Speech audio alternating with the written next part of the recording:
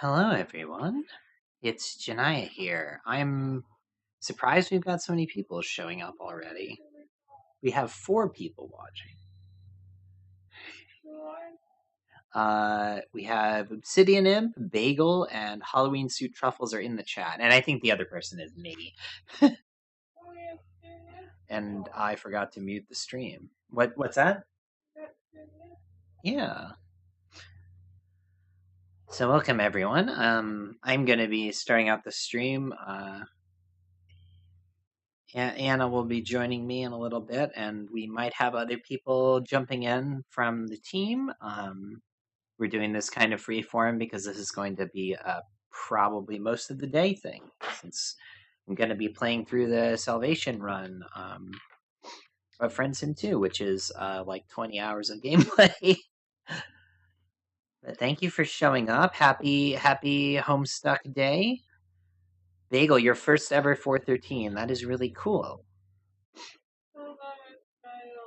It is Anna's 11th 413, and my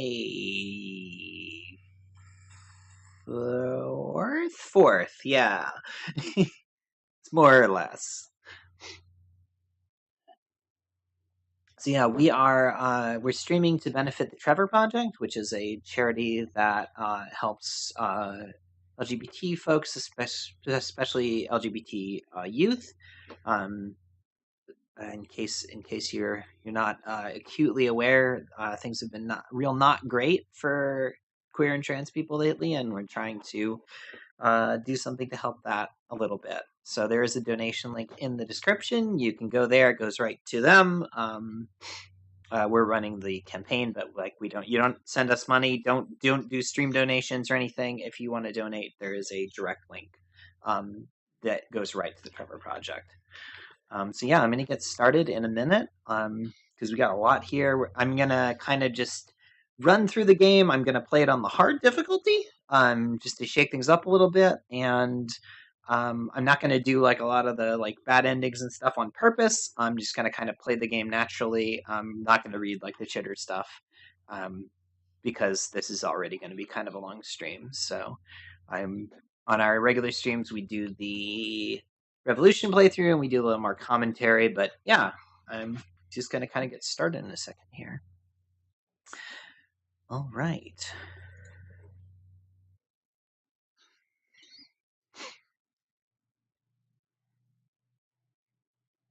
And switch over to the game.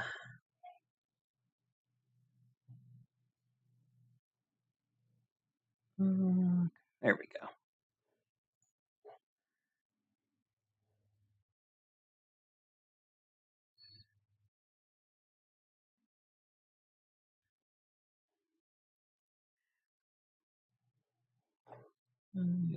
So I can see the chat. There we go. Actually, let me get a pop-out chat so I can just look at it in the window.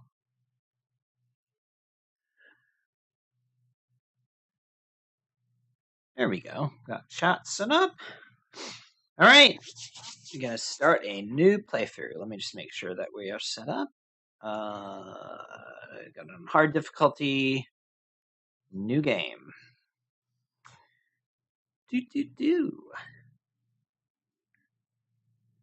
Oh, wait. Make live chat. There we go. Were you expecting someone? I'm not sure who it was. Not sure whether your expectations have been tempered by time to the point where they've grown rigid and cold, inflexible. The worst part of every tragedy is that the outcome is inevitable.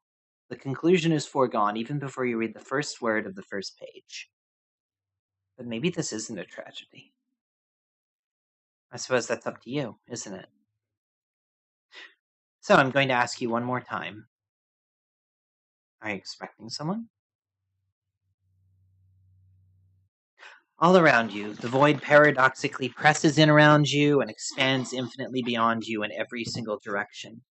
You are, all at once, enveloped by it and completely free of it. You think that if you concentrate hard enough, you could probably perceive your physical form, the shape of your body that exists within this space between spaces that you found yourself within. You can't remember exactly why you're here. Can't remember how you got here or what you were doing before. If you strain hard enough, you feel the trace of images on the edge of your mind. The warmth of a summer's day and the sound of your friends joking with each other in the middle of a park. A blanket laid out, food served, a pleasant sense of domestic contentment. And deep inside, the constant sense of foreboding unease.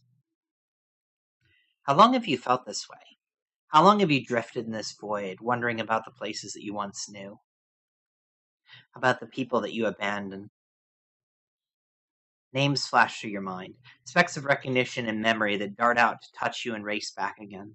The sensation of inevitability that clawed at you once, that pulled you away from them and forced you toward a singular goal. What happened to them when you left? Part of you, the part that clings to a sense of naive optimism with every fiber of your being, wonders if they lived a good life, able to find their place in the world through your intervention. Part of you knows that's a lie. Do you think that everything has to proceed according to some narrative plan? Well, of course, that's basically what's guided you since the beginning of this journey. What makes you so sure that you know what the plan is in the first place? The void roars in its silence. The everything and nothing of existence reaches out and pulls away all at once, turning into itself in an infinite loop that you could always and never see in its totality. Inside your mind, a singular thought. I can go back. You've made your decision? Of course, you think to yourself. The decision was there all along, because you never really had a choice in any of it. Not if you wanted to live with yourself afterwards, anyway. The good news is that you're already coming up with a plan, an idea that will ensure you don't have to worry about any of the messy details of narrative involvement or whatever bullshit Doc Scratch had going on in Alternia. You've got the powers of a first guardian now, powers that rival those of the very personification of the narrative. So this is a no-brainer. You'll just zap yourself back over to Alternia, round up all your old friends, and take them back with you to the lock timeline you created for everyone. They can live safely and happily for the rest of their natural lives, tucked away from the eyes of the Alternian Empire or whatever malevolent forces would have controlled their fates. Welcome, T-Man, and happy 413. Besides, you know they'll get along great with your other friends. Tagora and Terezi, just imagine the wacky hijinks they'll get up to together. You focus, pulling your concentration into yourself and letting your thoughts sink in on themselves. The narrative folds in around you like a paper crane, layers collapsing into layers into your own sense of self until there's only a singular point of conscious awareness left. Finally, you can sense it, the other timeline out there, beyond the walls of the garden that you've built for yourself and your friends, beyond space and time as you would normally understand them, out there in the narrative space where causality still functions in a way that is all too familiar. You don't need to close your eyes, because they were never open to begin with. You turn your mind sideways, and you zap. Hold on 1 second. Okay, here we go. Just need to check something.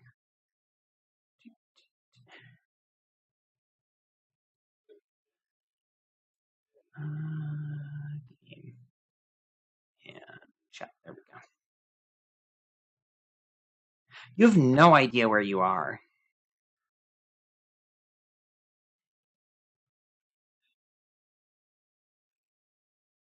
You turn, and standing in front of you is a very large, very angry Kaналokama. The anger isn't entirely a surprise. That seemed like one of her defining characteristics, generally speaking, but there's something raw about it you weren't expecting. You begin to stammer out a greeting, the first bit of your whole speech about how she should definitely come back with you to a locked timeline far away from here where she can be safe.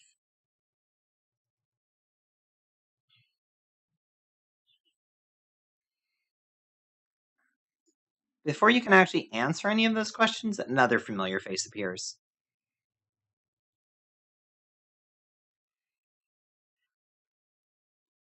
You begin to explain that you aren't entirely sure where here is, but the first part is simple enough. You're here to help everyone stay safe. You don't know whatever weird stuff those two are up to, but you know that they're your friends and you know that you care about them. Maybe it's been a couple of days or so, but don't worry. You're sure that they'll adjust really quickly. You can introduce them to some of the others, and Connell's laughing at you.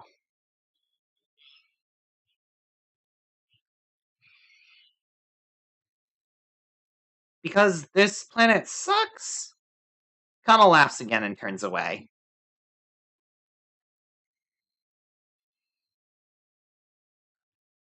Something in Skyla's voice is making you deeply, profoundly uncomfortable. You want to stay here and argue with these two, to explain how good of a plan you have, and how it's going to make both of them happier in the end. After all, you're all friends, right? Skyla just looks at you, and there's something hollow behind her eyes. Something haunted. You're about to argue, to let her know you're not going to leave until you can make sure that she and Connell are going to come with you. And you hear something in the distance. A low rumbling noise, the noise of something large and heavy moving just outside, grinding into stony ground and rumbling closer and closer. Skylar leans in and her expression gets frantic. The intensity of it takes you by surprise, and without even thinking of it, you open your eyes and you're standing in an office of some kind. But you're not alone. Off in the corner, hunched over a desk, is your old friend Tagora. You run forward, but stop dead in your tracks as Tagora quickly whips around and glares at you.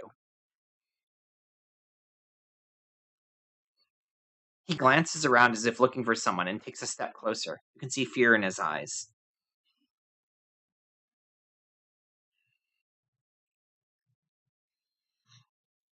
You start to protest that you're not going to bring any heat of any kind when you hear a loud knock at the door and freeze. From the other side of the door, you hear a familiar face.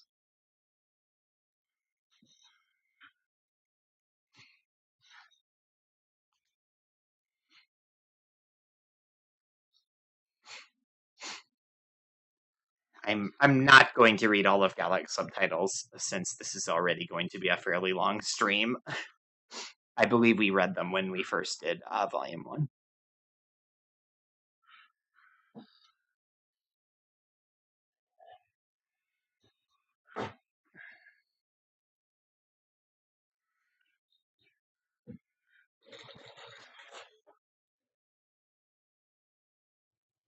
He quickly shoves you aside and motions with his hands in a way that clearly indicates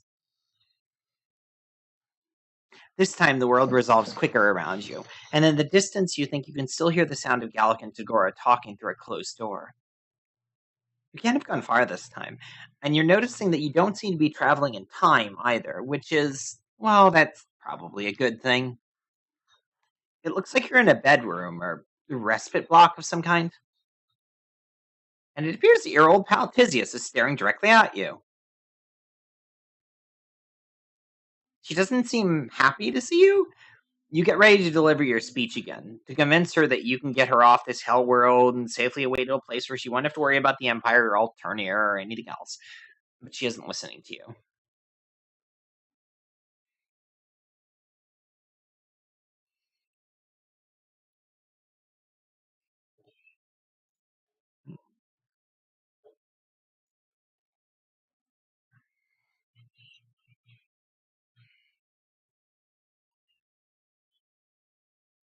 You can hear the rising anger in her voice, and you back away, putting your hands up.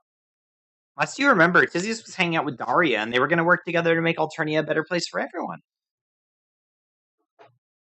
You half-heartedly shrug. This whole plan has been going a lot less smoothly than you thought it was going to. In fact, you'd venture to say it's been veering off toward complete disaster, and you're not entirely sure how to change that. But wait, no. You can't just go and leave her around leave her like this. This is easy to fix. Just a quick zap and then round everyone else up and head back. No big deal. She doesn't sound angry anymore, just tired. It sounds as if all the energy she had got expended the moment she saw you, and now it's been replaced with a weariness that seeps down into her very soul. You hang your head, and once more, you zap. You find yourself on a hill overlooking the outskirts of a city. A city that looks eerily familiar. For a moment, you just stand there and take it all in. The lights of the twin moons shines. The light of the twin moons shines down and scatters along the buildings. Hives, you suppose you should say, that dot the city. You begin to walk, drawn by some kind of vague sense of purpose, the kind of half-formed thought that brought you along on so many adventures the last time you visited this version of Alternia. Walking down the hill, you stumble half-aware down a long, winding street. A sense of looming familiarity claws at you as you walk, reaching up and teasing at your heels, threatening to pull you down once more into a well of remembering. You're still a few dozen yards out when you recognize the shape at the end of the street, the once familiar silhouette, now overgrown with creeping vines that snake up and around and in and out of everywhere. Your spaceship. It doesn't look like it's been touched in a while. The dread picks at you again, and you do everything in your power to push it down, to ignore what Tizius said to you, to go back to the way things were not even an hour ago. Another thought pulls at you, and this one you can't shake. How long was I gone? The thought won't stop echoing around in your mind, bouncing off the sides and coming back again and again. How long has it been? What was it that Tizius said to you? That you've been gone for sweeps? How many sweeps? How many years has it been? It doesn't make any sense to you. You did the same thing you've done countless times before, concentrated on the time and the people you wanted to find, and then aimed yourself and zapped. By all rights, you should have arrived within days of the last time you were on Alternia. You feel the panic rising, air catching in your lungs as you trip backward over your own feet, the breath rushing ragged in and out as you start to hyperventilate. You feel something out there, something far away but powerful, familiar. You close your eyes. Even before you open them again, you feel something that you haven't felt in a long time. Somehow, you know what you're going to see when you open your eyes again. The unnatural green resolves itself before your eyes, swimming in and out of focus before finally snapping into place in front of you. You've been here before. So many times you've been here. You've seen it again and again, stood in this foyer, and sat in the other room where the man who rules over this place told you to find your answers. Ran from this place in a desperate attempt to escape. And then you saw it in your dreams.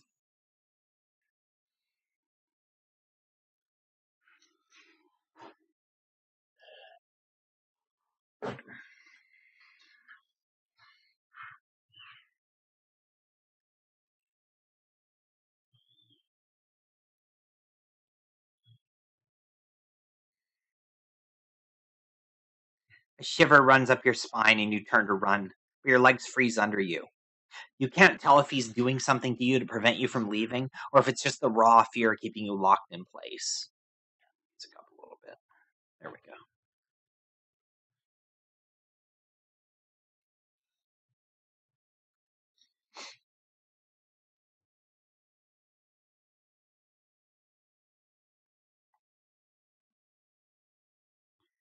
You blink, suddenly sitting on the vibrant green couch with a vaguely floral print on it.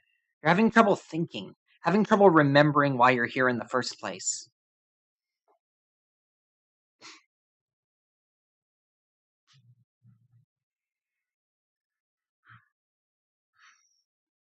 Oh, that's easy! You wanted to come back to get all your friends. You figured that since you have the powers of a first guardian now, it'd be simple enough to just kind of hop in and take everyone back with you.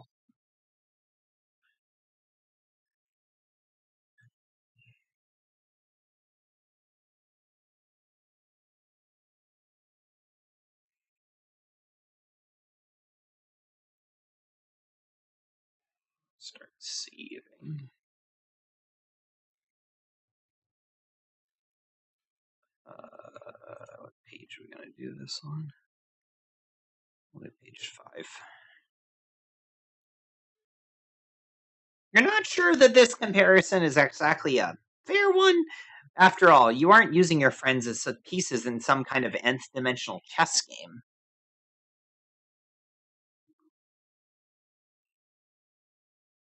You don't want to admit it, but this has you a little bit freaked out right now.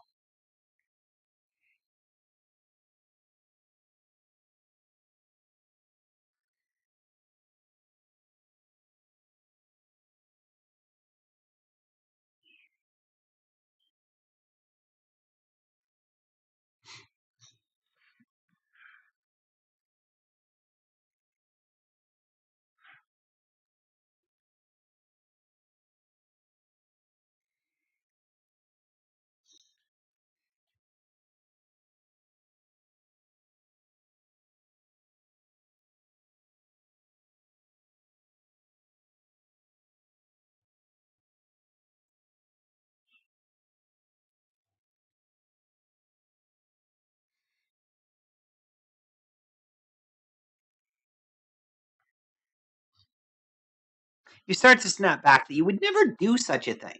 You couldn't leave your friends to simply exist on this hellhole of a planet. But then you start to wonder, maybe he has a point. All right, we're not going to listen to him because it's just a bunch of extra dialogue. This is complete nonsense. Even if Scratch is planning some kind of long con with all your Alternian friends, you've already proven that you can make a stable world without any of this manipulative nonsense.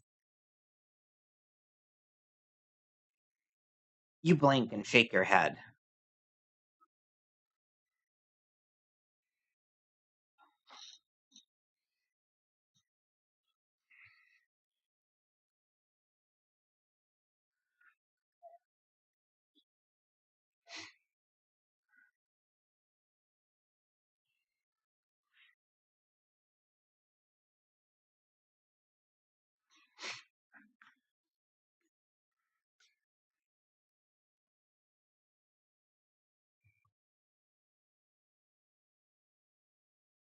A sudden jolt runs up your back.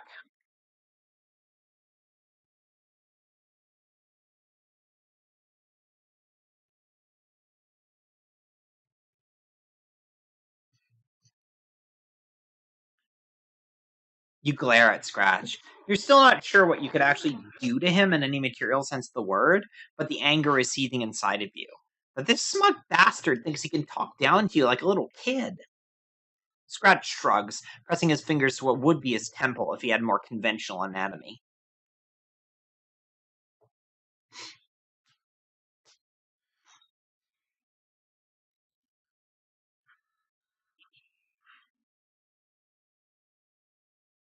You keep glaring at Scratch, and as soon as you look at him, an idea begins to form in your mind.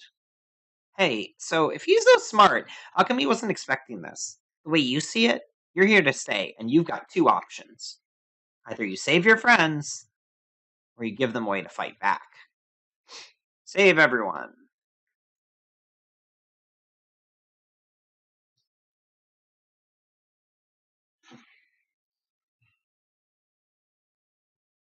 Probably not significantly more than usual, so.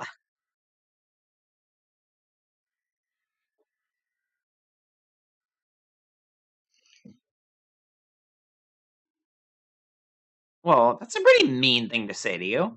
Honestly, you're feeling like you've worn out your welcome already and should probably be on your way. Scratch shifts his weight, and you're beginning to notice that he's closer than he was before.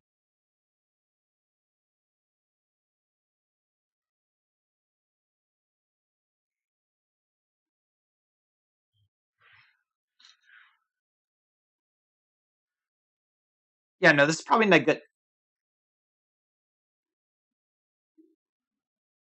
Oh, you're here. You struggle with a bleary, disconnected feeling that threatens to overwhelm you and stare directly at the figure in front of you. Where are you? It's not the first time we've talked. It probably won't be the last. The figure turns to you and smiles. You don't know how you can tell that she's smiling. You don't even know how you know this is a she and not some abstract entity. I wouldn't worry about it. You've got a long road in front of you. Getting too worked up about the details is. She shrugs. You think that she shrugs. But then you can see her expression soften. Sense her expression soften. You're feeling lightheaded, confused. I know it probably sounds cliche, but you've got a destiny to fulfill. Not one that's set in stone just yet, but it's not a destiny that involves dying at the hands of Doc Scratch. That's the point I'm trying to make here. Just keep one thing in mind. This time your choices might not mean much, but that won't always be true. A single kind word can save a life, and a single whisper of defiance can start a revolution.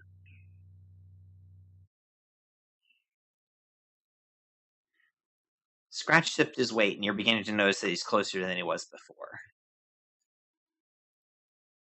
You know what's about to happen. You don't know how, but you know exactly what's about to happen. You quickly roll to the side, and Scratch's strike ineffectively hits the couch. A little spark of green flies out from the crowbar, and you realize that this isn't just an ordinary crowbar.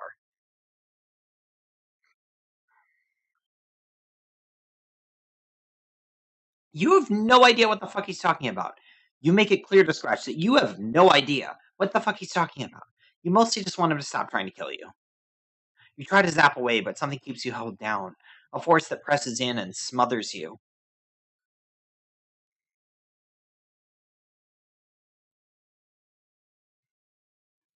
Yeah, you know.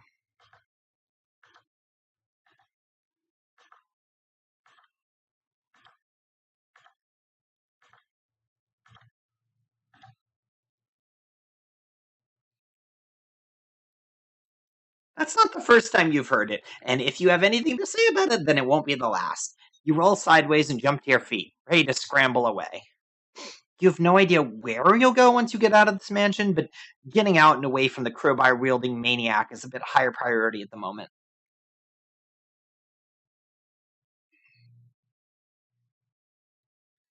Yeah, you're not doing that. You jump back over the couch, then run around the side, headed for the door. It's just 30 feet or so down the hallway. Basically nothing. And the crowbar clips your leg, and you're sent sprawling headfirst along the floor, sliding to an awkward and painful stop up against the side of the old timey television cabinet that is, for some reason, just kind of hanging out there.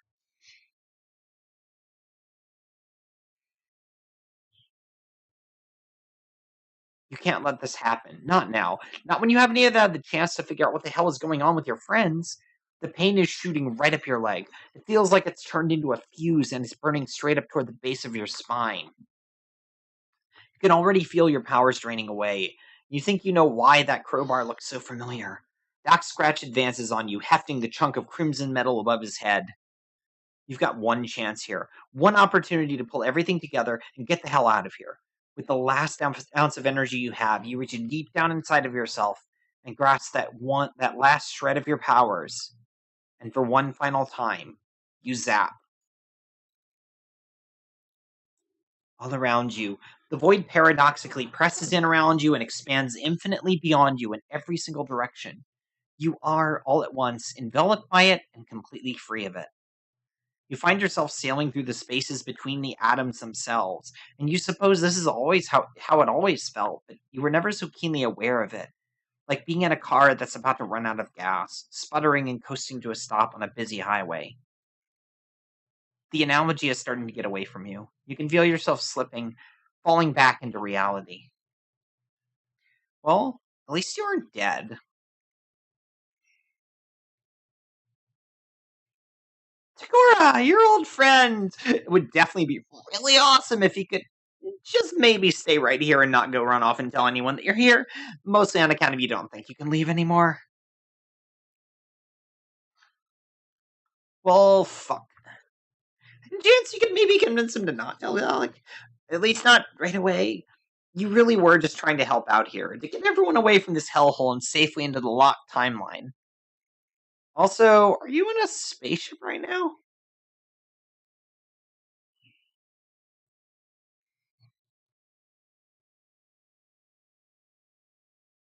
Oh yeah, that. The thing you literally just said. Well, you think you can probably just round everyone up and pop on over to a nice safe place you made for everyone. A safe, distinctly not Alternia place.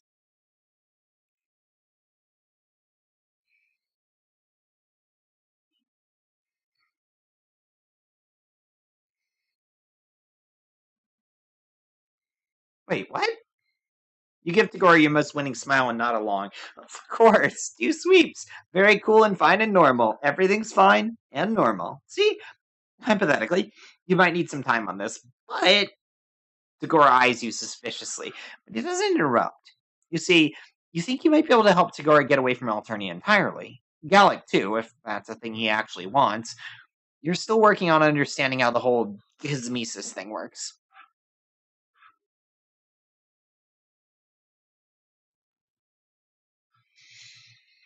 All right. Our first or our prologue done. All right.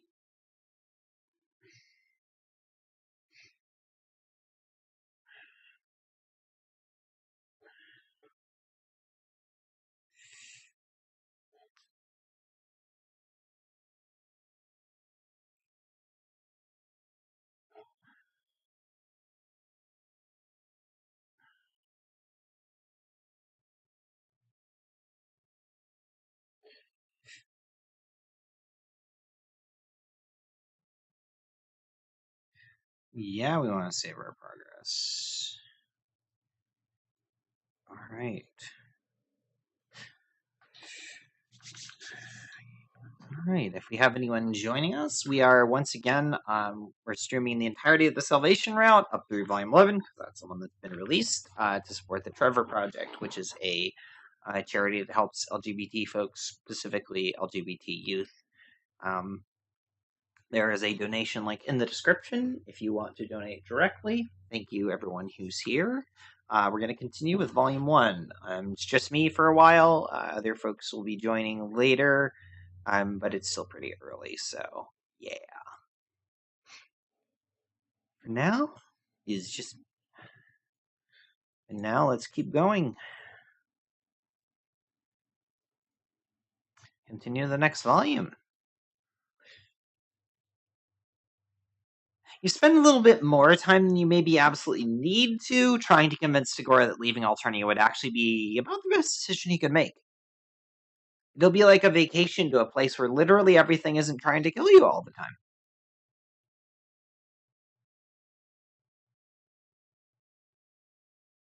Happy 413, Asterionics. I hope I pronounced your name correctly.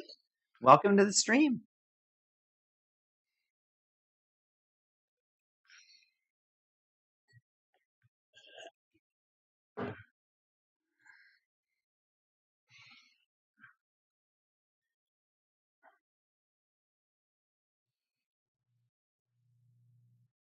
Wait, is he?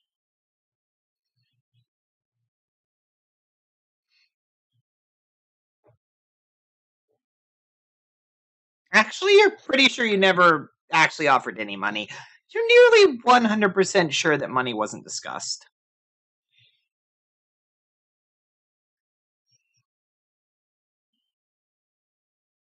Okay. You can still work with this. You asked Tagora what he's been up to lately. How'd the whole ordeals thing go? You definitely know what that is and aren't just grabbing at terms basically random. Tagora eyes you skeptically, but then puffs himself up.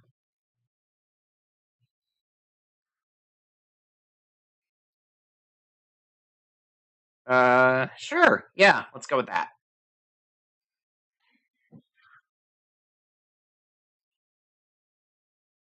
Oh, a legislacerator.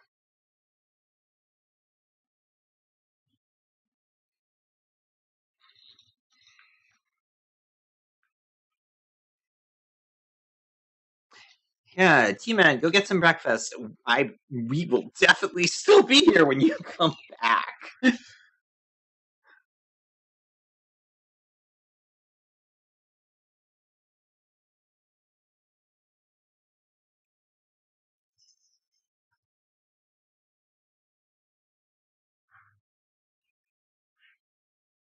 Gallic, you assume?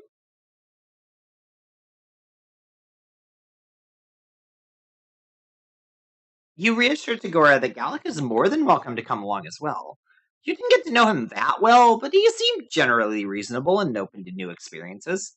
Does he still have that tattoo, by the way?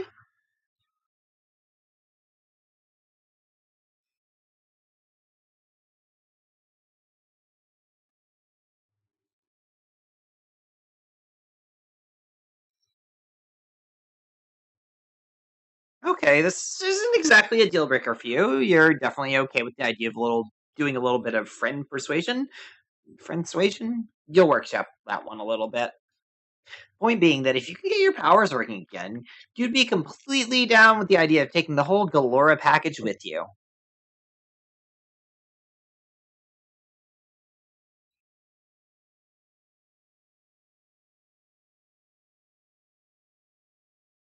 Oh yeah, Tizias, you're a big fan of her. She's, well, okay, maybe not the happiest to see you right now, but that never stopped you before.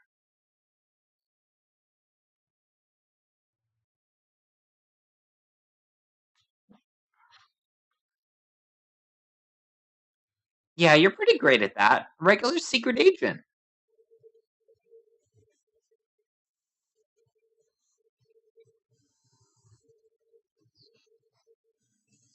As you walk down the corridor, Tagora trails off and makes a motion with his hands, as if to say, "You get what I mean." As you round the corner, you see Tizzius leaning up against the wall, frowning and staring very pointedly down at the floor. You're about to say something when you get a close look at Tizzius' face, and suddenly you think that maybe now isn't really the time to talk to her.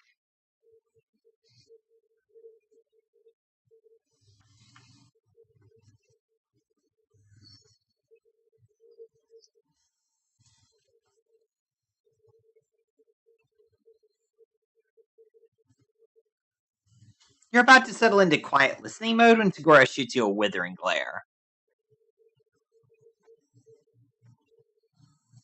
Oh, okay, fine. You know how to take a hint, actually.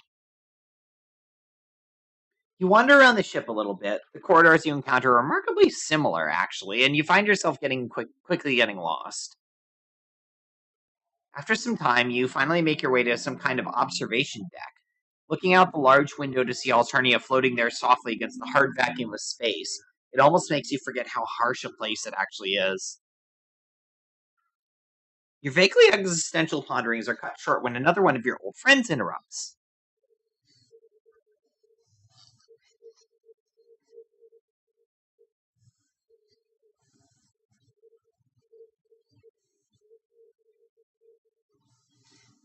Oh, yeah. Well, your planet is called Earth. You've actually been hanging out in a different version of it lately, if he knows what you mean. From his skeptical expression, you think that maybe he doesn't.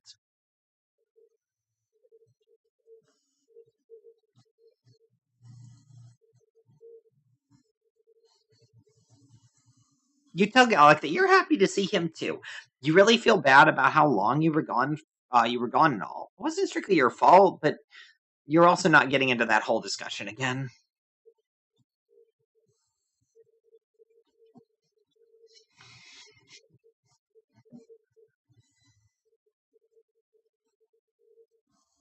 That's great. You're in the process of asking Gallic what it is he does for the government when his expression grows cold and he shakes his head.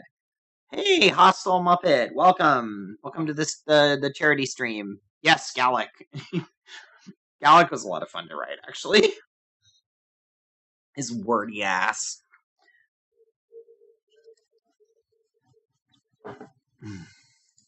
Oh yeah. Well, how about this whole hate wedding thing? What's the deal with the hate wedding? Gallic slightly rolls his eyes.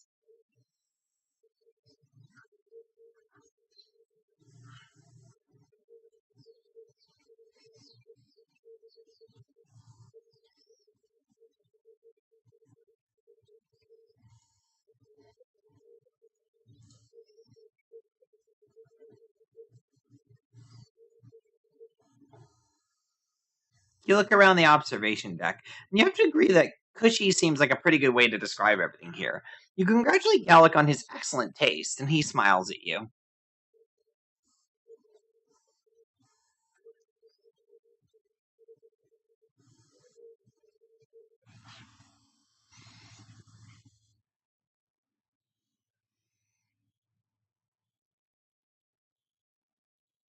A lot of fun. He's just a fucking guy. I like. Yeah, I Gallic was fun to sort of extrapolate on because, like, he's kind of like professor academic dude in his route, and he's a little stuffy, and you help him like open up a little bit, but you know it kind of went in the direction of like, what if he snapped very much back against that and became a fucking CIA agent? As you're politely listening to Gallic go on about various things he can't talk about for vague, unspecified reasons, you hear a loud, buzzing tone come from his pocket. Gallic pulls out his phone. Palm husk! He pulls out his palm husk and glares down at it. Before he can ask what's going on, the palm husk sounds another alert, and Gallic's face only gets darker and more concerned.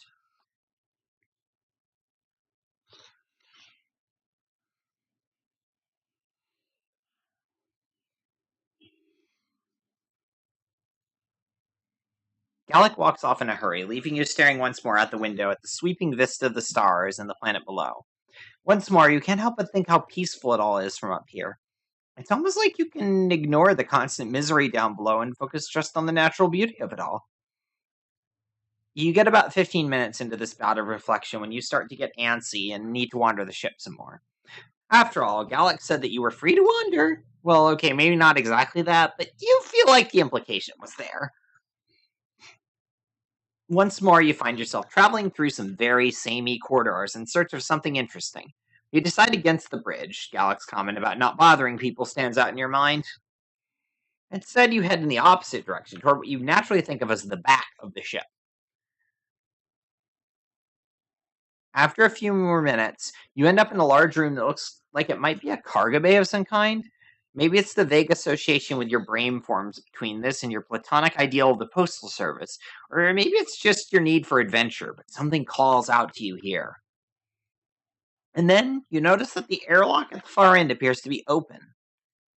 Cautiously, you approach the airlock. This is probably just a mundane thing, probably nothing to worry about.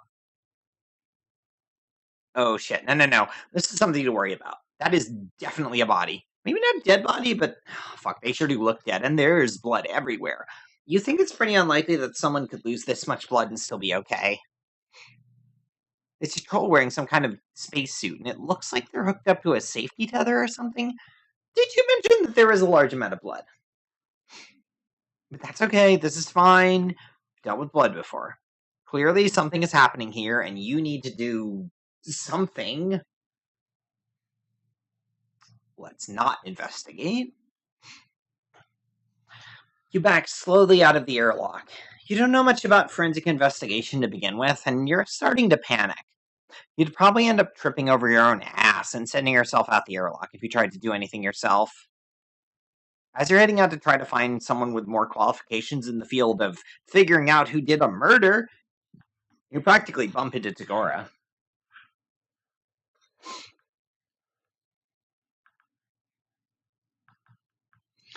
You can't help but notice that Tagora seems to be acting in a way that is especially suspicious. Quickly, you put on your junior legislacerator hat, the hat is metaphorical, and prepare to question Tagora. The questions are literal.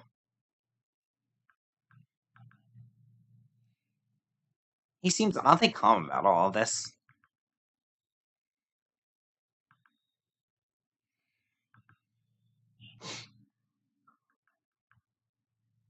Letting Miss Park the death-defying stunts, you're depriving them of enrichment. we did enrichment the first round. This time we're going for efficiency.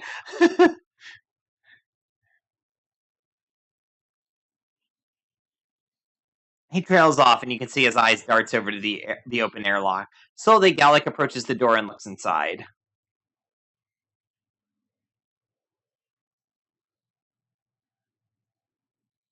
Gallic looks furious, and he's got his hand inside of his jacket, hand on something that you're starting to realize is some kind of pistol.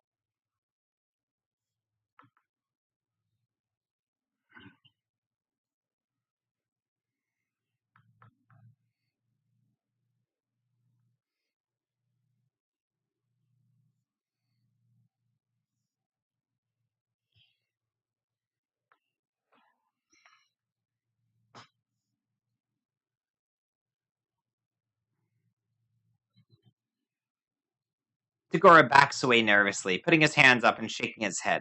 Honestly, he doesn't really seem like someone who's been caught red-handed so much as someone who has no clue what's going on.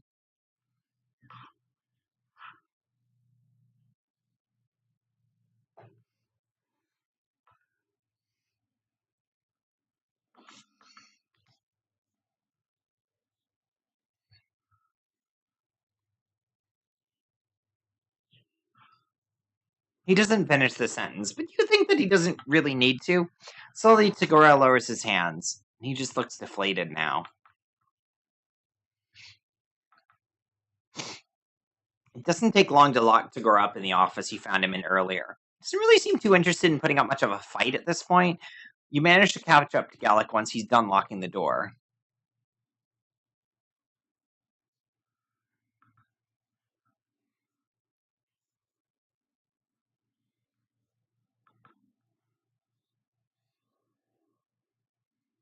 Gallic sighs heavily and lowers his head, and you can't help but think that right now he looks like he very much doesn't want to be here.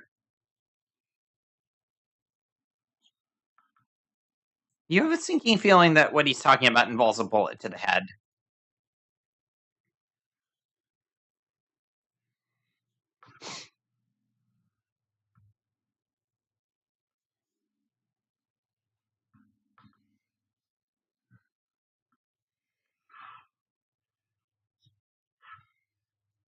You're starting to get an idea. You put up a hand. What if, you suggest, Dagora were given the option of a trial? Wouldn't that be a good idea? This is very much in keeping with the Alternian legal system?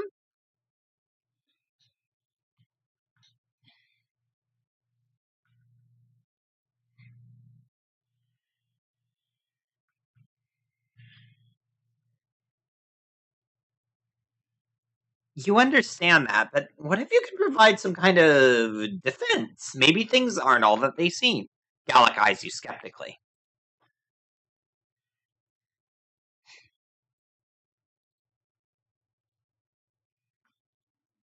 He sighs and shrugs.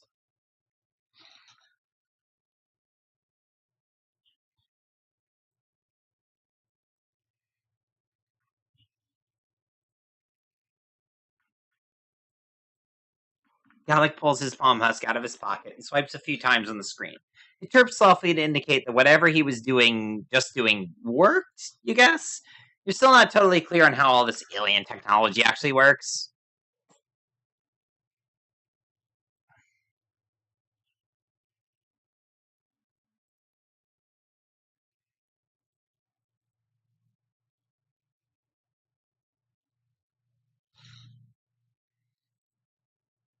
Well, fuck. Looks like you're gonna have to try to figure out what's really going on here. You don't think it's especially likely that Tagore actually killed anyone? That doesn't really seem like his speed. You guess you should probably start by talking to Tagore, given that you're going to be defending him and all that. Investigate the ship. Yeah. All right. Cool. Let's see how quickly we can do this without actually skipping anything. All right. We go to the office. You open the door to find a sullen-looking Tagore leaning up against the bookshelf in the corner, eyeing you suspiciously. Well, no, you explain, not really. You're actually here to defend him, to provide some kind of chance of maybe not being condemned? Ouch. Well, you're about the only chance he's got right now, since no one else seems to particularly care about his plight. You don't want to admit that this is about as far as you've managed to get as far as actual planning thing goes? Well, the thing about that is... Alright, let's see. Why was he down by the cargo bay? Tagore narrows his eyes and glares at you. You're really not getting a very warm and friendly vibe from him. Hey, aren't you friends?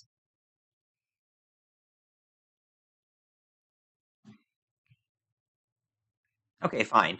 But you also notice that he completely dodged the question. What was he doing down by the cargo bay? Acting awfully suspicious, too.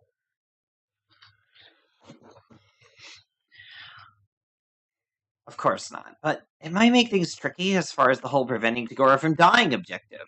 It seems pretty important information.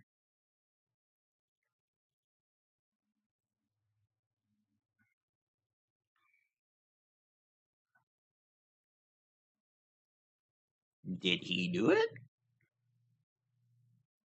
Well, you explain, yeah, it kind of does. It'd be a bit hard to prove his innocence if he wasn't actually innocent.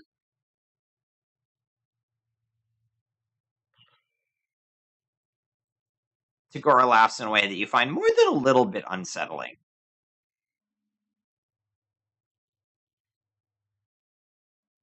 And that doesn't bother him at all? You're still not completely sure how this whole quadrant things works, but you were pretty sure that Kizmises weren't supposed to literally kill each other.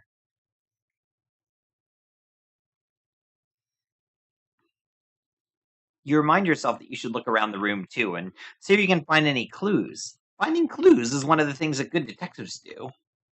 Why, you'd be willing to bet there's even a neat little symbolic representation of the bits of the room you can look at. Maybe some kind of magnifying glass. Alright, we gotta look at this one specifically, if I remember correctly. You're pretty sure the Gallic wouldn't leave Tagora in here if the computer actually gave him any way of connecting to the outside world. And sure enough, it seems like it's completely locked out without some kind of administrative passcode. You can see a few program icons in the background. Solitaire, some kind of word processing program, and something called Vital Track, but none of it is anything you can open or look at. Alright, now we gotta go to the bridge. You walk into the bridge of the ship, and you're immediately struck by just how quiet it is. You expected a spaceship to have all kinds of humming gizmos and whatnot all over the place, but it's mostly just a few trolls sitting in silence and tapping on screens. And, of course, a very sullen-looking Gallic standing in the middle of the bridge, staring out at the view screen at the stars.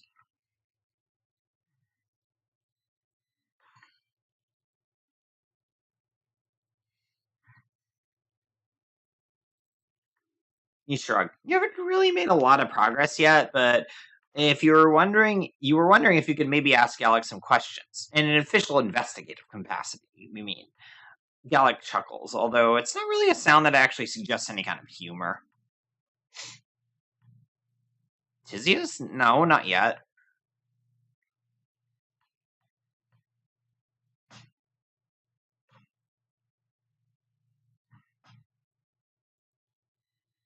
Alright. I think this is the one. He really thinks Segura killed someone, doesn't he?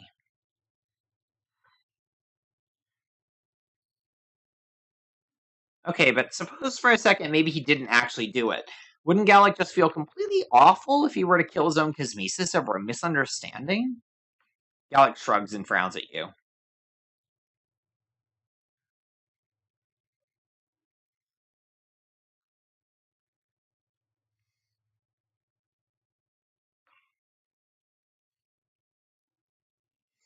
Does he have anything that would be helpful to know?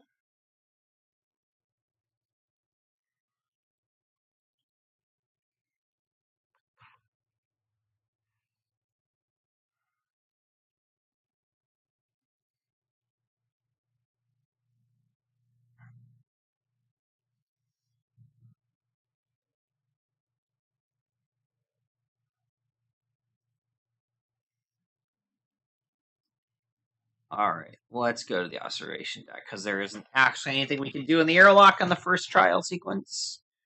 So we're just going to go to the observation deck.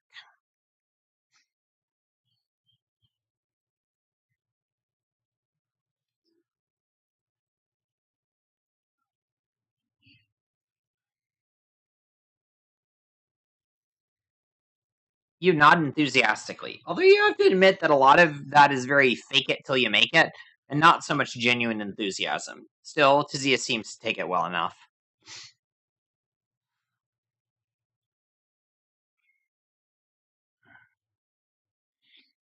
Alright.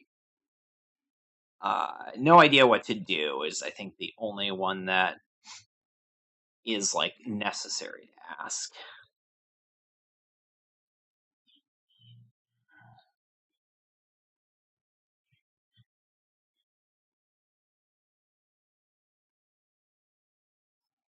Well, kind of? You have to admit that you're pretty new to this whole legislacerator thing, honestly.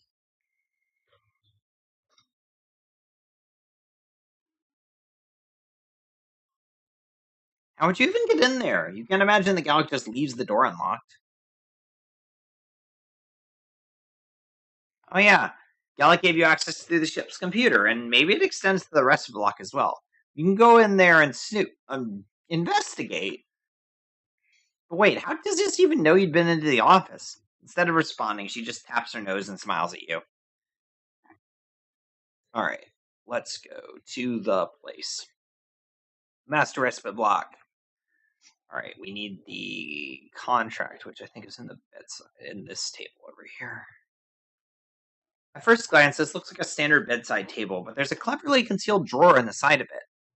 You shuffle around in the drawer, mostly because experience has taught you that it's often where people keep important papers they don't necessarily want other people to see. But that doesn't matter, because you've got a mission here. After a couple of minutes, you find something promising. It looks like some kind of legal document, and it's absolutely covered in footnotes and annotations. On closer inspection, it seems to be some kind of hate marriage contract.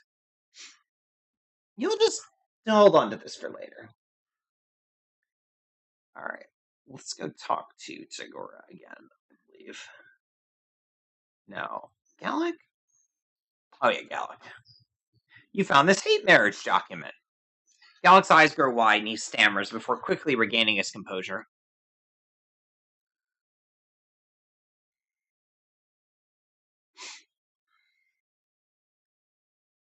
Really good investigation. In fact, you learn from some of the best in the business. A regular problem suit, TM. That's you. Gallic shakes his head and takes the documents away from you and looks them over quickly before handing them back.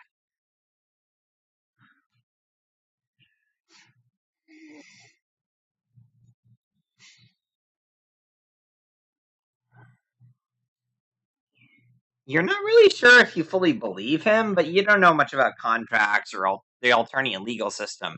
But it seems like there's some very one-sided language in here about harsh consequences for Tagora.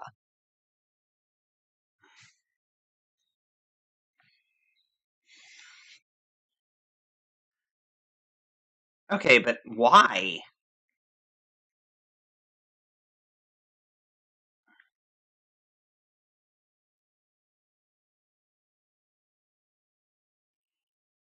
Wrong window.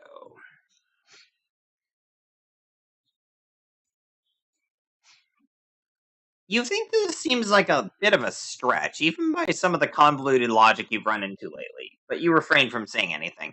You should probably see what Tagora has to say about this. Alright.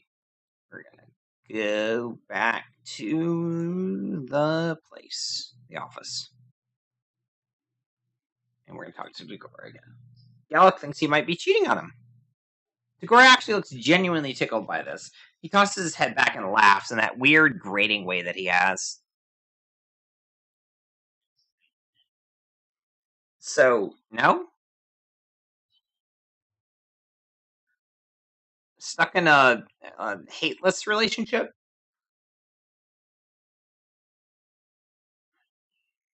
Actually, not the first time we've heard that.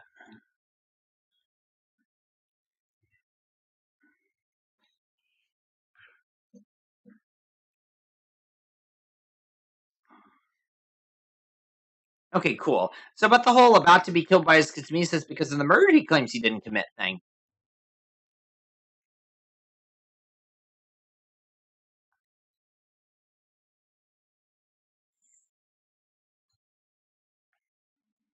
Wait a minute. Didn't you say that he just took his quadrant? Just say that he took his quadrant seriously?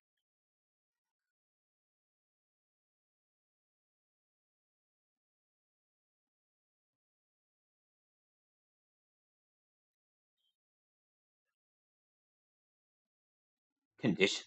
What does that mean? I'm late. I'm late. No, you're good. We are doing the whole day streaming the Salvation route. Right now it's just me. I will probably be joined by some other folks. Anna's going to join a little later and possibly other members of the team if anyone wants to drop in, but I'm just kind of hanging out all day and playing the entirety of the game.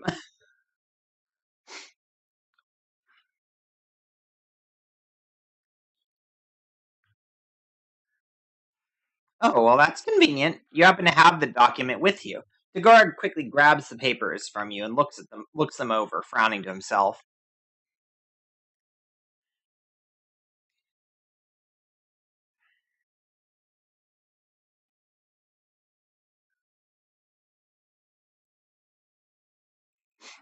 Favorite salvation route. Oh, cool.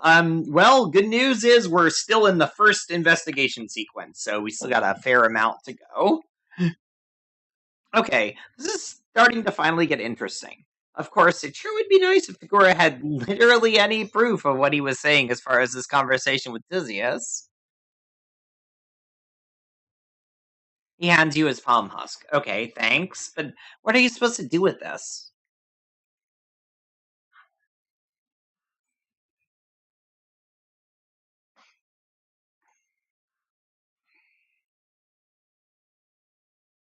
Why not just let you log into his account and see the messages directly, though?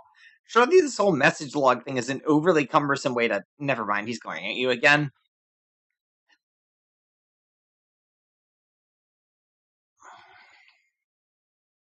Yeah, you're actually good with doing things this way. Sometimes a little bit of gameplay conceit is good for you. Helps keep you on your toes and all that.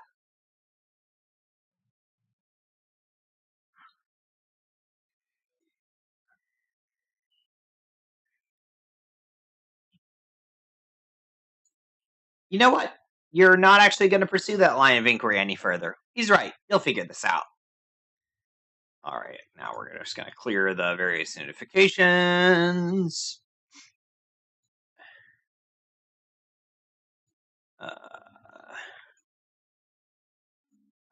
Not gonna read all the chitter stuff because there's a lot of chitter stuff. We got some stuff, and we're gonna save, and then we're gonna go.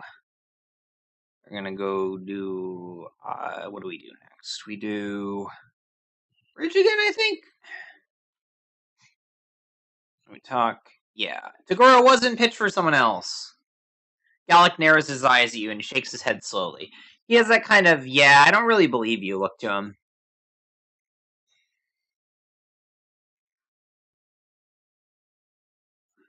You explained that Tagora found out about the hate marriage contract and felt like it was unfair to him, so he was trying to figure out a way to nullify the contract.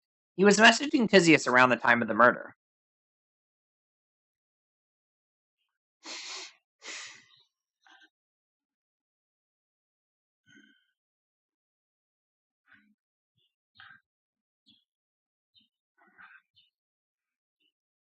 Okay, but something still isn't really adding up here.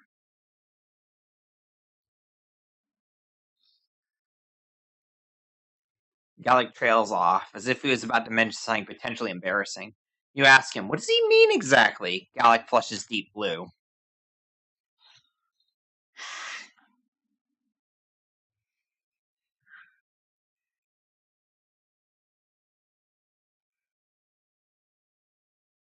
Tagora didn't mention that before, and you suppose he probably didn't want to talk about it. But it sounds like a lot was on his mind in general. If we can pull all this together, maybe there's a chance you can show that Tagora didn't kill anyone. Okay, gather enough evidence to do the trial. Cool. We're doing a non-speed run efficiency playthrough of the game. All right, let's start the trial.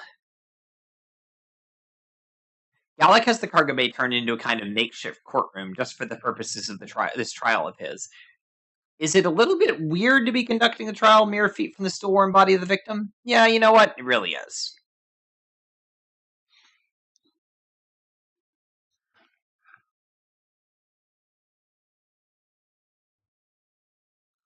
Something inside of you feels strange when you hear the word council.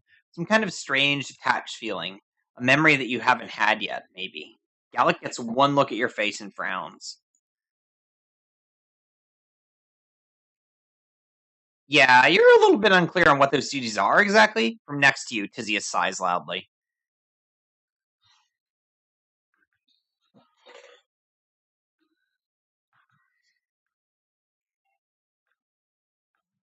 You aren't going to sugarcoat it? This sounds like a bad system.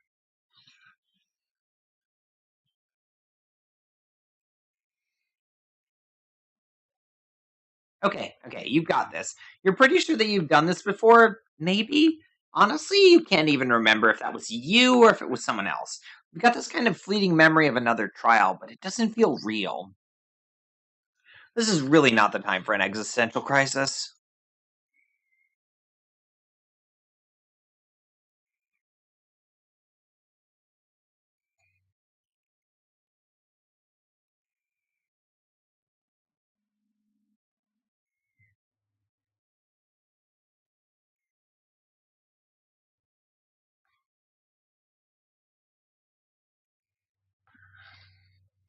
Pulled out cardboard boxes for the bench. I mean, honestly, I don't know if that doesn't fit the energy here. I feel like the energy here is kind of chaotic. Hyperfixated on this volume of the Progeny universe. Awesome. That's cool.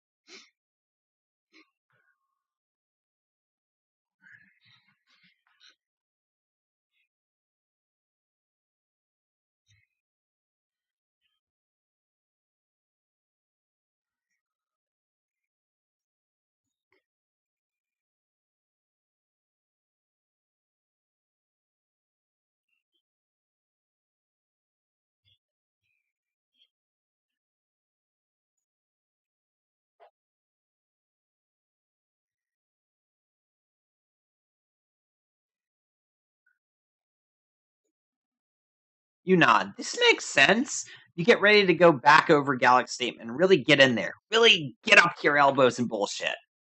Actually, wait, no, that sounds really gross. You're just gonna do Legislacerator stuff. Alright, let's see. I think this is the one we press. But wait a minute, you say? That's not the whole story, is it? But what if...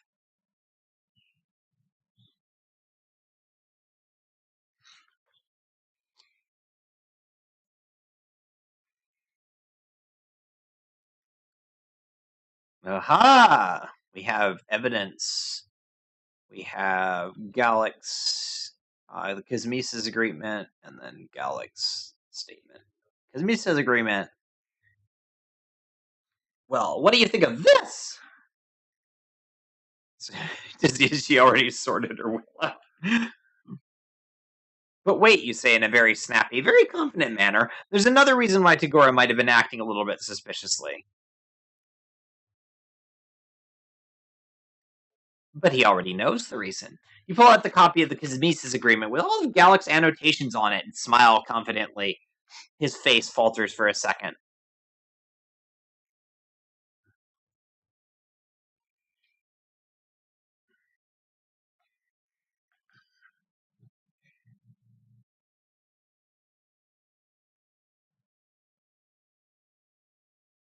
You bet your butt we do, his statement.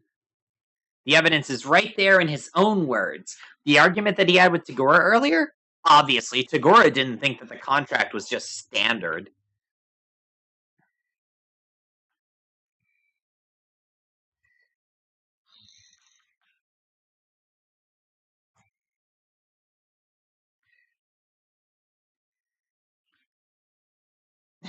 How much money to release the Kazmisa's agreement in full? More than Tagora's got.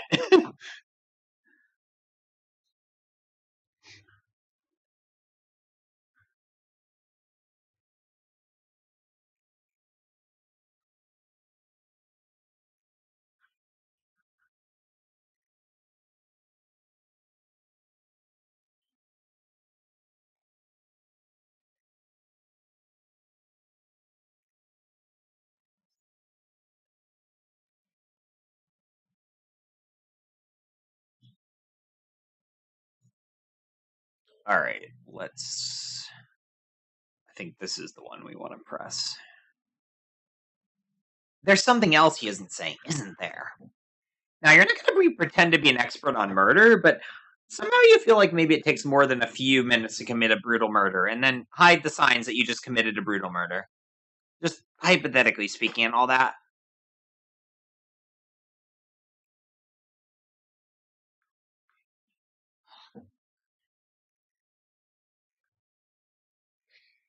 Alright, that wasn't it.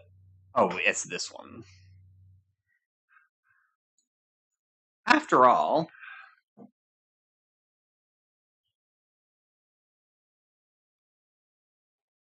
never mind. Tagora was in the area? Wait a minute. How does Gallic know exactly what time the murder was committed? Because he sounds pretty sure. Gallic actually stammers. You don't think you've seen him lose composure like this in a while. He sighs and shrugs.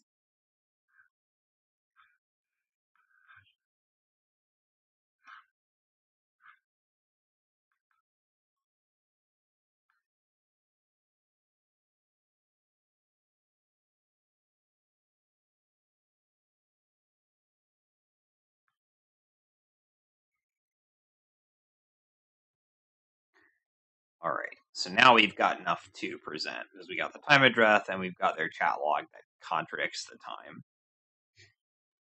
So we can present either one of them first. Present evidence. Well, what do you think of this? Release such an analysis. I would love to see an analysis of Gallic being the way he is about their relationship. They have such a complicated relationship. I think it's really fascinating. There's no possible way that Tagora could have been the one to kill the victim. You say this with all the confidence of a TV lawyer about to make a really big discovery in a case. Of course, the answer is in the time of death. You see, there's no way that Tagora could have been doing a murder at the time the victim was killed.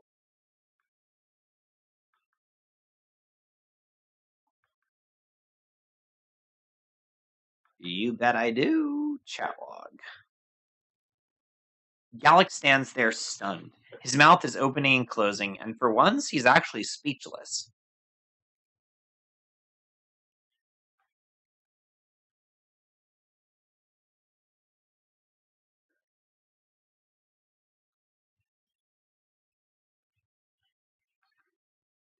You're inclined to agree with Tizius on this one. You're pretty interested in knowing why there's a dead body there, and perhaps who caused it to be there, especially if that person is still around to, kill again.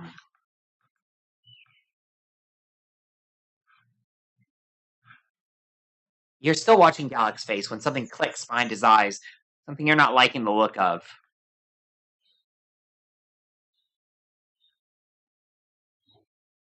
Save.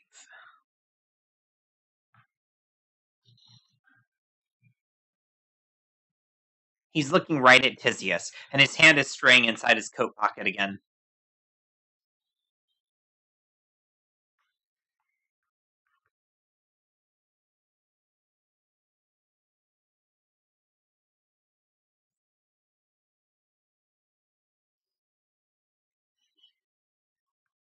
You quickly jump in between Gallic and Tizius and throw out your hands. Wait, this looks bad, you guess? Honestly, you're not really following Gallic's logic anymore on this, but doesn't he want to find out what actually happened? So smart, yet so stupid. He is, contextually very smart with certain things and just, not perceptive. Gallic relaxes a little bit, which is probably a good sign.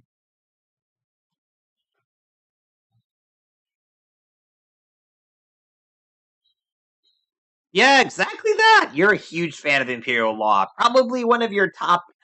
Well, it makes the top 10 list. Easy. Love that Imperial Law.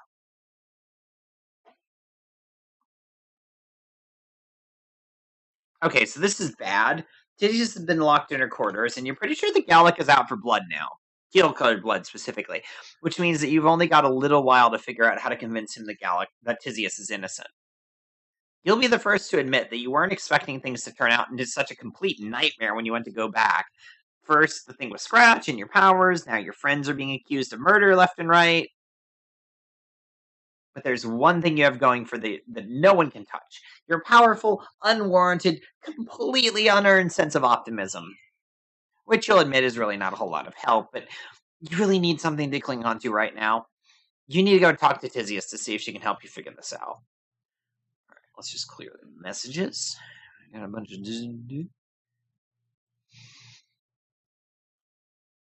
Alright, let's go talk to Tizius. You open the door, and already you're not getting a great feeling here. Tizius is sitting on the couch, the lounge plank, you guess, and she's got her head down in her hands. She's obviously been crying recently. You're not really thinking a "hey, buddy" would be appropriate here, so you knock softly on the door frame. Tizius looks up and wipes her face.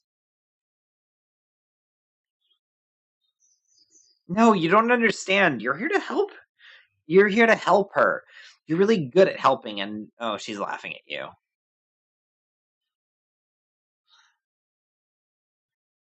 You point out that you don't think your being here has anything to do with the murder. If anything, she'd be even more screwed if it weren't for you.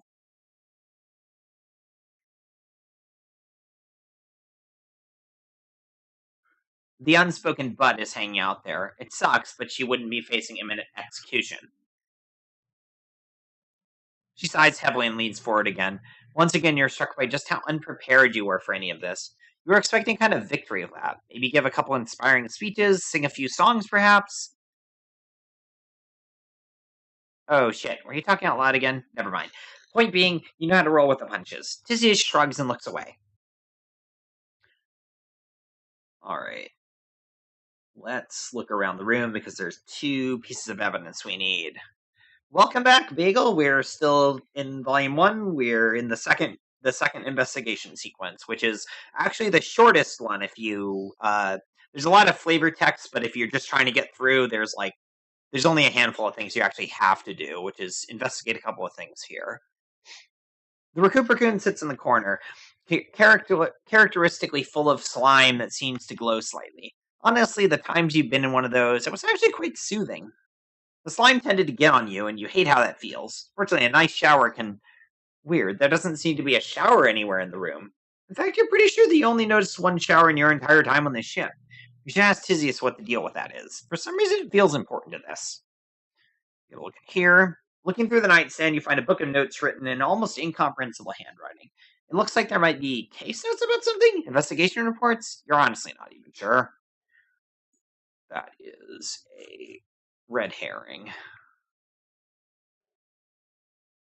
And this desk is full of a bunch of teal colored makeup and a few books shoved in the drawers. There's some popular novels along with a thick tome and Alternian equivalent of jurisprudence, a subject which seems to involve a lot more being eaten by giant monsters than you typically understand the term to imply. All right, let's talk to Tizius. We got to ask about the shower. A shower, a way to wash yourself off. You notice that there's raccoons, but there doesn't seem to be any way to clean yourself off. That seems messy.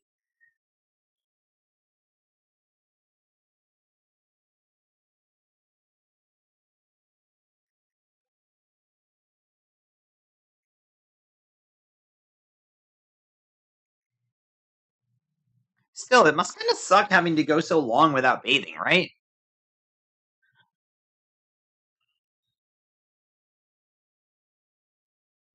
Yeah, not being able to take a shower sucks. You wouldn't even be able to wash yourself off if you got all sweaty or dirty or something. Okay, you think that was probably a sex joke. Moving on. Alright. I think those are the only ones that you actually need to ask her. We do need to go to the airlock. We do not need to talk to Tagora. That's just, extra dialogue. Airlock. Stealth is standing in the middle of the airlock looking around when you arrive. Of course, no one has bothered to move the body yet. You guess that's probably good, though. This ship doesn't exactly seem like it's a fully functional medical examiner's office on board.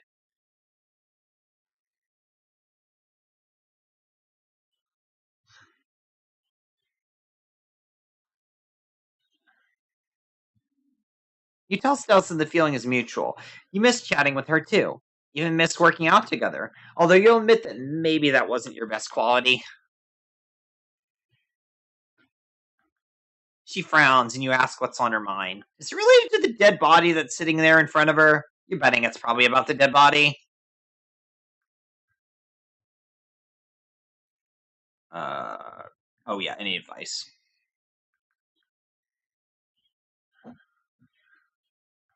I like how Stealth is the only one in this volume that can never be accused, because Miss Parr can be accused too if you fail in the third trial sequence. Yeah, you were never really all that clear on exactly what the two of them did beyond being somewhat on the nose stand-ins for the legal and/or criminal justice system in general.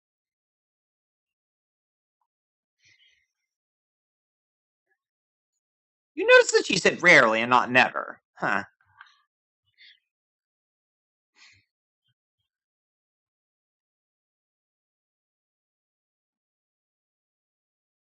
About Tizius.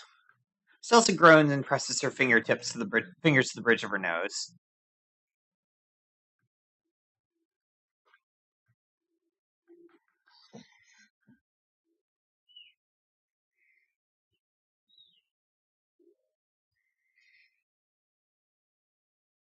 Wait, what's that last bit? Celsa shrugs and looks away.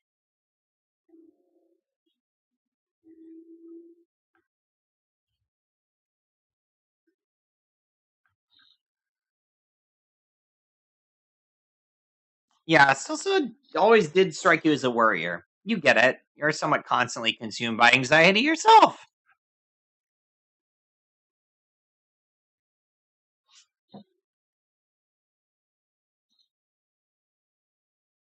She's starting to cry. Oh, geez, what are you supposed to do? You can imagine a couple scenarios more awkward than this, but not many.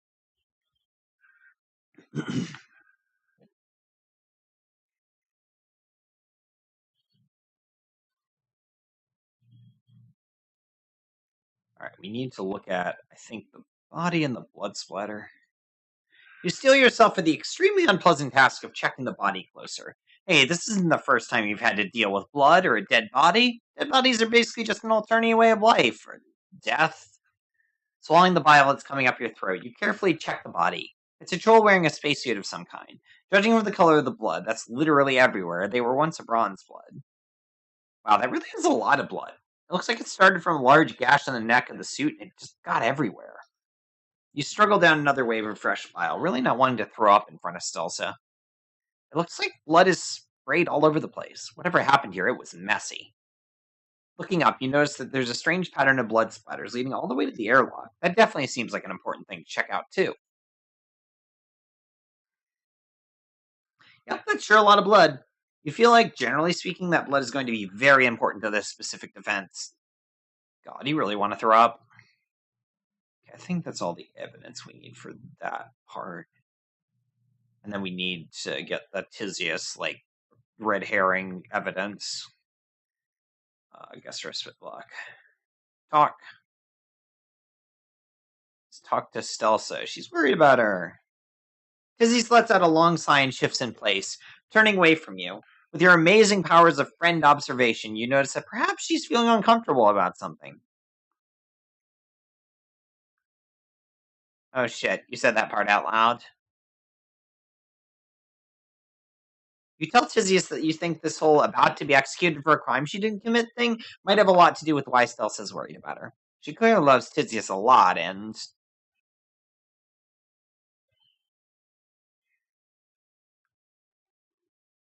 Wait, what she's doing?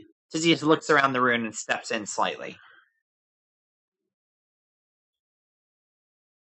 You nod frantically. If nothing else, you can keep your friend's secrets. You've got all kinds of neat secrets running around inside your brain right now.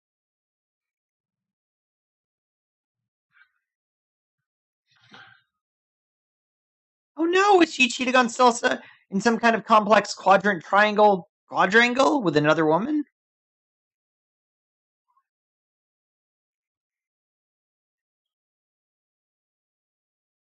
Oh, honestly, that's significantly worse in a lot of ways.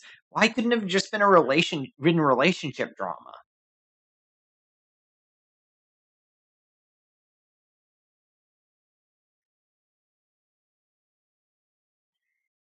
Oh no, and Stelsa doesn't know?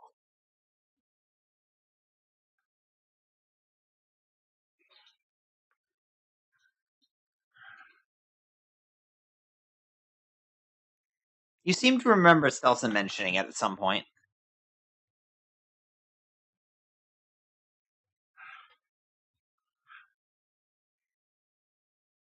That's it for now. Okay, we are trial ready.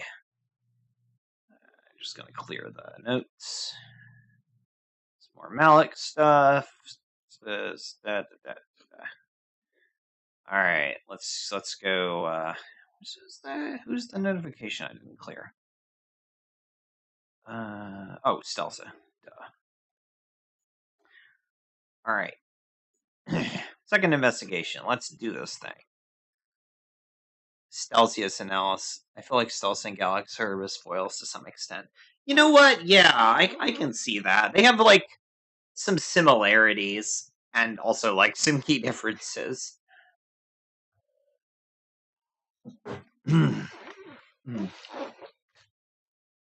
All right, let's do the trial. You look over at Tisius nervously, but she's avoiding eye contact with you. Instead, she sighs heavily and shuffles her feet.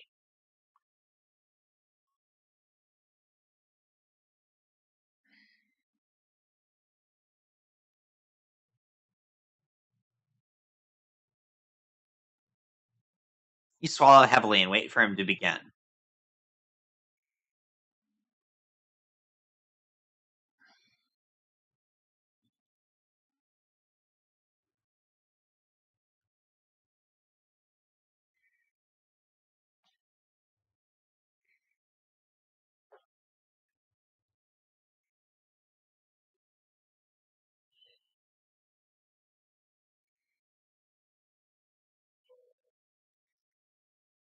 Wait, why is Tagora here again? You look over and narrow your eyes. You're not entirely sure that Tagora is exactly the kind of person you want on your side for this one. What happened to Stelsa?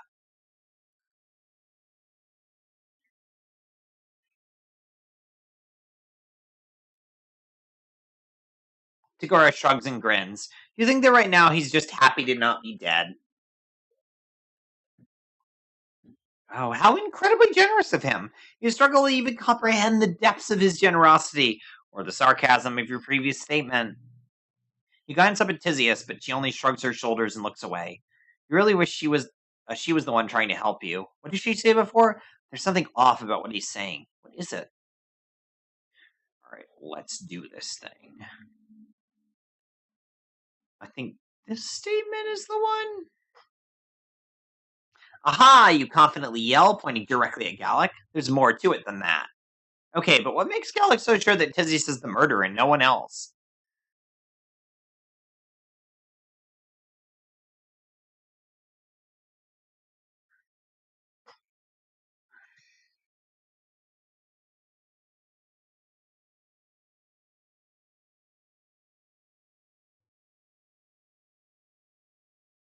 Okay, that is a little more than a little bit creepy. You don't want to say anything to Gallic, but you think that maybe he's taking this whole thing way too far. Okay. Nothing that exonerates. Isn't that completely backwards? Why does he need proof that Tizius didn't commit a murder? Why isn't that the default assumption?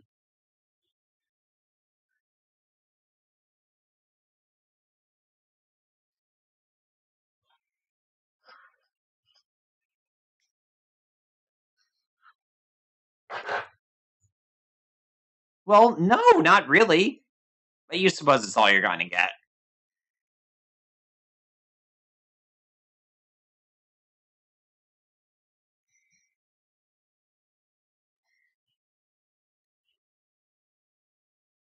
Means and motive. What possible reason would Tizius have to kill anyone? It makes absolutely no sense. She would just randomly decide to murder someone.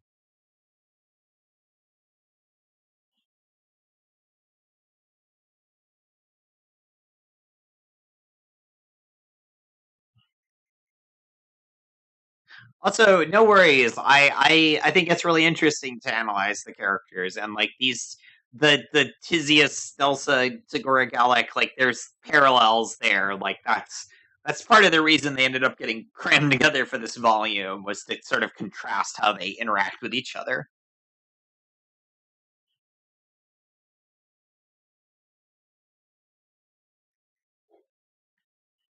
Yeah, I think this is the one where we present Stelsa's statement. You wind up your hand and point dramatically, just to show how sure you are that this evidence will prove that what you're saying is true.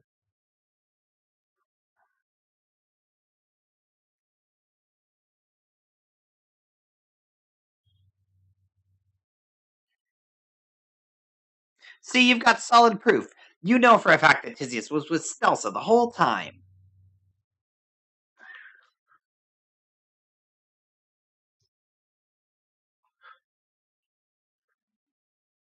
Well, fuck the thermal sensors. You know because you've got something even better. You've got eyewitness testimony. Ah, yes. Notoriously reliable, infallible eyewitness testimony.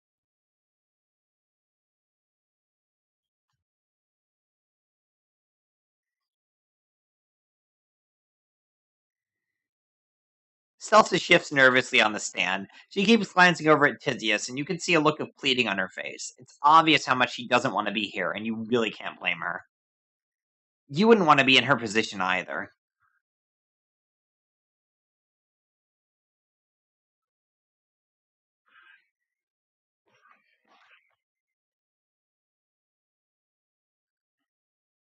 Segura Grub sitting car cat minific. I love that.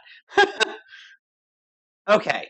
You're calling Stelsa here because she has key evidence in this case. Specifically, she knows that Tizius couldn't possibly have committed the murder, right?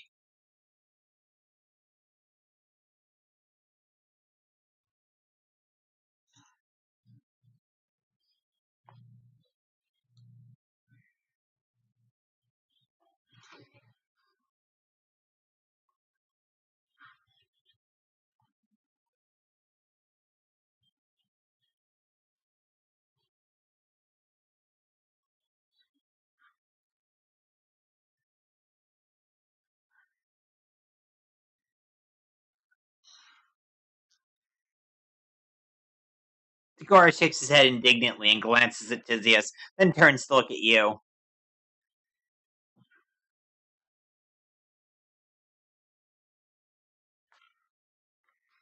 Tizius sighs and looks up at Stelsa, and for a brief moment there's eye contact between them, and a look of bitter sadness. Alright, it doesn't matter which statements you press, you just gotta press them until she gets pulled off the stand. I think. But wait, isn't there something that Stelsa's forgetting? If Tizius was with her the whole time, then there's no possible way she could have been killing anyone. It's so obvious.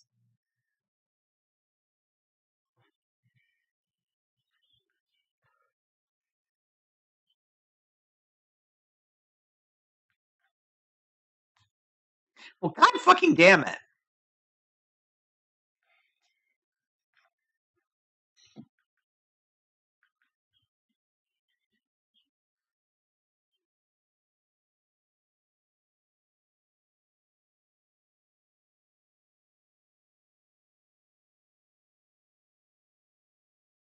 You have the logs to prove Tizius was talking to Gora the whole time.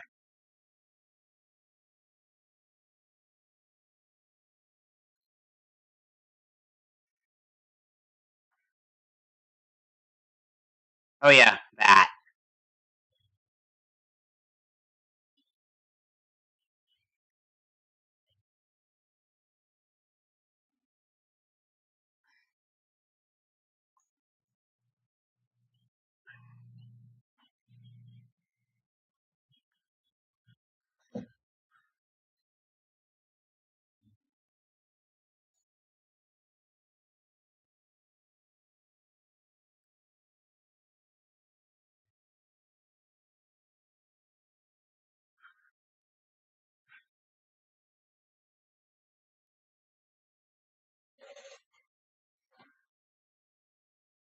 Gallic sighs heavily and motions for Celsa to get off the makeshift witness stand.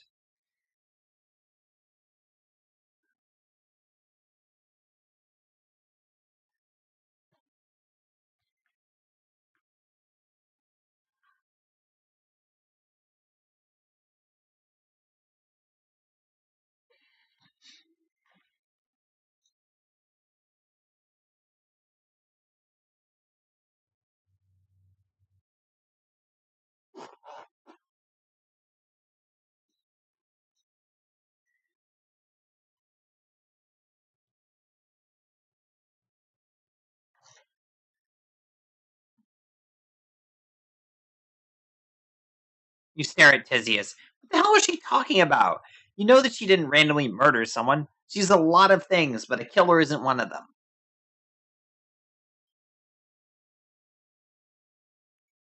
She sighs and shakes her head, and you don't know what you're supposed to even say to her. You already got the sense that this was a lot heavier than you were used to before, but this is diving right into downright depressing.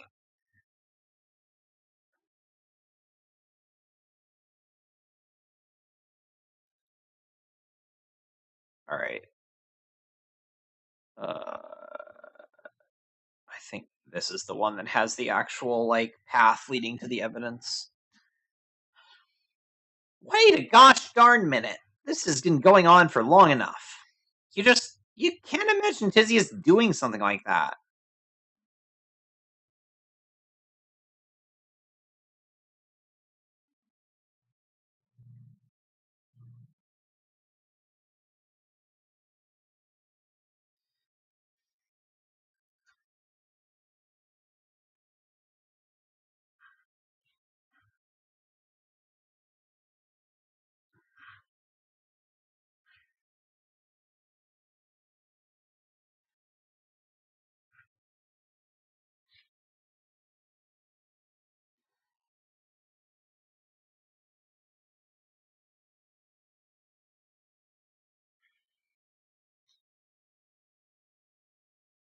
Alright, evidence time. Blood on the suit. Or blood splatters. I think either one is fine. You've got something you think Gallic really needs to take a look at.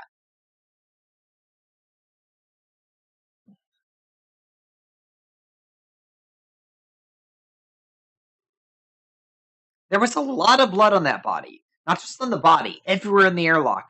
Everywhere. There was so much blood. Just everywhere.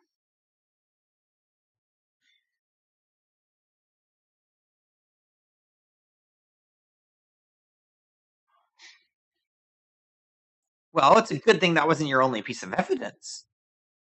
No ablution block. You stare directly at Gallic. There's something that he hasn't considered at all. How did Tisius clean the blood off? Out of the corner of your eye, you can see Tisius lift her head up. Gallic stares at you. Well, the body in the airlock had bled all over the place. You very distinctly remember lots and lots and lots of blood.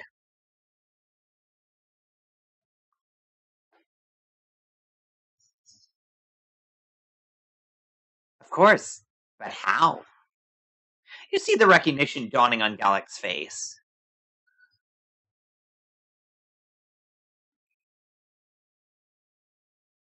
Gallic's mouth hangs open as he stares at you, and you think that this is probably the first time in a while that he's felt stupid. Across the room, Tisius starts to laugh.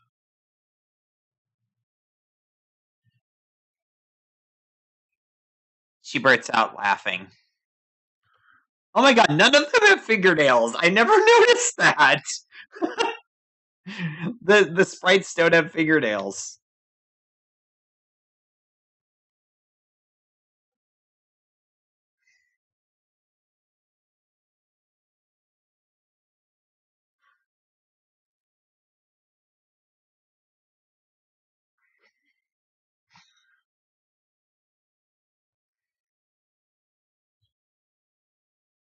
He sighs heavily.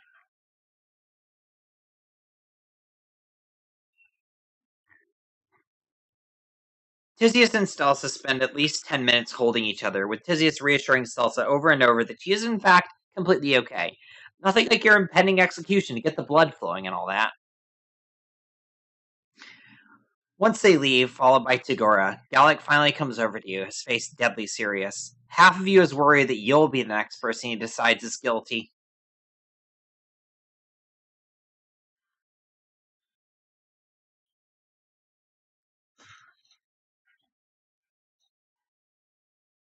Well, that's all well and good, but he almost killed his own kinesis. Not to mention Tisius. Gallic doesn't seem overly concerned by this. He waves his hand and shrugs.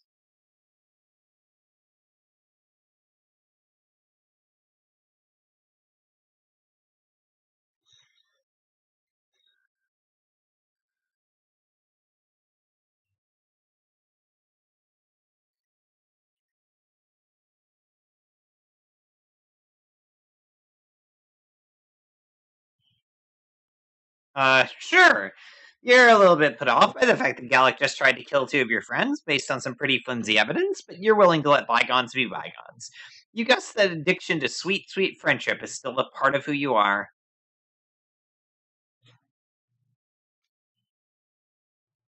Oh, well, holy shit, that's a lot taken.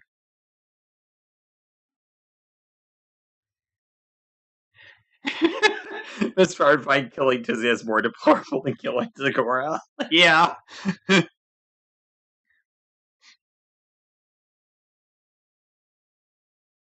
You want to play it smooth here to make sure that Gallic knows the way he's been acting is so far out of line that's not even in the same universe anymore. Of course, that mostly comes out as a non-committal groan, followed by immediate agreement.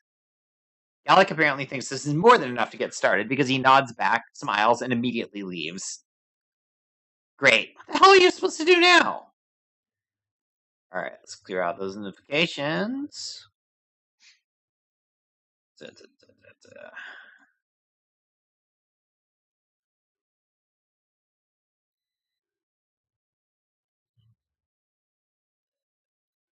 Alright.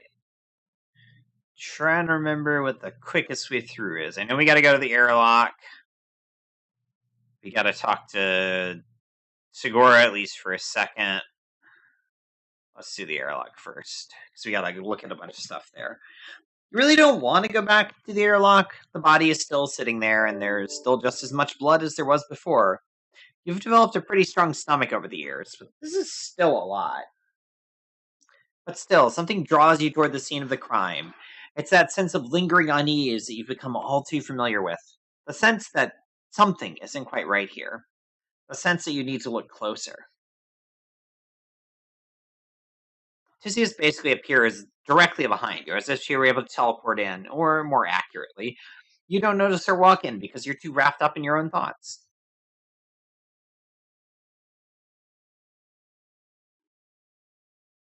You shrug. I mean, yeah, of course not.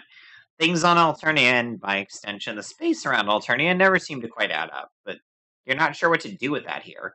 Just the Gallic asks you to find out who really did this. Theseus doesn't answer right away.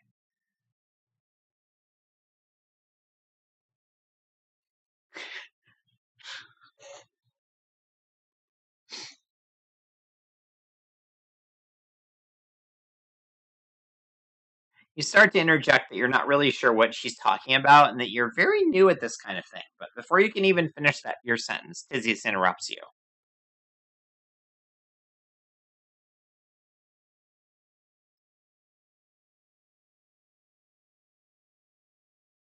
Well, shit. Okay, that was pretty vague, a little bit mysterious, and basically completely unhelpful. But you suppose it wouldn't hurt to take just one more look around the gross, blood-filled airlock for old time's sake. I look at the body. Body is still just lying there, basically untouched from the last time you checked in on it. That wound on the throat is looking more and more suspicious. Something about it feels so random. It doesn't seem like it was done deliberately at all, more like the result of something chaotic and unpredictable. You're sure there's clues around here that will make the picture a little clearer. There's a series of blood splatters that move away from the body in a strange pattern, leading towards the airlock door.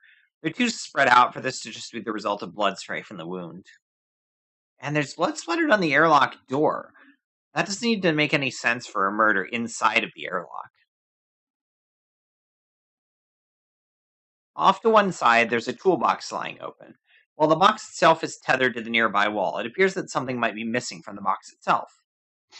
If only you could find some kind of record that lets you know it was missing. And then I think we have to look at this. There's a very conspicuous bloody handprint right there on the control panel that operates the airlock. Judging by the blood on the maintenance workers' gloves, it must have been left by them. So I guess they didn't die right away then. That's actually pretty disturbing. Something about this control panel gives a very important vibe, like it's somehow the key to any number of mysteries. Sadly, you also have absolutely no clue how to work any of it. Maybe we should come back later. Maybe someone has some kind of user manual or handy illustrated guidebook on how to use this. Alright, gotta go talk to... Let's get Stelsa into the room. As you walk toward the observation deck, you can hear voices from around the corner. Slowly poking your head in, you notice that Stelsa and Tagora are in there talking to each other. You wisely decide not to interrupt their conversation. Not so you can listen in or anything, just to be polite. Yeah, that seems like a completely plausible thing to believe.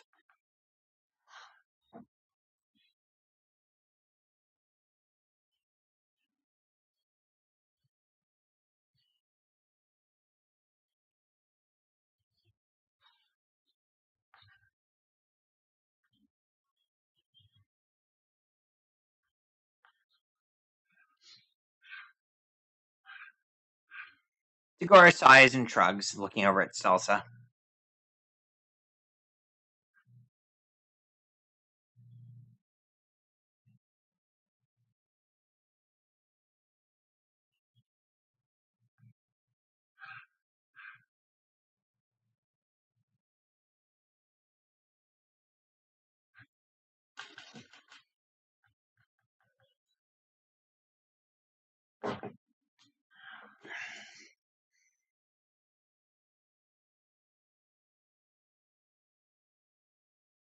Stelsa's head droops, and you can't help but notice that everything about the way she's speaking and carrying herself feels wrong.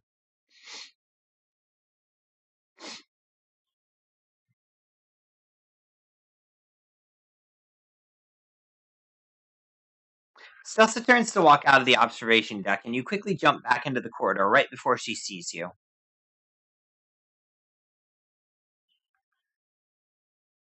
Without warning, Stelsa is hugging you, and there's tears streaming down her face as she sobs quietly.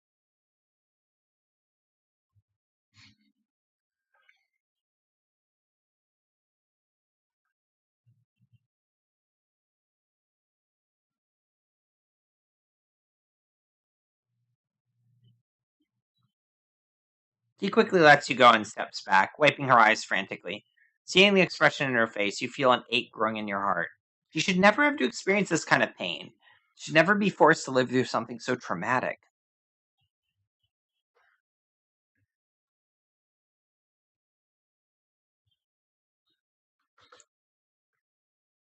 Celsa politely brushes by and takes off down the corridor on her way to the guest respite block. You lean around the corner and see that Dagora is still standing by the window, looking out at the stars.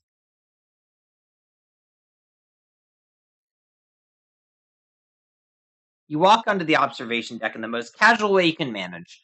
You were definitely just walking by and not sitting there for several minutes and listening in on his conversation with Celsa.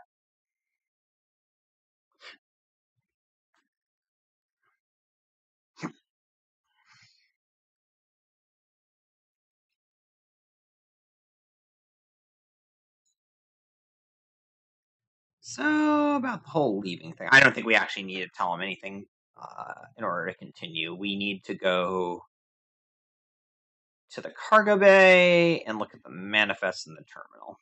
It looks like this is a log of maintenance staff that have been down to this area the last night cycle or so. It doesn't seem like many people come down here.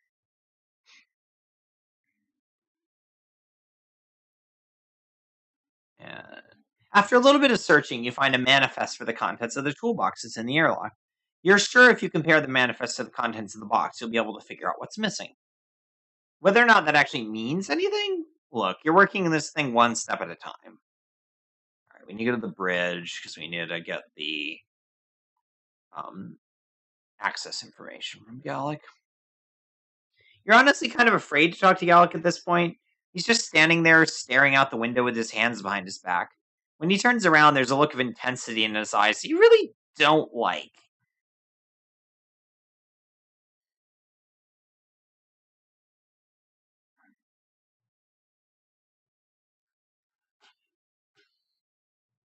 You smile as winningly as you can manage under the circumstances. Sure, things are going just great, but it would be pretty helpful if Gallic could just maybe answer a few more questions. He eyes you suspiciously.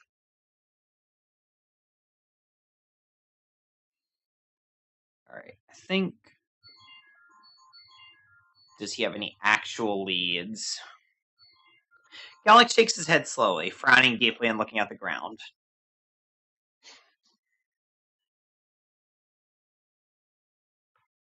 Well, surely there's some kind of clue. Someone who was maybe angry at him or would want to get him out of the way.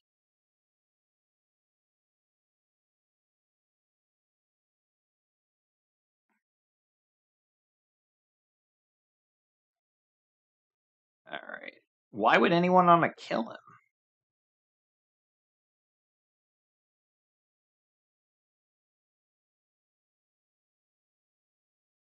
Well, you can maybe understand how some people might feel personally wronged by the Empire.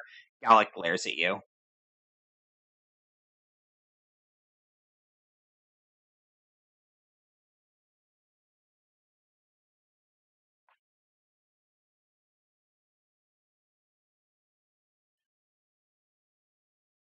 That does sound pretty bad. Has he ever considered maybe leaving? Gallic laughs at you.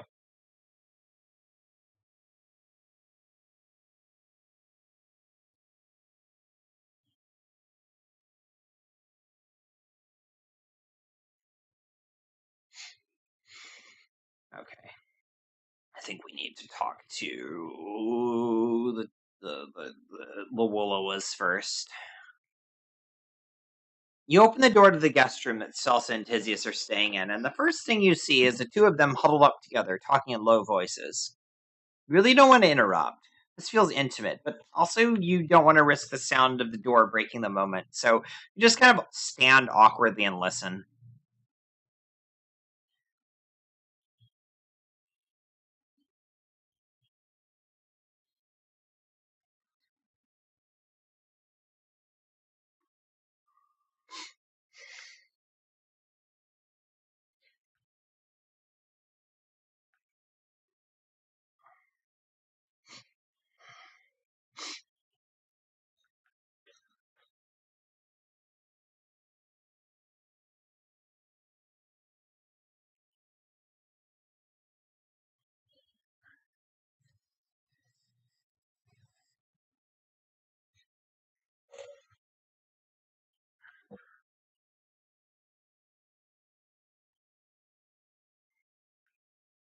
Interesting. The voice is plugged, apparently, when there's two lines together. I'll have to fix that at some point.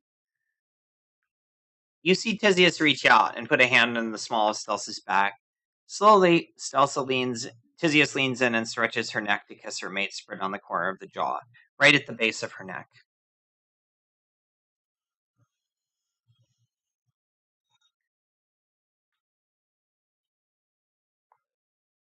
You shift and lean back, which of course has the side effect of loudly banging into the door, causing both Stelsa and Theseus to jump.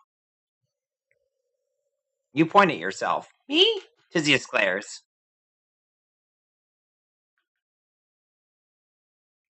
Out in the corridor on the other side of the now closed door at the respite block, Theseus hauls you a few feet down and starts to speak in a low, urgent whisper.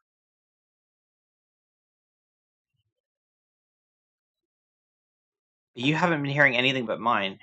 Yeah. Oh my god, Yeah, there are voices and music, and apparently it's not capturing the fucking speakers. Okay, there, now you can hear the fucking voice acting. Ha ha ha ha. Oh, no. The voice acting, none of the sound was coming through? The entire time? The entire time. Oh my god! I'm so sorry! I just fixed it. When you're done with volume 1, I'll join you. Okay, I'm gonna be done in a little bit. Alright, yes, there are voices. This is voice acted. Are these new people? There's 6 people right now. X-Memex has joined a while ago. Hostile Muppet is here. No, I think Hostile Muppet has joined our original first time. I think you're right. Alright, now for the rest of the stream, you can actually hear the voices and sound effects and stuff. I had the input set wrong. You're about to say something when you catch... No. When you catch Theseus' look instead, you nod silently. Good. Now look at me. I know you're trying to help, but you need to understand something here. It's fine. This stream is probably gonna last until sometime late tonight, and so statistically, it's only been a small portion of the time. Someone said I was gonna say that I got here late and thought there was a reason, so I didn't say anything. Oh no! Nah, you're good. That was just because the inputs got changed. No. Oh, so it's my fault for using the recording booth. No, it's actually my fault for installing a graphics card, which then fucked up all of my sound settings for reasons that have to do with Creative's bad drivers. Which, like, changes everything every time you change anything for some reason. I don't want to leave Alternia. You stare at her. I care about these people, and they deserve better than to suffer under the heel of the fucking Empress. How can I do anything about that from another world? You suppose you really thought about the implications of that, what you're proposing? You really wisely decided to keep this pondering to yourself for now. Truth is, there's a reason I was here. A rebel contact who said that they saw some signs that Gallic's loyalty to the Empire might be wavering. So I was coming here to see what I could find, and then someone dies. And I'm pretty sure it was my contact. Okay, yeah, that doesn't seem to be a bad thing. Does she think that they got killed because they were discovered? I have no fucking clue.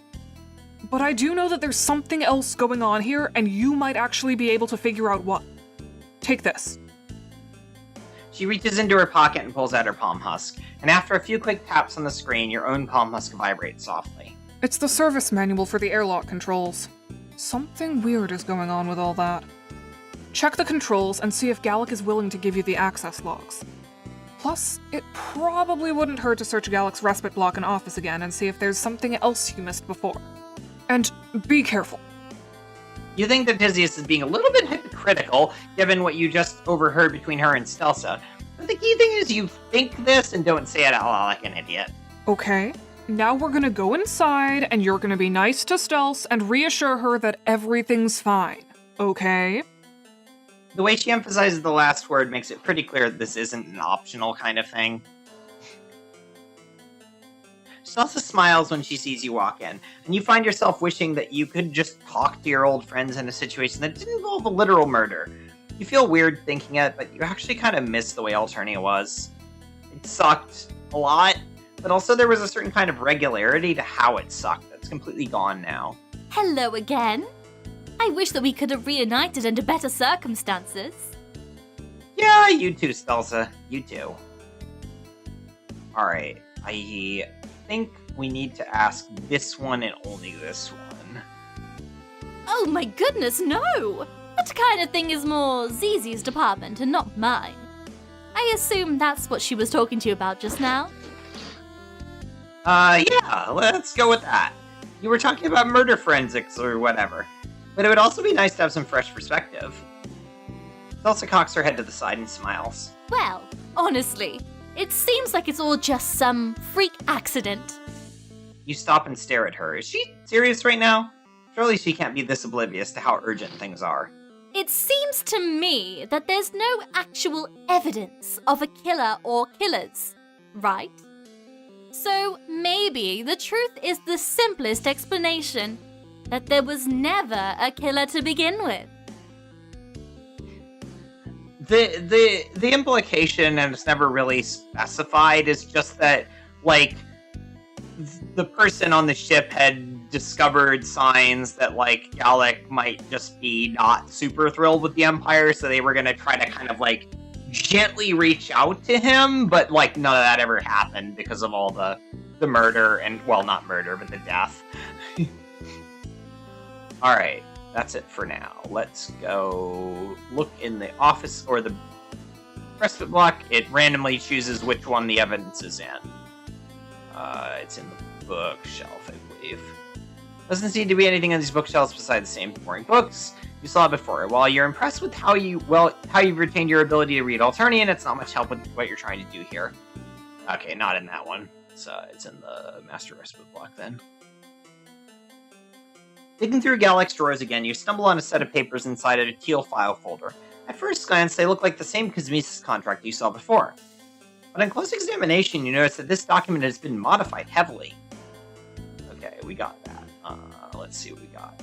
Oh, a bunch of evidence. And we need to talk to Gallic again, and we need to go to the airlock again. If you tried to figure this out without a manual, it would have surely ended in disaster. Maybe even your untimely death. But armed with the power of the written word, nothing can stop you. You quickly run through the diagnostic settings until you find the last part of the internal records for the controls. From there, it's just a drag and a drop to move the information over to your palm husk to review at your leisure. Okay, and then we need to talk to Gallic once more to get the last piece of evidence, and then we are... I need access logs for the cargo airlock. You explain that you've got a real killer lead. Okay. Color-coded husband folder. Exactly. Okay, bad phrasing there. But the point is you've got a hunch to chase down, and you need Gallic's help to do it. I suppose. What is it that you need from me, exactly? You need the logs to show who accessed the cargo airlock in the last couple hours. Gallic's expression softens and he nods. Of course. I can send that information to your palm husk right away. Alright, and then... Okay, we've got all the trial stuff. Alright, let's clear the notifications. Playing this through, like, there is so much content that is, technically optional. You can, like, half of the dialogue in this volume is missable or not required. There's a lot of, like, backstory and flavor, but also, like, yeah, it would add, like, another 30 minutes. Alright, let's start the trial. Last trial, and we're gonna fly to Gallic this time. You're on your way to the bridge to find Gallic when you hear the familiar voice of Tagore. It's familiar sound of Tagore clearing his throat behind you. You turn to see him glaring at you. Look, if you want to convince Gallic that leaving with you would be a good idea, now's the time to do it. Just make sure he understands that someone's been gunning for him. That's the thing, you say. You're pretty sure that no one's gunning for him. In fact, you're pretty sure that the murder wasn't actually a murder. It doesn't matter, as long as he believes it. Just put on a good show. You're telling Tagore that you're not sure if you can do that or not, but it's certainly a thing that you've been thinking about. Well, keep thinking about it. Because I have a feeling I know where you're going right now. Before you can round the corner, you feel a hand on your shoulder. Turning around, you see Tizius standing there frowning at you. Hey, we need to talk real quick. If you're going where I think you are. You know that no one was murdered here, right? Well, you're pretty sure that there's a dead body down the airlock. Tizia shakes her head. You know damn well that they weren't murdered. This could be an opportunity. To do... Don't act like that. You're smarter than you let on. It's a chance to shake Gallic's faith in the system. If you can show him the truth of what happened, and how he was willing to kill to support such a flimsy illusion, maybe not a lot, but it's more than nothing. It'll help. See, you're not really sure about this. It seems like a big risk. You wouldn't necessarily describe yourself as unwilling to take risks, but you feel like you've really been pushing your luck recently. Ugh, stop it. Can you please consider something bigger than yourself for once? Okay, you'll think about it. That's all you can promise right now. Gallic is still up on the bridge when you get there, and you're not sure if you're ready for this. You didn't have a choice the last couple times, but now you're actually going to put your head right in the lion's mouth on your own. That's the thing, right? Putting your head in the lion's mouth? God, why would anyone do that? Is there something I can help you with? I trust your investigation into the murder is proceeding apace. You wonder if it would be worth pointing out to Gallic that you're not actually any kind of investigator. It'd probably just complicate things even more. Instead, you nod and clear your throat. Yeah, you figured this out. Someone is trying to kill you. We're gonna lie to him. Gallic's face darkens and he nods. Of course. I suspected as much all along. Do you know who did it? Well, the thing about that is... No, never mind. Bring in whoever you need to present your case. It's critical that we get this sorted out right away. Oh yeah! Yeah, you're gonna get this sorted out. This is definitely you revealing the truth and not engaging in an elaborate ruse that has a decent high chance of failing. This is gonna go great.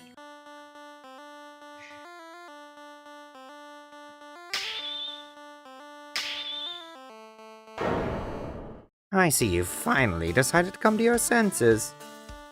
Look, you don't exactly feel great about this, but if he's sure it's going to work, then you guess it's worth a shot. Just be careful. He's still on edge, and if you fuck this up, you might be the one he turns on. Oh, well, shit, that's not exactly what you were expecting. Gora shrugs. You know what, I'm Welcome just back to joining in now. I'm Alternia. not gonna wait till volume 2. You can do whatever. Hello, people of YouTube! I have returned from the war being me having really, really bad sleep last night, so Janaya was letting me sleep in a couple hours. It's Anna, aka Articulately Composed. Yeah! Also, yeah, how y'all liking the rewatch of Volume 1 a year after it's been released? It's a whole new experience. Okay, that's the server.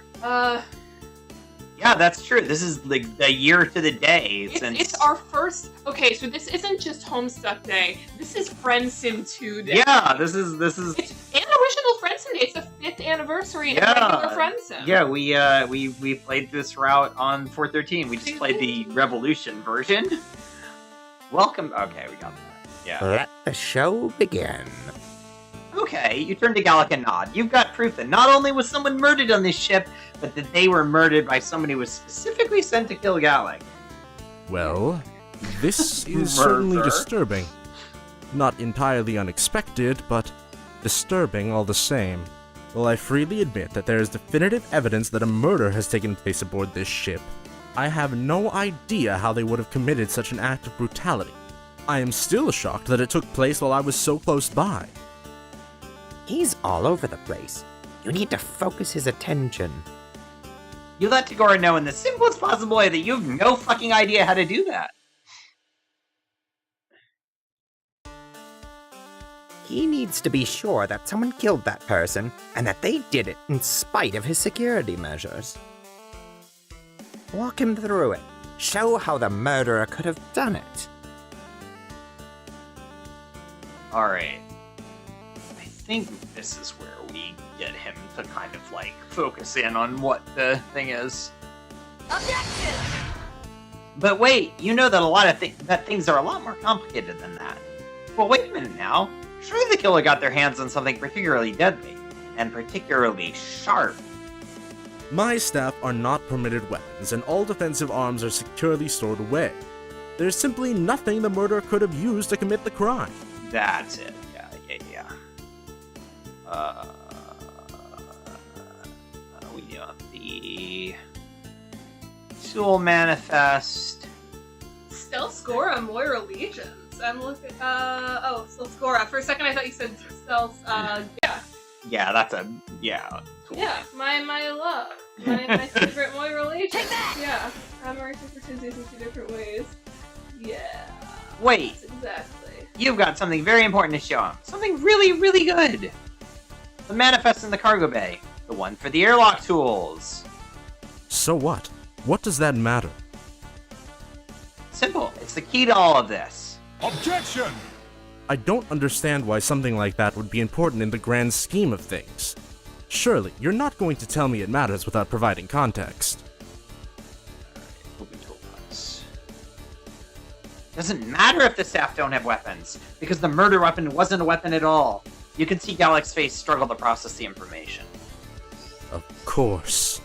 The missing knife that you're showing me. That was the murder weapon all along. Exactly! The assassin could come in and kill without even needing to bring a weapon with them.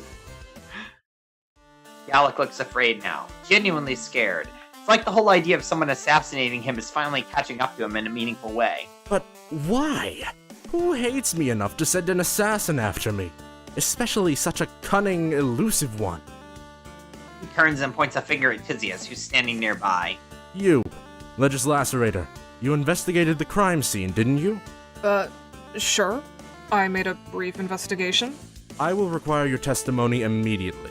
You can If it brings us tell even a I little bit closer to the recorded truth, this in my then it will be worth it. recording booth. Yeah, I know! You can tell I recorded this not in your booth, not even in my current booth, but the one made of In PVC Ithaca, pipes in yeah. my parents' bed. Yeah, because the stuff for Volume 1 was recorded like a long time. It was recorded in a while July ago. of 2021, Mhm. right before I moved to New York City. You can fucking tell in the audio quality. We should do a patch where I re-record them all. I mean, it still sounds What good. I saw was completely inconclusive.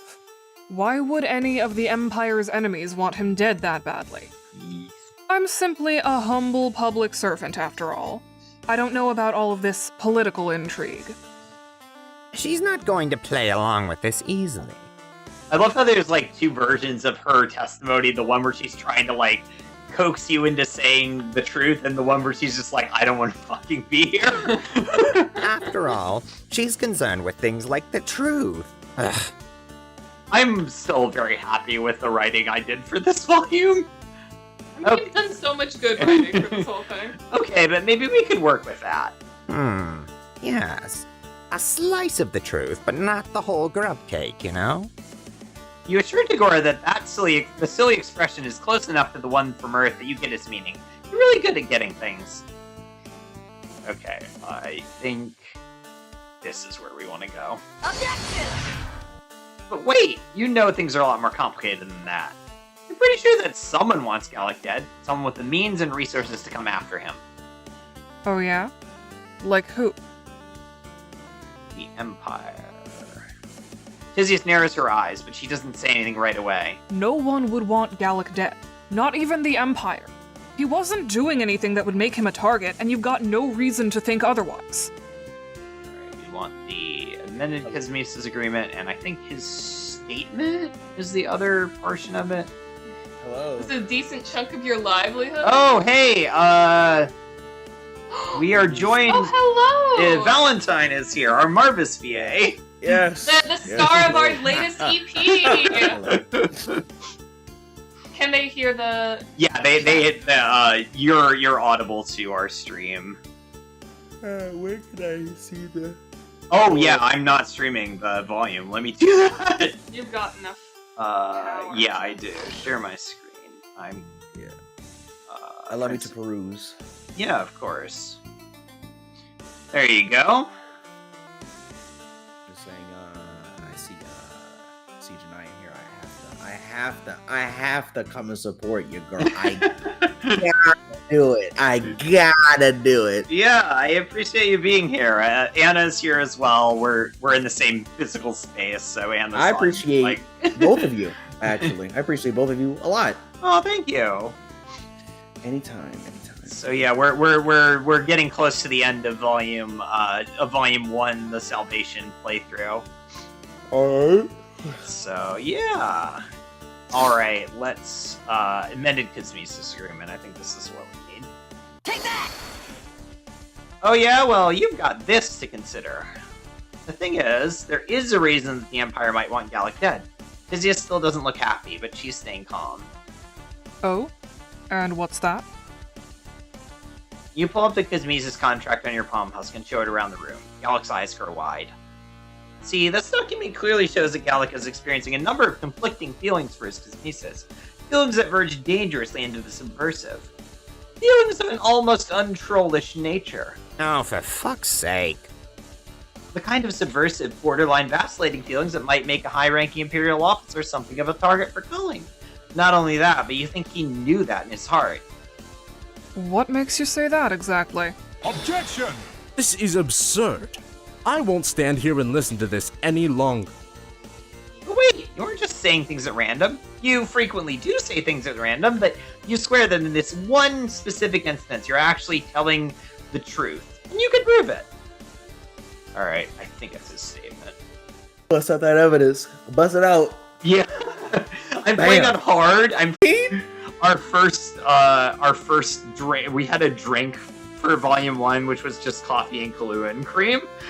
Ooh. It was It's better than our official drink for volume 7. blue food coloring and white claw. Yeah, the blue claw. We never actually made it though. We never drank it.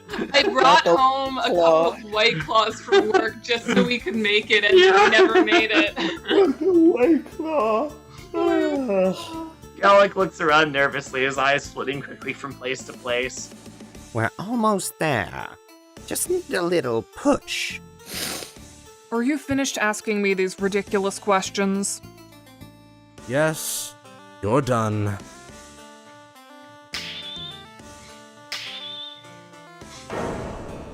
I can't believe it.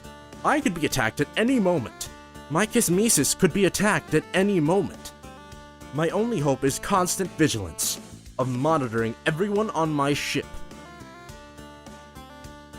What are you even supposed to do to convince Gallic of any of this? He's just kind of ranting now. Nothing he's saying is really something you can address. Don't look at it like that.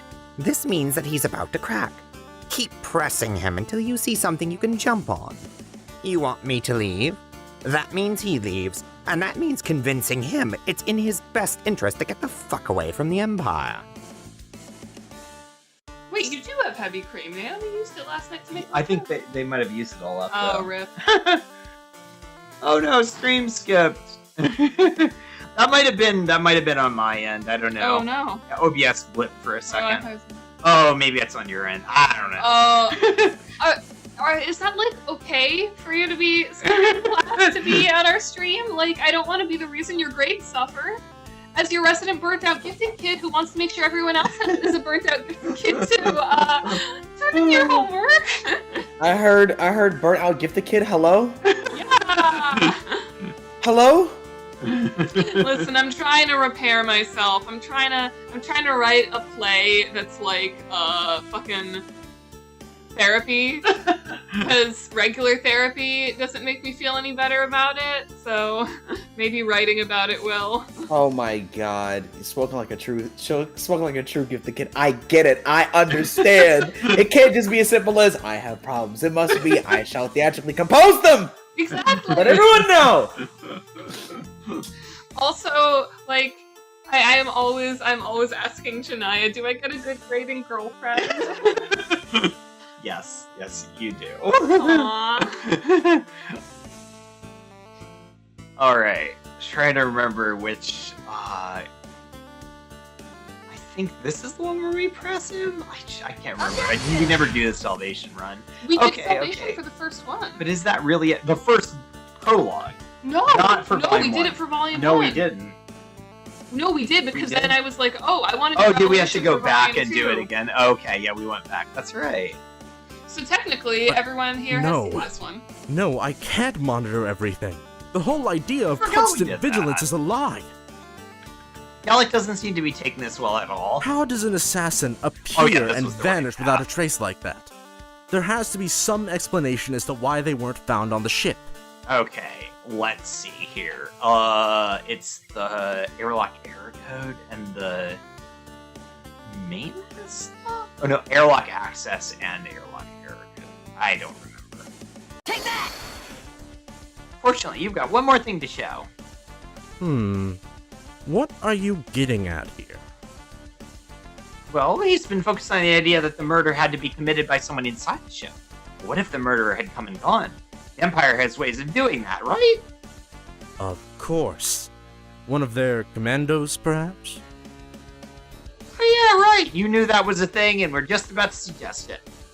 In fact, they probably used their vast knowledge and resources to cover up how they got off the ship. Objection! Oh? How do you think they managed to do that? Exactly. Tagora leans in and whispers to you. Listen, you might not have proof of this. On account of it's a lie. Yes, exactly. Well, you might not have proof, but I think you do have something you can twist around if you present it in the right way. Access log. Error code? Access log. that What was- in the world is wrong with you? Ah! Maintenance log? What in the world is wrong? Error code. Shit. Uh-oh. I think... Did you save? Or are you gonna have to speak? Yeah, it doesn't matter. You show Gallic the information you got from the airlock error log. Of course, you're careful to position your thumb just so you can't have him seeing the pesky incriminating timestamp that happens to match up with the time of death exactly. Objection! What is the meaning of this? Doesn't he get it? You're surprised that someone as smart as Gallic doesn't see the connection right away. Gallic frowns. Wait a minute. Are you suggesting that perhaps they faked an error in the airlock log to cover their escape? Yeah, sure. That's exactly what you're suggesting. Gallic's face turns down and he puts a hand to his chin. Indeed. There's only one thing left that puzzles me. Why? Why did they kill this random maintenance worker? Oh, that one's easy. Wrong place, wrong time. You know how it goes. You're supposed to be doing routine airlock maintenance, and then someone pops in, kills you, and vanishes into the depths of space. Please don't ask for additional information. Objection! You have proof of this? Anything at all? Yeah, maintenance log. This one is the maintenance log. That's it. That's all there is to it. No grand reason for the murder, but just because that person happened to be in the airlock at the time when the mysterious assassin, who's definitely real, showed up. Gallic looks around nervously, no longer focusing on the people in the room, but instead out the window, into the cold void of space. And for the first time since you showed up here, the anger and suspicion in his face is replaced with fear. I believe that I owe you an apology, my friend. You went far above and beyond any duty you had to anyone, and in doing so you revealed the truth behind this whole messy business. If there's anything that I can do to repay you, please let me know. Well, so there is one thing.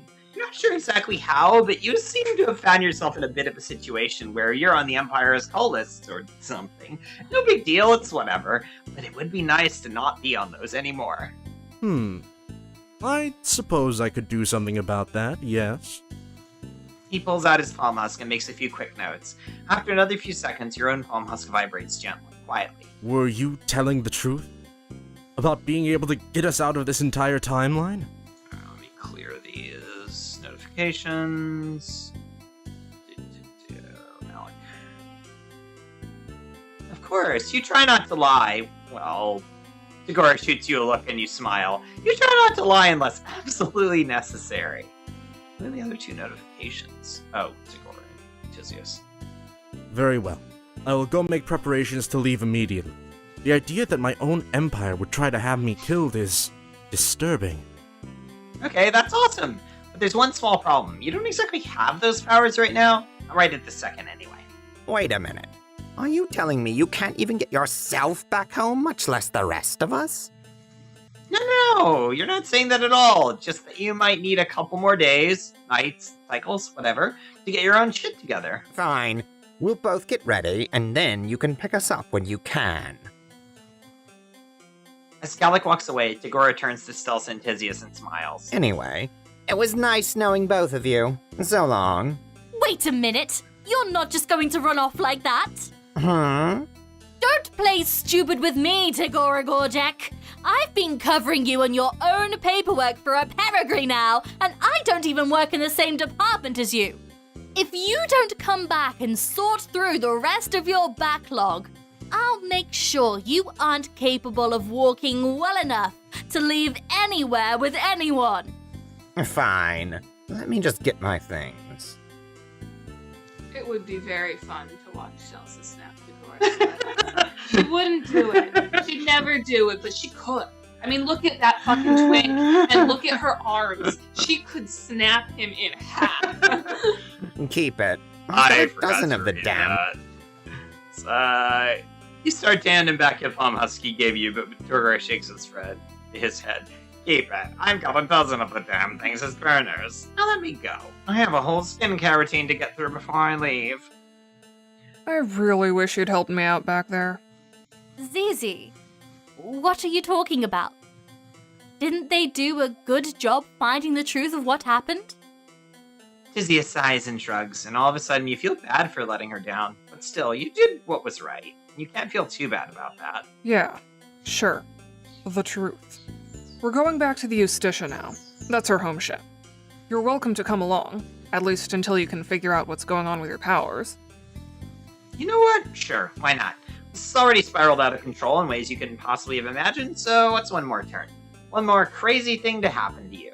A ship full of teal bloods. Well, god fucking gee golly damn, that sounds like nothing at all could go wrong with that. God fucking gee golly damn. Good up to the writing team for that one. That was me. Pat on the fucking back. I wrote the first volume. Maybe you'll meet some of your other friends. Tirona, maybe? Oh, goodness no! She won't be old enough to go through the ordeals in Are we reading Ascension yet. the trolls, or is it just the narration? It's just the narration because the trolls are actually voiced. I don't know if it's if you Oh, are hear you the not sound on hearing my it? end. Oh wait, no, I haven't. I had it muted. Now it's unmuted. Oh. Okay, yeah. You're missing British salsa. Yeah, we've got VA. Oh my god, you're right. Oh well, that's disappointing. Still, you're trying to remain optimistic about all of this. In the words of someone who never had anything bad happen to them, what could possibly go wrong?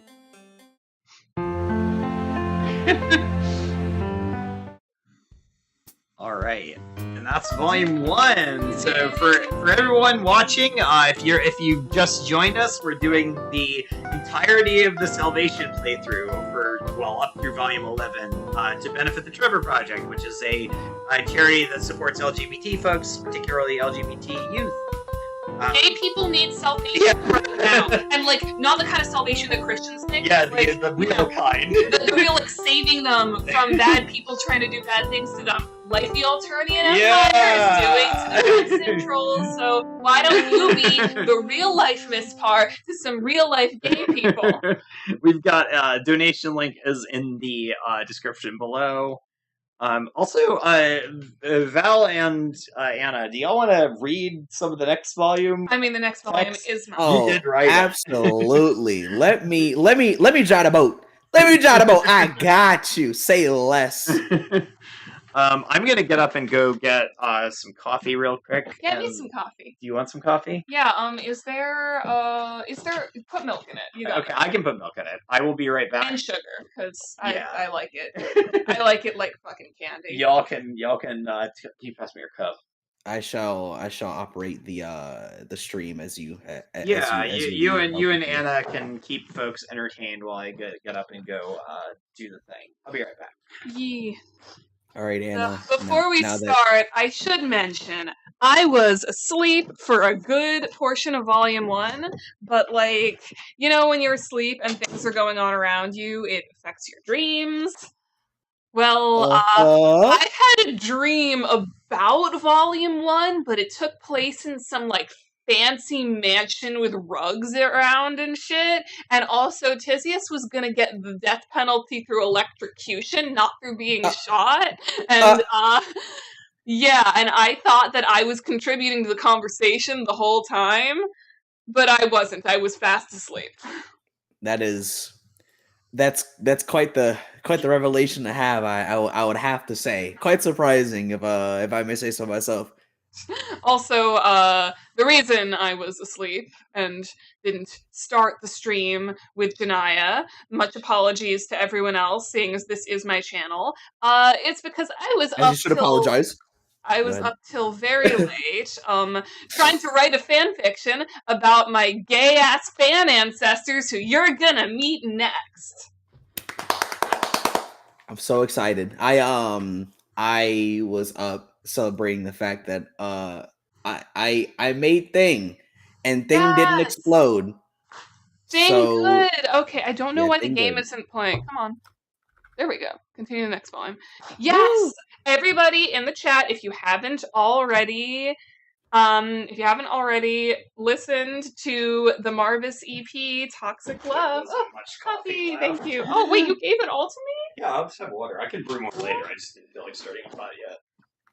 I guess I'm gonna sit down because I'm gonna be actually playing the whole Yeah. through the QTs and everything. All right. Dolores Celsius Parallel Now. Yes, yes, I want to read that. That will be your Homestuck homework. But, yeah, as I was saying, if you haven't already listened to the Toxic Love EP, we have our Marvis right here to tell us that it's good. Hello. It's actually not good. It's great. And I also sung in it, so. Yeah, that was good. I'm glad we were able to put that all together before 413. Literally right. We did that ass like right at the end of the deadline, which is brought me way back to my scholastic years. One might say things getting done right there. But hey, we did it. You did it. Such is the way of writing music. Exactly. It was good. Release the electric chair cut. What? Oh, wait, did you not hear what I was saying? No. Oh, I was saying that I was like sort of half dreaming about Volume 1, but during the part of the Tysius trial, my brain was like, oh, she's gonna get the electric chair. So like there was a whole ass electric chair being set up. Oh my god. Alright, which one of y'all wants to do reading? I mean, I do. This. You wanna I want to read. Okay, I wish to read. Okay. Read my child. Let me read. All right. Let me read. I'm gonna be playing and resting my voice for a little bit. Val is gonna take over reading. Hold on. Yeah. All right. You sink into your seat and take in your surroundings as the small transport ship you're currently on leaves the port of Gallic's space yacht. You know, you've only just arrived back on Alternia, but this is the first time you've really had to relax since you returned. No weddings to attend? Kai. Yes, this is Friendsim. Oh, Friendsim? I mean, if you want some Friendsim, you go to my AO3 and you read the fic called A Little Tied Up at the moment. Oh my god. No dead bodies to discover, no trials to legislacerate, just you, the whir of the engines, and your 3 good friends relaxing in their own seats. However, you still do have a mission to help your friends escape Alternia.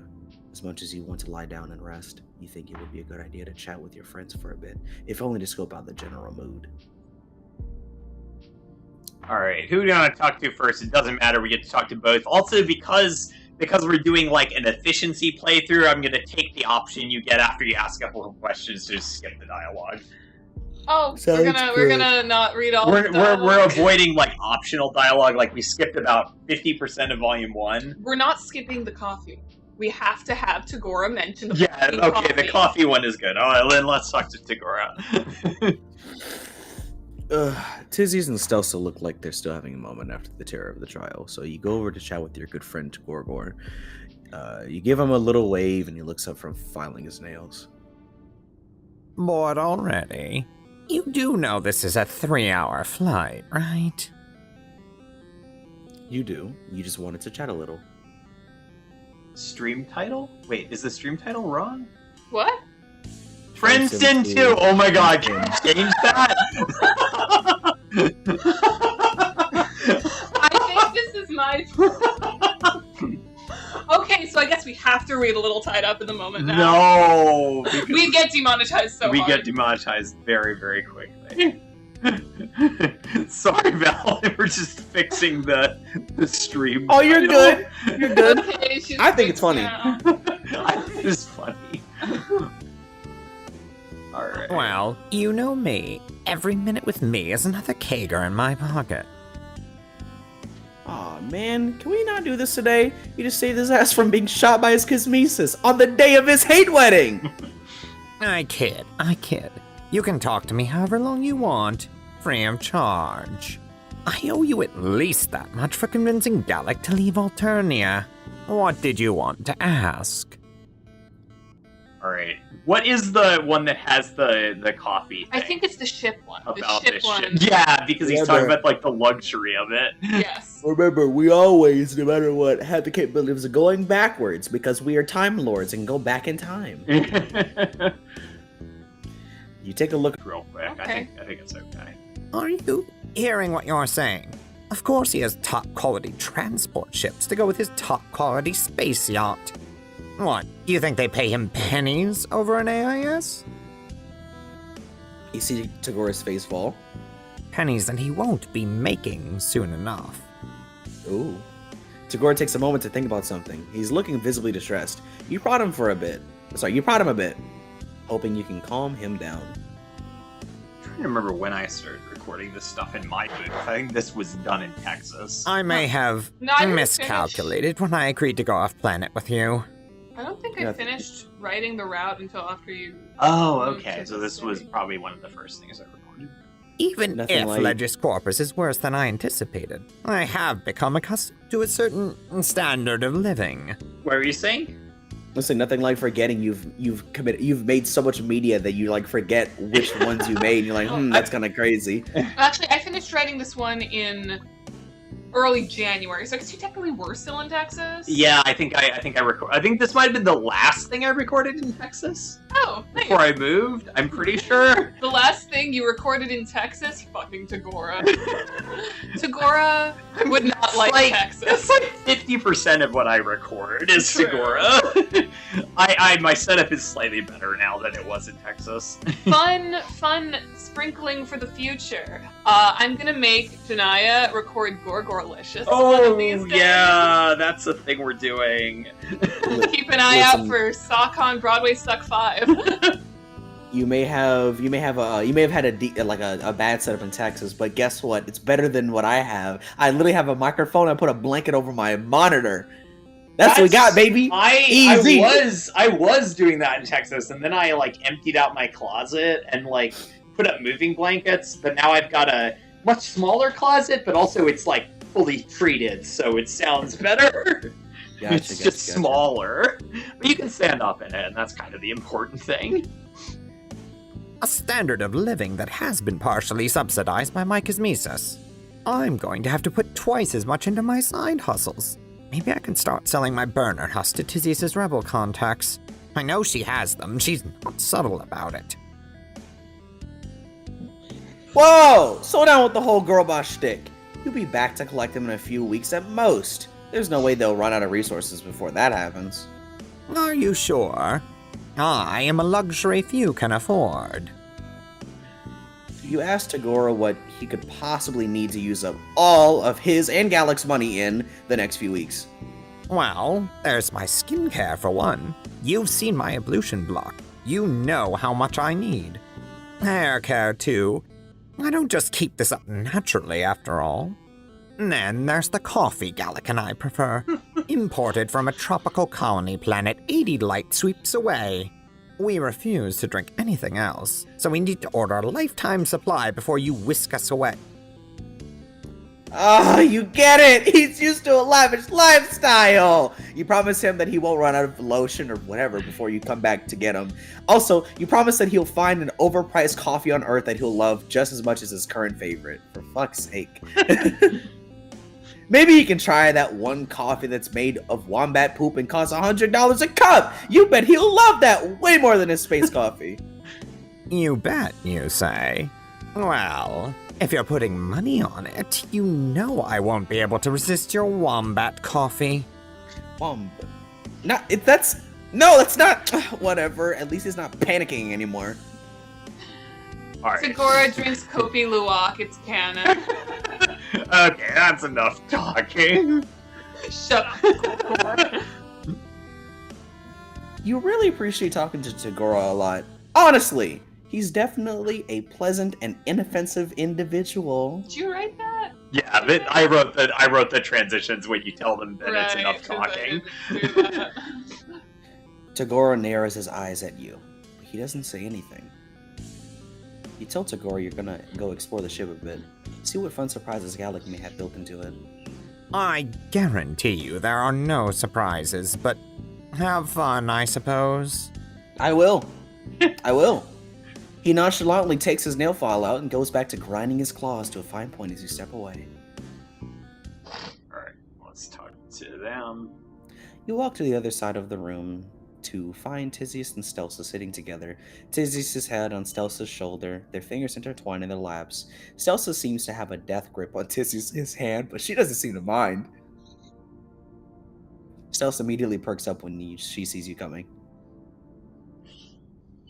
Well, if it isn't the newest and best legislator in the Alternian Empire. You? You point to yourself. You don't know about that. You just put some puzzle pieces together. Nonsense. I couldn't have done a better job myself. You couldn't have done a better job yourself because it's not your department. Thanks for figuring that out back there, though. You really helped me out. Easy clap, as my people would say. As my fellow youths would say less. Of course. You just want to help out. That's what you're here to do. Be helpful. Speaking about being helpful, you asked whether or not the two of them have thought about your so very helpful offer you mentioned earlier. The alternate universe thing? Yep, you beam at the two of them, bouncing on your heels a bit. We're not.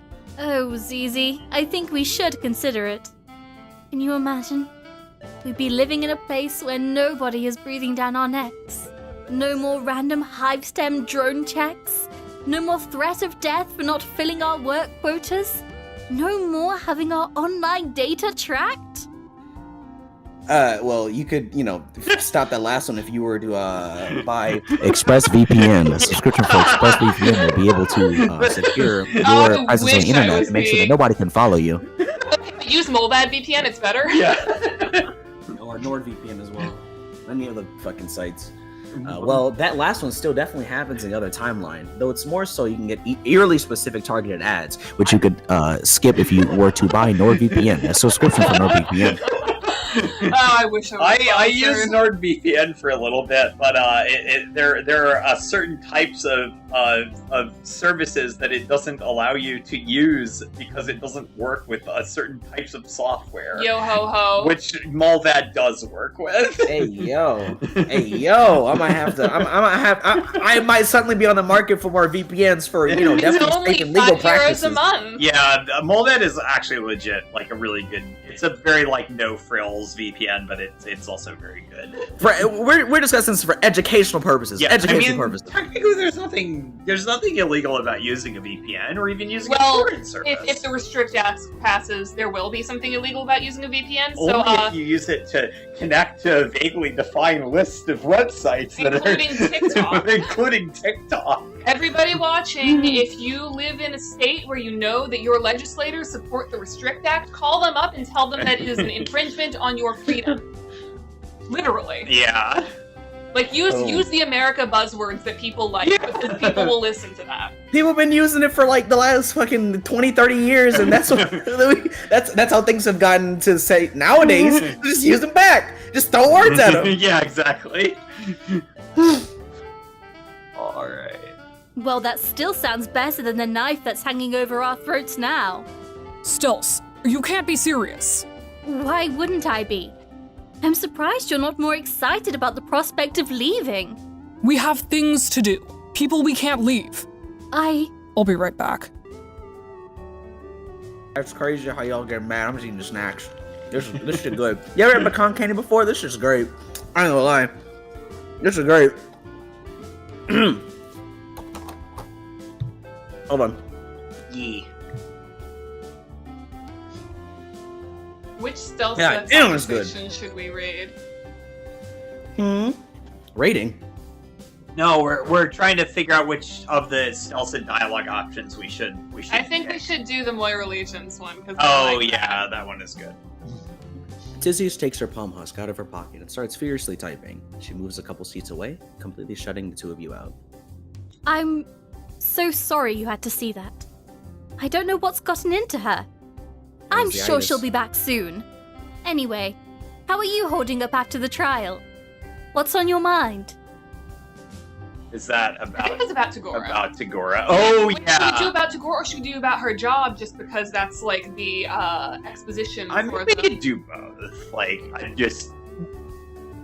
we're already gonna be streaming for a long time, so I'm not doing most of the optional dialogue. But we can do both. Okay. Also, I'm sorry that I had showed up so late. Nah, you're good. We are literally going to be on all day. Yeah. I prepared to be here for whenever it started, and then I realized that staying up until 3-4 in the morning was not gonna have that happen. So I woke up, I saw no one was in there, I took my ass back to sleep, I woke up, somebody was in there. So, alright, we'll get it. You asked Stelsa why she's been doing Tagora's paperwork for him. Isn't that his job? He hates busy work so much, I just thought I could take some of it off his hands. I do get through it pretty quickly after all. Well, she clearly didn't want to do it forever, right? Isn't that why she's asking him to take it back? Well, yes, but you see, do you ever look at a person and think, I could really help him? Stop! Stop! I can fix Stop! Stop!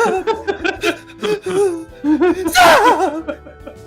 No! As a matter of fact, you do. That is a huge part of the whole friend compulsion stick you got going on. You didn't think that was normal, though. Yeah, and Miss Far and Stuff are not good for each other with this specific topic. Well, that's what I feel when I look at Tagora. He's so easily stressed out, and I know I could be there for him if he wants me to be. So, I take his extra paperwork when I have the time and energy. But I do not have the energy right now. Also, it does not seem fair for me to finish up the last of his work before he disappears to another universe forever. Aw, it looks like Stelsa cares about Tagora a lot. Maybe if you and Tizzius join him in the new timeline, you'll be less stressed, and you can spend time together without worrying about doing his work for him. I would love that. I really would. Zizi is just so apprehensive about the whole idea, and I could never dream of leaving her behind. Alright, about her job. Remember Tizzius saying something about Stelsa not being a legislacerator. You ask her what she does then. I'm an order terrorizer, of course. Oh, the fucking I terrorizer. probably could have gone down the legislacerator track if I wanted to, but it can be so unpredictable. Order terrorizing is much more consistent. Ah, nothing like working with the IRS. What does auto terrorizing mean, though? Oh, It is fucking of auto course. terrorizing. Why should I assume you already know? We handle the internal affairs of Legis Corpus. Presenting elaborate show trials isn't easy, and if the other branches are left to have free reign, the delicate balance of organization goes out the window. Half my job is just convincing the show masters to scale back on their special effects. That's how I Hey, calm started down. getting really close with Tagora, actually. I had to talk him down from flooding the entire courtroom and filling it with sharks. He was insistent, that it was the only animal execution he could do for the crime of impersonating a sea dweller. Our little nod at Fiamet Yep. existing and being dead. Yes. Like a Fiamet bunch is of the canonically Hive dead. Swap characters. That's intense and yeah, probably really messy. Oh, tell me about it. The amount of paperwork to properly get even one shark shipped to the Eustacia is ridiculous, let alone a Ooh. room full of them. Oh my god, I would pay her to say ridiculous to me for like 20 minutes Aside straight. I from swear to God. wrangling the showmasters, it's really mostly paperwork. It's not interesting, of course, but it's predictable, and that's all I can ask for. Alright, actually, you really want to talk to Tizias. Stelsa looks a little bit hurt that you're so eager to stop talking, but she doesn't say anything. Oh. You notice that Tizias is still a couple seats down, tapping away and ignoring her mate's red. You really want to find out what's up with her. You tell Stelsa you'll be back in a minute. Take your time. I feel feelings for Stelsa. I don't know what it is, but there's something about her. Something about her. British. Something about her got me It's feeling a the certain type of way. British. She I said just take your gotta time. I just She said gotta take your say, time. This was the first song I wrote for this game. Yeah. It still fucking slaps. It's really good. Like, I think my songs have gotten progressively better as I've written them. Wait, you wrote the first Jade Wait, no, the track Jade before Blood was that. okay. Yeah. That one doesn't hold up as well as Hot Pink Denial does, but Hot Pink Denial holds up so well. And that was before I took that class where I learned how to mix like film tracks. I so, mean, the Jade Blood track's pretty good, so. But if any of you like the music I wrote for Friendsim 2, I'm gonna put out an album for next Bandcamp Friday of all of my Friendsim 2 tracks, so you can listen to them while you read or fucking drive or I don't know. Read. It has no lyrics, so you can do homework while you listen. Oh wait, are you telling me these are like lo-fi beats to study / do work to? Exactly. Except some of them are very, very, very non-lo-fi, like the one called "Getting On Alive Now." Yeah, gun.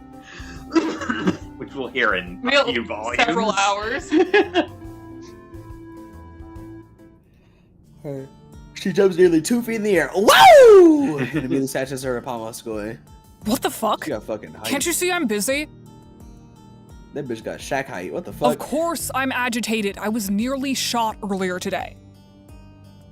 And now you won't stop bothering me while I'm trying to get important work done. You ask her how she's managing to get work done in this tiny transport shuttle without a husk tub. I'm just talking to some people. Hey yo. Who's she talking to? Is it Daria? Can she say hi for you? Yeah, put Daria on the phone. It's talk to you no not more. Daria. Tizzy takes a deep breath and clutches the bridge of her nose. Can we talk about this later? Sometime when we're not in such close quarters. Hey yo. Okay, you get it. You get it. Still want to talk though. You really haven't got much of a chance to catch up with her. Alright, fine. What do you want to ask? Oh, we should do the. About Daria? We should do about. Yeah, let's do about Daria because we're doing Salvation. You know Tizias hasn't seen Daria since Ascension, but you gotta know how she is. you need to know how their Moira allegiance first began. Tizias looks a bit pissed off at your mention of Daria, but softens a bit once you ask about the start of their relationship. After you introduced us, we started meeting at a cafe by the school feed pretty frequently. She was so angry, and I knew I could help her redirect that kind of anger toward the right things. Guess I saw her as a project at first. That's pretty fucking awful, not that I say it out loud. But it's kind of true.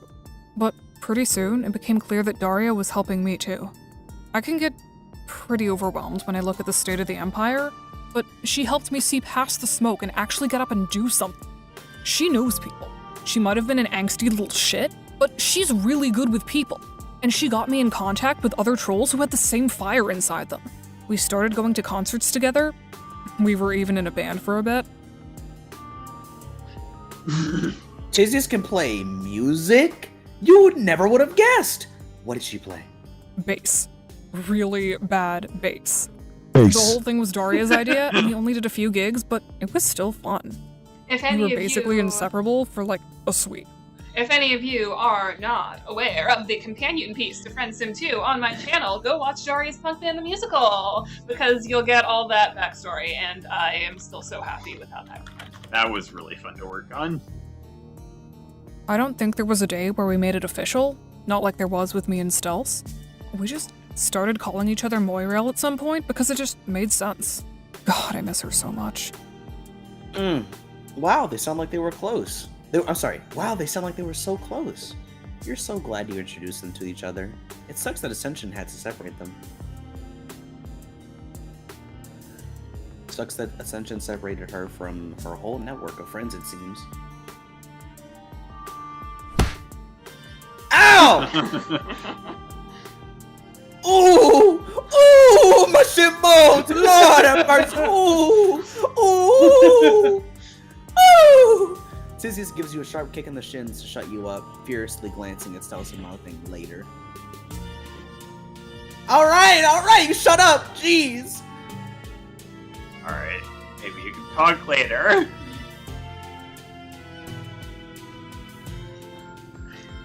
Tizzius shrugs as if to suggest that she still kinda doesn't care what you do exactly. You look over your shoulder at Stealth, who's still sitting alone and minding her business. Tizzius takes a peek too in size. I guess I should go back over there. Apologize for leaving so abruptly and all that. Tizzius moves back over to Stealth and lays her head on her shoulder. You smile. No matter what bullshit either of them have going on, they always seem to have each other.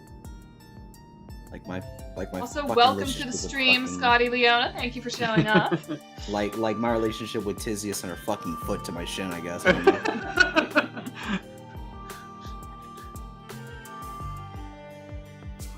know. Oh. After a surprisingly long journey, you hear a beep and an automated message. The shuttle will be landing at the Eusticia. Eusticia?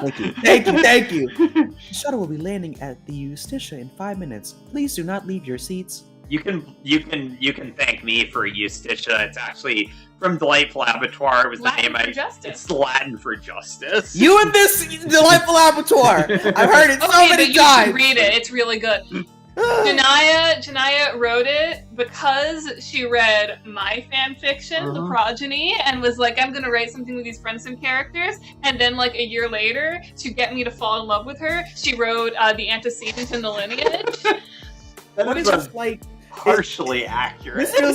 This feels like medieval courting, as if like, yes, I'm gonna show my love and dedication. Wait. How? By writing. More specifically, Anna said that she was interested in. So we were reading something else I'd written, and I think it must have been Plasticine Soul. Yeah, and Anna said that she was interested in seeing my take on the Friendsim characters, which is not something I'd really done much with or anything with.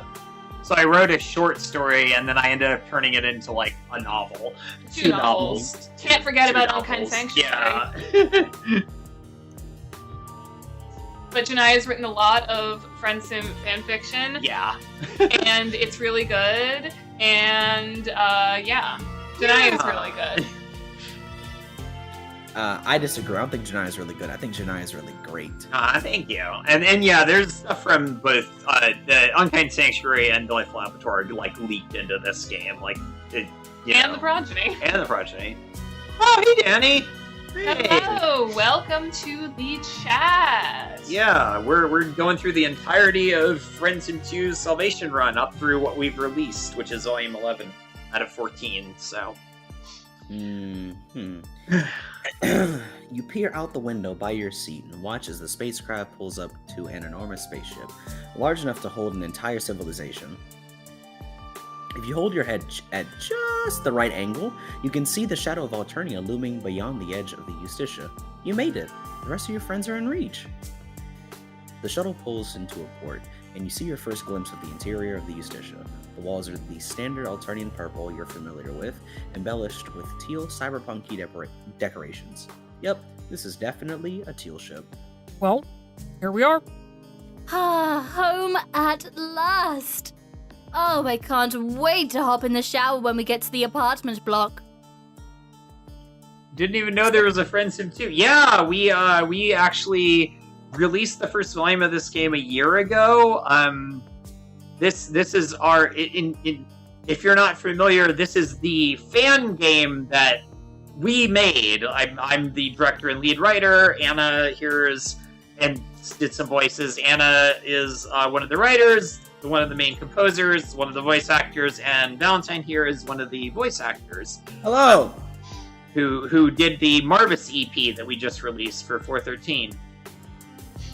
Who did the voice of Marvis for that. So yeah, we're reading through the there's two different like branches in each route, and we're reading through the Salvation one. We typically stream the Revolution route in our like, you know, monthly or when we release stuff, because we're on a little bit of a hiatus while we, you know, make the content for the rest of the game.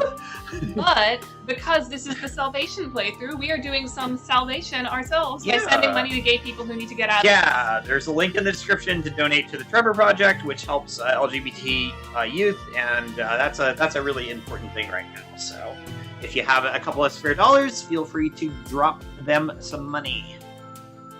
God, I know. Hey, Gallic gave you the best wedding accommodations you two will probably ever live to see, and that lack of a shower saved your ass. I know. Come on, let's go home. You know me, I'm always going to go once the wedding. Yeah, we got that line in the previous one. Except nobody heard it because you weren't. I don't remember if that was before or after I realized it. I think it was before That I was realized far it. before. You didn't switch on the sound till the very end. Yeah. Was that wedding or wedding guest? I think you might. I was wedding guest, but I missed the line. Okay. Hey, same context. Yeah. The three of them lead you down a series of labyrinthine hallways, just row after row of huge windows staring into space and mysterious unlabeled doors that could lead to anywhere. You know, these notifications it would be really cute if somebody did do a Celsius wedding fic, though. Yeah. Someone should do a Celsius wedding fanfic, and part of it should be them signing the what's the thing called? The Jewish wedding. The ketubah. Yeah. Ketubah. Yeah, Yeah. they need to have a ketubah Good to because we all know Stelsa is gonna be the one like we're doing my wedding traditions, and Tisius is gonna be the one being like, I don't know any fucking traditions. We're doing your wedding traditions. Yeah. You have no idea how they navigate anywhere in this place. It's like a haunted college English department had a baby with a robotic corn maze. You're probably going to want to stick by us as long as you're here. So you don't get lost forever? Lost? What are you talking about? This is one of the easiest ships to navigate. No, it's because you're a callable offense. But you thought Gallic took you off the call list. Just because the Empire isn't actively looking for you doesn't mean they won't feed you to the beast the second someone notices a strange, pasty white alien on an authorized Legis Corpus ship. Hey! I'm black. Gulp and put up your hood, pulling the strings tight. You normally fall back on your innate friendship magnetism if you ever got into a situation like that. But you remember that was all a lie. You're not under any scratch manipulation spell powers anymore, and you're all out of powers. The four of you stop at a pair of identical doors, one with Tagora's symbol on the door, and the other with Tisius and Stelsa's, side by side. Well, it was an honor. I hope you two like drowning in busy work for the rest of your lives. Tagore slips into his apartment with a dramatic flourish and slams the door behind him. Tisius sighs and unlocks her own apartment door. Oh my god. A screen wipe! Oh my god! I love this already. I've been love this. You step outside and wow, it's surprisingly huge.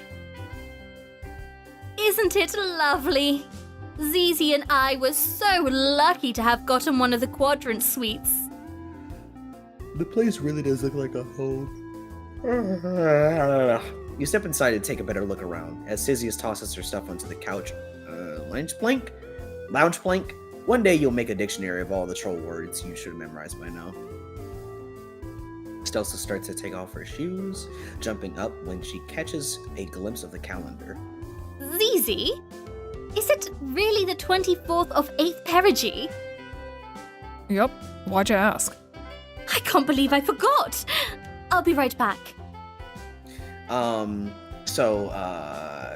I have a request, Anna. Yeah. I have one, humbly so. For the love of God, can you please get the Stelsa voice actor to just like say lines like, "Zizi, can you pass the Zaza?" I mean, I can connect you with Tex, and you can like pay Tex to say whatever the fuck you want. Oh, say less, say less. Actually, less. if you like Tex's voice, you should tune to my channel in 45 minutes to see the cover of Suburban Juxtaposition that I am posting on my channel at 2, where Tex sang in the ensemble for them. Because, of course, on 413, I must go overboard with all the content released. You have to. There's no other way around it. It's one of the 2 days of year where I am legally required to overextend myself to make Homestuck content. The other one being SawCon. Being SawCon Day.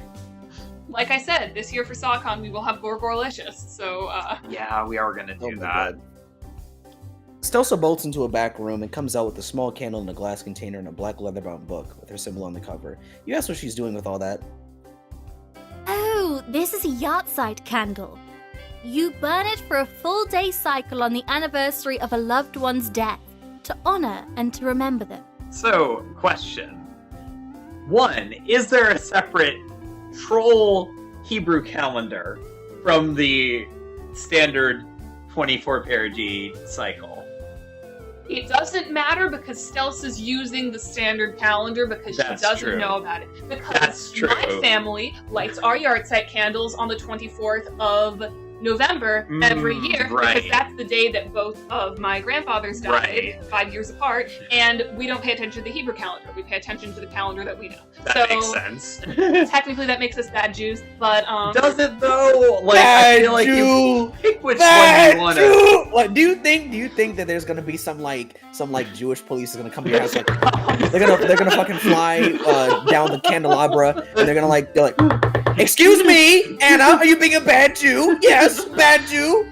I just think it's appropriate that my cousin's yahrzeit is on the eve of Shavuot, because like that feels like a holiday that would be very much like about her vibe if she had been Jewish and not, you know, a lifelong atheist. But you have donated. Oh my god, I'm gonna check yeah. and see how much donation we've gotten.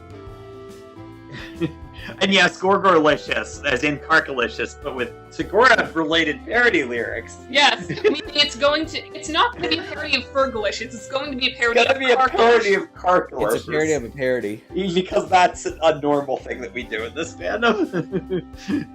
Because I have to.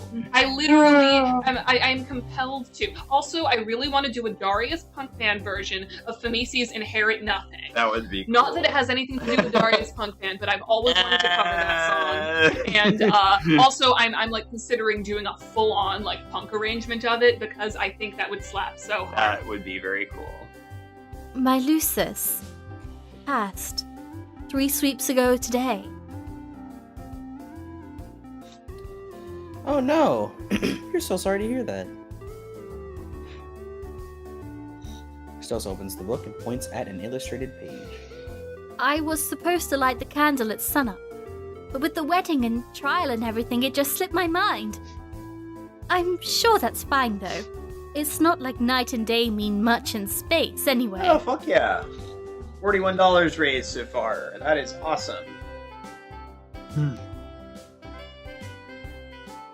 Stelsa lights the candle and stares into the flame. I miss you every day. Oh. You take a peek at the open journal page and wow, this is gorgeous. This is one of those fancy aesthetic bullet journals, isn't it? I think we're going to be looking at it. So fucking many of these.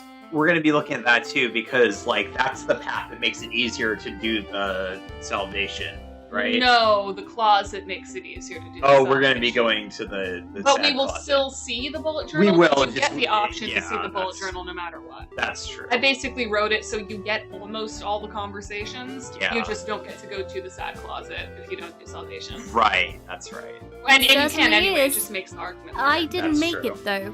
It belonged to my ancestor. Tyrona gave it to me shortly before I ascended. She found it in the contraband locker of all places. Isn't that crazy?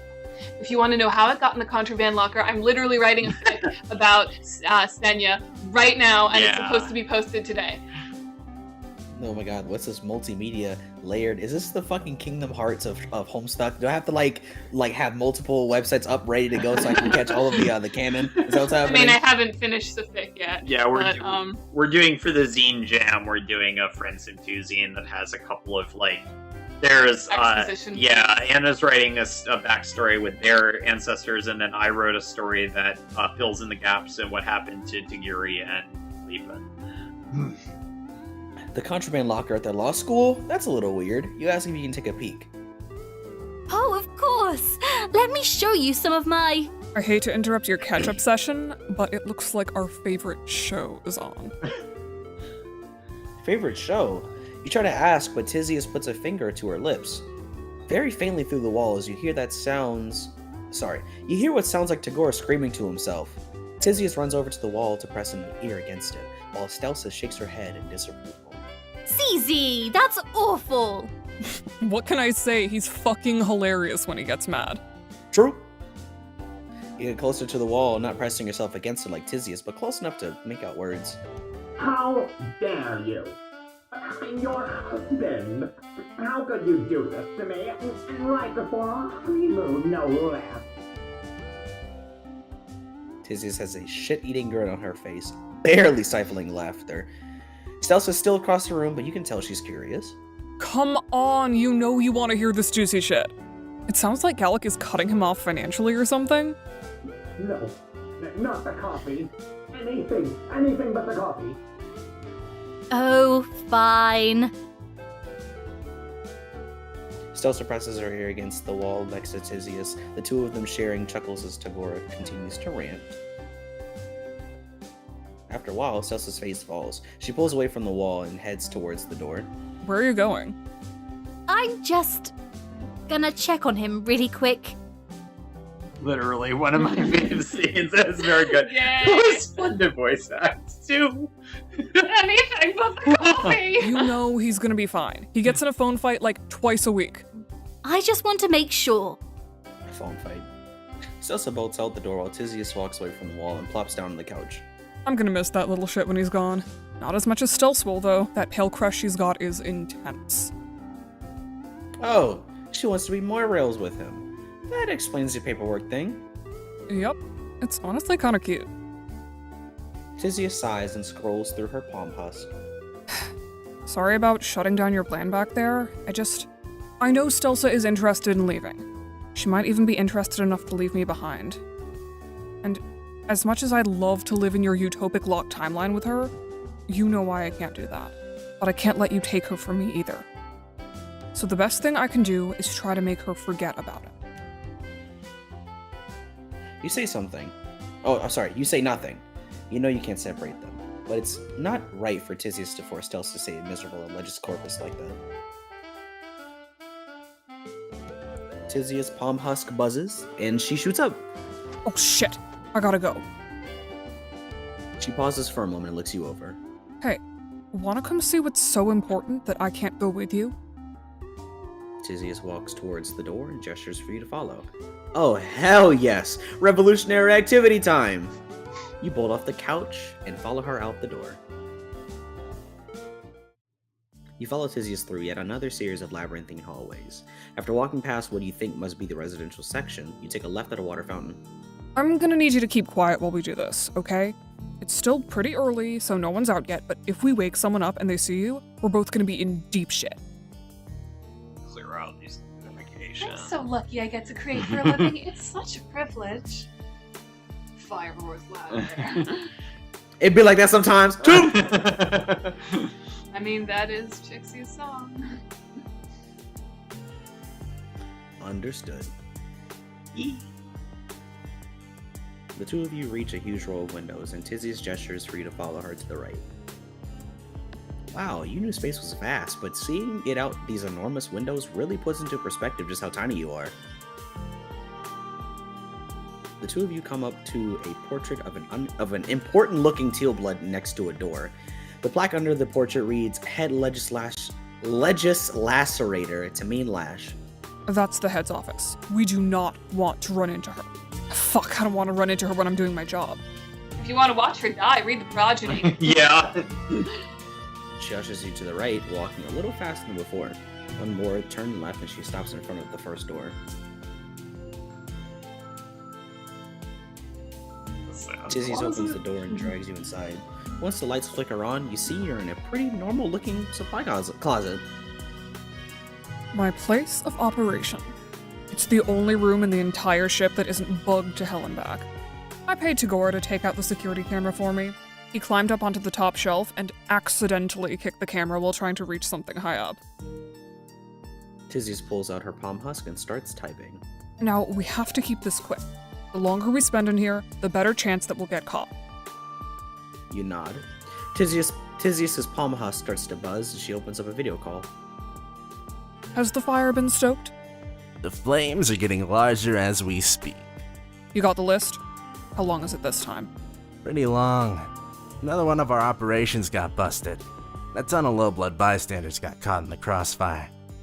Anyone who survived got put on the cull list. Wait a minute. You recognize your... You crane your neck to take a peek at Tizzy's phone and... Oh my god, it is! Robo-buddy? Malik! It's actually him! You practically snatched the phone from Tizzius, much to her displeasure. I never thought I'd see you again. Are you okay? He's so happy! When did you Look get at him! back? They're in love! Look at him! Look at him, boy! You start to tell Malik about your adventures, barely holding back tears as you talk. I'm so glad you're back. I knew you didn't forget about us. How could you forget about him? He wears hoodie every day! Hold on. What's your new husk number? Let me tap you into the secure network. Just as you're about to tell Malik, Tizia snatches her palm husk back. Hate to break up the reunion, but we're kinda on a time limit here. Do you have the names? Oh, right. Sorry about that. Tizia pulls a small notepad out of her pocket and begins writing a list of names that Malik rattles off. Most of them are complete strangers to you, but your ears perk up at the names Tagiri Kalber and Filippo Gozzi. Them again? What can I say? They do a lot. And get caught a lot. Tizia sighs and writes down the rest of the names. Please be careful on the next mission. This is the second list you've given me this week. Hey, I don't like it any more than you do. The Empire pulls its shit whether we want it to or not. I know. Do we still have a minute, or do you have to leave? I gotta get RoboBuddy into the network. I don't want to lose contact with him again. Yeah, sure, whatever. I'll give you two a moment. You make grabby hands at Tizius as she hands you Malik again. The two of you exchange info and Malik tells you all about the rebel chitter feed that he tells you should keep an eye on. You're so glad you found him again. He missed all your friends while you were in the other timeline, but you had especially missed him. Once the two of you wrap your reunion up, Tizius takes the palm husk back to sign off. I'll text you the signal once the records are gone. Of course. Stoke that fire.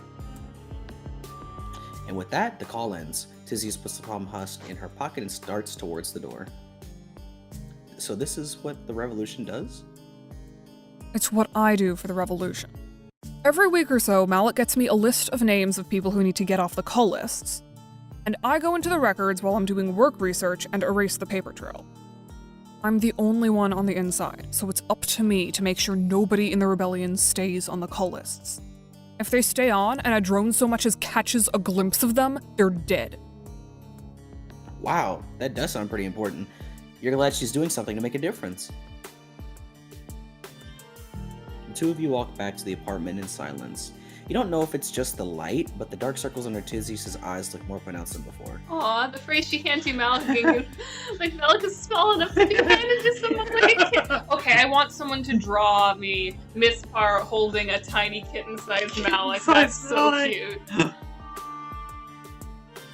You ask her if she's doing okay. She gives you a confused look. Why wouldn't I be okay?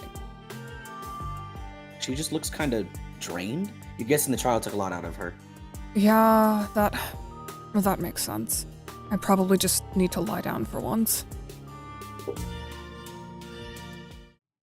The two of you enter the apartment and find Stealth at the dining room table, flipping through her journal. I was wondering where you two had gone. I was just giving our friend a tour of the Eustitia. That sounds fun. Good thing it's after hours, too. Wouldn't want them to get caught. Can you keep them entertained for a bit? I need a nap. Of course, of course. Damn, they're talking about you like you're their kid they need to watch over. Not like you have an excellent track record of not causing trouble, but still. So, are you still interested in taking a look at my journal?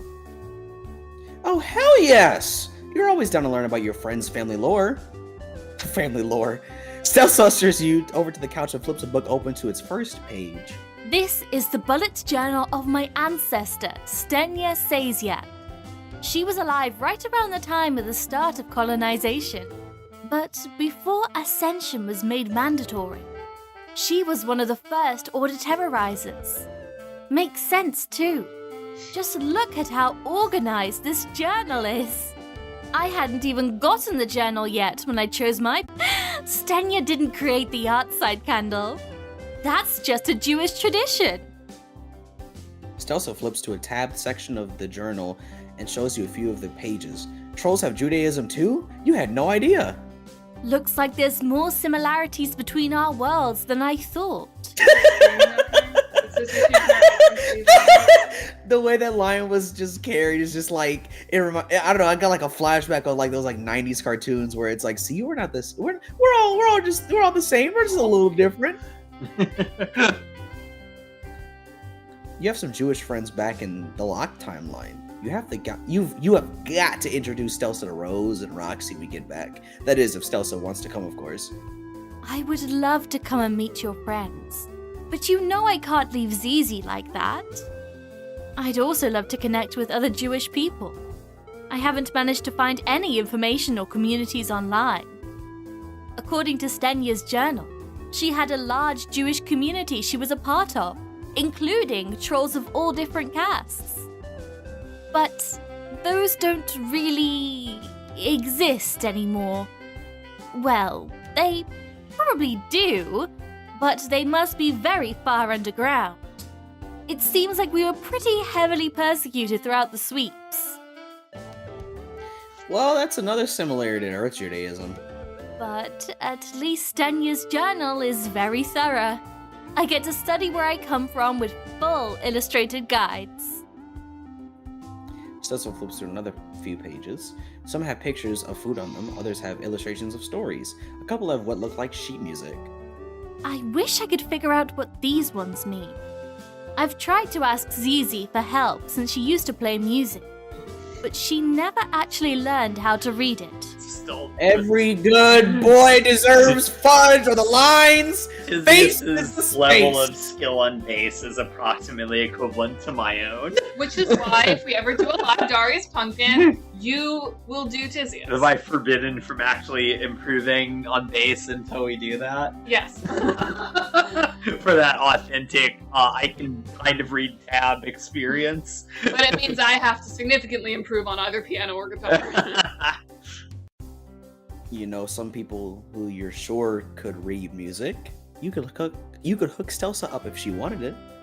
No, I'd rather keep this to myself for now. It's kind of funny. So, like, what is the sheet music that you put in the bullet journal? So the implication was that in taking notes at her various Jewish events, she would notate the music. It's to write it down. It's funny because like a lot of the like in the prayer book, like there isn't musical notation for most of it. Me off.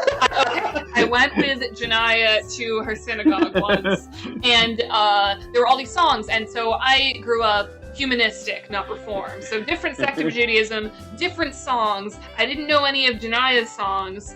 And there was no sheet music. I didn't know where the melodies were going. There's also variations because, like, if the cantor, like depending on who's leading the service, because like sometimes they'll do like there's the standard words in the prayer book, but like there'll be different variations of the tune depending on who's leading it. So like one cantor might do something a particular way, like the Mikamoka or something, but then a layperson reading it would do like a slightly different version of it. So, Like, it's good for people that don't do music reading. write it down. We have a language for this. There's literally a language for music. You but can there's standardize it so everyone can read it. There's like 5 different versions of every single song. So decide which one you want to do every time. I'm a composer. I am a sheet music girl. I'm not just a composer. I'm also a composer who specifically does like orchestration and notation and stuff. Yeah. This is the world I live in. Fair enough.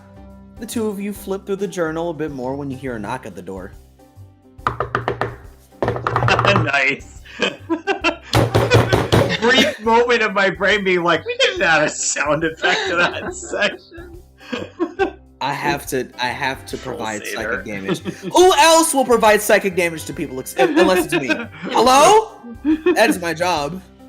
Stelsa opens it, revealing an incredibly disheveled Tagora, his eyeliner running down his face and his palm husking the death grip in his hands. Aww. Oh my goodness! Gorgor, what happened? He's cutting me off. No thanks to you. Gor spits the last bit in your direction. I told you I had something to worry about. Now how am I going to afford anything? Oh my god. It'll be okay. Come on, we can work this out. Stellar voice acting from the community. Partially speaking. Janaya is the best Tagora ever. Can I believe that Janai is the Tagore of all time? Stelsa ushers Tagore out the door and leaves you alone in the living room. Well, guess you're gonna chill by yourself now. But it's so hard to chill when you know you have a mission! Voice acting. When we get to... When we did Volume 5, did we do the risky Easter egg last time? We did, but we should do it again. Should we do it again? I mean, it's 413. Oh, yeah. It's important for... There are other Tagoras. There are other Tagoras, but they usually do Tagora as a deep-voiced British man, and it's just not right. Yeah. Tagora needs to have that wet cat energy. There's a reason why I found Janaya as my Tagora back in 2020 and never let her go. It's funny because the first time I voiced Cigarette didn't sound like that. Yeah, no, it was more of the deep-voiced British man. Deep-voiced British dude. Gorgor the purse song about like the smallest cat. Yes. Oh my god. Why don't I do have a Tagora plush. I was gonna say, why don't I have a Tagora plush? But I literally have a Tagora plush. He just doesn't have horns.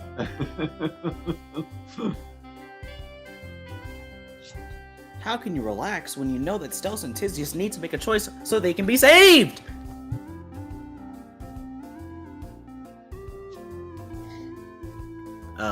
Though now that you think about it, it's not much of a choice. Stelsa wants to come with you. Stelsa needs to come with you if she's going to be happy. Earth has safety, a Jewish community, everything Stelsa could possibly want. Everything except Tizius. You can't split them up, not after all they've gone through to stay together. You wonder if there's any sliver of hope that you might be able to convince Tizius to lead the revolution. There are plenty of causes on Earth she could fight for, and there's no way she's that indispensable to the revolution, right? But you doubt you could convince her. Tizius has a one-track mind when it comes to breaking the system, and no amount of friend persuasion is going to change that. Let's see. Though, maybe you don't have to be the friend to persuade her. Malik seems like he's pretty high up in this rebellion. You bet anything, if he told Tizius to leave the cause for her own sake, she'd have to listen. You plop down on the couch and start scrolling through your palm husk to find his contact. Oh right, you can't call him from here. You have to go to that private closet if you want to call him safely. Just as you're about to get up, you feel a hard sensation against your leg. Stelsa's ancestor bullet journal has slid down the cushion next to you. Holy fucking shit, you want to snoop in. It's so bad! You should really go ahead and contact Malik, but one peek won't hurt. Right. Right. We'll see the bullet journal later. Yeah, we're gonna go to the Malik closet. By the way, There's no time to waste! You bolt the door and start heading to the secret closet. By the way, for those who don't know or are new to the stream, I also designed the bullet journal. So this is Yeah. literally this whole route is just my child. I birthed her with my own 2 hips. I heard like the words like I'm Jewish and it's like a flashbang and like I had to blink twice. Like, oh, okay. It's like, yeah, I see where you're coming from. I see where you're coming from. Oh, I was fuck, you have. entrusted with this route because I'm Jewish, because you kind of, that was the problem with Stelsa in Friendsim 1, is she was given the little bullet point, troll Jewish, and then it was never explored upon. So, in this game, we were like, you know what, we're actually going to fucking expand upon it. Yeah. So, I was given Stelsa. Well, actually, I insisted on Tisius, which meant Stelsa came along. Yeah, those 2 are a package deal. You do not separate them. You literally can't separate them. Unlike some other characters. Yeah. Janaya. You're gonna break so many fucking hearts. I don't know how many people are playing split routes, but we'll see. But, yeah. That's why Stelsa is the very specific Jewish experience of not knowing much about the Jewish experience. Because I don't actually know much about the Jewish experience. Janaya is the one who actually knows about it, because she's converting. Yeah. Didn't they end up removing the troll Jewish somewhere along the line? They did. Yeah, they did. It. Because they removed it because they never explored it, and they realized, oh, is it weird that we made the only character who we labeled troll Jewish deal with money, because auto-terrorizing used to be a money thing, but we changed that so it wouldn't be anti-Semitic. It is kind of weird. Wait, are you telling me that they're just fucking cowards? Is that it? Was that all it was about it? Fucking Okay. cowards. Just fucking cowards? Okay. Well, at least one thing about Homestuck has taught me is that if Canon can't do it, the fandom certainly fucking can slap their fucking bootstraps and call it a day. Oh fuck, you have no idea where you're going. You really didn't think this through, did you? Come on, think! Which way did Tisius take you?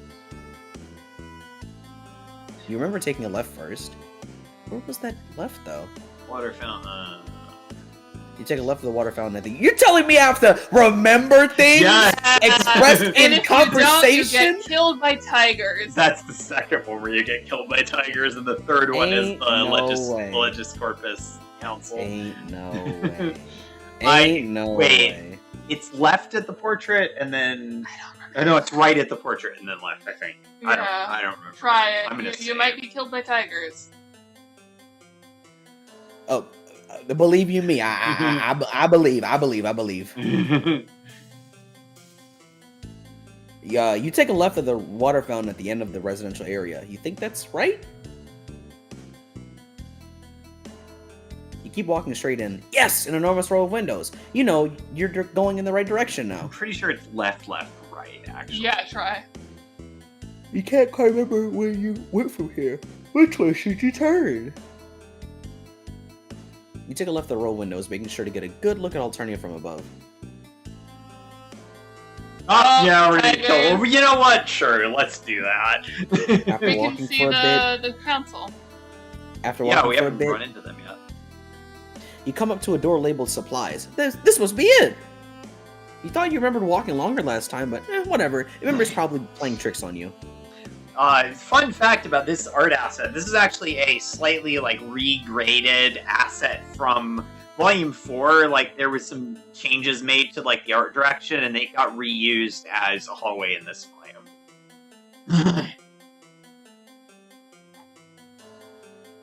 You open the door, and this isn't the same supply closet, is it?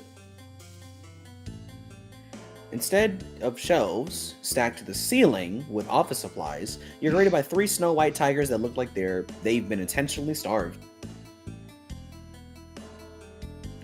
Ah, this isn't an office supply closet. This is a trial supply closet. Those starving tigers don't give you even a second to try and run before pouncing on you. GG's.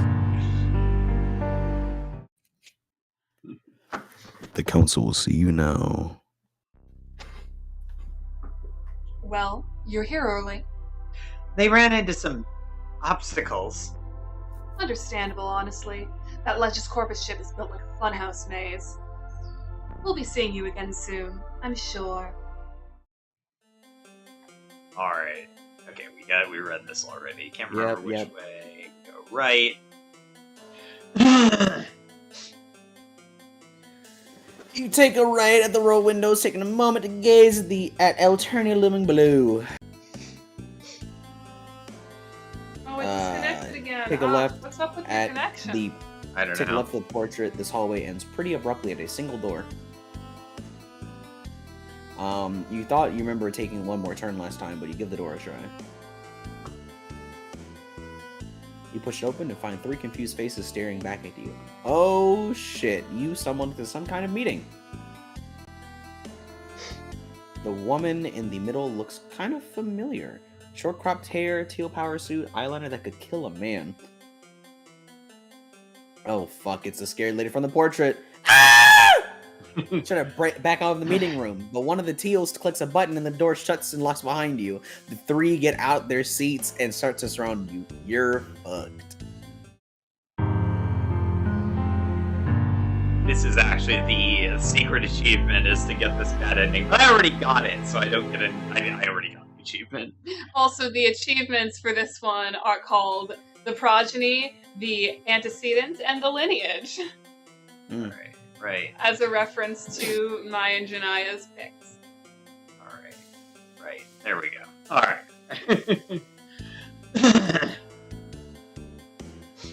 Alright, take a ride at the portrait. You know you're getting close now. One more turn and there it is! Tizius' debug supply closet. You enter and flop down against a huge box laid with supplies before pulling out your palm husk to call Malik. Except the box actually says storage. I misremembered. Yeah, that's fine. After a few rings, he picks up. Has the fire been stoked? What? What fire? You tilt your head and Malik frowns. Show me the room you're in. Tilt the phone showing the supply closet. Okay, good. You're clear. Sorry about that. I guess Tizius didn't tell you about the passphrase. Passphrase? Oh! Is that the thing he and Tizius started the other call with? Yep. We started recall with it just in case one of us is compromised. The network is secure, but people can always listen in or force us to reveal info. You nod. Can't be too safe when committing treason. What's Committing up? treason? Did you miss me that bad? Malik laughs and you give him a smile. You did miss him a ton and you want to just catch up and chat at some point. However, now's not the time. You need to talk to him about Tizius. Danny, the space character, all of the council characters are writers from the game. So, like, at this point, it's just me and Anna.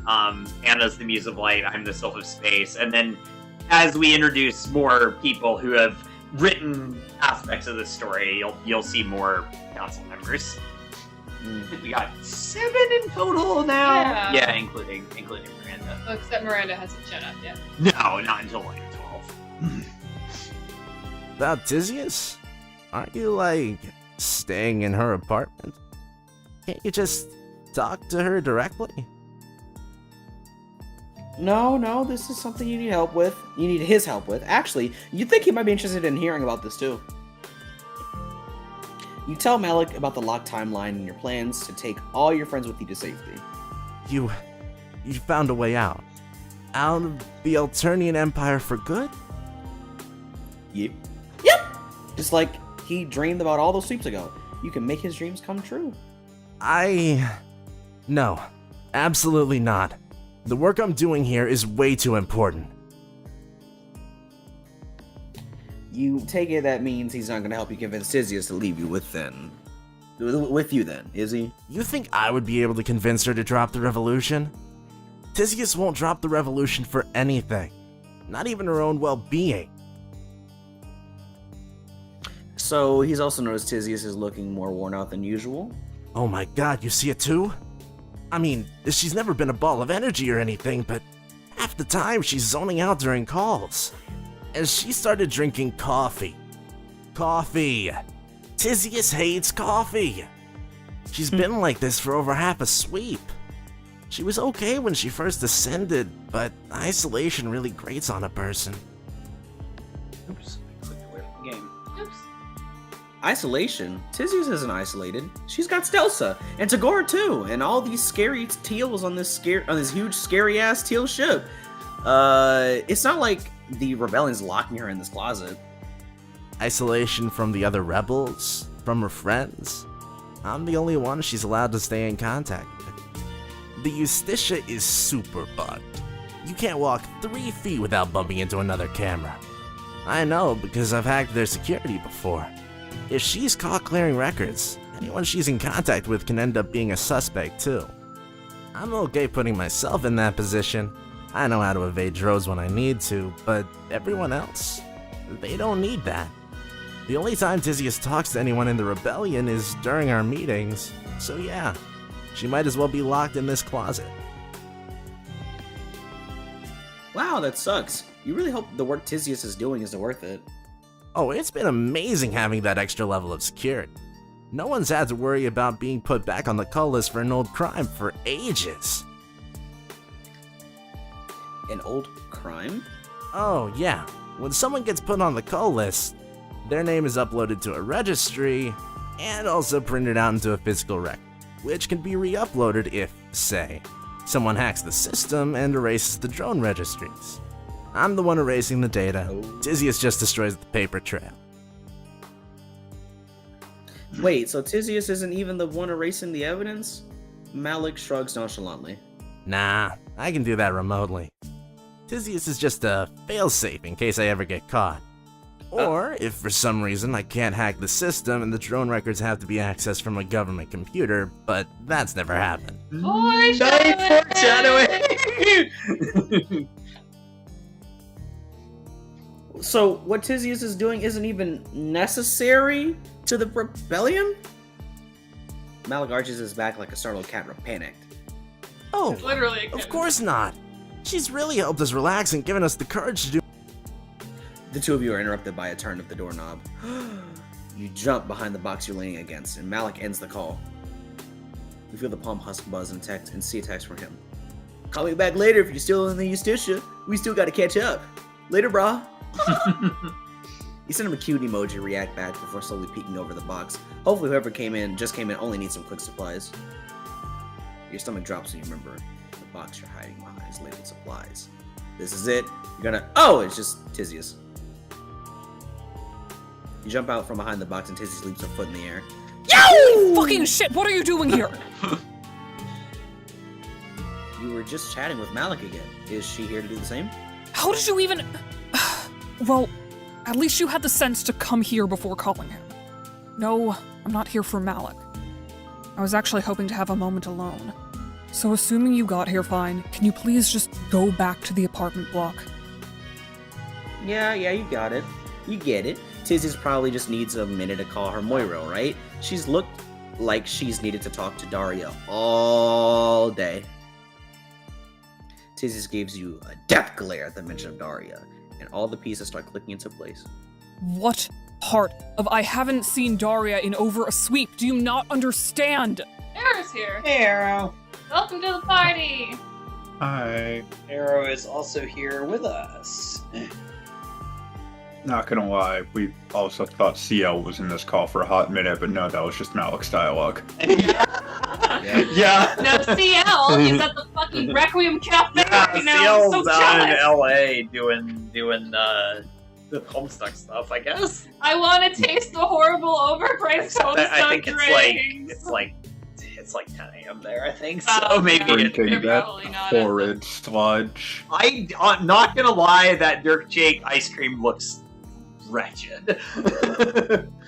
Most of that stuff looks wretched vanilla to pumpkin me, ice at cream? least. Pumpkin ice cream. I don't want pumpkin ice cream. I mean, pumpkin ice cream. Okay, would be pumpkin pretty ice cream's good.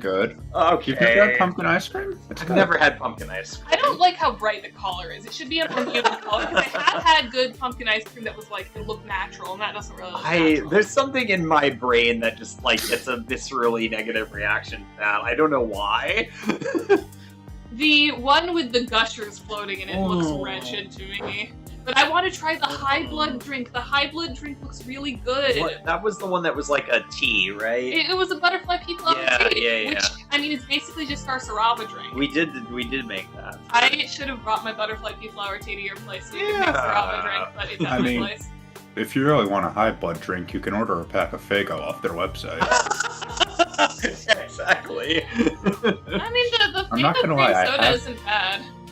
Yeah, no, Faygo's really good. I'm fond of their candy apple flavor. It tastes like a candy apple. I don't know how they do it. Their red pop is the most repugnant thing I'd ever put in my mouth. I drank it at a con once, it was awful. But yeah, the cream soda's pretty good. Apparently the root beer is like one of the best root beers available on the Oh market. shit. Don't like root beer in general, but I believe it because like their soda in general is fairly sweet, isn't it? Yeah, it's based off of a frosting recipe, I think. Right. I wonder Sorry if to Faygo derail root the beer- stream. Into No, you're Faygo good. talk. Don't worry, Wonder if it's the being Faygo it's being continuously It's derailed. relevant. Yeah. Kind of. I think there was this article in a magazine about like the Faygo flavors reviewed by actual juggalos. Let me see if I can find Oh that. my god. You thought she had just met in person. You never thought, oh god, everything Malik said makes so much sense now. When I ascended, I had to make a choice. I could either leave the rebellion forever and be a good little cog in the legal machine, but keep all my contacts from the planet, or I could become an indispensable part of the revolution, but never talk to anyone again. The choice was obvious. I thought I'd be fine. I'd only been Moirails with Daria for a sweep at that point, and it's not like I was dying without one before. And it was fine, at first. But the work up here gets so soul-crushing, and I can't really complain to Stels about it. She lives for bureaucracy. And just... fuck, I miss her so much. Oh my god. I needed to look at that after. Also, Faygo root beer, also root beer discourse, is what Lilac Leona says. Yeah, I didn't realize root beer was such a hated flavor outside the US. I always loved it, but Jenna doesn't like it. I never liked. I only liked root beer candy as a kid, but I never liked root beer soda. I'm kind of particular about sodas, especially like anything that's like root beer adjacent. So I don't like Dr. Pepper either. Apparently, Dr. Pepper has tomato flavor in it. Yeah, That's I one of didn't the know 23 that. flavors. Like I like a few sodas, but But do you like Mr. Pibb? I don't think I've ever had Mr. Pibb. What about DNL? I theoretically could have had that because I was like of soda buying age when it existed, but I didn't ever drink it. What about Tab? I've also never had Tab. I would probably hate it because I think Oh, it's like it's a diet. it's a If you diet get soda. I would hate Yeah, Tab. I hate diet sodas. Well, it was bad. The It's worst- gone now. The worst soda I've ever had is Moxie, which I think is still being made, and it's just gross. Like, it Oh, tastes God. like medicine. I think it was marketed as medicine.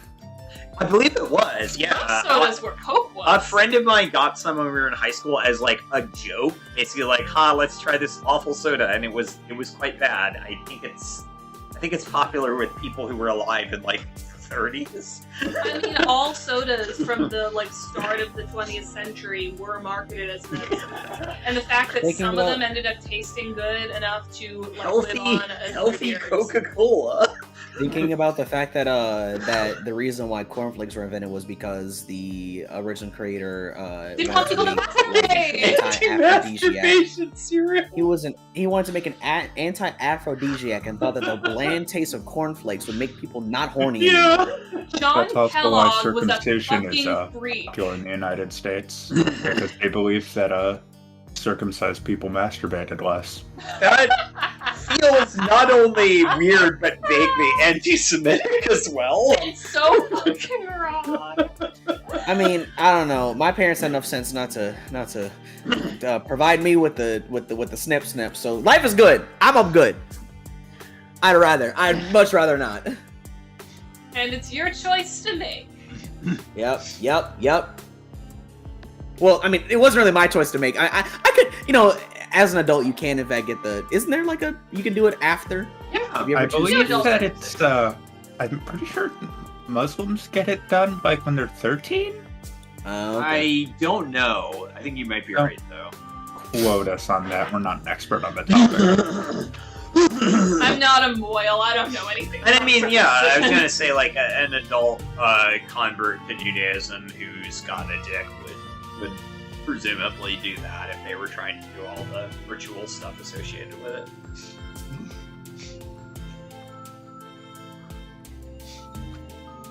Shall we Tizzy's- continue? Yeah. Yes. Tizzy slumps against the shelf and draws her knees up to her chest. You take a seat next to her. So no, I don't get to just call my Moirail and talk through my problems. All I get is this fucking closet. If being in the closet is reminding her too much of this rebel shit, why doesn't she go back to the apartment? No, I can't. I can't let Still see me cry. Tizzy just curls in on herself. Aww. You try to put an arm around her, but she shrinks away. You want to do something to help. She can't keep living like this. You think I don't know that? You think I don't know that I'm falling apart? Stealth tells me to slow down. Malik tells me to take a break. Even Tagora has noticed I'm more fucked up than usual. And now you barge in here threatening to take away my last piece of stability. I've already torn myself up this much for the revolution. Can't give it up now. Well, there's always more than one choice to be made. She can't go with you, but staying here is destroying her. There wouldn't be any way to convince Delsa to leave the Eustitia and join the revolution, would there? No fucking way. I love Stealth, but she's never taken a risk in her life. God, you have no idea how much I've dreamed of escaping from this hellhole with Stelsa. Just the two of us, disrupting the system hand in hand. Just like Tagiri and his Moirail. Who would have thought he would be the one who got out? Damn, you really need to do something to help her. You try to comfort again, but Tizzy pushes you away. I just need to be alone right now. Okay? Fair enough. You leave the room and close the closet door slowly, leaving Tizzy in the dark. As you make your way back to the apartment, you think about what Malik told you. Tizzy's role in the revolution isn't entirely unnecessary. If she left, they would still exist without her. If Tizzy's knew that she's not as indispensable as she thinks she is, would she still martyr herself like this? You bet if you talk to her again when she's calmed down a bit, you can convince her to leave with you. And maybe with Tizzy's on your side, she could convince Malik and Daria and the other rebels to leave too. This quest might not take as long as you thought. You're hoping that when you get back to the apartment, you can hang with Stelsa some more. But when you get there, she's nowhere to be found. Still with Tagora, maybe? You hear a faint voice at the door in the back of the apartment. Yes, I'll get right on that. I know it's due this evening, but I let you all know I would be out of the office this weekend for a hate wedding. I filled out all the unpaid leave paperwork, even made sure it was filed properly myself. Yes, I understand. Of course, Mr. Adi.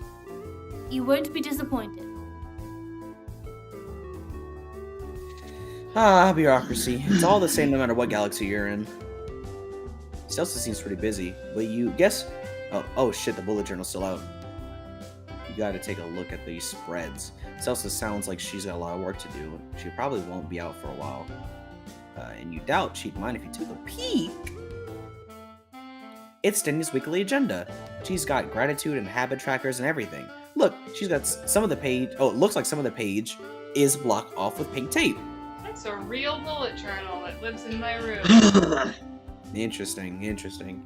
You wonder if it was Stenya who put that there, or Stelsa.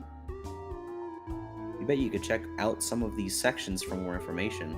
Your Alternian might be spotty, but you can definitely still read it. We're gonna just skip through it.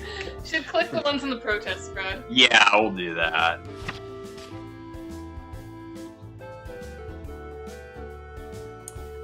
A monthly calendar! 14th Perigee. Huh. You always assumed Alternian months would have actual names. That would be like if you called July month 7. It's the candle spread from before. How do you pronounce it again? Yard site. Yahrzeit? Alright, Yahrzeit candle. To remember the dead. Thank you. And the one in the box that's literally the Mourner's Mourner's Cottage, Cottage. translated into Alternia. Transliterated from Hebrew, and then whatever you call it when you change the font to Alternian. You just do the good old MS Word. You gotta click change the around. No, paper. you don't. You can just click across, because people would miss it. Oh. Yeah. Holy shit! Are these plans for an anti-Empire protest? Was Stelsa's ancestor a protest leader? This can't be right. Stelsa would never be proud about being related to a protest leader. Then again, that would explain the tape. You gotta take a close look at this. Looks like she was protesting essential recruitment. We will surround the recruitment center and block all entrance. Sounds like a solid strategy. Knowing how things are now, you don't think it worked though. But it looks like all protesters got a free breakfast at least. Protest supplies! Let's see, food, water, first aid kit. This looks pretty standard. Eye protection, body armor, horn prosthetics. This looks pretty intense. Frequency disruptors? Shit, what was Stelsa's ancestor up against? Is this a hand-drawn map? That's so cool! With color-coded routes and everything. Color-coded, it's so cute. You're guessing this was probably photocopied and passed around to protesters beforehand. Or maybe she just hand-drew the same map over and over again. Nah, that's probably way too much work. Then again, you see how much Tizius wears herself out for the sake of revolution. What's saying Stelsa's ancestor wouldn't have done the same? And then there's the bottom text. Oh yeah, that's right. They can't arrest us all. Too bad. You sure hope they didn't. Then again, knowing the Empire, they probably did way worse than just arrest protesters. It looks like they were marching pretty close to a drone maintenance facility, so you're guessing this event probably didn't end well. Yeah, this event, Senya gets caught and then tried, and her fucking trial partner / Kismesis fucking murders her.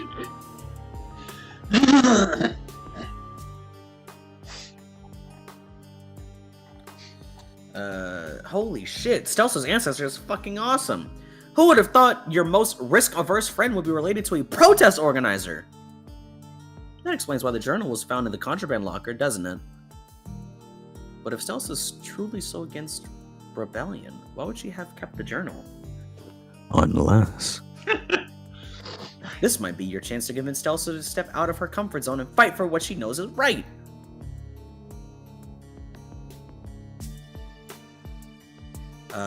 As you are considering what to do with this new info, Tizius comes back into the room. Her eyes are puffy and she looks no less worn out than she was when you left her in the closet. She flops down in a chair and not giving you a second glance.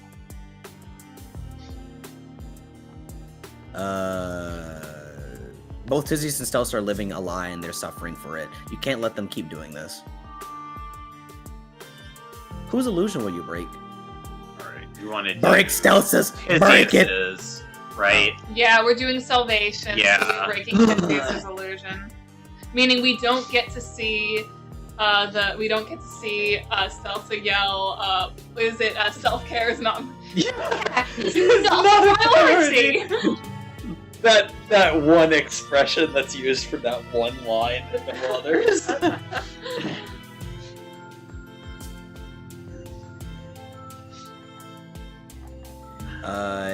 You warily approach Tizius, careful not to breach her personal space too much. You ask if she'd be okay with to talk for a minute. Tizius sighs. Sure, I guess. So, it sucks up here. Yup. Took you long enough to notice. Like, really sucks. Is she absolutely sure she won't reconsider your offer to take her off planet? Like I said, I'm needed here. Give me one reason why I should abandon the cause I've spent sweeps fighting for to leave for some mythical paradise. Is he Daria again?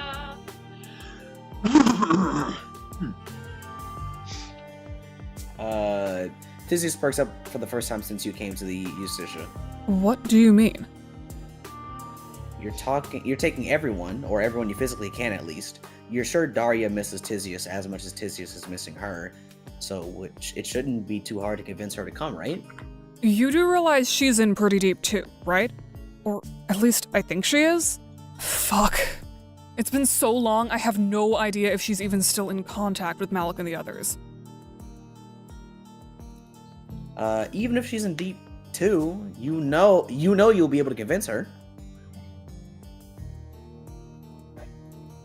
And if Tizius leaves the Justitia, she'll be able to contact Daria and help you to convince her too. Holy shit. I could actually see her again. Wait, no. I'm doing too much important work up here. What would I tell Malik? Mental health, right? Okay. Yep. Do anything she doesn't want to do. He's a nice guy. He knows what it's like to feel helpless. Not to mention, when you talked to him earlier, he said he was worried about her, especially coffee drinking. Okay, but you'd start drinking coffee too if you had to listen to Head Legislator Lash's pep talks every morning. I guess he has been trying to get me to take a break. But that's a break. That's me taking a week away from my burner husk, not leaving the cause entirely. What would the rest of the rebels do if I wasn't here as a failsafe? What could they do without me? She does realize she's not necessary for the revolution, right? What? Of course I'm necessary. What are you talking about? I'm the indispensable failsafe. Malik told you himself. He's the one deleting the names from the registry, not her. Of course he's deleting the drone registries. He's been doing that for fucking ever. I'm the only one who can burn the paper trail. But the paper trail doesn't actually need to be burned. When you were talking to Malik earlier, he said Tizius' job was to delete stuff just in case he was caught or somehow failed. When was the last time that happened? Never. But it could. Wouldn't the rebellion have bigger problems if Malik was caught than whether or not old records are deleted? Realization smacks Tizius across the face. God, if Malik was caught, we'd have to put everything on hold, wouldn't we? We'd have to go even further into hiding? Nothing could get done until we got another tech guy on board who's high caste enough to sneak under the radar? Fuck! If that happened, there's nothing I could even do up here, is there? Right! When I first agreed to cut contact with everyone, before I actually made it up to the Justitia, I thought I'd have access to more records, more top-secret information. I've got the library, of course, but there's some stuff I won't even get to think about touching until I'm promoted to full legislator. That sweeps down the line. I'm not even that useful up here until then, am I? Tizius flops on the couch, the weight of the last sweep finally becoming too much to bear. There's no point in me torturing myself for a redundant job. I want to see my Moirel again. Oh. You leave Tizius lying on the couch and knock on Stelsa's door. Who is it? You ask if Stelsa can come out for a moment. You and Tizius have something you want to talk about.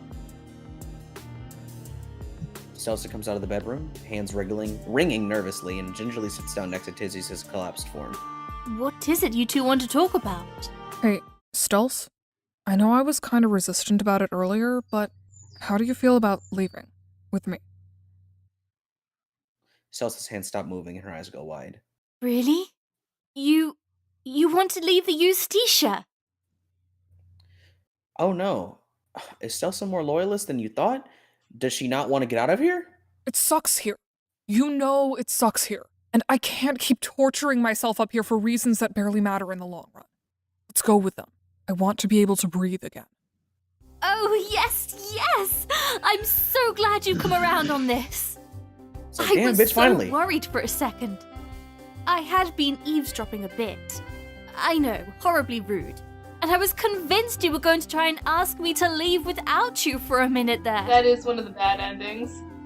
Like, where you tell Tizius that Stelsa would be so happy, and she's like, oh fuck, Stelsa would be so happy. I can't keep Stelsa from being happy. I'm gonna tell her to fucking leave me! Which you know I could never do. Not gonna lie, I was feeling pretty guilty about keeping you here. I almost suggested it. But now you don't have to. Oh, it's going to be so incredible. Stelsa wraps her arms around Tizius, practically lifting her off the couch. Oh, we'll be be able to get an apartment together, far from our work, just like back on planet. And I'll finally be able to look more into Stenya and her culture. And I'll actually be able to talk to Daria again. Celsa pauses and stares at her mate's friend. What do you mean? Aren't you always leaving the apartment to talk to her? Ah! No. That's funny. It's a long story. I'll explain it to you when we're away from the Eustacia. Far away. Speaking about that, how are we supposed to get off the Eustacia? Are you taking us to the new universe now? No, you still have to figure out some stuff with that. They can hitch a ride with Tagora, right? Of course. I'm sure he won't mind.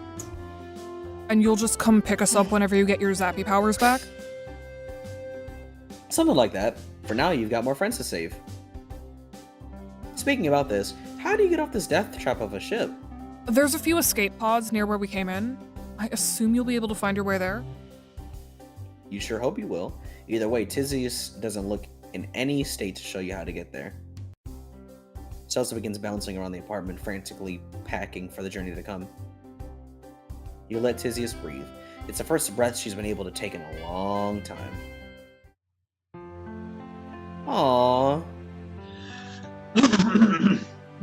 I do have a strong bias towards the revolution path on this one. Mm-hmm. It's so much better than the salvation path. Like, you know, making Tizius happy is a fun time, but you're missing all the ancestor lore. You miss the part where you find out that it's Tizius' ancestor who killed Stelsa's ancestor. Yeah, true. You're missing, you know, all the... I don't know. I'm a fucking sucker for the ancestors. It's important to see how all the timelines still I'm gonna use the bathroom so y'all can, like... Shall we start the next round? No, there's a lot of, like, interaction required in the next one. Yeah, there's a ton of QTs, and that's the one to walk around. So I just gotta go pee. I'll be right back. All right. So while we wait for Janaya to pee, how's the chat doing? How's your 413?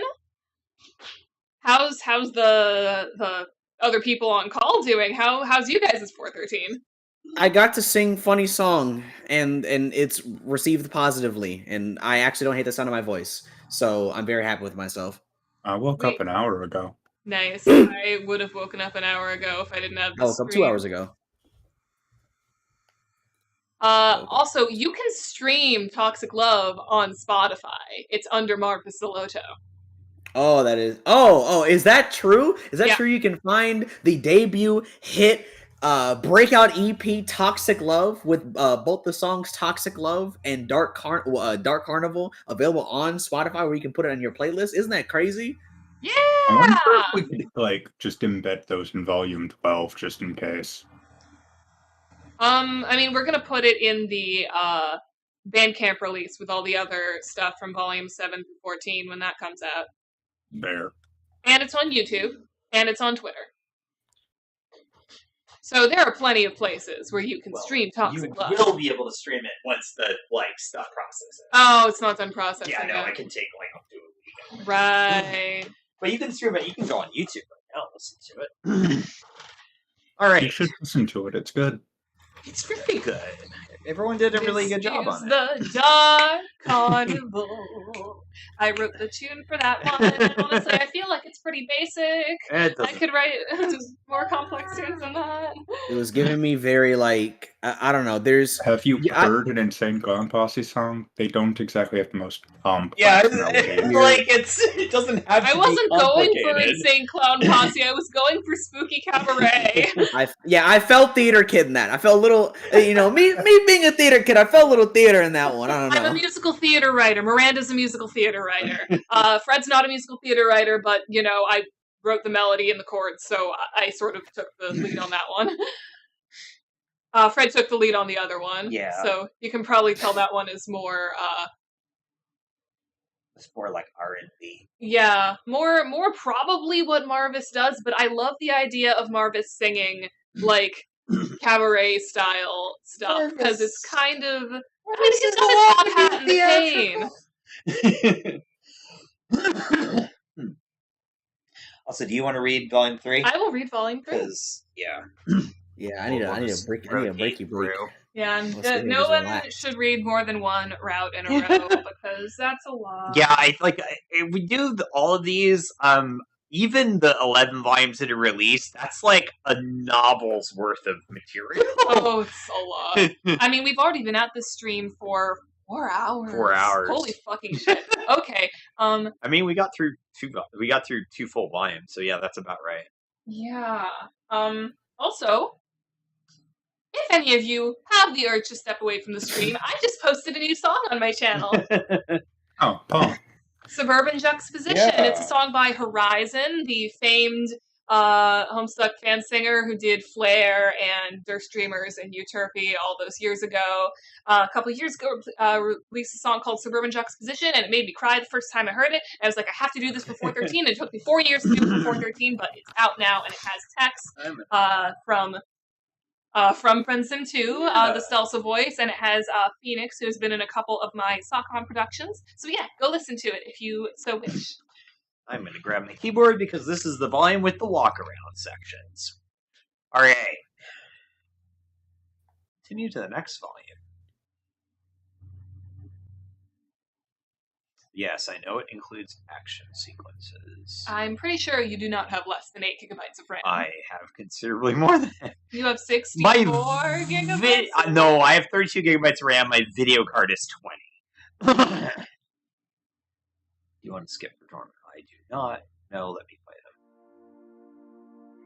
them. The trip down from the Eustacia to Alternia is a bit bumpy one, and you're starting to feel more than a little bit sick to your stomach, but it's also giving you a chance to be alone with your thoughts for the first time in a while now. It's not that it doesn't make sense that things would have changed in the past few years, it's just you weren't ready for the ways that things have changed. You weren't ready to see just how much your friends are really hurting, for the realization they were all condemned to an inescapable fate before, and now that fate has come to pass. You don't like thinking about this, but you're having a hard time remaining optimistic. After what happened on the Eustacia, after the way that you were forced to confront the reality of the system on a scale you couldn't even imagine, right now you're ready to settle in and figure out what's happening down on Alternia. Surely some of your friends will still be around. You figure you can find the Jade Caverns easily enough and then go from there. It's not a good plan, you'll admit, but it's all you've got. Still, you can't help but feeling a little bit nervous about the whole thing. You made a promise to Tisius, a promise you made knowing full well you have no way to guarantee your ability to keep it. What if you show up and Daria doesn't want to come with you? What if, like Tisius, her instincts are to stay behind and try and make things better? Are you going to be able to convince her that she needs to change her mind? What's going to happen if she stays? What are you going to tell Tisius? The good news is you don't have to keep worrying about the far-reaching consequences of your actions for much longer. Bad news is because the collision proximity alert is going off. Collision alert. You struggle to find some way to control the pod. It really doesn't seem like this thing was designed for manual. Collision alert. Which seems like a serious oversight. Collision alert. You need to speak to the manufacturer to get out of this alive. Well, looks like you're going to be hitting Alternia a little bit earlier than expected. Collision alert. Hitting, in this case, being Rip to Mistmark. Well, at least you aren't dead. The world swims in front of you, coming in and out of focus. All around you, the escape pod's view screens blare in incoherent static at you, and your head is throbbing with pain where it collided at the side of your seat. You'll say this much about the quality of Imperial tech: the hatch on the escape pod only came off a little bit when you landed on the planet. And you're alive, which wins this experience an extra star on Grelp, or whatever the equivalent vaguely referential analog to human experiences is. It doesn't seem like anything on you is broken or misplaced, and you're only bleeding a little bit, but it would probably be a good idea to try and get out of the escape pod before it catches fire or something. Struggling against the safety restraints, you manage to pull yourself free and locate the emergency release for the door. You pull the lever down, and the door blasts off its hinges, landing nearby. Immediately, the light streams into the escape pod, flooding the dim interior. Okay, well, you're definitely on Alternia. That's good, at least. For a second there, you were worried that you were going to land on some kind of weird spaceship or something. The bad news is, you can already see the dawn light, and it won't be long before the light of the Alternian sun gets to be too much for your sensitive, non-rainbow drinker skin. Your hoodie might be fashionable and smell faintly of sandalwood. I love how you canonize what Malik smells like, and somehow... Tell me that he wouldn't wear fucking sandalwood smell. I don't think Malik would wear any smell. He would smell like fucking Doritos and Mountain Dew. But it is not even close enough to keep you safe from the sunlight. Malik smells like Matthew Lillard's character in 1995 movie Hackers looks like. Okay, then we're implying that that Miss Farr wears sandalwood scented cologne. To cover up the I smell of can see that. Doritos and Mountain Dew. Yeah. Also, I read this line during testing because this route was one of the ones that required a ton of testing because of the walk around. I read this line so many times to myself. With a groan, you pull yourself up and out of the hatch, landing softly on the ground. A wide swath of freshly turned dirt traces out from where your pod landed. You'll figure you'll just kind of start walking in that direction and see what happens. Okay. This is interesting. For some reason, things look different. You're not sure exactly how to put it into words, but everything just has a strangely symbolic vibe to it now. Hey, you. Yeah, you. The person who's playing the game. I know this probably isn't what you expected from a Ren'Py game, but it's pretty intuitive. You can still use your mouse to point and click your way around. You could use the keyboard arrow keys too, and if you've got any questions, there's a help section you can check out. You blink. You must have spaced out there for a second. Like, oh man. You can't keep wasting time like this. Daylight is coming. Not far away, you can see a series of low walls made of some kind of pinkish stone. You could probably use those in a shelter from sunlight in a pinch. Good to know.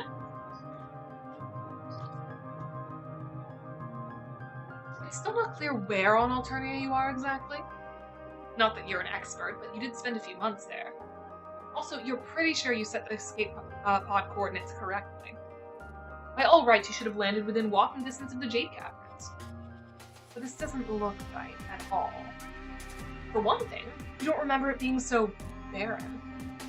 It almost resembles the area around the Skylar's Ranch, but something is subtly off about it.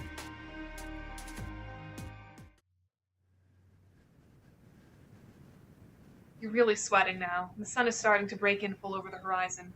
You need to find shelter quickly before you'll end up frying. Wait a minute. Something feels wrong. You feel something pass inches from your head and stumble back and fall over onto the dusty ground. You realize several important key details all at once. 1, you aren't dead. 2, you're closing your eyes so tightly it hurts. 3, someone's shooting at you. You're not sure where, but someone is definitely shooting at you. From the sound of the gunfire, it seems like the sniper is somewhere down toward that large, ominous-looking series of buildings in the distance. You really don't remember any of this from the last time you were on Alternia. Fuck, shit, fuck, shit. This is really solidly in the bad things category. Not only being shot at, the sun is just about to the point where it's going to really start hurting. Your spot behind the stone wall provides a little bit of shelter and cover, but it's not going to last very long. Either you're going to fry out in the sun, or they're going to get an angle on you and shoot you. Neither of those is a great outcome. Okay, shit. You can see a series of walls leading toward the base in the distance, and then it looks like the terrain gets rough and rocky. You think that maybe there's a chance that if you make it a little bit further down, there might actually be somewhere you can hide if you don't die, where you won't die. And if you're being really honest with yourself, not dying is basically the only thing on your mind right now. You can't stay in one place for too long. If you do that, the sniper will get you. For sure. If you stay too long in the sunlight, you're gonna fry. So yeah, basically, this sucks all around.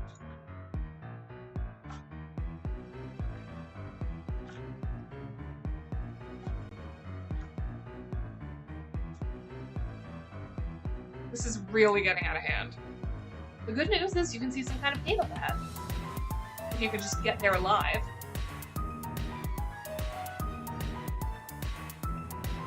You stop for a second to take a deep breath again. There's something up ahead, maybe another 50 yards down. You just need to, survive to make it. No big deal, it's fine.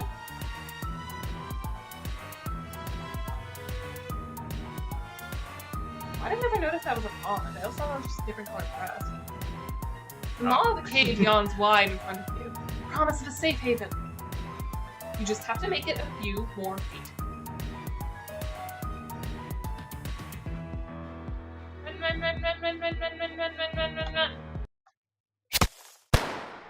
You rush up to the mouth of the cave and dash forward, taking a few feet in the air as you dive straight in.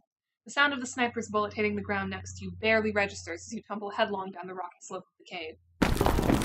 After a series of painful tumbles, you wind up lying on the floor of the dark cave. Well, this kind of sucks, but then again, you're not gonna lie, this is pretty on brand as far as things have been going lately. At least down here, you're safe from the Alternian sunlight and the sniper fire. Right now, that's about the best you can hope for, so you settle in to wait for nightfall and hope things will improve once the sun goes down. I'm telling you, It's ain't a active thing for- out here. Alright, I'm gonna clear My out. single is now number 5 on the charts on Slaughterpie. Slaughterpie/Pixie. Maybe some of us didn't want to be fucking military commander when we grew up. I know we're not reading these, I just wanted to read some of them. Also, I canonized the Fox Leases. I miss Fox Lunch so fucking much. I hope she's doing okay out there on her own. If you ever like someone, I just don't know how to tell them. Barvis, Delsa, No matter what happens, you'll always be with my mates, Rick. fucking Zebra. I'm gonna head out. Y'all have a good Alright. time. See, and thanks thank you so for much for coming by. joining. Wait, huh? There's like 3 people talking. Hold on, what? Oh, thanks for coming. You're welcome. Y'all have a good stream and stream Dark Carnival Yeah. and Toxic Love. Yeah, do it, cowards. You hear me doing it. You know it's right there. It's literally right there. You can listen to it anytime you want to. Yeah, don't listen to it when you watch the stream. Watch the stream.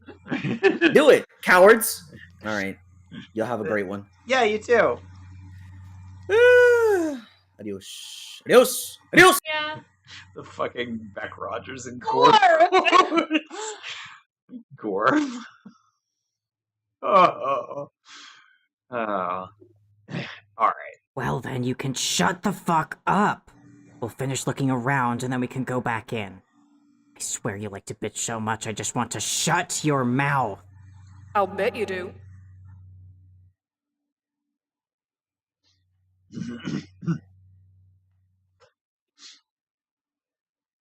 You didn't even notice when you fell asleep.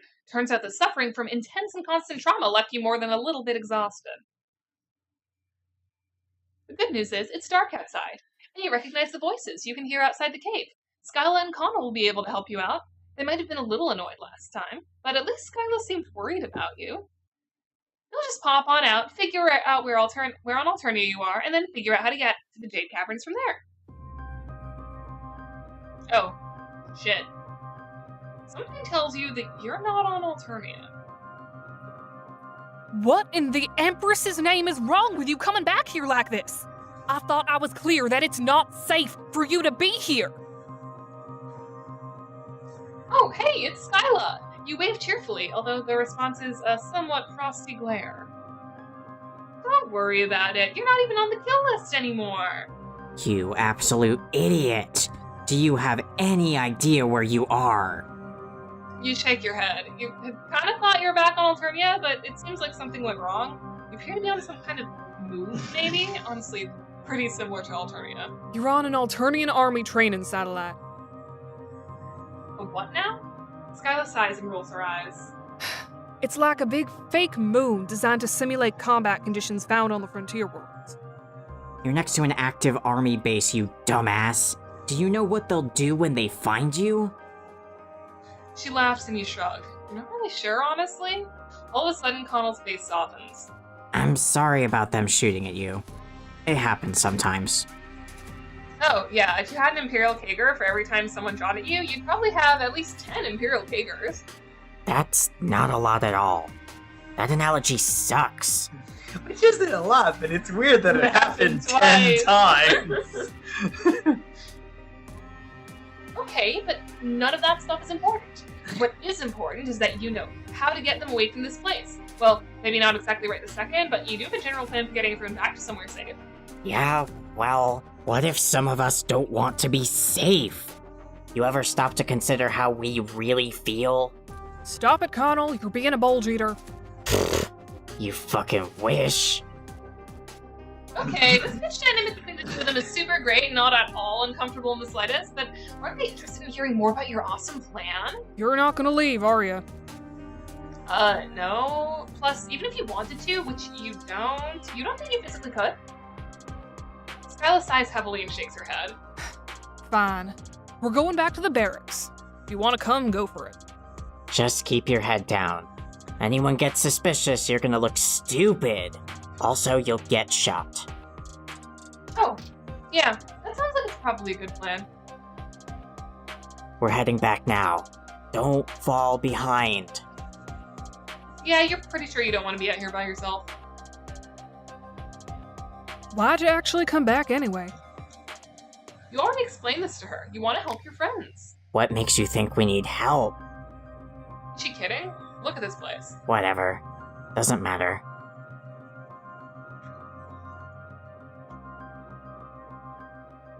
As you're walking, Skyla pulls you off to the side quickly.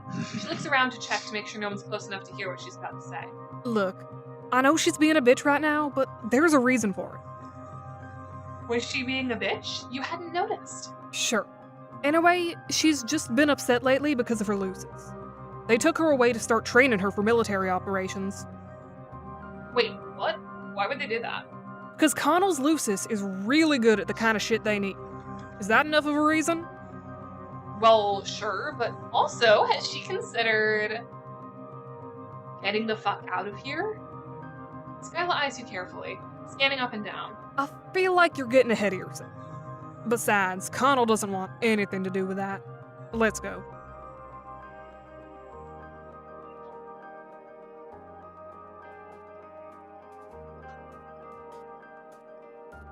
After walking for what feels like an absurdly long time, you finally make your way inside the perimeter of the army base.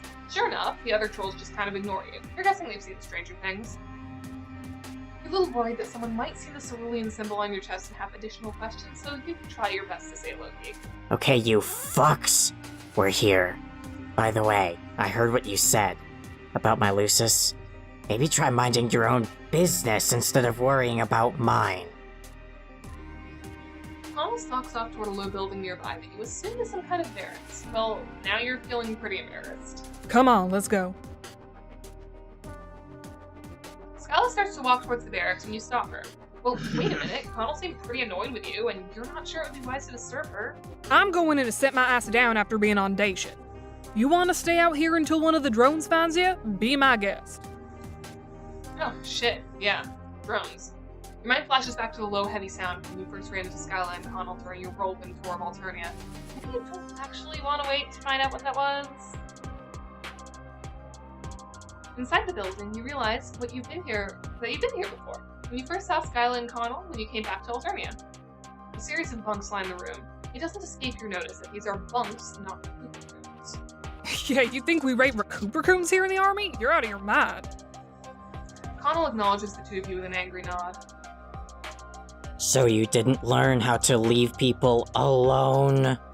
Look, I'm sorry. I shouldn't have been talking about your Lucis. I just wanted them to understand where you're coming from. Well, I'm doing fucking fine. That's where I'm coming from, okay? That seems like it might be charitably described as a complete lie. Without another word, Connell huffs and turns to walk out of the barracks. I don't need to be here. I'm going out for a walk. She makes sure to slam the door on the way out. Well, shit. I think Connell choices are the ones that weight things toward salvation. Yeah. Go after her. You step out of the barracks almost immediately, but Connell's already halfway gone around the corner of the building. Quickly, you rush after her, cursing the fact that you were born, nearly conjured into being, with such stubby little legs. Fortunately, your powerful calf muscles more than make up for this fact, and you quickly catch up to her. I love that you add a little nod to Miss Hart's canonically fantastic legs. Yeah. She's standing in some kind of central square that seems to be right in the middle of the compound. In the distance, you can see formations of soldiers marching in neat rows, as well as assorted other trolls walking around in a more haphazard way. Connell's leaned up against a small shed of some kind, scowling to herself and pointedly ignoring you. Fortunately, you are very good at making yourself obnoxiously visible when you want. You stand close to Connell and rock back and forth with a big grin on your face. This has the effect of making her look even more annoyed at you, but also... Okay, what the hell do you want? You're just standing there like a stupid moo beast. Can I help you? Why, as a matter of fact, she can. You just wanted to make sure that she's doing okay. She seemed pretty annoyed before. Why would I be annoyed? I just wanted some fresh air. Why would I care if a bunch of jerks talk about my mom behind my back? Well, now, you weren't really talking about her mom so much as the topic came up in natural course of conversation. Okay, the look she's giving you says you should probably stop saying this sentence. Not as stupid as you look, huh? Anyway, you leave my mom out of this. You know, you don't think you've ever actually met Connell's Lucis before. You're having a hard time imagining what kind of suitably vicious creature it could be. Your idea is pretty fine. Lion? Tiger? Bear? Oh my god. You just never stop talking, do you? My mom's the best is all there is to it. She taught me everything I know about everything I do. Well, that's really nice. But also, and this is tangential and purely hypothetical and not at all probing thing to mention, you didn't think Lucii came with trolls after they first went through Ascension. In fact, Connell seemed to be the first you've heard mentioned. She's quiet for a while, but her face is softened, and you see something in there that you haven't seen in a while. You really want to know? Fine. Without another word, she turns and begins to walk. You don't know what the deal is, but you follow closely behind her. Connell leads you past an airfield with rows upon rows of dark gray ships lined up. These are small, maybe able to hold 2 or 3 people at most, and they have a sleek, menacing look to them. You kind of want to ask Connell about the ships, but she's already walking along toward a small building at the far end of the airfield. Let me do the talking, okay? Okay, but where are you? This is where all the Lucii live. The ones who the army recruits. The way she says recruits feels off. Like there's something about it she doesn't quite believe. The inside of the building reminds you of some kind of high-security animal hospital. The front of the building has a desk occupied by a bored-looking olive blood sitting there reading. Toward the back, you can just make out some kind of holding area. You think you can see flashes of white as Lucii move around in the back, but you're not sure. The olive blood looks up, sees Connell, and looks back at the book he was reading with a shrug. Connell looks down at you and smiles. This is where my mom gets to live. Isn't it great? They take really good care of her, and I get to see her... She trails off and frowns. Not much lately, but it's okay. She's been busy. Busy with what? You didn't realize that Lucii had obligations outside of raising wigglers and keeping them safe until they rolled enough to be on their own. Training. She's gonna be a soldier like me. We're gonna work together. Oh, that's a new one to you. You've never heard of Lucii being soldiers. Then again, you haven't heard of most things here, so... All I need to do is pass qualification and we'll be fighting side by side. I never get to see Daja anymore, so... it'll be nice. Her voice drops on the end and her face falters, but she quickly regains her composure and grins at you again. Pretty fucking awesome, right? Oh, yeah. Definitely the best. Most awesome thing you've ever seen. From the desk, the olive blood clears his throat and looks up at Connell. He's obviously uncomfortable. You can distinctly make out the phrase, can't see her right now. You've gotta be fucking with me. Why? From behind the desk, the olive blood shrugs again, turning back to his book without another word. Growling with anger, Connell turns to leave. Well, fucking fine then. Wait till I'm a fucking sergeant. I'll have you scrubbing Lucis shit for a para-G. She turns and barges her way past you on the way out, and you end up standing there feeling pretty stupid. You walk back out to the airfield, but it's already well ahead of you. Damn, these shapely but still quite short medicine bars. You don't see Connell here either. Still a lot of trolls walking around everywhere, but none of them are the particular massive shouty olive blood you're looking for. There's no sign of Connell all the way back to the barracks. You don't know if she came back here or what, but your best bet right now would probably be to find Skyla. Cautiously, you push open the door to the barracks, and you're pleasantly surprised to see no one is currently being attacked by anyone. Instead, Connell is sitting on a bed next to Skyla, grumbling to herself and falling over her fists. It isn't fair. You wouldn't even tell me why I can't see her. Okay, well, maybe they're doing some kind of special training or something? You ain't past qualification yet. I know that. That doesn't make it suck less. You walk up casually to the two of them and wave in an equally casual way. Just very casual all around. This one knows what I'm talking about. Wasn't that bullshit? You have to admit that as far as things go, this was definitely on the more bullshit end of the spectrum. Like, I wouldn't even let Connell see her mom. Yeah, see? You can always go back later. It's not like you're never gonna see her again. Connell huffs at this, but she doesn't say anything. Finally, she nods and looks from Skyla over to you. Okay, fine. I can wait. She's probably just gonna get some food and they'll take her out for training. I see them on the parade ground sometimes. A smile spreads across her face, and you'll be damned if this is the most heartwarming thing to come out of the generally soul-crushing experience that has been the Alternia Imperial system in the last few days. It's almost enough to make you forget, everything else.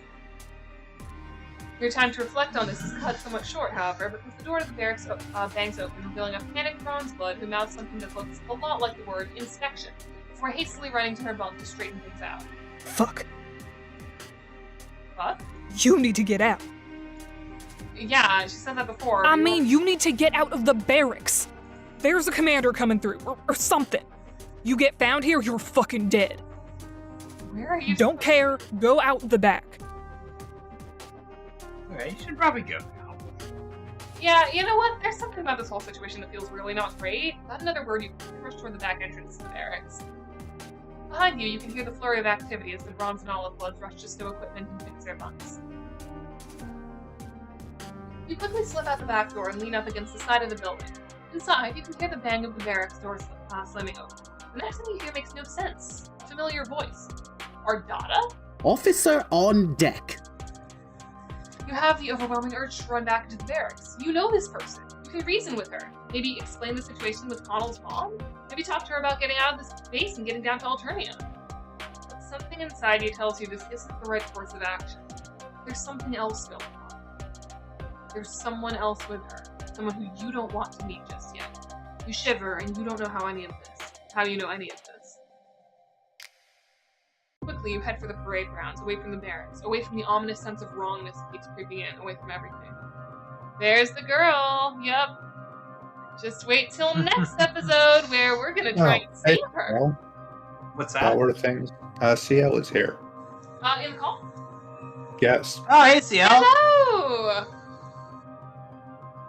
How are things in the land of LA? Yeah, what's the Requiem Cafe like? You have to tell all of us who can't be there. No, I don't. I don't hear CL. I'm not sure they're speaking, but they're definitely in the call. Yeah.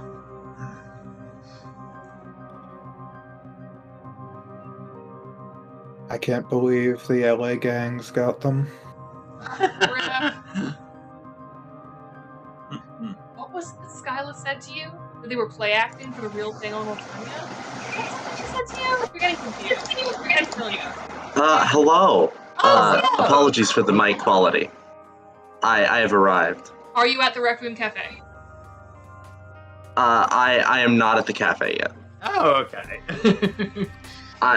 It is 11:46 here. Okay. Yeah, I'm just kind of vibing at the hotel room for a little bit longer and thought I would pop in to say hello. Nice. Well, we're glad to have you on the stream. How has Yeah. the 413 been? I mean, not bad. Woke up, got breakfast, and then did jack shit. Excellent. That's good. Yeah. I also have my discount Egbert cosplay for the Requiem Cafe ready. Very good. That's one thing Yeah. me and Janaya are not doing. We do not have discount Rosemary cosplays, even though we should. Well, you have a discount cosplay. I do have it. I have regular clothes that look like Kanaya cosplay. Yeah. Meanwhile, I'm here with Crow, who's been putting off schoolwork. Is Crow with you right now? Yes. Crow, Say hello, Crow. Say, it's Janaya, Anna, and Arrow. We're on screen. No, they can kind of sort of hear you. You're a little bit quiet. You gotta come closer to the mic. Yeah. Crow, say hi to the Studio Gym community. Yeah. Say hi to our Say hello to Studio June. Cool. Close enough. That worked. Crow is just making pterodactyl sounds in the back.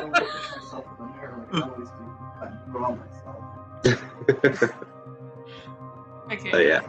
Anyways, I hope you have a wonderful stream. I am laptop gaming right now. Otherwise, I would stick around longer.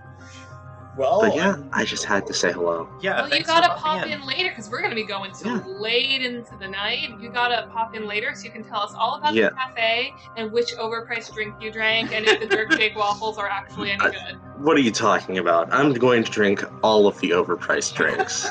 That's a lie. They probably cost like $12 a piece. Yeah, just choose one. Which one are you gonna choose? Honestly, I'm thinking maybe the Grimsnark. Grimsnark is probably who I'm gonna go for. Right, the rosemary drink. Yeah. I mean, it's a rosemary drink. Something about the bright green and the bright pink together feels very unappealing. Like, that's a color combination that I feel like Look, we're not gonna lie, all of those drinks look like they came out of a Nickelodeon slime factory. What I'm going to do is I'm going to make friends with everybody. Excellent. I just gotta make friends with everybody and try everybody's drinks. That sounds like a good. That sounds like a solid plan. Yeah. Not gonna lie. The only way to be able to taste all of them. Yeah. But anything that has matcha in it, I'm already a slut for, so... What can I say? Valid. Anyways, bye-bye. I carry you a lot. Wasn't there a play about that recently? Yeah. Oh, matcha. Oh my god. Alright, Seal's out of Hi, call. Seal. I was gonna say thanks for coming by. You're already gone. What was it that Skyla said to you? That they were play acting for the real thing on Alternia? Is that something she said to you? You're getting confused. Your head's feeling fuzzy. You don't feel so well. Hey! Hey, you! Yeah, this makes perfect sense. Draw the short straw to go talk to the quartermaster. End up finding this idiot passed out in the middle of the base. Makes perfect sense to me. Wait, is that... Marsty? That is my name. Congratulations. You've managed to retain a functional understanding of your acquaintances. Okay, it's very funny that you say CL is Miss Parr is real, because CL wears a Malik hoodie. Yeah, and is the voice of Malik in the game. CL is very Malik for. Doesn't she mean best friends? Don't push it. What the hell are you doing here? Wait a second. You're surprised she actually recognizes you. After all, you only spent a little bit of time together before, and it seemed like she was a lot more interested in making eyes at Follicle than anything else. Of course I remember you. It's the spindly arms. Oh, is that really your most memorable trait? Don't be stupid. Of course not. You're a fucking alien. You honestly thought I'd just forget about that? Oh, yeah. Really? What are you doing here? Currently? Hiding from a surprise Heimblood inspection, you think? You're a little unclear on the specifics, but you feel like it'd be a bad idea to hang around the Proxenol barracks? Well, come on. I'll show you the Rust barracks. She motions with a hand and you follow after her, keeping close to her in case some other crazy thing happens. You mind telling me how you even ended up here? I never could figure out what happened to you. Then, I heard something about an alien who got pulled from the cull lists a half cycle ago. It's kind of a long story. You have a lot of cool alien powers now. Well, you had a lot of cool alien powers, but a different, much less cool alien took them away. That's the short version. You arrive at another set of barracks that's basically identical to the one Skyla and Connell live in, except this one has a bunch of Rustblood milling around, chatting with each other, reading. No one really seems to bat an eye when you show up. A couple of the other soldiers wave to Marcy, who returns the gesture, but they mostly just ignore you. Yeah, folks around here are good at ignoring weird stuff. It's easier that way. So, I've got a few minutes before I need to take this gravity module controller over to my ship. You mind telling me what's going on with you? Oh, yeah, that sounds really great, but actually, you were kind of hoping she could tell you about her right now? Marcy scrunches up her mouth and shakes her head quickly. You're just kind of always like this, huh? Well, I'm where I'm supposed to be right now. She looks around the barracks and smiles slightly. There's something sad in it. You mentioned you've noticed that it's all Rustbloods here. Oh, yeah. You're very perceptive. Thank you. Wait, she was being sarcastic, wasn't she? Yeah, it's all Rustbloods, because we all get pulled for special training after our basic rotation. She shrugs and doesn't elaborate, as if you're supposed to know what any of this means. You remind Marcy that you're an alien who knows basically nothing about Alternian culture, much less about the nuances of Alternian military structure. It'd be easier to just show you, actually. Come on, let's go. Without another word, Marcy stands up and leads you out of the Rustblood barracks back to the airfield. As you're walking, you notice something you didn't before, a large drone rolling on along treads. So, what's the deal with the drones? Marcy shakes her head. Don't worry about it. Just don't get too close, okay? They might not understand that you're not a threat. Wow, that's extremely ominous. Before you can properly explain to Marcy just how uncomfortable that particular piece of Alternian trivia makes you feel, just let you down road to sleep with an aircraft that are parked here. Well, this one's mine. Wait, what? This is my ship. I feel like I was pretty direct about that. What part is still confusing? Well, the part where she has a ship, for one. Okay, technically it's mine in that I'm responsible for it and I'm assigned to fly it. I can't just take it out for a spin. Marcy walks over and puts a hand on the side of the ship, smiling to herself. How did any of this happen? You thought she was mostly about cleaning stuff up, not flying spaceships. Marcy shrugs. Yeah, that would have been great, but they have drones for cleaning. What they don't have drones for is the precision required for suborbital attack runs. So, here I am, me and the other Rustbloods. Her tone is almost bitter, resentful. Is this something she wants to talk about? No, not really. It's not a long story anyway. Conscripted and taken away from anyone or anything I cared about. Sent into the attack pilot training program. Owe the Empire a lifetime of service now. Good news is that the life expectancy of a newly minted pilot specialist is only about 2 sweeps. So it won't be for much longer. What? But that's horrible. Hasn't she ever considered running away? Yeah, this sucks, but I'll be dead soon, so it's fine. It's basically fine. Honestly, that's how I feel about the most capitalism relatable sometimes. character. Yeah, seriously. Of course I have. And then what? Leave everyone behind in exchange for what? A guided missile up the exhaust plume and then... She makes a poof motion with her hands. At least here, I've got people I can trust. Oh, she means the other pilots and crew? Like a family? Marcy squints at you, and you have to remind yourself that they don't really have the same concept of family in Alternian society. I think I understand your meaning well enough. She sighs and slaps the ship. Fuck it. Let's go back to the barracks. I don't see the technician around anywhere. I'll have to wait for him to install this part, and I don't feel like standing out here. Doesn't she ever wish she could get away from it all, though? Get away from the Empire, away from Alternia, away from literally everything? Marcy doesn't answer right away. Instead, she looks you up and down and narrows her eyes. What are you saying, exactly? So I'm clear on this. See, the thing is, you got some powers. You're getting really used to this whole pitch minute. Had powers, don't have powers. Gonna get those sweet, sweet powers back any day now. So, does she want to go home? Hive? Are you out of your mind? This is the closest I'm getting to being back Hive these days. Okay, but you can take her to a place where it's just better. You can take her somewhere that doesn't have to worry about whatever horrible fate is in store for her if she keeps working for the army. Excuse me, but what the fuck are you talking about? Why are you acting like you can make this decision for me? Well, see, you're not doing that. It's just, well... Well, why should I trust you? You disappear for more than 2 sweeps and show up with nothing but wild claims of having some kind of magical powers. Can you see why I might be a little bit skeptical? Okay, yeah, you do kind of see your point. Marcy sighs and motions for you to follow her. Back in the barracks, Marcy gestures at the soldiers milling around. All of them are dressed in the same rust-colored uniform that she is. The only reason any of this is worth it is because of these people. Maybe I can't fix things.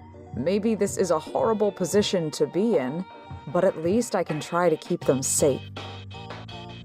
Shit. What she's saying sounds so familiar, and then you realize she's basically saying the exact same things that you do? Oh, crap. Then you understand why I can't go with you. Yeah, you actually do understand.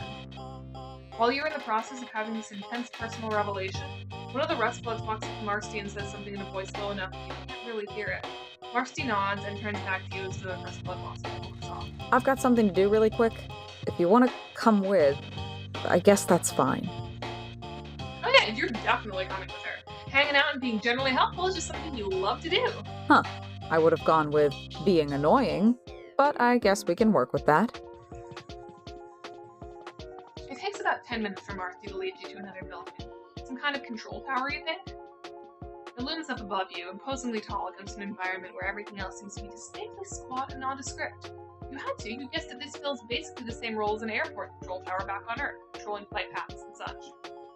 There are, however, a series of what definitely look like missiles positioned nearby. Oh yeah, they're missiles. Missiles. With that fun new piece of terrifying Alternian trivia solving. Yeah, we get assigned to a lot of low-level tech stuff. Not complicated enough to rate a gold blood, I guess. She shrugs and walks off to an empty console, sits down, and promptly begins to ignore you. Okay, you get it. You can tell when you're not wanted. You're about to turn to politely excuse yourself when a piece of paper catches your eyes. It looks like someone left this here by mistake. For some reason, it seems very important to you. A specific piece of paper. You struggle to read the words. It's like they're floating in front of you and you can't quite make it out. You should read the thing for differentiation's sake. Department of the Alternian Army, Project Guardian. For immediate release, attention all handlers involved in Project Guardian regarding program status. The Army Advanced Research Project Agency has finished conducting its initial one-sweep evaluation of the first batch of subjects for Project Guardian. Preliminary test results were conducted on satellites 5762A, 606D, and 1111H in cooperation with the Alternian Army personnel. Initial findings were promising, suggesting that bonded pairs consisting of a troll handler and their lusus would become more effective than a standard soldier in the field, especially for conducting specialized work such as perimeter defense or urban pacification. However, several key flaws began to present themselves during tests, namely, 1. Most lusus and troll pairs were unsuitable for combat conditions. Finding a combination of properly equipped partners proved to be extremely difficult. 2. Attempts to bond Luci with new trolls were universally unsuccessful and resulted in a number of fatalities. As such, it was the recommendation of the project advisors that the Lucis and Troll Handler program be discontinued to focus on enhancements to the drone program. Alternian Army senior staff concur with this assessment. Effective immediately, all operations in Project Guardian are to be ceased and all biological assets are to be scheduled for immediate disposal. You clutch the paper in your hands, and the realization of what it's saying hits you all at once. This is what Connell was talking about. This is the chance she had to work with her Lucis. This is probably why they wouldn't let her see her mom, because they're getting ready to kill her. You need to warn Connell. Marcy's occupied with listening to something on a pair of oversized headphones, and no one else seems to much care what you do. You take this as your cue to slide out the door and head back to the barracks. You open the door hesitantly. Part of you still worried that you're going to run into Ardana and whoever was with Ardana before. Instead, you see Skyla and Connell sitting together on a bunk, talking in low voices. Cautiously, you walk up to them and put a hand in a half wave. Hey there, you say very casually. What's going on? What the hell is with you? What were you doing the last hour? About that, you've got something Connell needs to see. Fuck off, we're kinda busy right now. No. I feel like the Project Guardian thing could have easily been done differently and made successful. Yeah, probably, but they're just like, it's not working. Just get rid of it. Yep, it's easier to kill than to actually care. Look, they have spares. Yeah! You can't make an omelet without murdering a few parents. Exactly.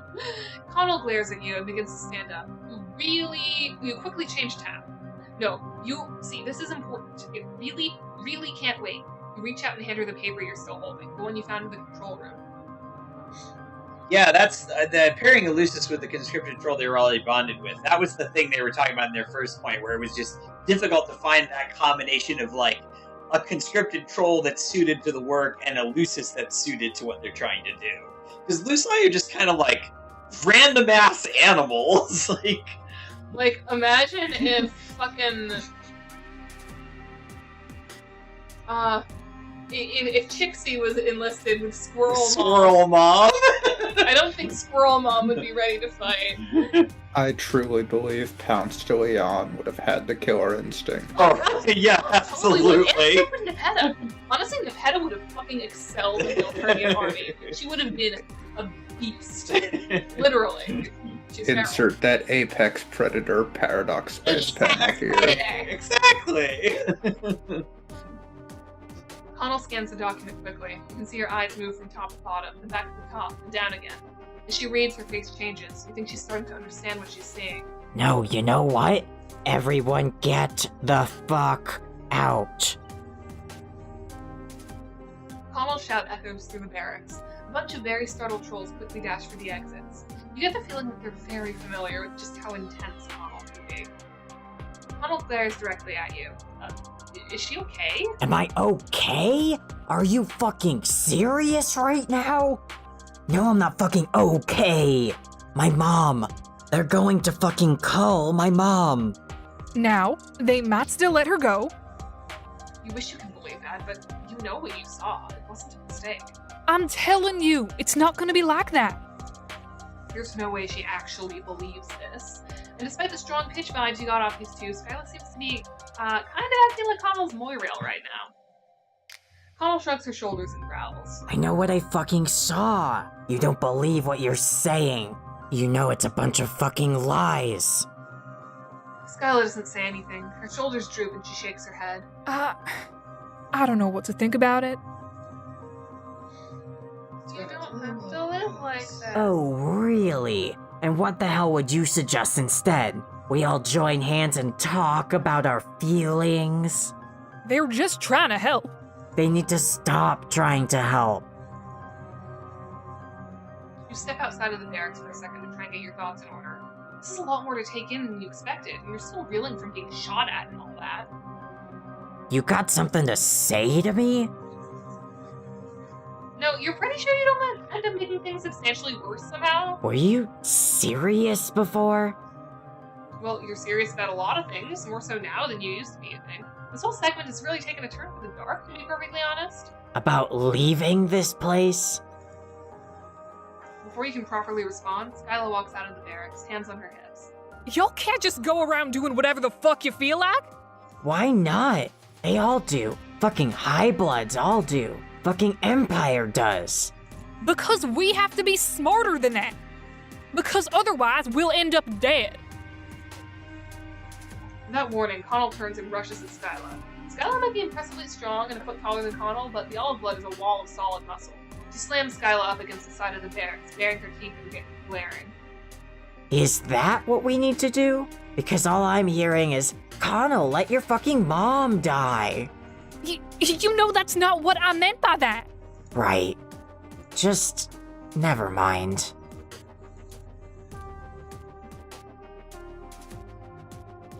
Yeah, no. Connell glares at you pointedly. I'm not going anywhere without my mom. Well, okay, that's a really good point. How about... Why don't we go rescue Connell's Lucis? Two trolls stare at you for what feels like a full minute. Finally, a huge grin breaks out on Connell's face. Oh, hell, yes. Now you're finally making some sense. She looks absolutely furious right now, completely livid and ready to go punch a hole through the first person who gets in her way. Now that you mention it, maybe this wasn't the best idea ever. Let's fucking go. She's already walking in the direction of the Lucis kennels. You feel a bit weird using that word for creatures that seem to be completely sentient, but you're not sure what else to call it. What prison springs to mind? Stop! Skyla's starting to shake. We can't just go in there and grab her. What are you gonna do when they sound the alarm? What's your big plan for surviving this? 413 supremacy! then again, the Alternia system. No, I completely agree with you. I think they absolutely could have made it work. They just kind of, like, didn't. They're like, it's easier to just kill them. Whatever. Like, inefficiency is one, and, like, bureaucratic incompetence is very Alternian. I wonder why that sounds familiar. Yeah.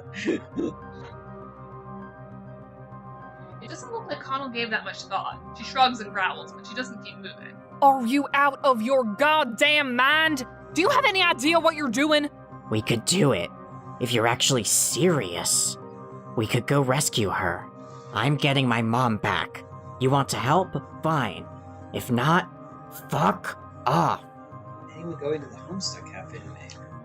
Not us. We're in New York. We're all in New York, and then CL was in here earlier. They were talking about how they're gonna make friends with everyone so they can drink everyone's drinks. they're going to the Homestuck Cafe. I'm jealous. I know the drinks look horrendous, but also I haven't done a live Homestuck event in years, and that sounds like fun. Yeah, I it being all the way across the country and costing like $600 plus a room to get out there is Plus whatever overpriced drink. plus whatever price drinks, and like now $600 a person, because that's how much the ticket was. I don't have $100 in my bank account right now, so yeah, that wouldn't be possible. I'm also, with family for Passover. Yeah. Yeah, I'm not. I mean, I'm. Other than general observance, I'm not doing anything particular for this day of Passover, but like. Yeah, we did our Seder a few days Yeah, we did ago. our Seder a few days ago, but like, I mean, I don't know. It's just. There's a lot of reasons that traveling out to California on short notice wasn't happening. I'm like, I need my fucking hours. I need work so I can pay rent. Make rent with me. Yeah. Watch my Make Rent with Me videos. Live in Maryland, so I'm going, yeah. You just live in New York City. They're just living in the city. Then we can all just go to it because we live here. I think we should do SockCon Live. Featuring Darius Punkman Featuring live. Darius Punkman. I'm gonna make you play bass for me. Skyla stops, and you can see the struggle on her face. She doesn't think this is going to work, but she isn't about to let Connell walk into this alone. You can see it in her eyes the moment she makes the decision. Okay, fine. You'll grab your coat. Oh wait, you don't have a coat. You'll be right there. No. Skyla turns and presses something into your hands. It kind of looks like a walkie-talkie, but a lot more alive looking. You're gonna stay right here in the barracks and talk to us on this thing. No way in hell you're coming with us. Aw, but you're so generally useful. Skyla hits you with a withering glare. Okay, fine, you guess so. There's a few other trolls in the barracks, but honestly, they seem to be mostly ignoring you. That's probably for the best. You hear the sound of the grub walkie-talkie thing crackle to life. You there, Nook Breath? Save here in case this turns out to be untenably difficult. You are, in fact, here. You don't want to comment on your breath, though. It's been at least a couple days since you've had access to a toothbrush. Good. We're going around behind the holding area. There's a restricted area we can sneak through. Sounds potentially bad. Once we start this, ain't no going back. Y'all sure you want to do this? Hell yeah. Well, looks like this is what you're doing now. You settle in against one of the monks and try very hard to make yourself look as innocuous as possible. Oh no, I guess innocuous is the word. So yeah, we're good. Just gotta get through to where they've got Mom. Gonna tear shit up. Nice. Good. Tight. Cool. Those are all definitely hip, awesome things you say normally, and not when you're stressed. You're definitely not pacing back and forth inside the barracks. You'd be biting your nails too, if you had any. Probably worth noting that Skyla and Connell can both attack using the right mouse button. Or the X key, on the keyboard if you're using a Mac, I suppose. Right click have an ass. Yeah.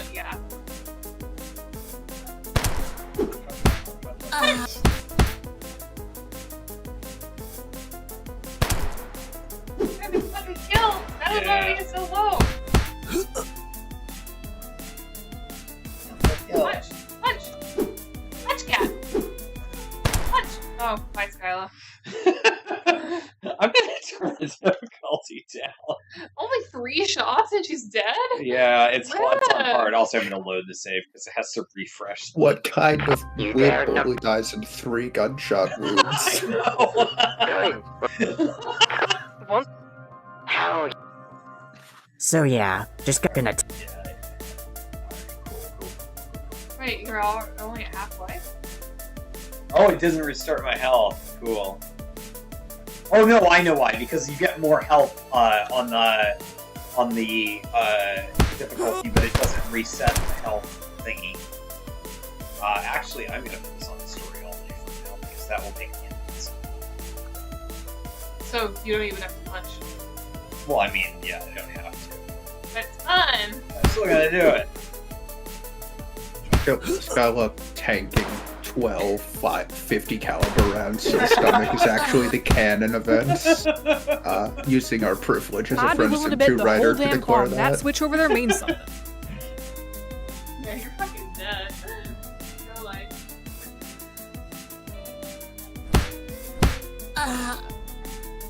I'll turn it back to normal.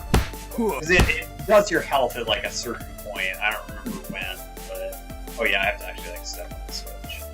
The fact that she punches them so hard to leave them collapsed in a pile of their own blood. I know. I feel like Connell should be able to do that, but Skyla doesn't seem like she should be able to punch that hard. She's been training under punching. This is why people were so mad we didn't make her buff. Looks like we finally got the stupid thing open. Dissonance between the sprites. Don't worry, Mom. I'm coming. She was even that buff in the original. She just had a shorter neck. Yeah. And like shoulder things on the jacket. Hell yeah! Nothing can stop us. Punch. Totally unnecessary, but it doesn't matter. Looks like your Lucis is right down this way. Ventriloquist and it says his voice, but Janai plays. Honestly, but I'm also Daria's voice in me. So I would have to choose either Daria Hang on, or Mom. I'm coming to get you. and I'm gonna choose the one with the instrument I can actually play.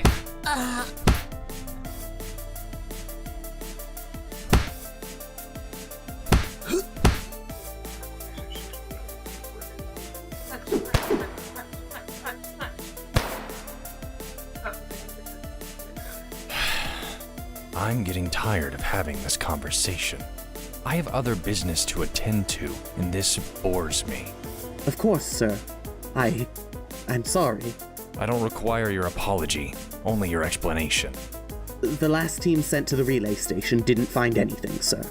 And yet, the problem remains. I have a shuttle waiting, and I don't have the time to grub sit you.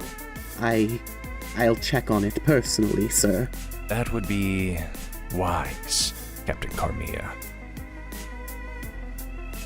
I hope you guys are ready to meet him face to face in a couple volumes. Not a couple volumes here, but a couple volumes from our weeks ago. What's going on? What happened? It's nothing. Don't worry about it. We've got work to do.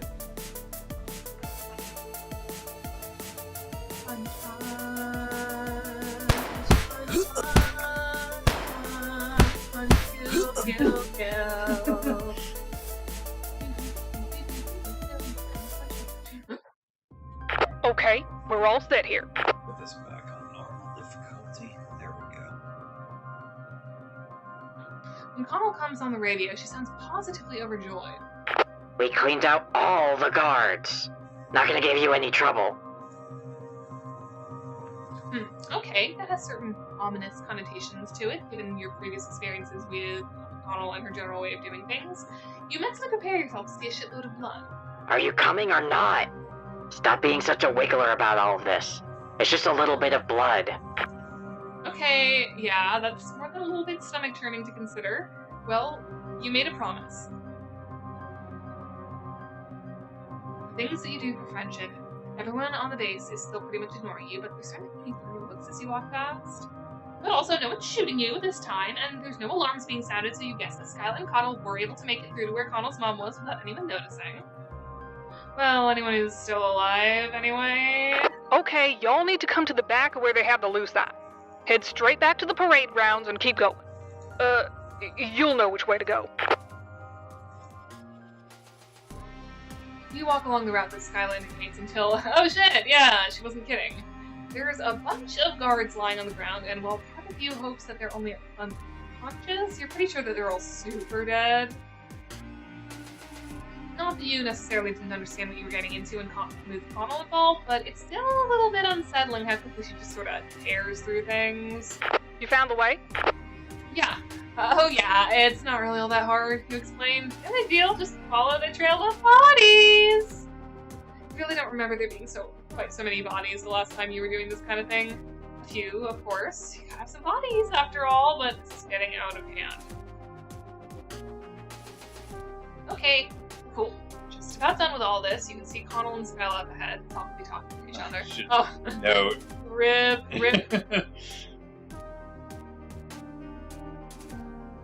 Brown jacket and green pants. Yeah, the sprite, because it's like a low res sprite. Mhm. That's true. I'm telling you, I did what I could on the locks. The rest is up to her. Don't see her anywhere. Connell seems uncharacteristically worried. Geez, this whole Lucis thing is affecting her a lot more than you thought it would. Don't worry about it. She's got this. From somewhere behind you, hear the sound of a low, guttural growling noise, kind of made by a medium to large animal with lots of teeth. This is, given your previous experiences with the general state of most Alternian fauna, and for that matter, some of the flora, probably not a good thing. Ahead of you, Skyla and Connell seem to not even notice, still wrapped up in trying to figure out whatever this is. You turn slowly to see what's making the noise. Standing low to the ground, you see the angriest, meanest-looking weasel you had ever seen in your life. You think it's a weasel, or a ferret. Kind of resembles Tagora's Lucis, but a little bit larger and a lot bit angrier. Oh god, that's a lot of teeth. Careful now, don't move. Their vision's based on movement. Pretty sure that's the thing you read in the science book somewhere. Slowly, you put your hands up and begin to back away. As something without warning, the creature bounds forward, and you... Wait a minute. Mom! You're distinctly not dead. You got out! Love! You open your eyes and turn to see what's happening. Connell's bent over one knee, a massive fanged grin plastered across her face. She's got her arms around the weird death rodent. Are weasels rodents? Remind yourself to look that up if you ever get back home. She's rocking back and forth. They are not. In fact, They're mustelids. yeah.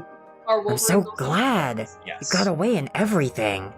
Or they're more closely related to them. They are not rodents. Aw, her fur looks so soft. It does! I want to hug Wolverine, Mom. I'll probably die, but I want to do it. Wait a minute. Of course, you get it now. You know why this animal seems so familiar. She's Connell's mom. And didn't Connell used to have those claws? Of course. This must be Wolverine, Mom. Connell blinks at you, and you realize that you're talking out loud again. Yes, this is my mom. Why? Something about that a problem? No, you quickly and very politely reassure her. It sucks that she doesn't really have her weird hand glove claws anymore. That would really complete the whole Wolverine look. They have him here on the planet, right? Troll Wolverine? Trollverine? What the fuck are you talking about? That's actually one of the first pieces of dialogue for this game that was written. It was like a test scene. Never mind, you say nervously. Wolverine, Mom. No further significance behind that whatsoever. Connell doesn't seem to care one way or another what you're on about right now, so you wisely decide to drop the issue entirely. Trollverine. That's probably what they call it here. Yeah, that makes sense. Connell shrugs and walks off to the side where her Lucis is still turning circles in the middle of the floor, and Skyla leans in to look at you, her expression cold. Well, when you're done having a moment, we really need to get going. The fact that we just killed a dozen guards ain't gonna go unnoticed. Oh yeah, that. She's got a point. Well, the good thing about that is you've got a plan. Skyla eyes you skeptically, but she doesn't interrupt. You know how to escape Alternia. Connell's still too busy reuniting with her Lucis to pay you much attention, but Skyla keeps that level gaze on you. You don't remember her being this intense the last time you met. You're serious? Escape is in get off this damn satellite? More like escape is in get out of this entire universe. No more Empire, no more Empress, no more Army. You're already mentally mapping which friends Skyla can get along with. Maybe Jade? She's turning 18 back on Earth, and maybe she could be a role model. Use a role model who's been through some of the same stuff. But no, wait, this isn't the time to be planning out your upcoming friendship-based shenanigans. This is the time to be convincing her to leave with you. No. Wait, just like that? She's not even gonna listen to the plan you're already busy concocting in your brain? You got a really, really good brain! I'm sure you do, but the answer's still no. But why? Look, I know you've probably got some big idea of what's going on here. You probably got us all figured out by now, right? Okay, fine. Fine, you can't just make them do anything, but she does know that she can't just stay here, right? Eventually someone's gonna notice the trail of destruction leading into the holding facility. What are you bulge eaters talking about? Probably something stupid. Our friend here wants us to run away with it. Before you say anything, I know we can't just hang out here. I'm thinking on it, okay? What are you thinking about? Let's break out of here. You quickly point out that, well, yes, that was what you were implying earlier. You're not exactly sure how you would go about doing that, like, mechanically speaking. You're not sure how to escape from this place in a way that doesn't end up in everyone being killed. Steal a fucking ship. They've got all these ships the Rusties learned to pilot just sitting around. You assume the ships she's talking about are the ones you saw lined up in that airfield room, like the one Rusty has. Yeah, attack ships. They pull a lot of Rustbloods to train on them, likely just to end up as aerial cannon fodder as anything else. She frowns, and once more you can see the thought as it forms. But that might be our best bet. Hell yes. Let's do it. Nearby, Connell's Lucis makes a high-pitched squeak that turns in a circle, tail wagging excitedly. Do Wolverines typically do that? You're really not sure. There's so many Wolverine facts that you don't know. Fine. Except it's not that simple. There's a control tower that monitors outgoing traffic. If we try to take a ship, they'll blast us before we can lift off. I can take care of that. She grins broadly, and you feel a little twist in your stomach. Fortunately, Skyla shakes her head. I'll go check out the control tower. You go to the airfield and see if there's a ship ready to take off that isn't being watched too closely. You need to go to airfield as the tilts things. Yeah. Connell leads the way, with her Lucis circling her happily, making those small squeaking noises. If anyone has any choice words to say about the 3-foot-tall weasel that's running along with Connell, they wisely keep them to themselves. You notice that almost everyone you pass is wearing bronze or olive. Is there some reason for that? Connell shrugs. Sure. People like us get sent down planetside. Rusties tend to get pulled for duty on the attack craft. She gestures out at the open field behind you, and the dark gray ships parked neatly in rows.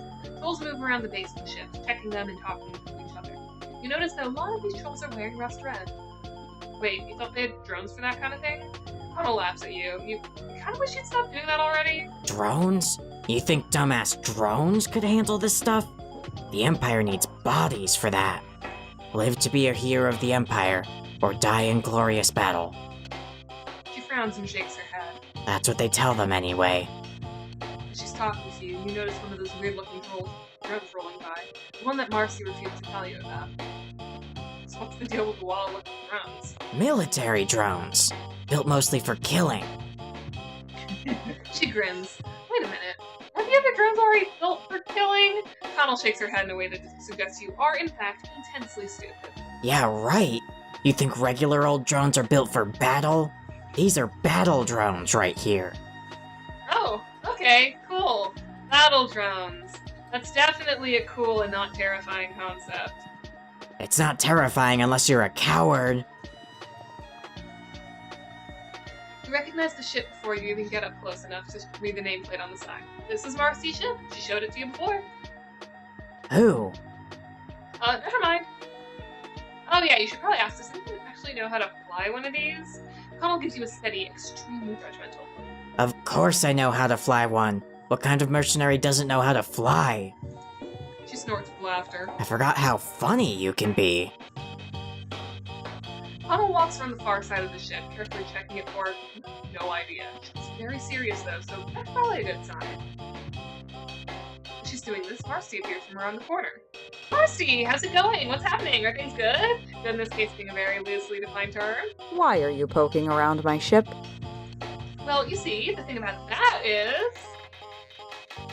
There is no, like... oh, actually, it does sway things a little bit. Sway it. For way up here. See, the thing about Alternia is you really hate it here. Not technically here in the literal sense, since you're not currently on Alternia, but the same sense that this all sucks and you want to go home. By the way, did you mention you can get her back home? You mentioned it already, yeah. My answer hasn't changed. Don't worry. I'm not gonna turn you in or anything. I'm not on board with whatever this is, but I'm not gonna sell you out either.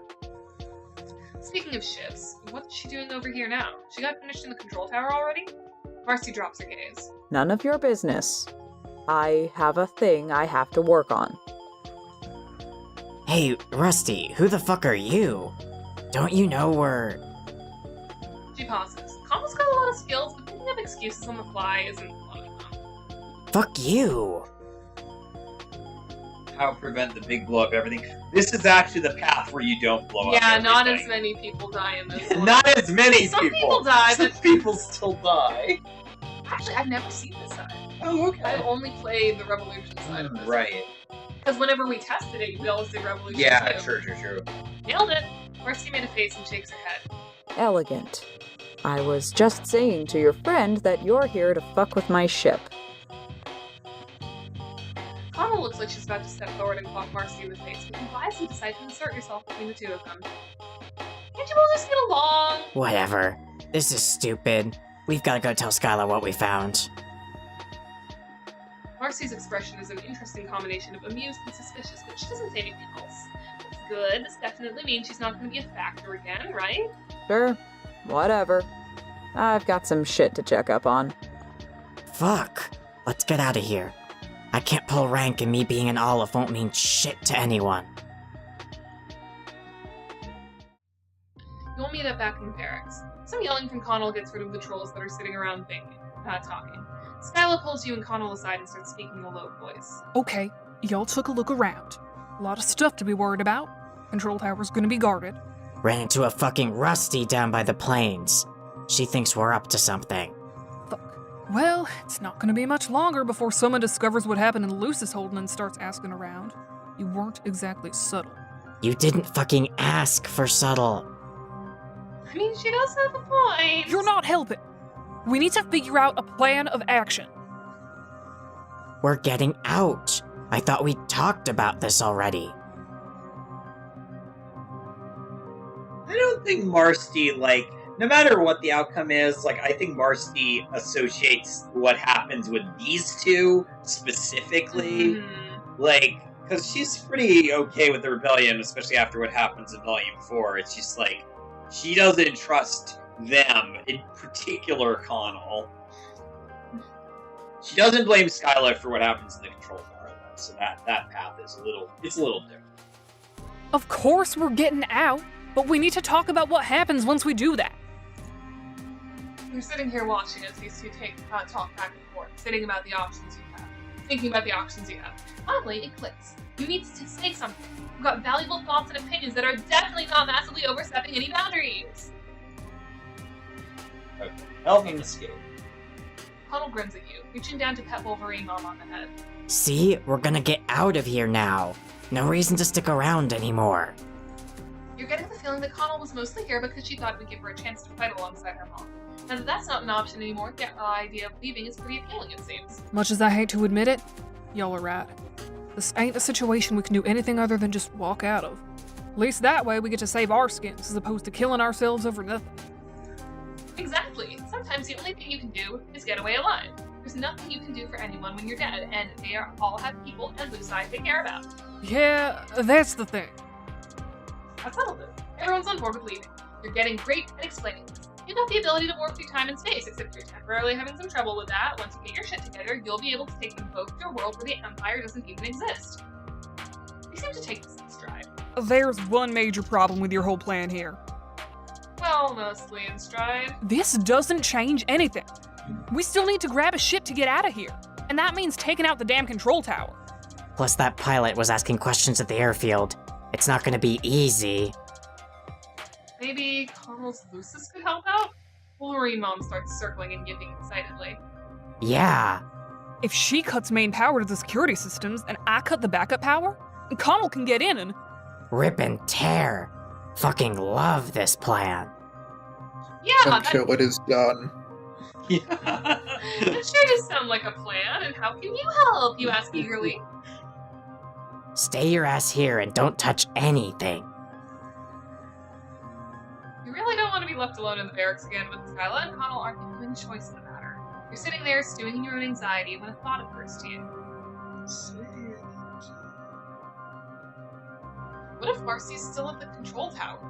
I really don't think that Connell's in the mood right now to be particularly discriminate about who she rips into right now.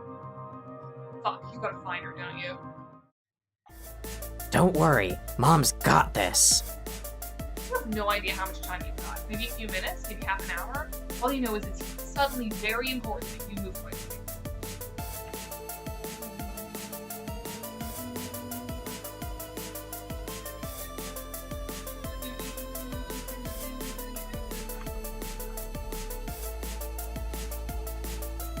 How many smacks does it take to kill the drone? I mean, the Lucis can't even attack, but, like, the drones have, like, thousands of hit points, so... I want to see someone kill a drone. You would have to punch it, like, several hundred times. You rush by all sorts of trolls. So, not optimal speedrun tech. You get No. You really hope that High Blood isn't around anymore. Like, the drone does have a death animation. It can technically be killed. It's an Easter egg. Wait, is that the Easter egg achievement? No, the Easter egg achievement in this is when you stick around in the barracks and run into Petrus. Right, that makes sense. I'm not sure exactly how fast Skyla and Connell are going to work, but he's pretty determined to see this through. They're guessing you don't have a lot of time. No sign of any alarms being raised yet, so that's probably a good thing. Secret achievement, kill a drone. Yeah. Punch a drone to death. The outside of the They're control huge. tower is closed, Means sir. they have huge guts. And the door is still closed. Again, probably a good thing. You pause, holding your breath, ready for anything. What's on the other side can be truly horrifying. You remember the way that Connell cut through all the smugglers that one time. Makes you feel sick to your stomach. Oh, thank God it wasn't Marcy still here, and everyone's alive and intact. Why wouldn't everyone be alive? Does this have something to do with why you were at the airfield? Maybe? She's suspicious, but there's something about her demeanor that's changed. You're not answering my question. What question was that again? Why wouldn't everyone be alive?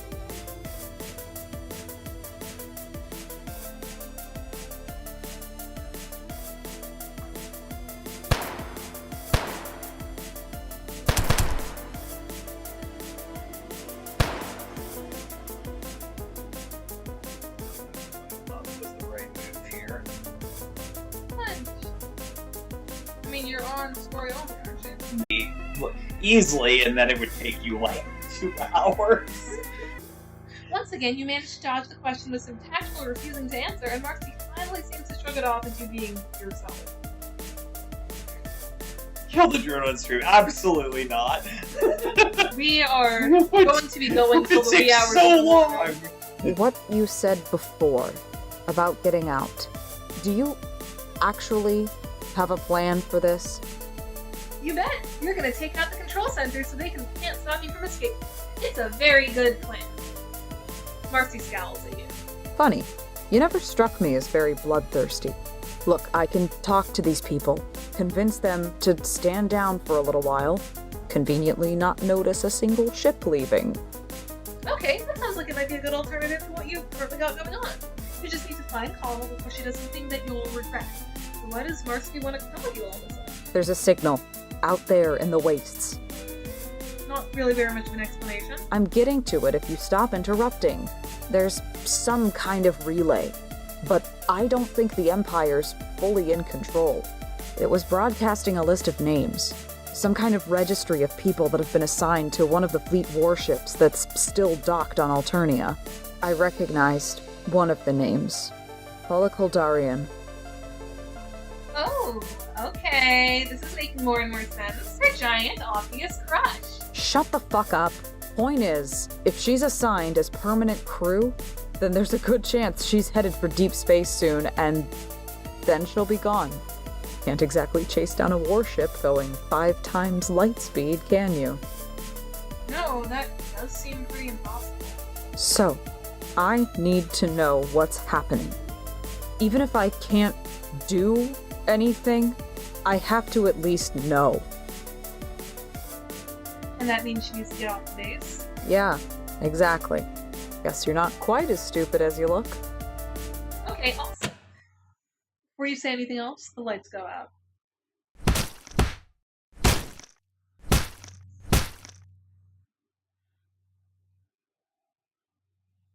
Connell advances on where you and Marcy are hiding in the corner, illuminated by the dull glow of the emergency lighting.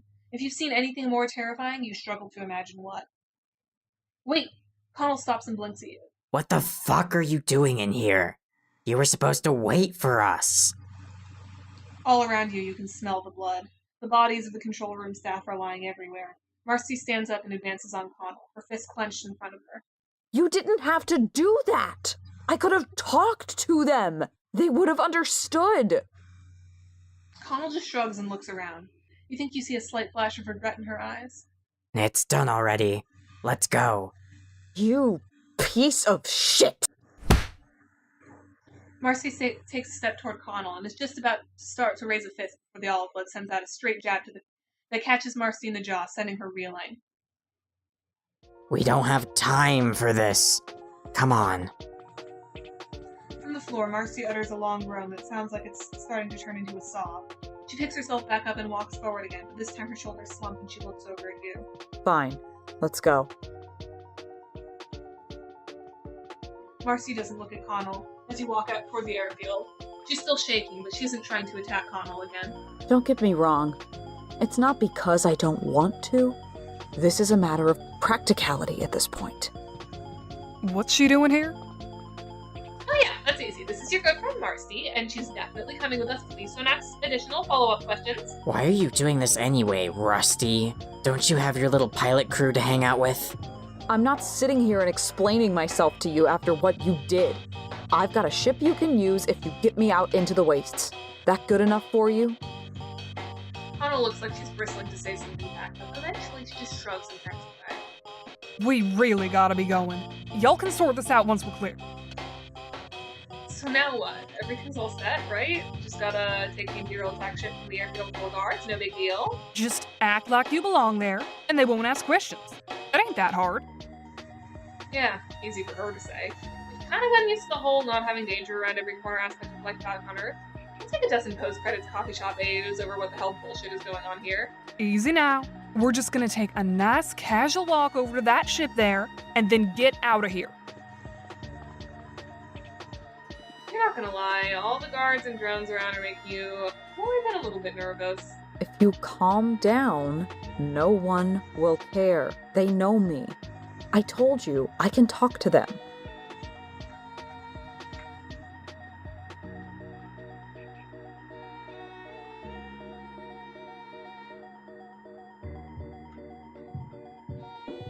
You're almost to the ship when you hear the shout from nearby. The guard starts walking toward you. She's wearing a rust-red outfit similar to Marcy's. But she, unlike Marcy, is holding what looks like some kind of rifle in her hands. Hey, don't worry about it. They're with me. We're just taking the ship out for an exercise. You can check with control if you need to verify. The guard shrugs and turns away, clearly not interested in whatever's going on here. Come on, let's go.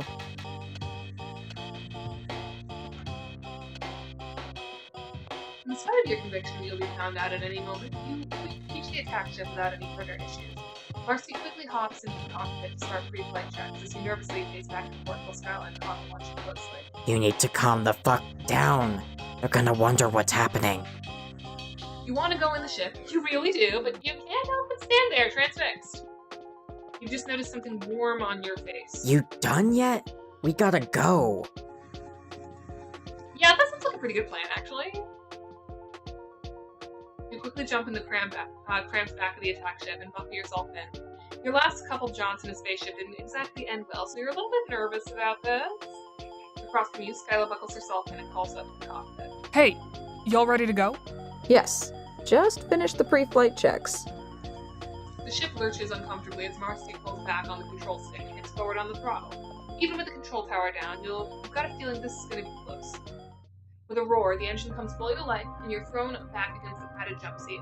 Of all the blood rushes to the back of your head, which is a profoundly unpleasant feeling, but definitely a lot better than dying. You can feel your grip on that went away. Oh, my dear reader. Do you honestly think I can't see you? No, this isn't right. This isn't real. Tell me, did you ever find what you were looking for? You were looking for? Not to worry. We will see each other soon enough. Hey, you awake? Well, you are now. You set up with as much of a start as you can manage while strapped into the attack ship's restraints. Skyla's looking over at you, her face lined with concern. You just kinda passed out for a minute there. Happened when we punched out. Couldn't take the hit. You groan and look around groggily. How long were you even out for? From what little you can see of the cockpit window, you can see the edge of the sky. The point where the atmosphere of the artificial expanse of desert and misery you were just on peels away into the cold indifference of space. Wait, why aren't you going up any higher? We're landing a little ways up ahead, outside their defense perimeter. I've got something I need to take care of. The ship pulls down again, thankfully with a lot less intensity than takeoff. As Marcy guides it in along the ridges and peaks of a small mountain range you definitely don't remember seeing before.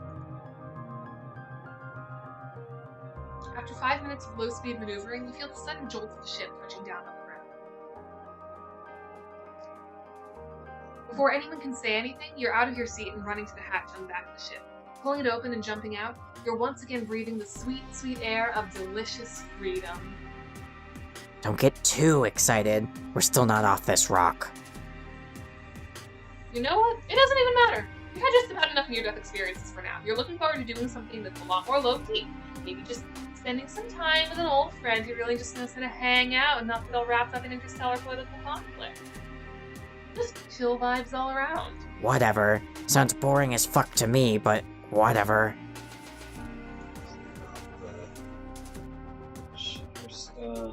Question. Yes. So, do you think that we could have some lunch? What do you want? I know we were talking about how to walk them. Oh, yeah. I can start on volume 4. Okay. While you make those. Okay, we can do that. Because I'm getting hungry from this floor. Yeah, true. Speaking of taking a break, I do think I'm gonna head out for now. Okay. Yeah, I guess Might I'll come narrate back later. 4 as well. Yeah, sounds or good. I'll narrate 4 until you come back. Yeah. See y'all, and see. Yeah, Thank you, if anyone came to the stream. of course. We gotta get going soon. Marcy, you good to fly us back to Alternia? Figure we can find a place to hide out while we wait for you to sort out whatever it is you need to get us out for good. No. What in the hell do you mean no? Marcy doesn't respond right away. You see her glaring at Connell as she clenches and unclenches her fist. I mean that I'm not coming with you. Even if I'd wanted to. You think I'd come with you after what she did? I told you. I could have talked them down. Blood staining the floor. Go ahead and take the fucking ship. The autopilot will be enough to get you planetside. But I won't go with you. Skyla groans and shrugs, and you realize that you're about to open your mouth and say a very stupid thing. Hey, so you're actually planning to hang out with Marcy for a little bit longer? You're not sure why, but you have a feeling that there's something you've still got to take care of up here. Fine. Y'all suit yourselves, because Connell and I are gonna head down and take care of business. You do that. I'm gonna get my things from the ship and then head out. Hey, there's something else we need to do. Something I didn't want to talk about before. You know, on account of surveillance and everything. Skylar narrows her eyes, but she doesn't say anything. I need to know what's going on with Astasia. I know he's planetside doing fleet stuff, but I haven't heard from him since... She frowns, and you get a rare glimpse into her actual feelings. She's genuinely worried. Skylar notices too, and her expression softens. Okay, yeah, sure. We'll figure out where he is and see what we can do. Let's get going. Skylar turns to you, and this time she smiles. You think back to the first time you met. On the way that you bonded over your shared love of Lucai and not being horribly burned by the Alternian sun. Just good, simple times together. It was never actually that simple. You know that, right? Oh crap. We're about to get one of those, you've been ignorant to the true nature of the world speeches, aren't you? Not really. Just that you never bothered to ask a gal what was really going through her mind. Being a friend's more than just sitting around John, you know?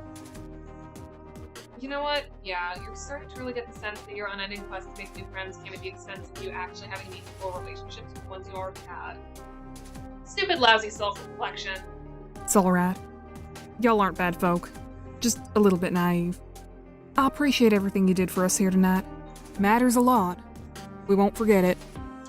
You halfway expect her to bring it in for a hug, but instead Skyla nods at you and smiles. Next to her, Connell's face breaks into a grin as well. Look us up the next time you're around. Take care of yourself. I ain't gonna give you the everything's different now speech, but you ain't dealing with garden variety Lucis wranglers anymore. For a moment, you're left alone with your thoughts, and there's something that keeps coming back again and again. Did you ever find what you were looking for? What does that mean? What is it that you're looking for? Well, for one thing, you've still got a lot of your old friends to try and find. Every person you find, you get more and more worried about what will be happening to the next one. If only you hadn't misgauged things so badly. Maybe you could have avoided all this. You don't get any more time for quiet self-reflection, because Marcy shows up again, holding a small bag taken from the ship's emergency kit. You ready to go? You stop her. If you're gonna be traipsing around with her on this godforsaken rock satellite moon thing, you gotta know at least a little bit about what the specific plan is. Marcy scrunches up her face for a second and then shrugs. Figure I'll head out and find out what the source of this transmission is. If it's the rebels, that means there's rebels nearby to babysit the signal. They'd at least give me a ride back to Alternia. Probably. Unless it's the Empire, in which case they're more likely to just shoot you in the head, right? That seems like it's basically their style. Marcy sighs and shrugs again. So we have Vriska It's Circa. Vriska! Vriska Circa herself! in Hello! What's up, bitch? Welcome to the stream. Sure. Would have ended up the same way if I'd stuck around sooner or later. You hate to admit it, but she's absolutely right. So, what's the plan now? Off on another grand adventure, just you and Marcy back at it again? Last time we talked, we visited the dump, and you acted like an ass. Look, let's talk about less, okay? The point is you've got a big adventure to go on now. I mean, not really. We're just checking for a radio source, and hopefully leaving with all of our limbs intact. Adventure! Sure. Whatever you say.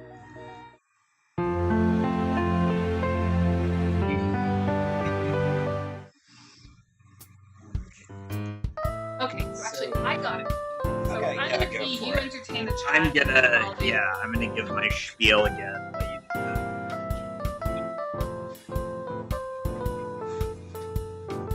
So yeah, for those of you who are just joining us, we are doing a day-long stream of the Friendsim 2 Salvation Row. We are doing this to raise money for the Trevor Project, which is a charity that helps to support LGBT folks, specifically LGBT youth. So if you want to donate some money, we have a link in the description. It goes straight to them. No amount is too small or too large. We're going to keep going until we finish the 11 volumes of the Salvation or collapse from exhaustion, whichever comes first. So I'm going to start volume 4, and when Anna comes back, Anna's going to take over for a little bit while I go make something for us to eat. It's the funny day. That's right. It is 413, baby. The funny Homestuck number. All right. Continue to the next volume. Actually, I think Anna's coming back, so I'll wait to start. Oh, thank you all for coming by. We'll be here all day. We're gonna take a little bit of a break in a couple of hours to kind of like decompress and do some other stuff. We're gonna keep streaming. All right, you gonna start volume 4? Yeah. All right, I'm gonna go do some food for y'all. Yay. And food for you. You haven't I haven't eaten eaten much. anything. Guts. Big dinner. So What do we want for dinner? I was just gonna get McDonald's. Okay. You can get me some nugs. Yeah, I'll get you some nugs. So, actually, hold on 1 second. I just gotta do some administrative stuff where I'm gonna mute really quick.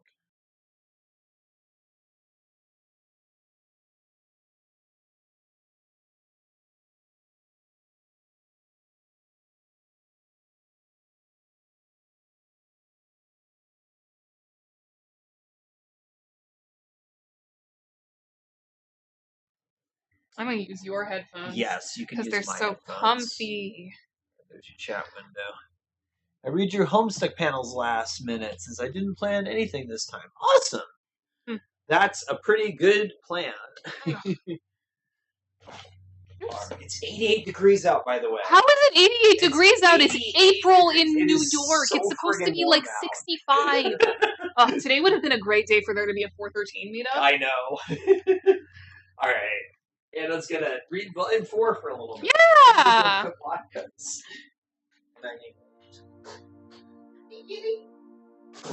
You and Marcy walk together in hollow silence. Alternia and its 2 moons fill the night sky, oppressively close.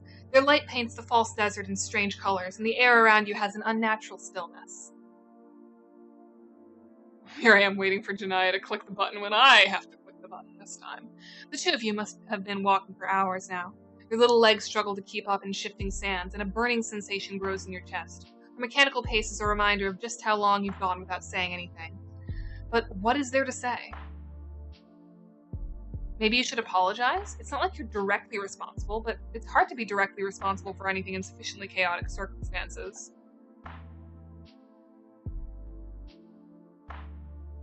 Oh no. What did I do? Oh.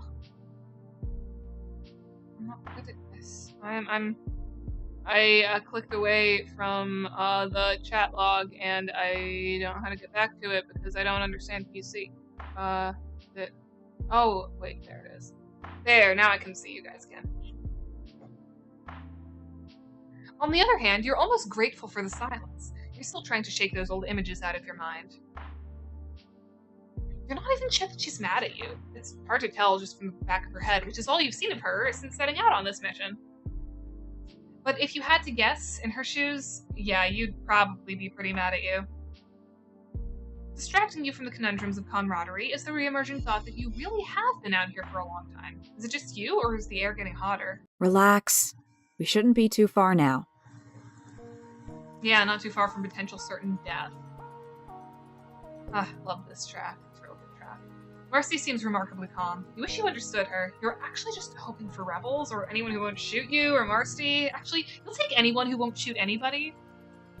A large sand dune lies ahead, piles of it billowing over your feet as the 2 of you climb. On the other side.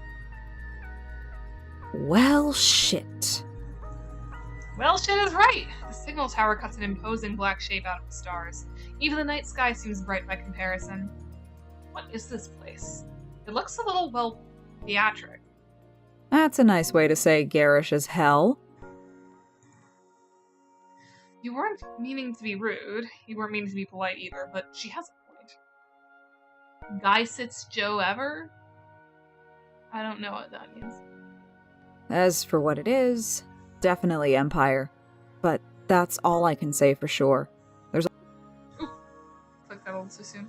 That clears things up, by opening them to a lot of horrible possibilities. Marcy frowns at you, but she's almost always frowning, so that's just to say Marcy makes her normal facial expression at you. You get how she feels. This doesn't look good. Where did the 2 of you go from here? An ominous feeling curls in your belly. You feel like a rat in a trap. The sun creeps closer to the horizon. The 2 of you will fry if you stay put, but if you head towards the building, it's almost certain you'll be spotted and caught. It's really no real win it's a real no-win situation and time is running out. At Marcy's expression, you realize you're not helping. Her bottom lip tucks into her teeth while her eyes trace the horizon. She looks tired. Didn't your Lucis tell you it's rude to stare? Shit. It's fine. I'll try following the power lines. Maybe one of them leads to a transformer or a maintenance tunnel. You're going over the merits and demerits of that plan when suddenly there's a noise behind you that sounds suspiciously like a hatch opening. That's because it is a hatch opening. You and Marcy spin around in front of you. Their back to the brightening skyline appears a stranger in a brown cloak. And they have a shotgun! I love how Sarava's gun is just fucking garish in the perfect Sarava fashion. I like this route a lot. I had nothing to do with it, so playing it for the first time was like a whole new experience. And there's only been like 3 routes that I've had nothing to do with so far. Both of you immediately put your hands in the air, Marcy taking a few steps back. Now the sweat on your brow is from the sheer tension of the impromptu standoff. Good instincts. Alright, nobody move. If you cooperate, I won't put a bunch of new holes in your face. Also, British Sarava, very good. We weren't intending on doing British Sarava, but British Sarava worked very well. Probably. You definitely weren't intending to move. Nope, sorry. Marcy seems to feel differently, though. You see her inching away from the corner of your eye. Come on, think. You can get the 2 of you out of this if you just keep your cool. Do not, under any circumstances, do that first thing. You decide to stay calm and see how this plays out. That, or you're just too tired from the long hike over here to pull off any action hero maneuvers. You're not sure you could run away now if you tried. Who sent you, huh? Knew someday they'd figure it out. Wait. Holy shit, it's you! What are you doing here, Lamau? Wait a minute. Sarava? Holy shit, it's them! Suddenly you have so many questions. What are they doing out here in the middle of nowhere? Why were they gonna shoot you? Why is that gun so colorful? Why are they dressed like Obi-Wan Kenobi? Sarava smiles. You should really, not be outside. You obviously know that. You're about to start telling your newfound old-fat friend that your wild and wacky adventures and strange circumstances that have brought you here when Marcy lunges with a wrench that you hadn't seen her slip out of her bag. Oh, shit. Sarava falls face first into the dust and sand, kicking up a little plume around their body. Oh, fuck. Wow. What the hell, Marcy? Let's talk it over before you wrench people, please. Did you somehow miss the part where they were going to shoot us? No, but you promised they had a good reason for the shotgun threats, probably? Sarava's a friend. Almost certainly not an Imperial goon. A very unconscious friend now. At least you hope they're only unconscious. There's a tiny bit of mustard yellow on the jaw of her wrench. I didn't kill them. Trolls are hardier than that. You hope she's right. The sun is almost above the horizon now. You finally notice the hatch that's opened a few meters away, lifting off the crest of the sand dune like a friendly wave. It's our only shot now. Let's get them down there. Swallowing your nerves, you help her scoop up Sarava off the ground and carry them awkwardly down into the small, cramped structures below. You and Marcy find yourselves in a small access hallway that ends in a ladder to the hatch code. The air is stale and dusty, and the walls have corroded to a sickly yellow-green. This must be one of the utility bunkers. I wonder if it still connects to the water main. You're a little more worried about Sarava. They're definitely still breathing, at least. There's only one door leading from the hallway, and it opens into a room alive with the sound of computer fans and humming electronics. You and Marcy step inside. And you're suddenly assaulted by a wave of colors and graphics and LEDs imposed on the decrepit metal room like an aggressive photo filter. Overhead, tinted spotlights shine down in pinks and greens that almost wash the yellow dinge out of the walls and furniture. Almost. What the hell? Marcy's expression reads skepticism, but you sense something beneath her surprise. Maybe interest? She notices you noticing. It's filthy in here. Right. You almost forgot which troll you were with. For the moment, you don't question her weird priorities. You and Marcy put Sarava on the couch. Well, you put Sarava on the couch, and Marcy starts looking around for something, you guess? Whatever she's looking for, she has to thumb through a lot of trash and empty noodle cups to find. You hadn't noticed it at first due to the sheer aesthetic making war on your eyeballs, but Marcy's right. Everywhere below desk level in this place is a bit of a dump. Here it is, the hype house, yup! It's where all the grits pop is made. While you're judging their living space, Sarava returns to wakefulness with a groan. Again, I wish I had brought my butterfly pea flower tea so I could have made the grits pot the official drink of Volume 4. Because honestly, I think that's. It's not. I think the one with the Kahlua is my favorite, but the one with the Biden Blast, that unfortunately is not a drink that we make. Biden Blast. I'm drinking Peeps Pepsi. Why does that exist? What the fuck? I hate that. That shouldn't exist. But yeah, I wish I had the materials to make Sarava's drink, because it's a pretty good drink, and it would be good for our nice 88, quote-unquote nice 88-degree weather. It's way too hot for this here. Ow! Ow, ow, ow! Sarava, you're so glad they're okay. Between your frenetic apologies, you swear up and down that the encounter upstairs was a misunderstanding. You have a bunch of other things you want to talk to them about all at once, and it's quite possible you attempt too many of them at once at the same time for a person with a head injury to keep up with. Oopsie. She actually hit me with a wrench. You look at Marcy. She gives a shrug awkwardly and looks to the side. Sarava grabs a towel from a nearby milk crate to press to their injury. Listen, I'm not the one that aimed a gun at me. The alien says you're alright, so it won't happen again. I only did what I had to do. The Empire could find this place any day, so I gotta be on my toes. It's cool though. Never been knocked unconscious before, now. In the craziness, you're forgetting something. Oh, right, introductions. Marcy, this is Sarava. Moisture wave. Nah, that stuff's old news. I've moved on to the future of branded curative music streaming. We're in the era of grits pop now, baby.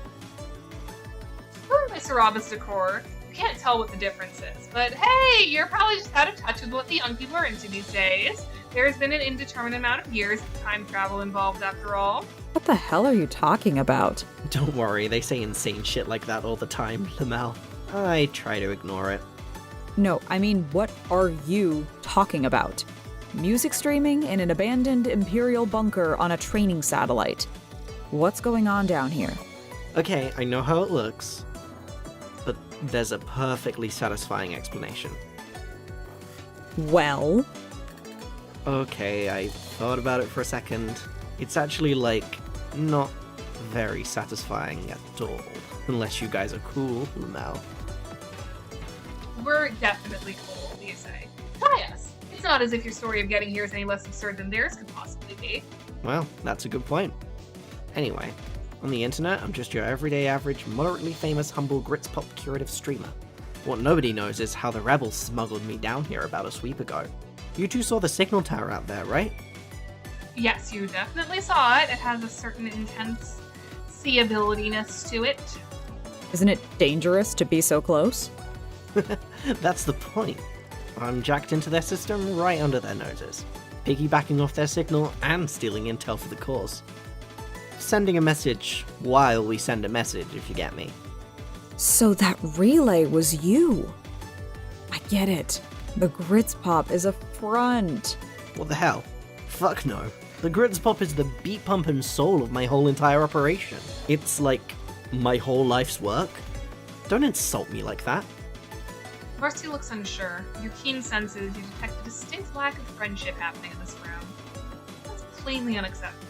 You're very sure it would improve things to have your two friends be friends with each other. Maybe Sarava could show you some of their work. If it's as good as they say, then surely seeing is believing. Or, you guess, hearing is believing. Whatever. Lol, now you're talking. Let me wake up Casper and show you guys the business. Casper comes to life and Sarava jiggles the mouse, and a bright desktop background covered in distorted troll anime girls greets you with an array of sickly sweet colors and densely layered imagery. Sarava opens the web browser and loads up a GrubTube channel's homepage. The thumbnails, title, and header all match the rest of the branding, which is to say they are loud and infectious as possible. There's so much going on, you have almost no room to think. And considering all the unpleasant things you would otherwise be thinking about today, that isn't so bad. Alright, let's hear it. Give me your appraisal. What's your take on the new brand? What's your take? You... love it! It's incredible! Really? You're not just saying that, right? You're not trying to flatter yourself into my good graces and sponge up my grits pop clout. No, whatever that means. You really like it. It has a lot of energy. Like, a lot of energy. In a word, it's energizing. Heh. I knew you would get it. You and me are, like, totally on the same wavelength. I love how down for shit you are all the time. It's so refreshing. I just know they own an Ahego hoodie. Oh my god. They would. They fucking would. Everybody else is always trying too hard to look above it all, you know? Which I guess is my way of saying I missed you. Anyway, glad you can appreciate what I'm doing out here. So you're a musician? No, Lamel. I don't produce anymore. I just stream the best stuff and do reviews of new albums. And curate playlists. So you're like a DJ? No. I don't do remixes or sets. I'm just like a music influencer. That's a thing. Yeah. I also cover news, play games, and podcasts sometimes, you know? Keeping up a multifaceted brand is what it takes these days.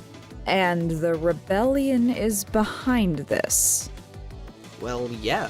Britpop is an inherently progressive genre. It's subtle, but the anti-imperialist messaging is there. The Sarava, by which I mean the Britpop community, support and connect sympathetic content creators who are critical of the Empire.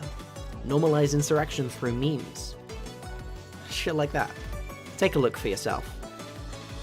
You and Marcy follow their lead, standing shoulder to shoulder to look at their most recent videos. Between the streams and vlogs, it's mostly glowing reviews of already famous mid-blood musicians and podcasters. You recognize a couple big names from Jitter. This one kid at my school wore an Ahego hoodie to school and none of the teachers noticed literally anything off about it. Oh, gross! Oh my god. Teachers need to watch more anime so they can be aware of the harmful tropes in anime. I listened to Sarava's podcast, they would drop the hottest takes.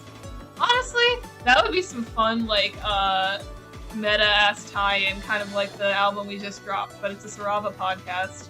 We'd pay Alex to just sort of talk nonsense for a fucking hour and it would be canon. I don't get it. You look like any other channel on GrubTube. Duh, obviously. We're playing the long game here. You see, if you want to influence people, you gotta make them feel comfortable first. Not everybody's ready to jump into something like Revolution right away. You gotta win them over. Like the right things and wear the right clothes. They gotta want to be you. Nobody wants to be some weak and bitter loser that got fucked over by the Empire, even though that's what we all are. So you gotta be cool first. You gotta be relatable yet unobtainable at the same time. Then they'll listen to whatever you tell them. Fucking Marcy. That's the power of the aesthetic. Sarava sits down in their colorful gamer chair, swiveling it to face you. The dramatic effect is a little undercut by how their foot topples an empty water bottle. But enough about me. How did you guys even get here? And what's up with you? I haven't seen you for, like, sweeps. Now you show up out of nowhere in my super illegal space hideout? What gives? Well, that's a great question. Marcy moves to sit on the couch while you jump into a complete recollection of your adventure so far. It's not until you actually have to describe it to someone that the scope of what you've been getting yourself into starts to dawn on you. Sarava and Marcy listen with gradually widening eyes. You tell them about the tense courtroom drama, the mysterious airlock murder, unraveling the secrets of a friend's ancestor. Sensitive information redacted, of course. Your daring heist of a Lucis training program, and then you stop for a moment before you tell Sarava about what happened with the control tower. Out of the corner of your eye, you see Marcy flinch. Your own stomach turns in guilt. That was you guys? The signal towers and Chitta have been lit the fuck up since last night. It's a real mess. And it all happened right under an officer's nose. So the Empire's royally pissed. Or like, imperially pissed or whatever, Lamel. It's not funny. A lot of people I knew are dead. None of us liked the Empire. Sorry. I've seen a lot of people get hurt. And that's why sea dwellers don't have drip. Oh my god. It's drip or drown. Rebellion's dangerous. You laugh or you cry, you know? I'm not in the rebellion. You sure about that? Because you certainly are a fugitive hiding from the Empire with an alien in a rebel hideout. Circumstantial. I'm just trying to help somebody. That's all. That's cool. Not really any of my business whether you're a rebellion or not. As long as you're not about to betray me to the imps. No way, definitely not. No fans of the Empire here. Oh, I can smell the latkes from the other room. I am so hungry. It's time for potato experience. You just need a place to crash for the day and make a plan for whatever comes next, you guess? Sarava gestures grandly to the entirety of the small square room. My hive is your hive. Make yourselves at home. Thanks. Sarava, was it? Hermon. Sarava Hermon. Marsti Hutek. So, are you going to tell people about what happened on your podcast? God, no, are you kidding me? I can't cover that, it's way too hot. Shit like this is pure brand kryptonite. I'll get mega cancelled no matter what I fucking say. What's the big deal? Everyone already knows about it, you said so yourself. Yeah, but the Empire's already set the spin. As far as they're concerned, the rebels just killed a bunch of random unsuspecting trolls with no warning or provocation. Excuse me? What's the problem with that? It's what really happened. I know how it sounds, alright? But the revolution has enough working against it as it is. Morale is hard enough to come by without me. So they just get away with it. Just because you're fighting the Empire, you can do whatever you want? Who the fuck said that? I'm not a fan of it, alright? But it's war. And shit happens. Innocent people dying was always on the table. I'd have to be super fucking naive not to have known that. I find it really obnoxious that you're explaining death to me. Wow, things are getting a little adversarial in here. You try to tell Marcy that Sarava didn't mean it like that. You don't get to tell me anything. You're not even from here. Ouch. Sarava shrugs. It's one thing to have my own opinion, okay? It's another thing to explain it to a chat full of bloodthirsty Numers who want easy answers. Numers. They can't accept that being the good guys won't always mean being the good guys. I guess Numers would mean that it's the equivalent of Gen N? Or Gen and Nume? Because I'm assuming it's the equivalent of Gen Z, but like, what would the Alternian equivalent of Gen Z be? Xenophobic Marciar. Never explained that to Rusty. Then who holds you accountable? What makes your revolution any different when it's always people like me that die first? While you sit in your fucking bunker and play video games and suck up to rich people. Hey now. No, this is bullshit. It's disgusting you think you're accomplishing anything down here. We all have problems.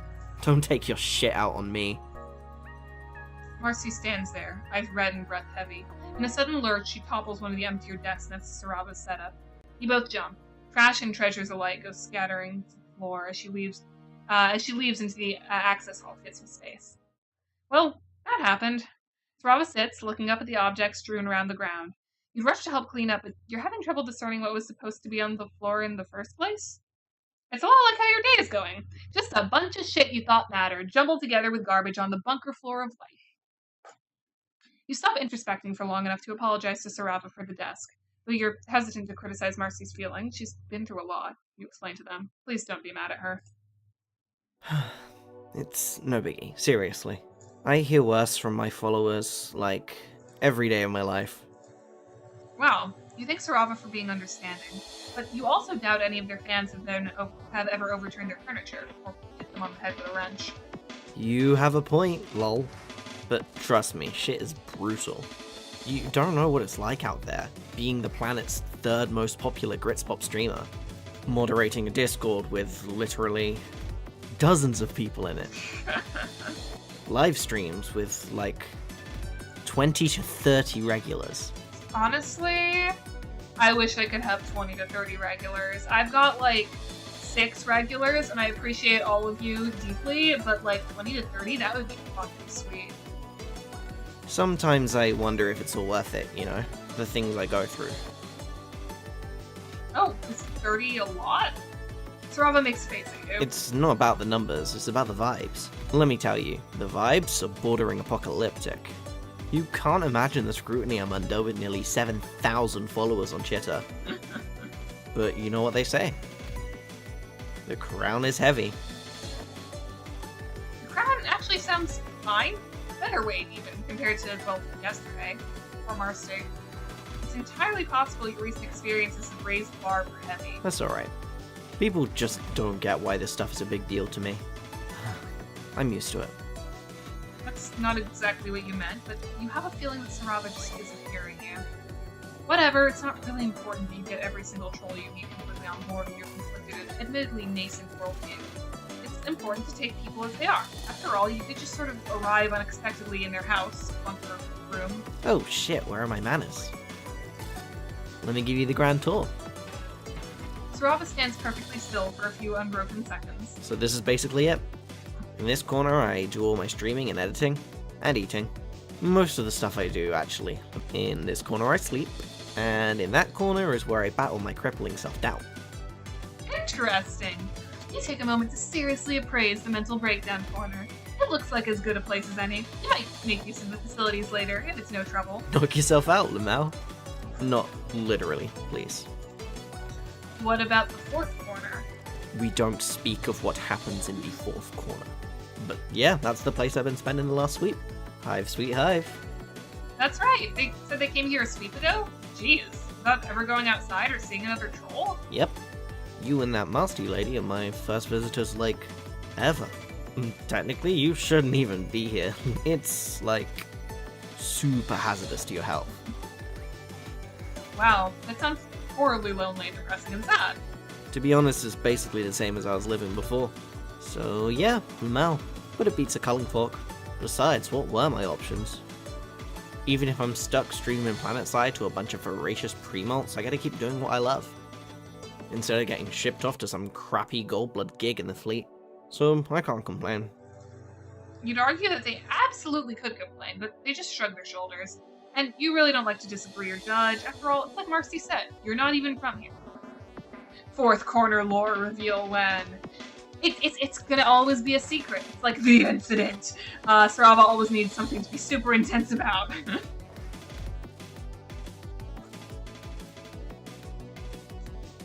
They're chill like 90% of the time, and then there's one thing that they can be intense about and get all of their non-chill energy into.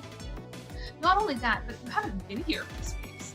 You missed out on so much, clearly. There's so many questions that you don't really know where to begin. You really did just, like, disappear. But shoot, ask whatever you want. I'm an open Glyphrium. I'm gonna ask about the relays, the most important one. You asked Sarava a little more about the relay that Marcy picked up. Is that the sort of thing that they're doing out here? You bet. That last list was a big group of trolls the Empire disappeared recently. Some jobs, they pull you off your socials and nobody knows if you lived or died. The incident happened again, but in the fourth corner. Basically, those are who's left after we confirmed alivance on the others.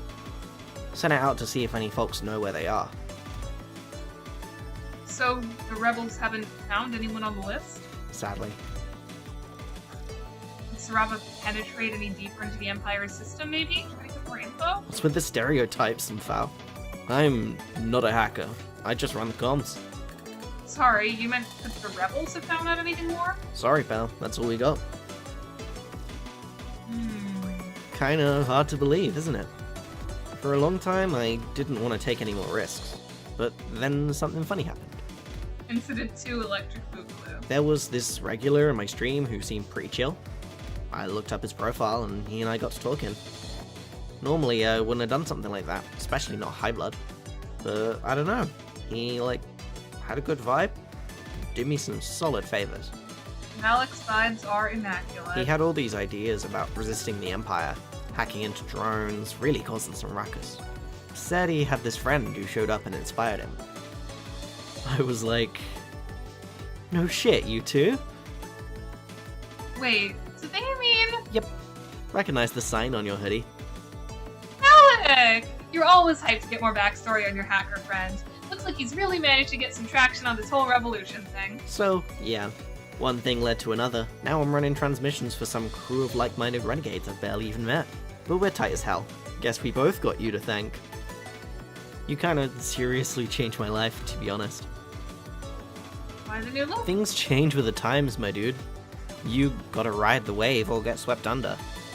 Well, yeah, you get that, but they used to say the influencers were the ones that set the trends. What did you miss? Sarava Adventures. Pretty much nothing but Sarava Adventures.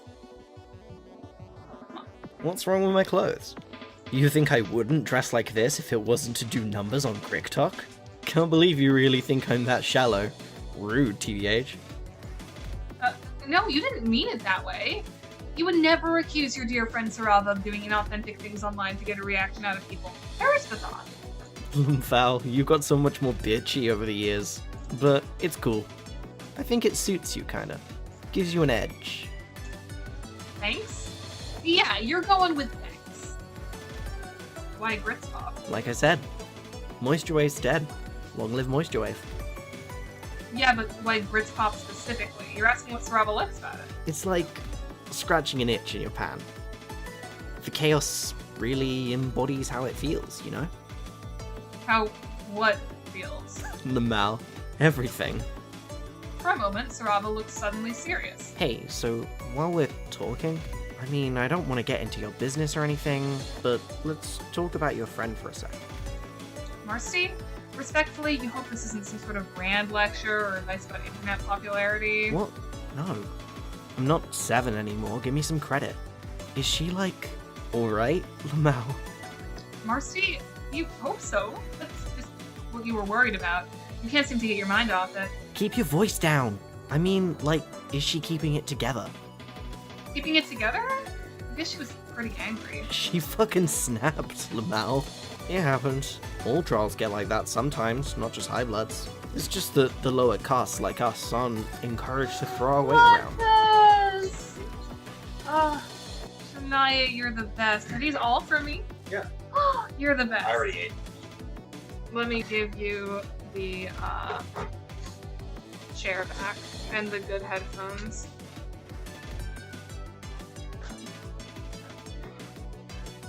You should take over the narration. Okay. Because I've done. Yeah, you've been narrating for hours. Over 4 hours. All right. Is it just you and I, or do we have other It's just us. team members? Nice. We got a bunch of people in chat, though. That's cool. Hey everyone, I'm back. I'm gonna take over narration, and Anna's gonna eat. And high bloods are stereotyped as always going off their shit. And you know what they say? Life mimics art. You really wouldn't know what they say. You guess that's part of the whole problem here. So, like, at the risk of coming off as, like, nosy as fuck, she's clearly running herself ragged.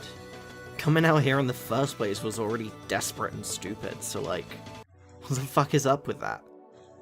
In retrospect, you agree. But you try to explain Marcy is just like that, there's nothing you can do once she's made up her mind. That's obnoxious. Real inconsiderate to her friend she's lugging around. Maybe she should, like, cut that out. Or get a Moirail or something. Lamau.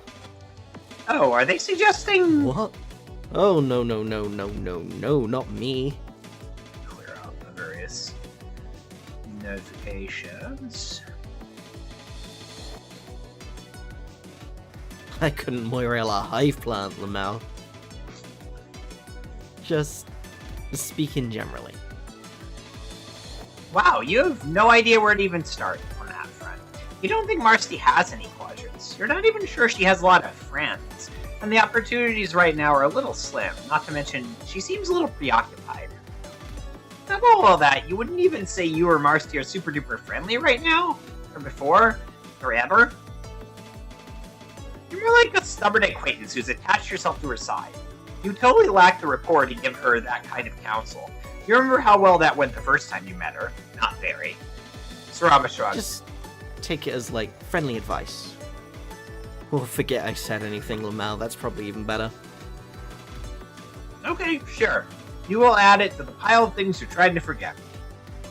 any luck, you will forget about the daunting size of the pile first. Say, how about you and I cook up some magic while we're waiting for your friend to calm down? Cook magic? You're pretty hungry, and right now you're pretty certain you've always had an inexplicable fondness for wizards. They can count you in. Sick. I mean, I don't know about wizards. Best I can offer is some cut ramen and MREs. But I think you and I could whip up some really slick imagery. How about you help me make the thumbnail for my next video? Really? That's a lot of responsibility. It's their life's work we're talking about here. I've only got one rule. Don't work with a head injury. Come on, Alien Invasion of 1. You're my only hope. Not one to let a friend down. You're already rolling up your sleeves. Let's make the grittiest, ploppiest thumbnail the world's ever seen. Oh, holy shit, that's a whole fucking lot. Like, it's a lot. Strava shrugs and laughs. You guess that's kind of the whole point here, but still, a lot. All right. What are we gonna do? What are we gonna do for our awesome thumbnail here?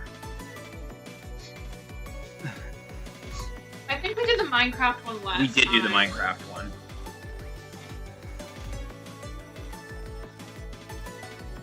So let's do something with an anime girl. Okay. This one. What should we put in the foreground? Gamer chair Sarapa.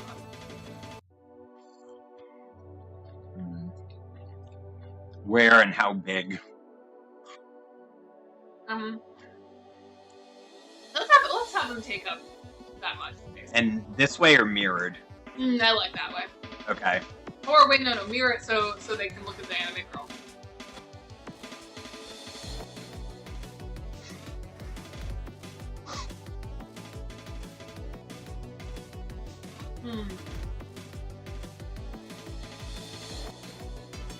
Rude Shadow Legends. Yeah. Put in Raid Shadow Legends. Oh my god.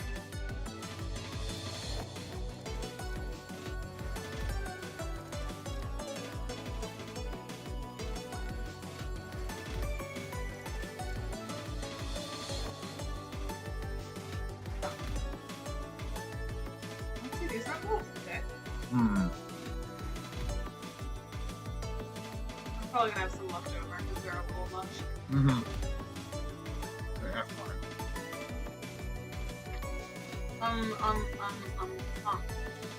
Do a little blue uwu guy. I love This one? He's so cute. Where and like how big and everything. Have him stand on Raid Shadow Legends. Oh god. So cute. Where'd you get that little part, dude? Momo drew them. Oh, good job, Momo. Yeah, Momo drew a bunch of the assets here. You had something.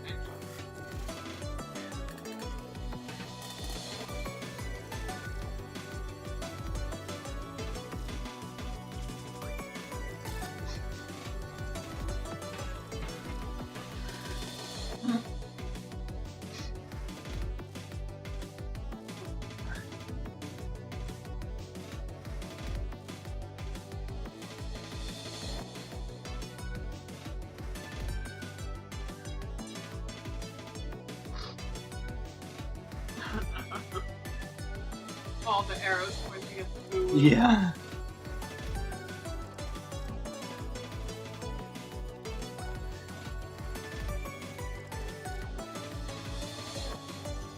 What does that one say? It says fail.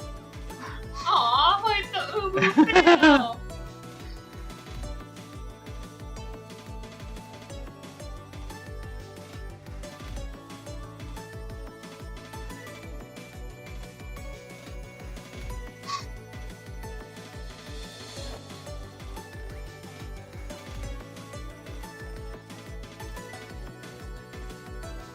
Oh, gore. Oh my god. Wait.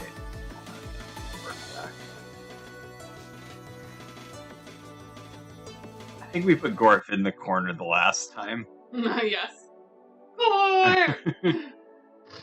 Perfect. Alright.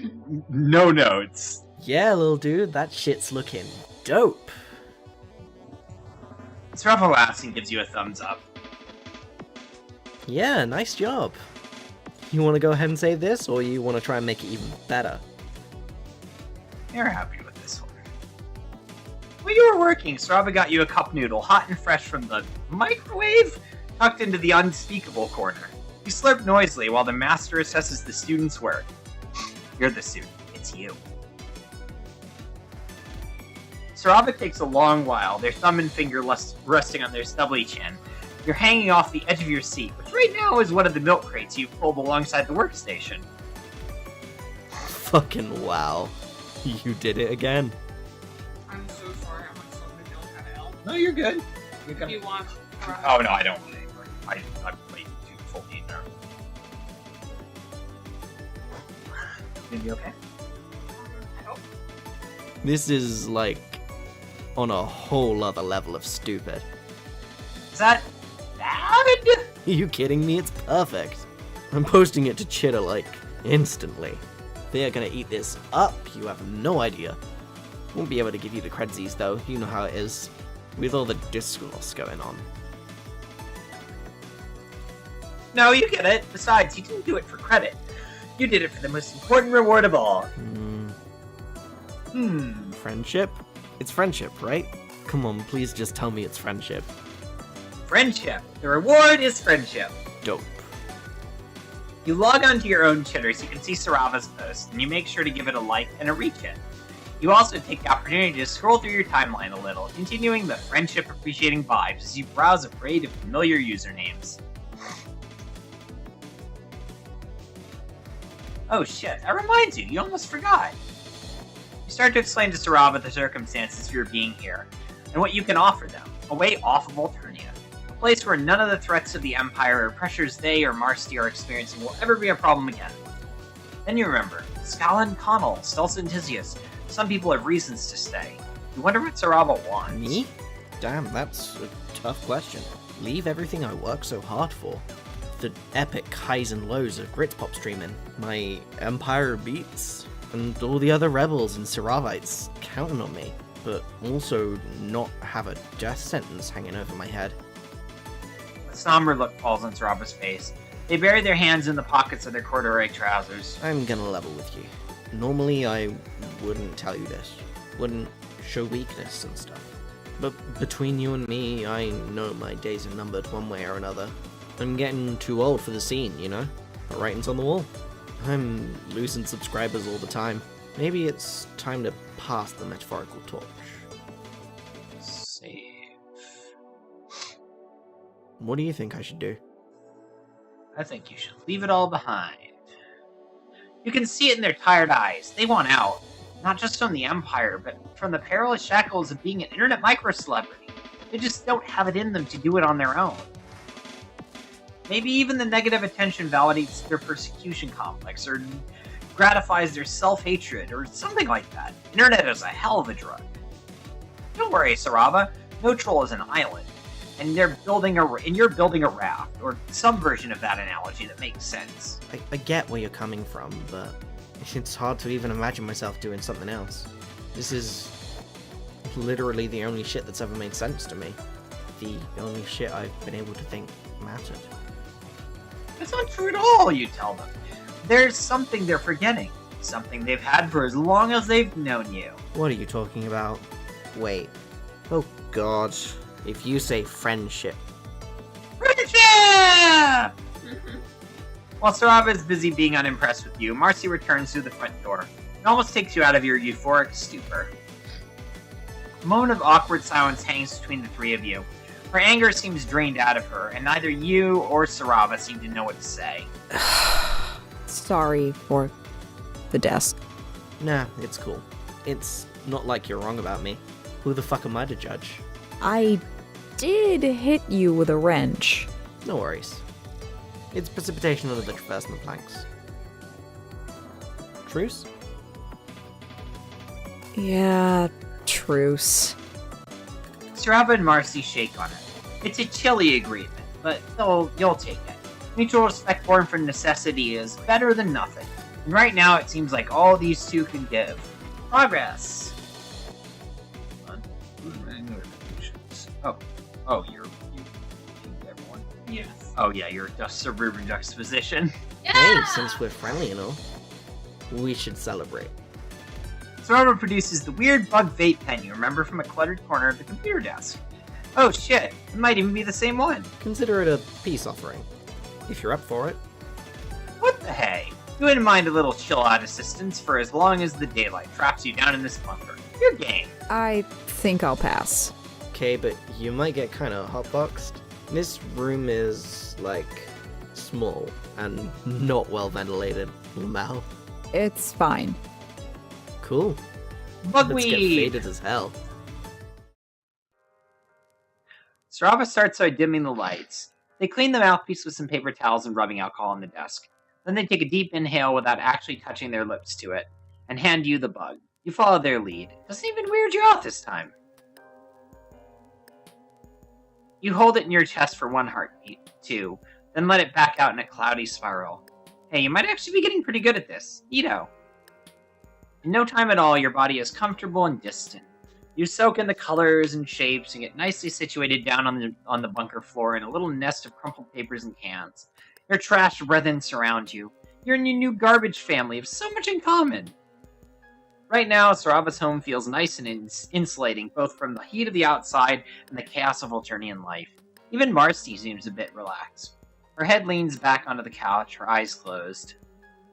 You just watch her breathe for a while, suddenly relieved and grateful that she's alive. You're high enough that the sentiment doesn't seem totally weird. So, what's your story? Me? Yeah. You came all this way just to help somebody? Not somebody. A Goldblood. Named Follicle. She had void rot. They're probably shipping her out to be a heatsink for some carrier's ship's supercomputer. I want to know what happened to her. Thought that if I was lucky enough to get a chance to help someone for once, I should take it. So here I am. Damn. Sorry, I can't help. The rest of the data was locked down pretty tight. Best I can do is try to ask the rebels to get you a ride out of here. It's fine. I'm just lucky not to be dead. Did you, know her super well or something? Not really. Then what the hell are you doing, Lamel? You're risking your own hide after all. Just worked out that way. Might as well try, now that I'm a fugitive. Shit, there's the guilt. Mercifully numbed by your lightheadedness. What were you up to? Before you were a fugitive? Attack pilot. I was due for the front lines by next sweep. A dogfighter? Shit. I would have run too, Lamel. I didn't run. I never even thought of running. Running would just mean that some other Rustblood would have to fly my ship. Soraba passes you the pen again. You take a couple more deep breaths that pull you farther and farther away from the emotional immediacy of the conversation. The sadness is distant, like from an old memory. You could now, though, right? Your friend was telling me about how they can get us out of here. You got a take on that? Marcy looks to you. Your good vibes curdle a little under her focus. You never really understood her at all. You know who we kill out there, right? Aliens like you. Millions of them. For every dead Rustblood, there's probably 100 people that did nothing wrong besides exist in the Empire's way. Have you ever thought about that? What? No, weirdly. Wow, that's really, really sad. I don't fight the Empire. Somebody else flies my ship. Sounds like the worst of both worlds. All the best. Bad shit's gonna happen either way. At least in this plan, you're not fucking dead, Lamel. Maybe. Sounds like that's not enough for you, though. Just clear off these. Save. I'm losing my train of thought. I warned you, Lamel. Why this? Why any of it? You mean the streaming? Yeah. I never understood the internet. You sound like 500 sweeps old. Marcy shrugs. Her question sits in the air, unanswered. I don't know. Something kind of magic about how even when everything in the world seems so broken, you can just log on and find some guy out there making the coolest shit you've ever seen in your life. I want to be a part of the few good things this world has to offer.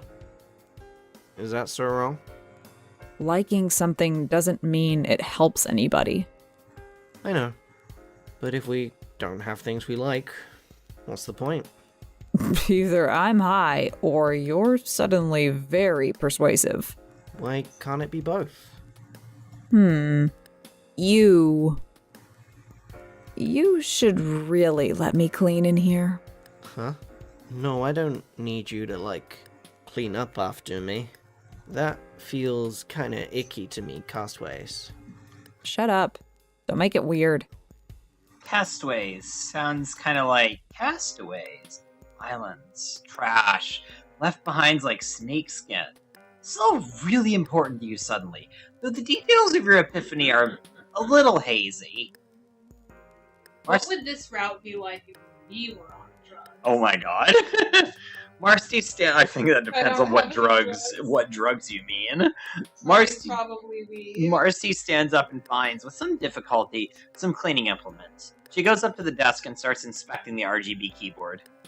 Whoa, careful with Casper. He's delicate.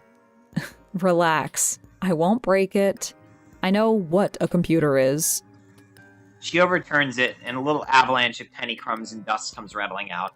A startling giggle erupts out of your throat while she starts picking up the litter off the desk and sweeping the surface. Okay, this is getting weird, lol. You guys can have the couch for tonight. I'll sleep in the closet. Yell if you need me. Rebels in their closet. You yell, "If you need me," at a volume unknown to you, determined by your intoxicated mind. Marcy snorts and Sarava disappears into the room's second door, leaving the two of you alone. You climb yourself onto the couch and bundle in for the day. Marcy stays awake, collecting your trash brothers into a bin. She wipes down walls and desks and takes apart electronics and displays to blow away the dust. The ruttling of clutter and sweeping of floors is soothing. Before long, you fall deeply asleep, the sound of her reassembling keycaps on Casper's glyph board.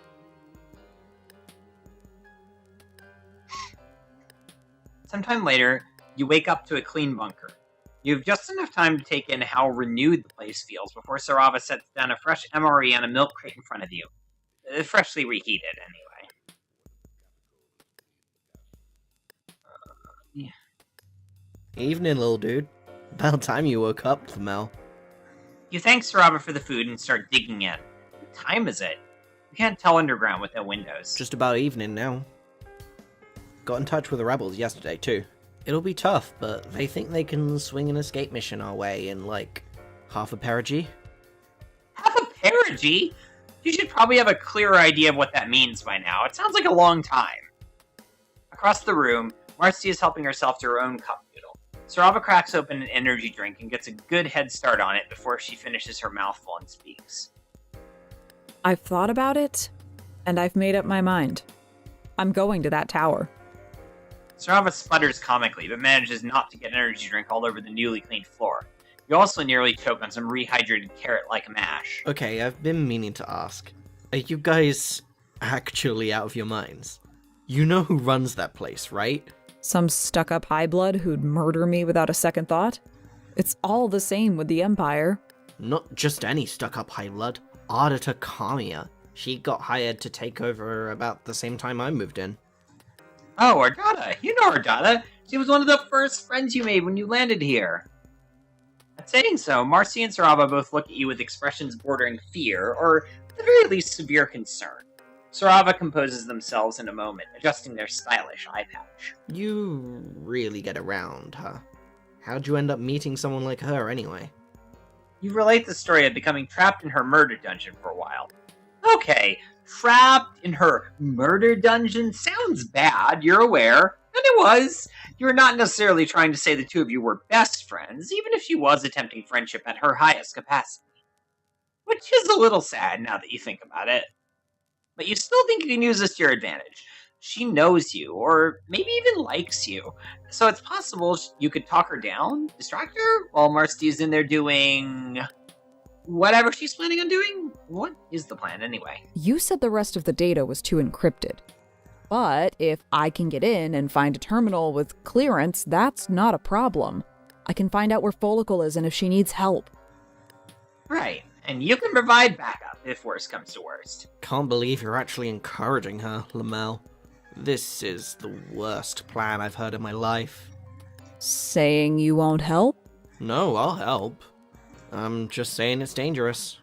It can't only be a signal tower. Not with the amount of people they take in versus the people that come out. Part of my being down here is to know as much about her operations as possible. And while there's a lot I don't know, what I have seen, with you and wait for the rebels. And you can forget I was ever here and go back to your live streams. Sounds kinda like you're judging me again. I'm not. Honest. This is just something I have to do. You stand up off the couch. No way are you letting her go in there alone. She can count you in. And Sarava, she can count on... and Sarava, she can count on you too, right? After all, this is exactly what the rebellion is for, helping trolls in need. It's the perfect opportunity to do some good. To prove that the rebellion can do some good. Sarava sits there for a long moment, their hands buried in their pockets. Finally, a long sigh leaves their husk, their head tilted back against their chair. If this gets me cold, I'm gonna be so pissed. Come on. They stand and make their way to the same closet they retired to sleep in.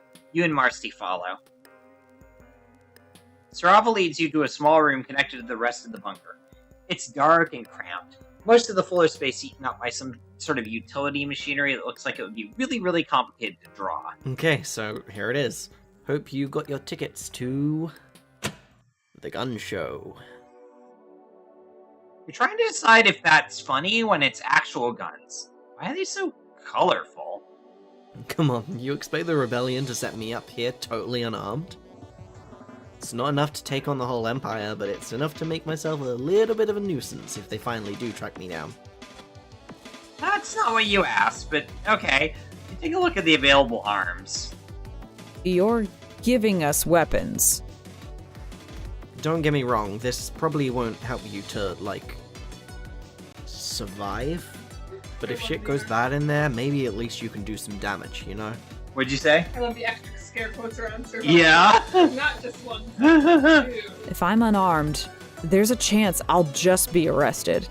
With these, I'll be killed for sure. If it's auditor, then that's seriously preferable. Trust me, Lamel. I'm not disagreeing. I'll take the shotgun. Should be possible to hide it under my jacket. As for the alien, do you have anything with absolutely no kick? Marcy looks to you when you react with a puzzled, mildly offended expression. Scrawny arms. Remember? Oh yeah, laser pistol. Sarava hands you a modest Technicolor gun with an organic shape along the underside of the barrel. It's about as heavy as a juice bottle and resembles a lot of the strange Alternian biotech you've seen along your adventures. Careful with that thing, it gets hot. You can rig it to explode if you misalign the capacitor, so like, make sure not to do that on accident. Lamel.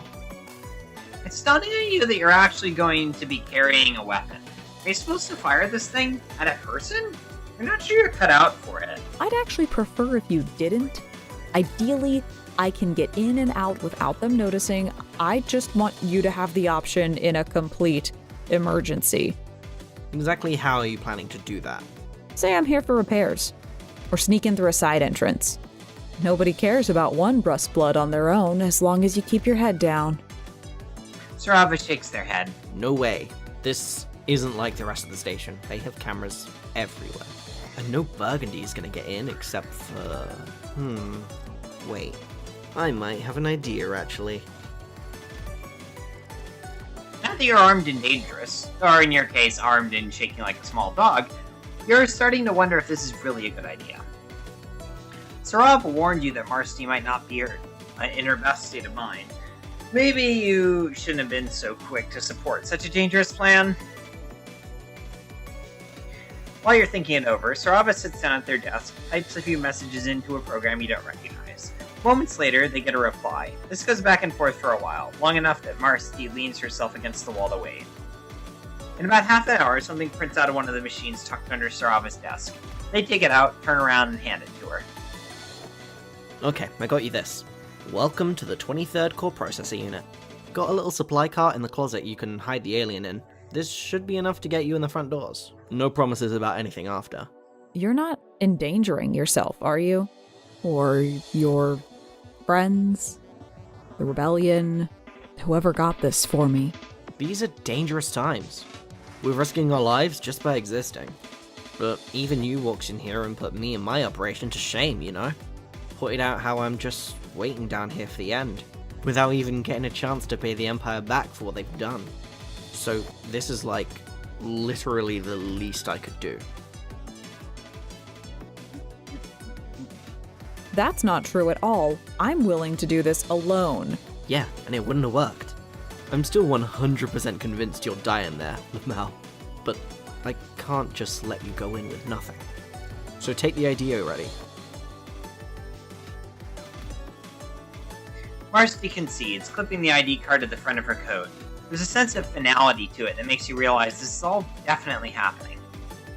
For everyone's sake, you hope that our daughter remembers you as fondly as possible. You hope your own memories of her aren't too warped by Doc Scratch's narratively induced friend lust to be useful. You hope you'll know what to say to her when the time comes. If the time comes. You're doing a lot of hoping in summation, but you have to. If Marcy's not willing to turn back, then how can you? It's for Follicle's sake, too. In a way, this is your own chance for redemption. If I'm going to do this, I should probably go as soon as possible. Is there any way to get closer to the base? Yeah, sure. Follow me again. Sarava leads you through a narrow access shaft branching off the utilities closet, a little empty supply cart in tow. For now, it carries the weapons out of sight. You, Sarava, and Marcy have to press to the wall in a line to make your way down the corridor, alongside what you guess are water pipes, or slime pipes, maybe? You know Alternians love a good gelatinous slime. Soon you emerge at what you guess is a back door, heavily barricaded. Sarava takes a moment to unlock and remove the bars and boards, and pushes them open against a mound of shifting sands. Soon, multicolored moonlight washes in from above, right over their shoulders. Okay, this is it. As far as I go. Thanks. And goodbye, I guess. If I don't see you. So long, morbid weirdo. And you, come here. Sarava holds out their arms. Oh, you get it! Without hesitation, you bring yourself in for a surprisingly tight hug from such a guarded, on-brand individual. Sarava pats your shoulder a couple times, even adjusts your hood for you. I don't want to distract you, and I know I can't talk you out of it, but, like, you're one of the few people I know that I think are genuinely really chill, so it was nice to see you again. Please survive, or I'm gonna be, like, really depressed, Lamau. Oh shit, well, no way you're gonna die now. You can't let them down too. Sarava and Marcy's farewell is a little cooler, just a firm handshake. Still, you're proud of the two of them for coming this far. Not just in friendship, but in general. You ready? Weed is the best social lubricant. Not exactly, but you tell her you're the next best thing to ready. You're morally obliged. Alright, let's go.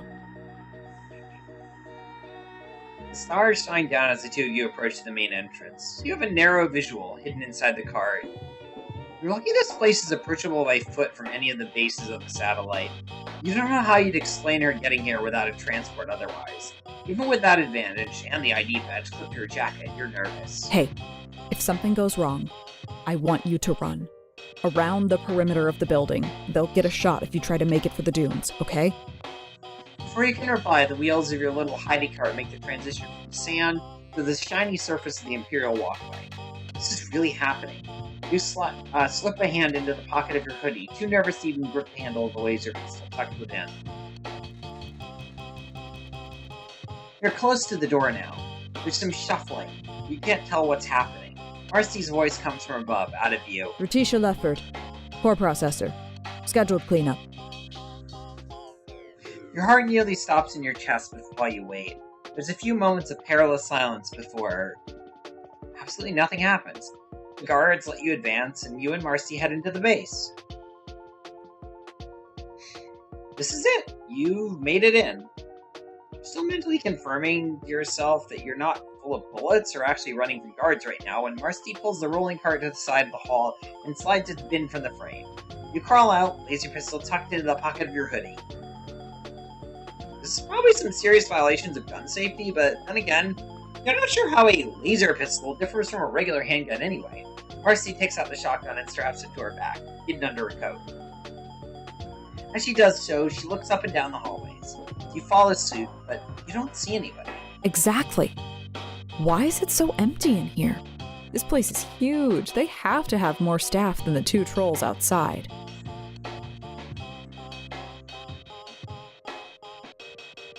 Maybe it's some kind of troll holiday? They could all be on a break. Marcy gives you a look bordering exhaustion and disgust. Let's talk less. Starting now. We have a console to find. Sure, but you're not entirely sure where to start looking. None of these doors are labeled, and they all look the same. The hallways curve disorientingly, and you can never tell exactly how far you've come since entering. The distinct feeling of being a rat in a trap slowly reemerges in your belly. You manage not to say out loud that you have a bad feeling about this. Even you aren't that obvious. But the hallways remain stunningly, bafflingly empty. Marcy stops by the next door and presses her ear to it for a moment. She taps on its control panel a few times to no avail. Damn! Cover for me. Yes, sure, okay. You hover hand the pistol in your pocket and watch the halls, managing not to shake apart completely while Marcy tries to gain access. These panels are cheaply made. The wires rub up against the frame and corrode. How does she know so much weird stuff anyway? You know what? You know what she said, but you think you need to make some small conversation or you might explode in nervous confetti. How do you know so many people? What should I expect from this Ardata woman? Wasn't she an officer on your base? She's not my officer, just an officer. I've never seen her before. Clearly, she's in some weird division of the Empire if this is her building. What to expect from her? Well, she's not everything she seems. Marcy bumps the edge of her fist against the security panel a few times, trying 2 or 3 different places and angles. Oh yeah? How so?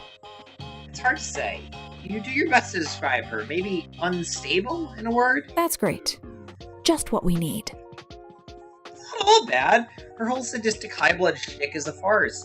She has no actual passion for it. Hey, who's to say that might not work in our favor? Maybe she won't be able to bring herself to care that we're here.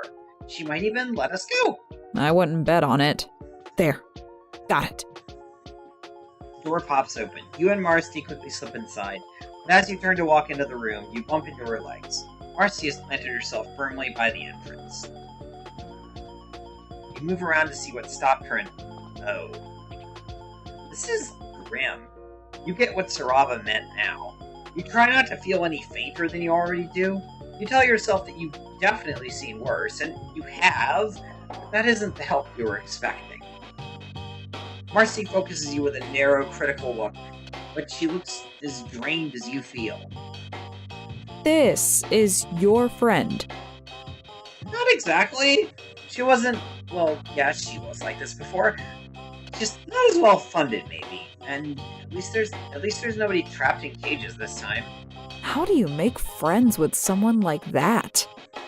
Well, it was more like you were hungry and she offered food and then trapped you in her house and had a sort of mental breakdown in front of you after a bunch of terrible stuff happened. Physically. To your skeleton. At saying so, Marcy's expression shifts, but you still suspect she doesn't want to hear about it. She just turns away and starts looking for another door. Works for you. This is clearly no place to hang around. You help her start examining around the room. Maybe there's some sort of adjacent processing block? You don't want to think about the details too hard. Anywhere with a computer console will do. After prodding around some more gruesome implements for a while, careful not to touch anything too bloodied, do they never even clean their implements on this goddamn planet? One hinges off the wall strangely. A rough, heaving sound comes from the far wall as a hidden door swings open. You and Marcy look at it with suspicion, mostly. Good to be on the same page. This has danger written all over it. Obviously. But there's no point in playing it safe now. That seems possibly untrue. Then stay out here and wait. If you have an argument, there is no time to give it. She's headed into the room, and short of grabbing her, you doubt you could stop her. You reluctantly make your way inside. The adjacent room is a hollow concrete box with minimal furnishings. You've just enough time to recognize the terrible sinking feeling in your gut when the door slams shut behind you. Moments later, a horrible, familiar, pealing laughter echoes around the room from speakers unseen. This is a trap. You've been set up. Damn it! They knew we were coming. A roaring noise comes from one of the wall panels beside you. Think fast. Close. Too close. Quick. Gotta find a way out of here. Yikes, another close one. Use your precious seconds to scan the walls. There, a wall vent. The two of you can escape that way. You turn to tell Marcy, and the two of you race towards freedom. Made it! Barely. The two of you reach the wall. Marcy grabs the grate and yanks hard. To your surprise, the thing comes free. Go! Now! She's already lifted you up to the lip of the vent before you can make any other decision. A horrible, sickening wet sound comes from somewhere behind you. You're tempted to look, but there's no time. You finish dragging yourself into the vent, turning around as fast as you can to grab Marcy's hands and pull her up. To your relief, her hand clasps around your tiny wrists, and you heave her to safety with all of your meager might. You press to the edge so she can scoot past, gaining a much-desired distance from the room of death traps. In doing so, she leaves a vivid maroon stripe behind her. Your breath seizes up. Marcy flicks a lighter to life, illuminating the confined space you're now in with a soft yellow glow. You look down to see if you can see how badly she's injured. I'm okay. It's not that deep. You don't see any major injury, but there's blood oozing from an irregular tear in the skin. You're not sure you believe her. She must have gotten clipped by one of the traps before, after all. My bag. The gauze. Right. Your brain starts to work again. You help to get it out for her while she sheds her jacket. She wets some of it with an antiseptic and carefully cleans the wound. Fuck! Will she be okay? Has she hit anything vital? I'm fine. I can stitch it up in a minute. I just need... She trails off, her gaze floating into the distance. The adrenaline and shock are starting to fade from your mind, and you can think clearly. Rushing in to take their place is... anger? Yes, actually, you're angry! What the hell is she thinking? What? You get this is for Follicle. You want to help too. But that doesn't mean she gets to be stupid. She can't just take dumb risks like that. Yeah! We've got, Brioche has joined us. Yeah, I'm here! Whoa! Welcome! Up from my own 413 celebration. Hell yeah! How's your 413 then? Yeah, we say we're Orthodox homestacks here. Yeah. I am finally allowed to drink beer, so this is fun. Nice. I hate beer, but it probably tastes better than whatever's happening at Requiem Cafe today. So. Oh. No hate to the Requiem Cafe. I think it's super cool that they're doing it, but honestly, those drinks look repugnant. As we say in France, po-po-po! Yeah. Yeah, welcome. We're streaming volume 4 right now. Yeah. Yeah, I kinda... Yes. Nice. I'm just here because it's after sunset where you are, isn't it? Yes. So you can. Yes. I've got another 2 hours. It's 11 p.m. So I've got some beer. Nice. I've got another couple of hours, and then I can eat bread again. Soon, once you can eat bread, you can eat the Miss Park cookies. Then I can eat the Miss Park cookies. We're gonna make Miss Park cookies. Yeah. Gotta get vanilla extract when we break at 6. Vanilla extract. Okay, oh, when are we gonna? How are we gonna do this with you getting the vanilla extract? I don't know. Because Figure it out. the stream is gonna be happening, We're gonna switch over to the laptop. or my phone. Well, okay, we could do that. You want to do? So I'm thinking it might be easier to switch over to my phone. Okay. Just because there's not much space on your counter. I've just never streamed from my phone before. Okay, we could do that. Why is she acting like it doesn't matter what happens to her? Stop telling me what to do! Her eyes are red, her voice loud enough to ring in your tiny metal resting place. But you don't feel in danger. Not for this poor troll heaving for breath in front of you. The pain is making her sweat. That's when you see it.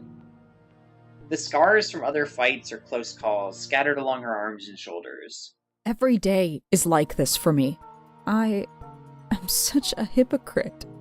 I was living just like Sarava, doing what I liked, getting by, surviving. I know what I am. I know I don't have much time, but my time is all I have. Why can't I use it to help someone? Why can't I? Her head is bowed, but teardrops are staining the fabric over her lap. You don't speak. You think she needs a moment to compose herself. Wordlessly, she fishes back into the emergency bag for something, painkillers. She chews 2 and follows them with a little bit of water from her canteen. You wait until both of your breathing settles down and she seems to be more comfortable. You tell her she's wrong. She can help people, but she can't do it alone. Who can I trust? Even the other Rustbloods. They have to look out for themselves. That's how it is. Maybe it would be easy to resist. If it wasn't a choice between life or death. I never blamed them, but it seems so impossible. And yet, she tried anyway. You take her wrist in your little hand. That's special. Too special to die in here. You're gonna make sure she gets out, no matter what. Why are you here? But why does any of this even matter to you? It's not your problem. Not even your planet. Don't you have your own issues back home? Back home, you guess she's right. As much as your memories from Earth are really of home, things aren't always great there either. You get what she means about things feeling impossible, but here on Alternia, it's different. You've been put here for narrative reason. That alone makes it feel like you can make a difference. Subvert this callous and awful empire. It only feels that way because you haven't lived in it every day of your life. But I guess I don't know what it's like where you're from either. Her energy wanes. She's not dying, but she's in no state to move right now. She needs a while to recover and patch herself up. You've decided. You're going to find a way out, or to get the data yourself so you can come back and help her escape. You'll be as quick as you can, then come back to get her. You promise. You don't have to do this. Any of it. You could leave and get yourself out of here. You know that, but you've already made up your mind to stay and see this through. It's what friends do. You're such a weirdo. You and Marcy form a clasping handshake, gripping each other's wrists. You love her, or you leave her with the emergency bag, taking only your little pistol as you prepare to journey down further into the ventilation system. Wait. I might have to move. Once I can. I'll try to find you. Get back to the vents if you find anything. Roger. You give her a little salute, which she mimics weakly. It takes a lot to make yourself leave. Your heart pangs at you to stay, not wanting to leave her wounded and by herself. But right now, you're sitting ducks. The best thing you can do for her is to try to make sure this isn't all for nothing. With that in mind, you carry forward, using your palm husk as a flashlight. Pretty soon, you can't even hear her breathing behind you. You climb through the vents for what feels like ages, climbing ladders and falling down more than a few sudden drops.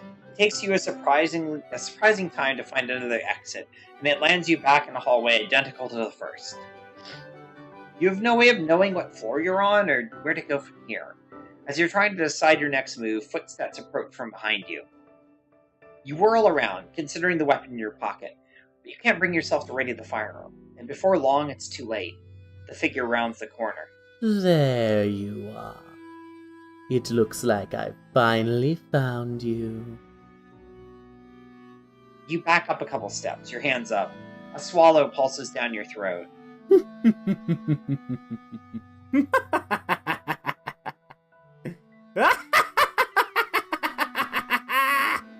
Yes, it's been a long time.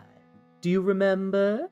It's me, Alternia, your friend.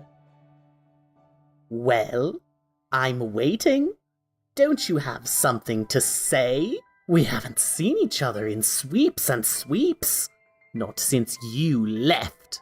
I can't imagine what you must be thinking. Of course, that isn't a problem for me. I don't have to. Oh no, that's right. Read my. So you do remember. What a relief to see your pitiful think pan hasn't completely buckled under all of the excitement. I was a little worried you might be brain dead. I've been expecting you. You might like to know your delay has been very disappointing to me. Come along. We have so much to discuss.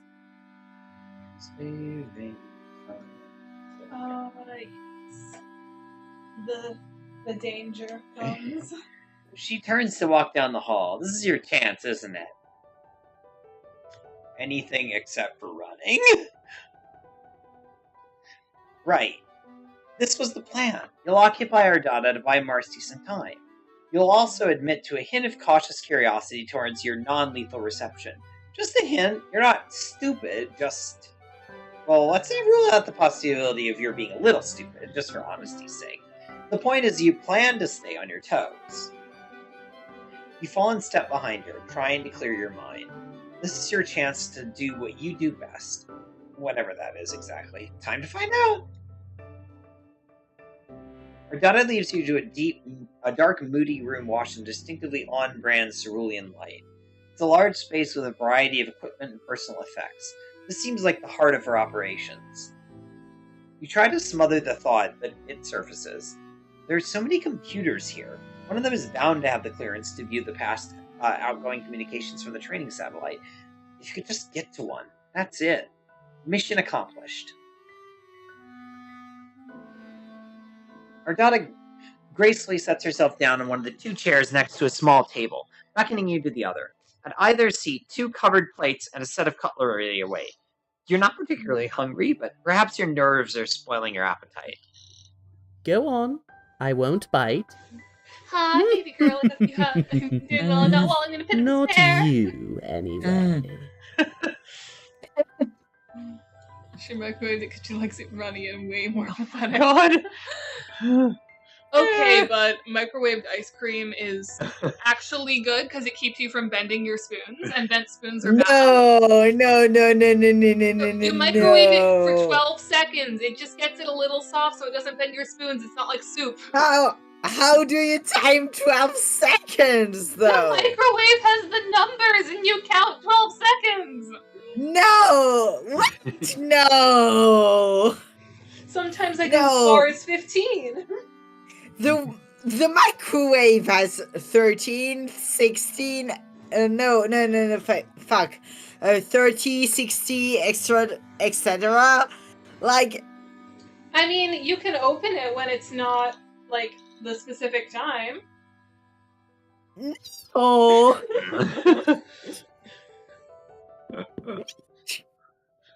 What? Well, maybe I have a different microwave that makes it easier. Yeah, maybe, because, like, I don't know, but, like, when I leave food in the microwave, I just leave it there, you know?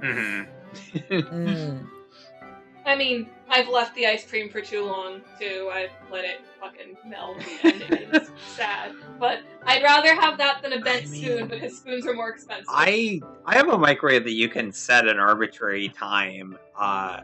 You can do like 10 seconds, and what? It'll only do 10 seconds. It's not like necessarily the most useful feature, but That's the future to me. As we say in France, le turfu. Like, that's insane to me. The idea of being able to set a microwave to the second. It's got like the presets are like it has like 1 through 5 minutes if you just hit 1 through 5, and then you can do the add 30 seconds. But then like if you have to hit like one button and then enter the number of seconds and minutes, I think it is. So it's like, I don't know. When I was a kid, that was all that the microwave did. You couldn't do the quick time, and when I finally got one that was, it's like, wow, this is so convenient. I can just hit one instead of having to enter 60 seconds. Because to me, it's like you've got the knob to like set the timer. I've never used one that has a You knob. have one of those old ones. There's one of those at my workplace. Those are annoying. I have not used one of those. I don't. Maybe when I was a kid we had one. I don't remember. It's been a while. Oh wow!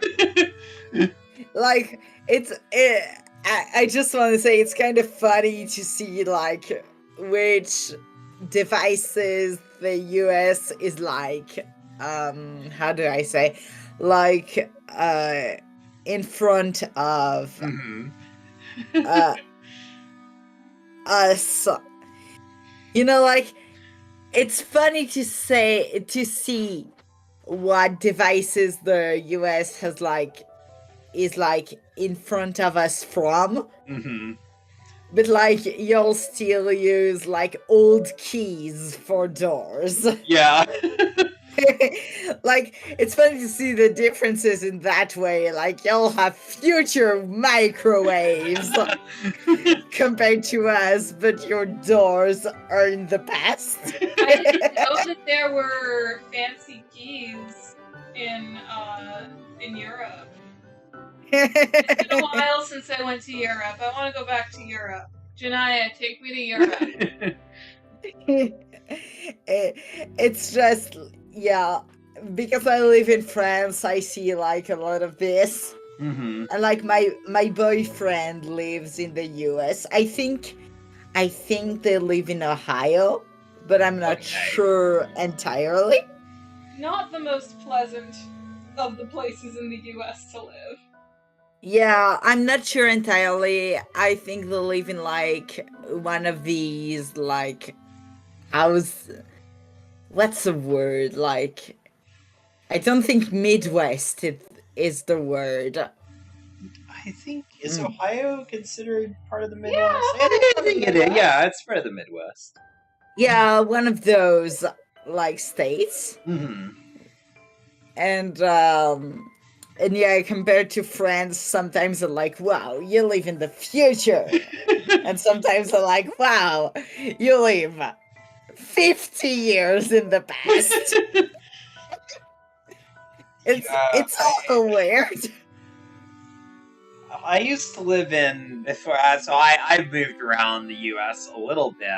I'm currently we both live in New York City, but like I lived in Texas for a few years, and that was an experience.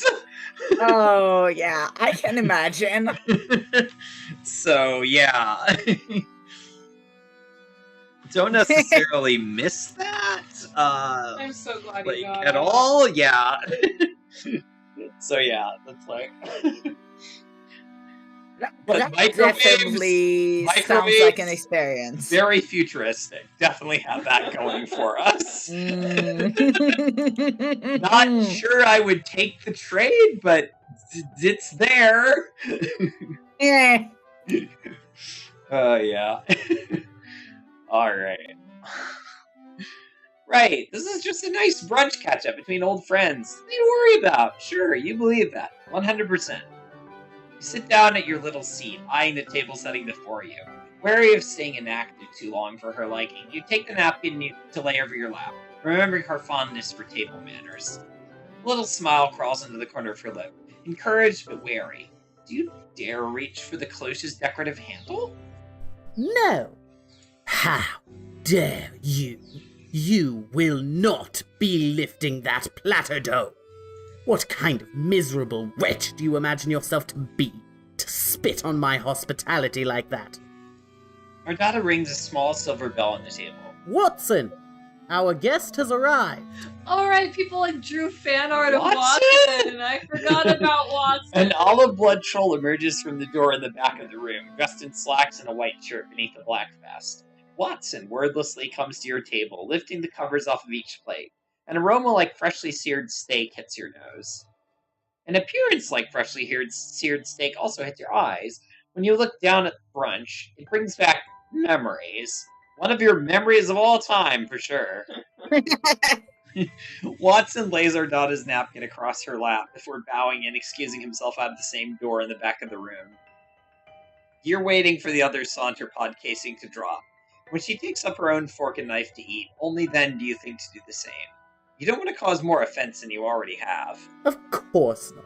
That is so very like you to be so considerate. Yes, of course. Consideration is your middle name. MS Paint Consideration Adventure Reader is a little joke you would make were you privy to that sort of extra textual intel. Enough. I will inform you when our conversation requires your characteristic frivolity. How is your food? Are you enjoying it? It's then that you realize that your arms are moving on their own now, sawing the meat into manageable bites, lifting it to your mouth. Even your chewing is automatic. It's disconcerting, to put it lightly. You realize now why she's allowed you to keep your gun. You guess it's no threat to her if you can't use your arms to fire it, no matter the reason. With your mouth full, the best you can do is answer her question is to think it. Objectively, it's good food. Probably one of the better things you've had the fortune to eat in a while. If you'd had a choice, you might have eaten it anyway. I am so glad. I remembered, of course, our first meeting. I want you to understand the impression you've made. That fateful meal changed the very direction of my life. Consider this an apology for all the unpleasantness, if you feel you require one. That's a surprise? You guess a good one. You're about a third through your steak now. You must have so many questions. What has happened to your good friend Ardata in your absence? How she feels about being abandoned by you, her only friend. You must be wondering what nefarious plans I have in store, what vengeance I must be waiting to grow ripe before it is extracted like into the glut gut of an insatiable tick-thief. I will permit you to speak your inquiry. Go on. True to her word, volition returns to your vocals, but you hesitate. What should you ask first? What item is of the utmost importance right now? Nefarious plans. Let's go with that. Yeah, nefarious plans. What I have planned for you. Oh, I think you will be delightfully surprised. Yes, I'm imagining the surprise on your face right now. It is quite delicious. I have waited for this moment for some time. Are you ready to be surprised? You guess? Can one Shush! You are ruining it. I forgive you. You wait a little, then a little longer, then you figure that is probably too much waiting. So, what's the surprise?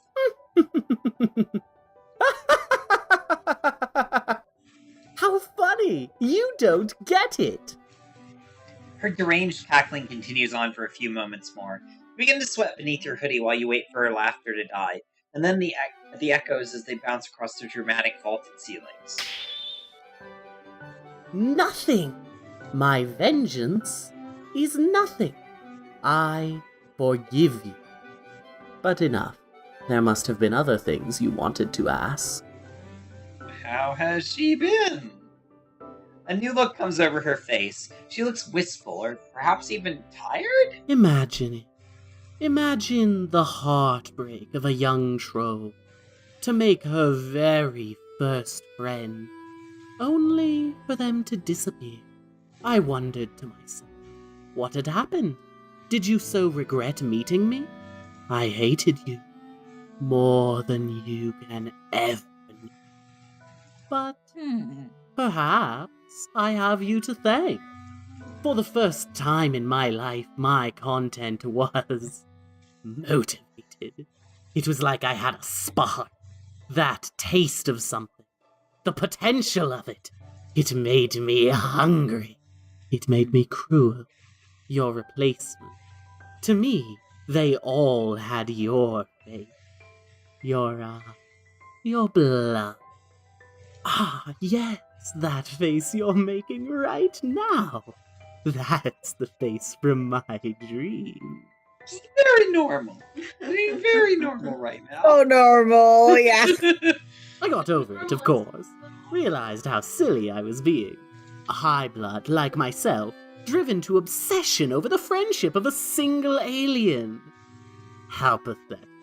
How truly pathetic. Bitterness and desperation are hardly attractive. I learned this and many other things, clinging to my dreams of one day becoming someone's true friend. But do you know what is attractive? What no troll can bring themselves to resist? You don't. You don't want to guess either. Though one guess you will make is you won't have a choice. Her lips slid into a generous grin. A good story. That's right. My brand reached new heights of sweet sadism in your bitter way. Everyone could see it now, the cracks in my heart. Everyone was watching with bated breath for the great Ardata to break. But I never did. In fact, they're still watching. Not just the Wiggler's planet side, but the highest seats in the Alternian military. They were so fond of my inspired content that, upon conscription, I was immediately promoted directly to head of the propaganda division. Yes, they were so impressed by my stylish bloodthirst and eye for the infliction of suffering. They even built me this shitty, hideous tower so that I could run my show forever. Isn't it funny? After that one thing kept me going for so long, the fragile hope of leaving my horrific circumstances behind me, nothing has changed for me at all. Go on, laugh. You must see the hilarity in my situation. It's written plain as the fangs on my face. Oh, it's nothing! Hey, dummy! Ardata herself! Yeah.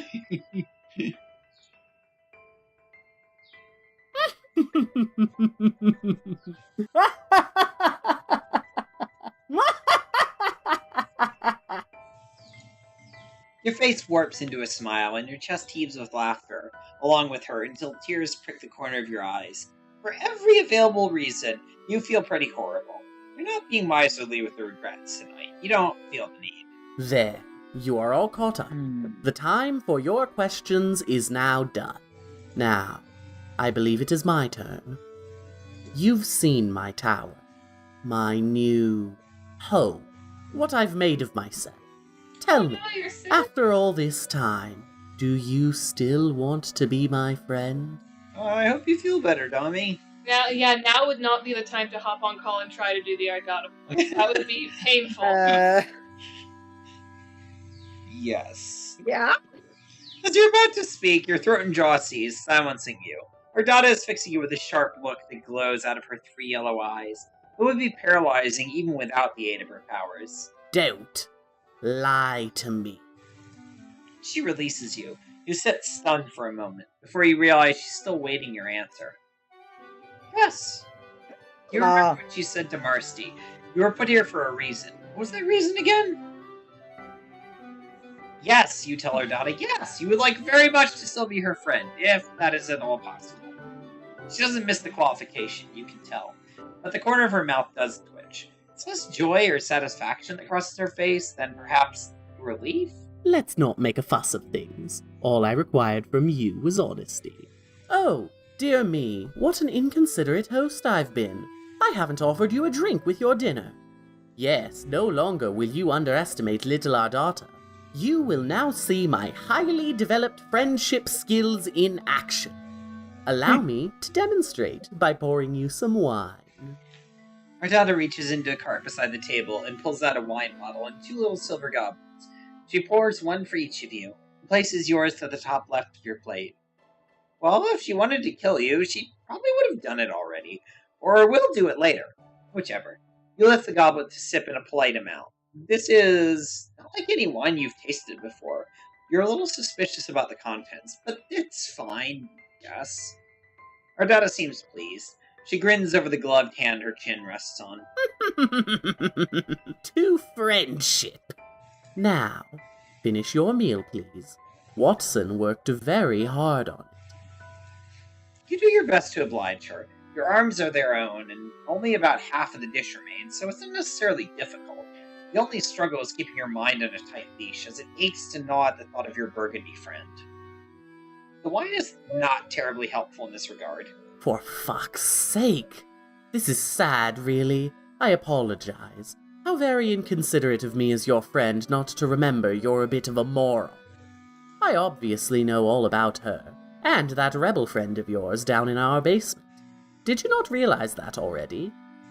Your guts wrench. Sarava? She means the Empire knows about Sarava?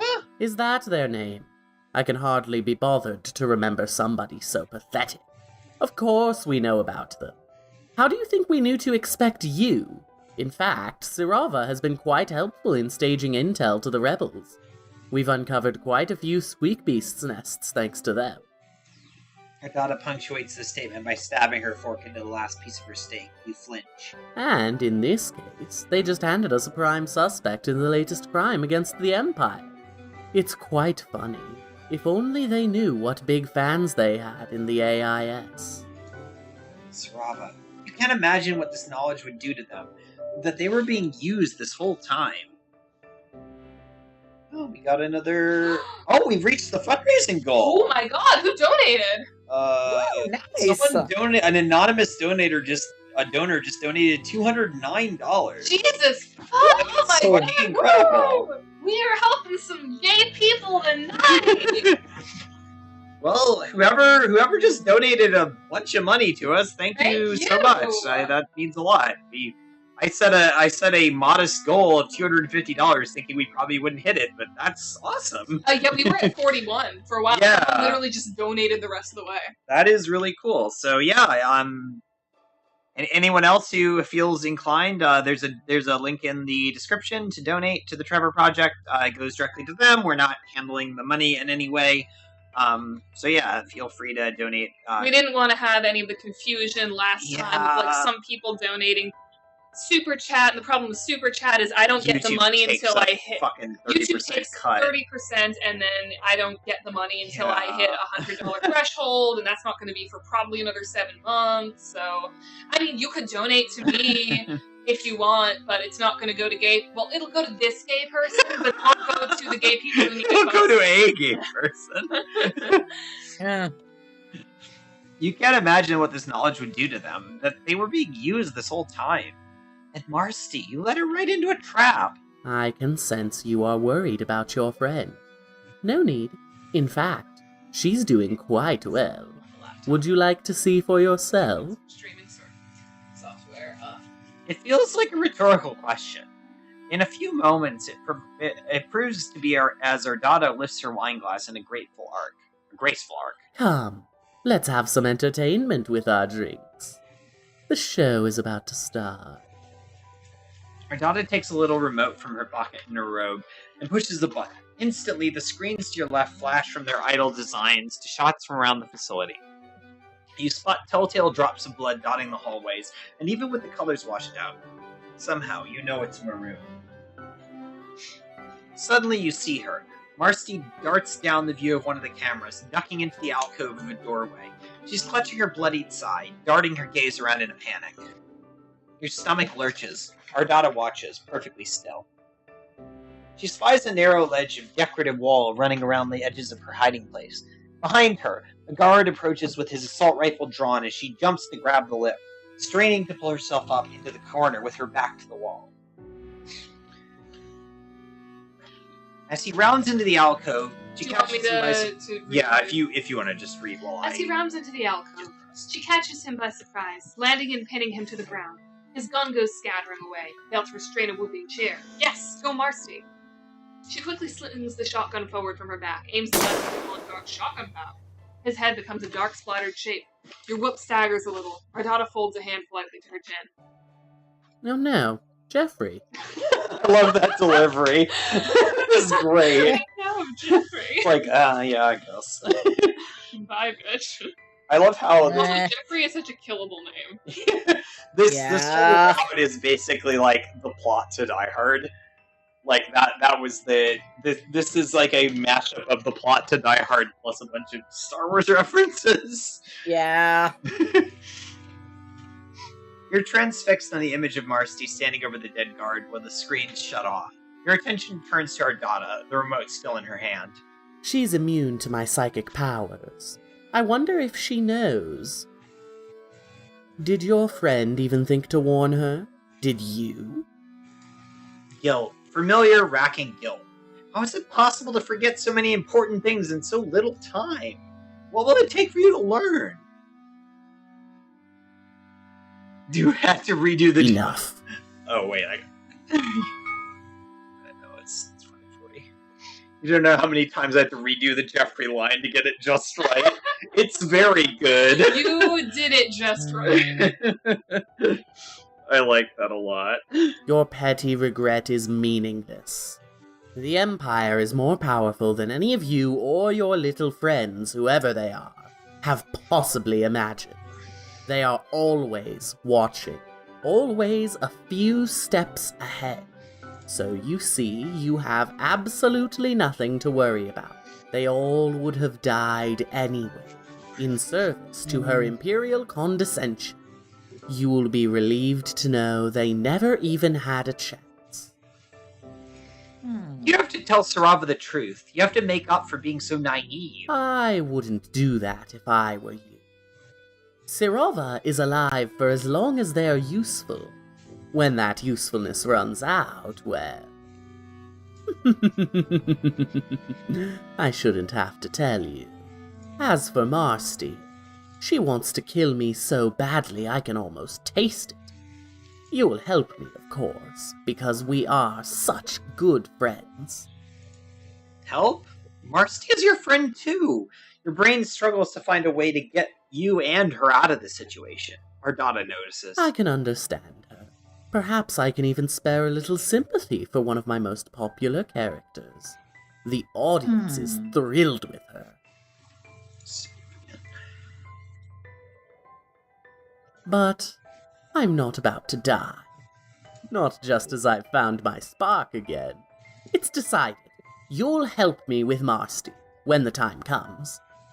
We should have a few more hours before she gets to the top floor. I mean, if she makes it through the Crushers. Oh god, you do not want to know what the Crushers are. Your imagination is already providing you with plenty of nightmares as it is. You shove down your panic. You have to keep your cool.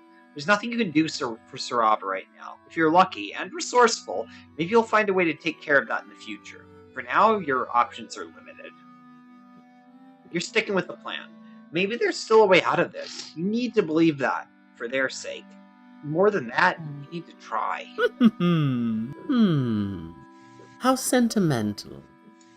In contrast to her early megalomania, right now Ardata seems dull and lethargic. She scrapes a fork in circles around her empty plate. The arena stickball is, apparently, in your court. I gotta save. I don't remember if this choice matters. I think it's just you choose both of them. Won't the Empire be upset she's harboring an alien? No one knows you're here. Not officially. But what happened to the training base? More than a couple people saw you. You find it a little hard to believe that nobody suspects you were involved. Why would they? The idea that a single alien caused all of that mess? It's laughable. Practically an offense to her condescension's might. Nobody will mind a creature as insignificant as you. Everyone knows it was some olive blood trying to save her Lussus and her little bronze friend. Her little dog, too. Why would you can call Skylo little, but alright. You package this information away into the possibly useful category. Some random people online That was- call Skylar little for some. That reminds you, what happened to Ardada's Lucis? Dead. A very genuine smile is on her face. You shiver a little. Did she do you a favor? Ardada's face lights with curiosity. She lifts from her slump against the table. Of course. I am so magnanimous after all. It's practically written on my ascension papers. That's a joke. If you need it explained to you, what did you want? Well, this is a risk, but one worth taking, you hope. You ask, is it possible Ardada could help Marcy? Would it be so hard for someone like her to overlook one single rust blood just this one time? You understand she has to make it look a certain way for the cameras, but maybe you could stage it. Some Trollywood magic or something. Fix it in post. Yeah, sure. You don't know the details. You're just trying to help another friend. She understands, right? And is your friend Marsty an actor? A high blood sympathizer? Would she spare me in turn? I think not. What cast is the actor who plays Beck Rogers? You never know. You don't know if he's genuinely. Is he a fucking like an Violet Blood who's like smoothing down his He's playing an olive blood. Oh god, I hate or that. yeah, maybe he's like a blood, but he had his horn shaved down so he could play the olive blood. I feel like if he was a higher blood, he's probably like a cerulean. Yeah, he's got a cerulean build. He's not got a.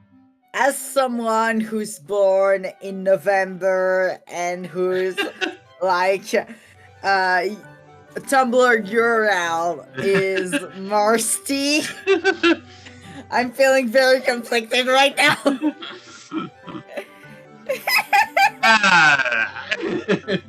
I mean, technically, none of us were born on the 24-month cycle that Alternia has. Yeah. So Yeah, true. It's not problematic. Yeah, you're right. Played by a Rust Gorf is genuinely played by a Rust Blood, and that's why everyone is like really shitty to him. Oh, poor Gorf. I want to protect Gorf. Ardada hangs in thought, her gaze drifting to a corner of the room. If you had asked me days ago, I would have considered it, despite how utterly nonsensical the idea. The truth is, I'm so tired. Maybe I would have taken that risk. But now... You're confused. What happened days ago? Ardada gives you a sideways glance out of her doubled eyes. You can't possibly understand the pressures I'm under. The expectations of my superiors, my audience. It's really quite the fucking pain. We did have fun with the other volumes once you were gone. Yeah, the crown is heavy. Yes, sure, whatever pithy summary you like. Come now, I have work to do. Some of us have important responsibilities. Sure, you're a little squeamish at the idea of seeing what Ardada's job considers work, but you might be getting a little braver over the course of these adventures, or a little jaded. Yeah. Nothing so ghastly. Honestly, you have such a wild imagination. You might even be a good replacement for me. When oink beasts fly, of course. I have to submit a new flyer for the next Ascension Day. This will only take a moment. Join me in my office. Ardada leads you to her computer. This one would have to have the clearance Marcy was talking about. You should probably not have thought that with such enthusiasm, but if Ardada is bothered, she doesn't seem to react. She merely sits down and opens an image editing program before pausing to give a heavy yawn. Another thought occurs to you. Hey, why not test her theory? What? I see. You want to try? How funny. I can only imagine what sort of poster a weird little freak like you would come up with. Actually, I've decided I would very much like to see this. Very well. Have at it. Alright, you crack your knuckles and settle down to get to work. Alright. Let's see, what are we gonna do?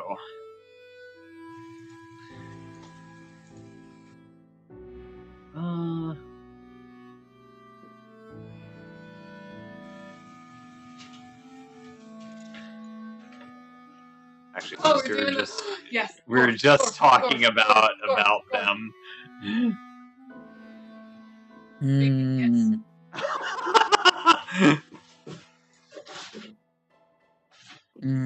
He looks like a fucking like Gundam character. Yeah.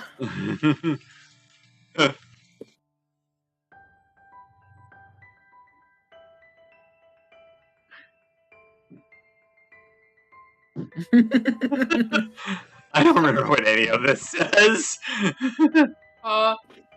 Obey is the I top think, one. yeah.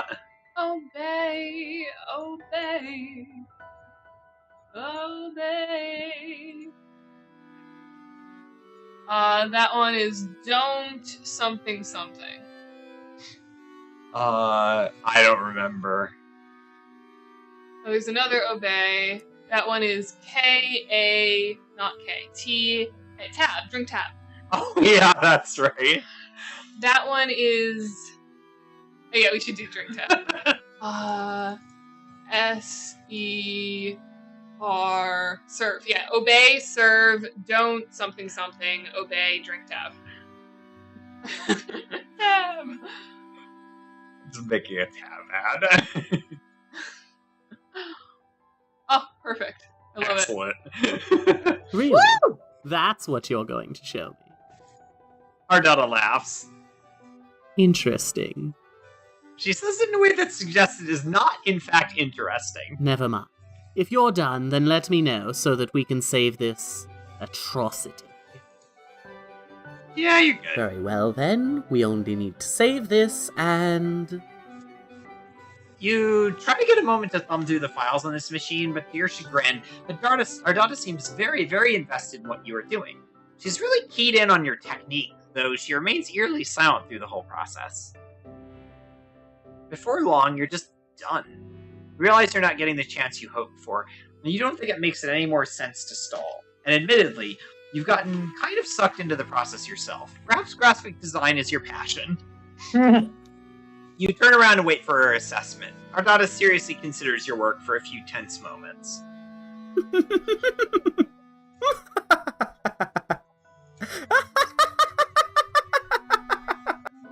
Genuine, full-body laughter racks her frame. You're a little startled to see her lose all composure. It's a minute before she finally straightens, wiping tears from her 3 eyes. We should switch over, because we gotta get, Yeah. So I'm gonna, Unfortunately, the chat cannot come to the kitchen. You mean the Friendsim 2 dev server? Yeah, because Okay. I'm not going to be able to get the audio on my computer. Oh, that's right. Okay, so we're gonna switch over for a little bit. For probably about an hour-ish. Yeah. We're gonna go over to the laptop. Oh, on YouTube.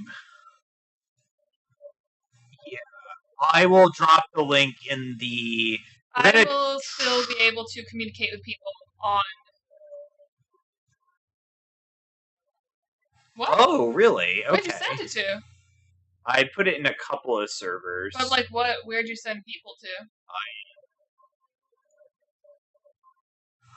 Oh, okay. What's on the profile? I don't remember.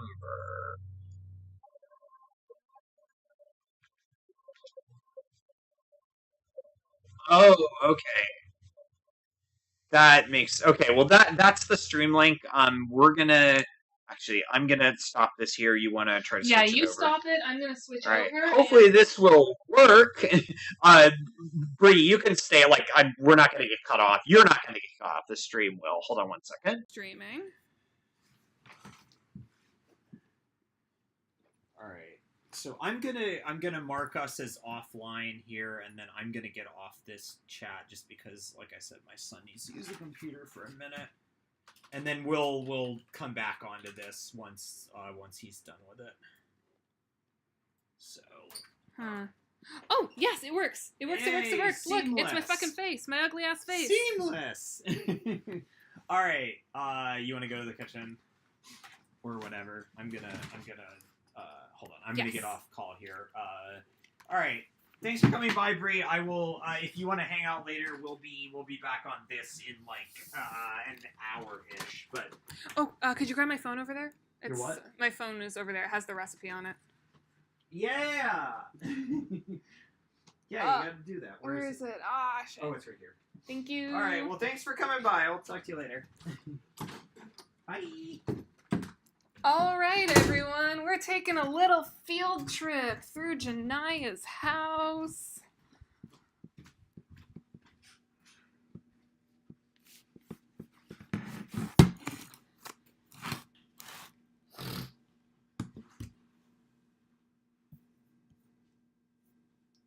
Okay, this is my first attempt at doing a cooking show, and today we are going to be making Miss Parhead cookies because I think it's really cute, and I haven't made sugar cookies in a while, and I used to make sugar cookies for 413 like every year.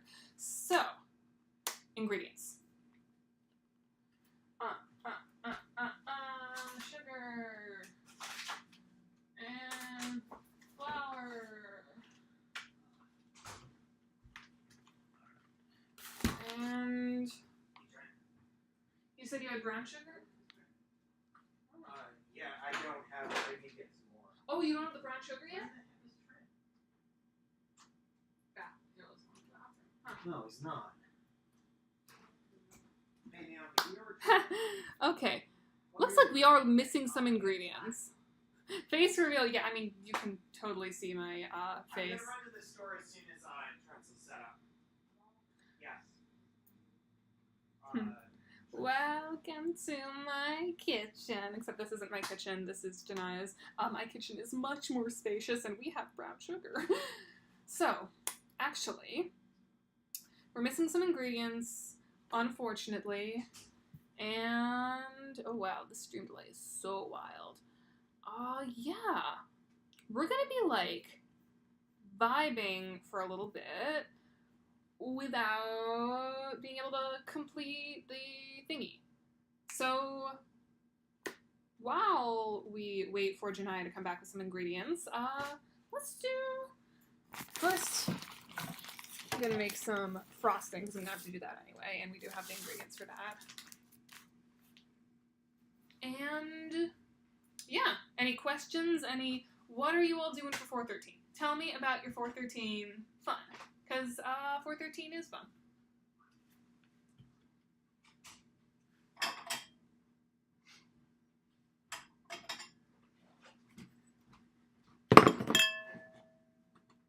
I don't have it. Oh, you should click over to OBS. Hi! I have a face, which you've seen on videos already. Like, I do video essays. Yeah. I'm making a voice for lads. This is my great, very small New York City kitchen. Like I said, mine is much bigger, much more spacious. And this is it would way be a lot more nicer. fun to do a cooking show at my house. But we're not at we're not at your house. I know, because I don't have the computer software for everything. Okay, so I'm gonna go to the store and get brown sugar and vanilla extract. brown sugar, vanilla. Let's make sure that there's everything. Yeah. You got a cooking. All right. You got a cooking show. Yeah. Okay, so you have butter. Yeah, I have lots of butter. 2 sticks worth. More than enough. Okay, like actual sticks, like or Yeah, like actual butter. butter. Yeah, no, I have. Oh, Tons. you got lots of butter. That's great. Yeah, don't worry about butter. You have brown sugar. You have white sugar. How many eggs? Do you have? How many do you need? 1. Oh, I got tons of eggs. Okay, great. We got flour. Do you have baking soda? Yes. Yeah, I see do. it over there. You obviously have salt. You don't have vanilla. I Okay. need dish soap too. I'm almost And done. you said you had cocoa powder for. It's up there behind the salt. Okay, I'm gonna make the frosting while Get you are dish soap. going pass to girlfriend me tomorrow. the salt, the coarse salt for scrubbing. I want to scrub this down before I go. Ooh, people are saying things. Retweeting fan art on Twitter. 1 month anniversary of my girlfriend. Oh, that's so cute! Congratulations! Oh, that's cute! Congratulations! That's awesome. Vibing for the day. Good thing to do on 413. Vanilla extract, you say? You should add some vanilla. Yeah. We're making the most Tumblr cookie of them all. Literally is an ingredient in most baking. Well, first. Tarot reading with my Homestuck decks. Oh, fuck yeah. Nice. Those ones are pretty. pretty. The Homestuck tarot decks are so pretty. And I wish there was just more Homestuck merch, period. And there's no more Homestuck merch. And I don't have, Yeah, that sucks. I don't have very much Homestuck merch. I have the Nepeta, and that's about it. I have a bunch of stuff. And I have the Vodka Mutini. But those are the only official I've Homestuck got merches the I have. consorts. I've got one of the skill mates. I've got a couple of different ones.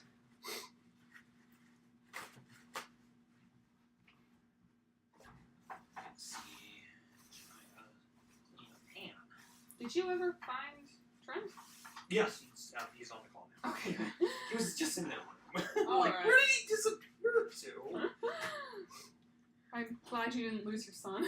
It's like, did he go on a walk? It's like, this is very bad timing. Homestuck merch is dying and it sucks, exactly. Yeah, it's like... And like, I would make more Homestuck plushes if I had the wherewithal, but honestly, I don't really have the wherewithal. Like, I still haven't finished the Lunera plush I promised. We need Friendsim merch, Friendsim 2 merch to stoke the fire. Yeah, we do. Someone on our one of our dev team members suggests that we make the Lucis advisory stickers, Yes. which I think is a fantastic idea. Yeah, it's 88 degrees in New York City right now. It's very warm. fucking scary. I'm wearing this out. All right, so we need brown sugar, light or dark brown, Light. and we need Real vanilla. real vanilla Gotta be extract, the real stuff. and we need dish soap too. All right. You're the greatest. Have Can fun, I girlfriend. turn this on and you just turn it off when it starts to smoke? I don't know if I can trust myself. Okay, I'll do it. This won't take long. I have never seasoned a cast iron pan before. Don't trust me to do that. You just, you just leave it until it starts smoking. Both are out of print now, but yeah. Yeah, they are both out of print. What's out of print? Oh, the tarot decks. Yeah. I want Friendsim 2 merch. I want us to sell those designs, but we can't because we don't own the rights to those designs. I really want... What designs? You know, just our, like, character designs. Oh, yeah, Because they're so cool. Yeah, I mean, like, you know, like, depending on the agreement, like, we could sell some of the stuff we have, like, you know, poster designs, like, some of the artists, we basically commissioned everyone under the provision this was not a commercial, so we might have to, like, renegotiate, but, like, those are things we made, but then we don't know the characters. So, Yeah. you know. I really want to do an art book. An art book would be really cool. I really want to do an art book with terrible posters, like perforated posters that you can tear out Yeah. and put on your wall. Mostly because I want, like, Janaya got posters. Yeah, for I printed them out. all for- of the, Well, the first Seven. 7 volumes. I got to do 8, 9, 10, 11, and beyond. yeah. So, like, they look real cool on the wall. And I want a poster of the 2 routes I did writing for. And, I mean, you could just pay for them. But also, I think it would be real cool if other people had the option to do that. I did the 'cause, design yeah. on volume 7, supposed to. Yeah. And the graphic design on a bunch of them, but like Graphic design is your passion. it is. And in many cases, I just ripped off other designs. I mean, paid homage to. Fingers crossed, Hive Swap Volume 3 does well enough for more merch to happen. That would I be would cool. hope. I hope so. I would love I just wish that. I just wish that the Friendsim characters weren't only side characters for Hive Swap. Because those are the ones I care about. I want merch of them. I want plushes. Actual, official plushes of characters that aren't just Nepeta. I mean, Nepeta's great, but also give me official Darius Punk Band plushes in my hands now, please. What is it? The don't wake me up till or don't talk to me until I've had my mug to drink or whatever thing for Tizius. Like it's the joke about like don't talk to me until I've had my coffee, but it's like don't talk to me until I've had my mug, like eat my mug. Oh yeah. We should do a coffee mug with Tizius Yes. on it. Don't talk to me until I've eaten my fucking mug.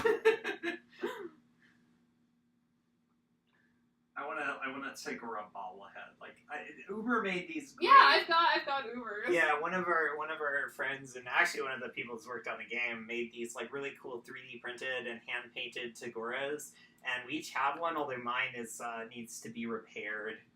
Darius Punk Band band tees. Okay, You That know would be what? cool. I could probably ask Kansas if they would like to make a little extra money by licensing the DPB poster from the Yeah. musical. I still, yeah. And then just, like, I still think the Studio June logo mugs and stuff would be cool. Because, like, I made that design. Let's... Don't talk to me until I smash my dick in with this mug. Alright, I'm gonna go to the store. On that note. Perfect. Wait, where is your, I need a measuring spoon. A little... what size? Tablespoon. Tablespoon is up here because we were using it for other stuff. Here. I was using it for the chia seed pudding. Yeah. Alright. I will be back in just a moment with some stuff. Oh, it's almost the end of Passover for me. Yay! You can eat bread. You can eat these cookies. I can eat those cookies when they're done. Alright, I'll be back in just a couple minutes.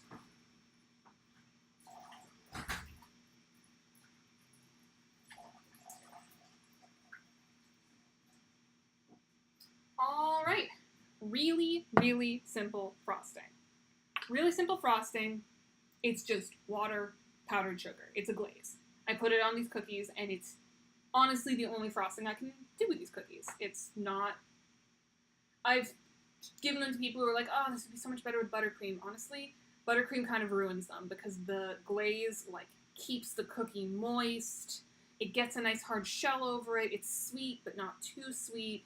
It's great. And it starts with just 3 tablespoons of hot water. Not boiling, not, like, overpoweringly warm. What about the vanilla extract? It'll come soon. It's for the cookies. I really hope I don't get food, like, all over my computer, because that's going to be a disaster. So yeah, just start dissolving a mountain of powdered sugar in the water. And then I'm going to flavor it with some Coke.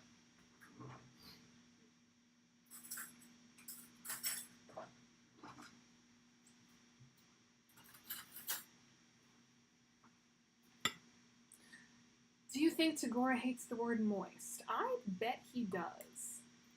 He's probably one of those people who's like, why do you have to say moist so much? And, you know, both Gallic is probably like, oh, it's only a word. There's no reason to be so stuck up about it. It's only a figment of the Alternian language. There's no problem with it. And then Theseus is like, what, you're pissed off because I'm so moist today? some fucking thing like that. Just eat the computer. I don't know. It's a little old. 4-year-old computer might be a little stale. I'd rather eat my desktop. It's a little newer.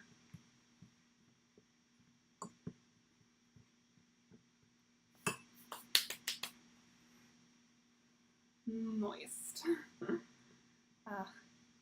Honestly, like, hating the word moist is such a, like, 2012 thing, which, you know, is fitting for Homestuck having its heyday in 2012, hating moist in a Homestuck property. I don't know. But it feels so, honestly, that whole, the word moist is so gross feels so outdated at this point. Alex says moist, and Tagora goes through the 5 stages of grief and then kisses him like he's trying to revive him. Oh my god.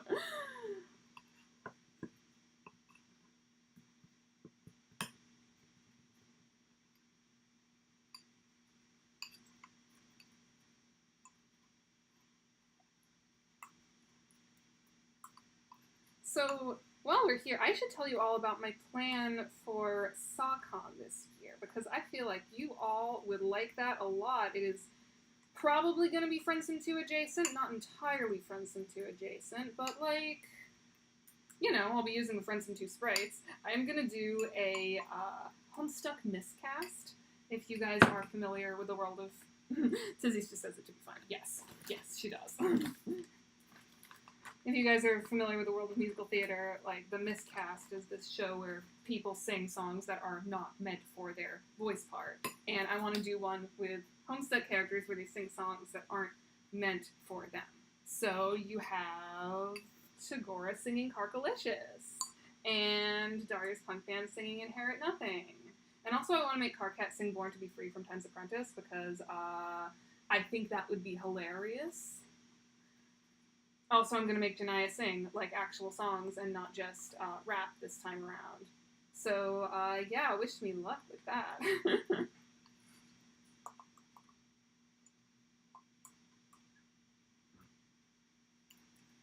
But yeah, Homestuck things on the horizon.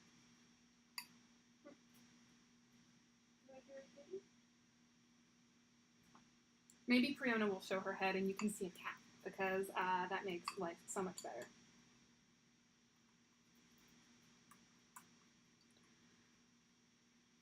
Oh my god, yes, you need to listen to the Toxic Love EP. For any of you who have not heard the spiel yet, go listen to the Toxic Love EP. I did a little bit of music, and I did some of the lyrics, and I did some of the backing vocals. But it's 2 Marvis songs, official Marvis songs. Marvis now has a voice, and a singing voice, and a rapping voice, and it's all the same voice. But yeah. Kitty, yeah, there's a cat somewhere, and I don't know where she is.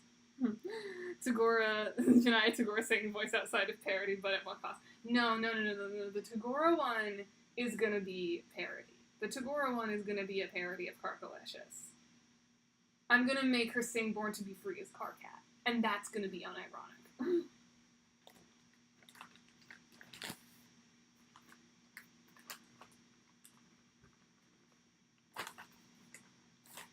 Yeah, I'm just demolishing this. Oh, there's the kitty. YouTube is gonna love you. Look at her. This is Janaya's cat, Tiana. Named after the Pocket Grub in Volume 6. She wants to be put down, but I think you all deserve to see her.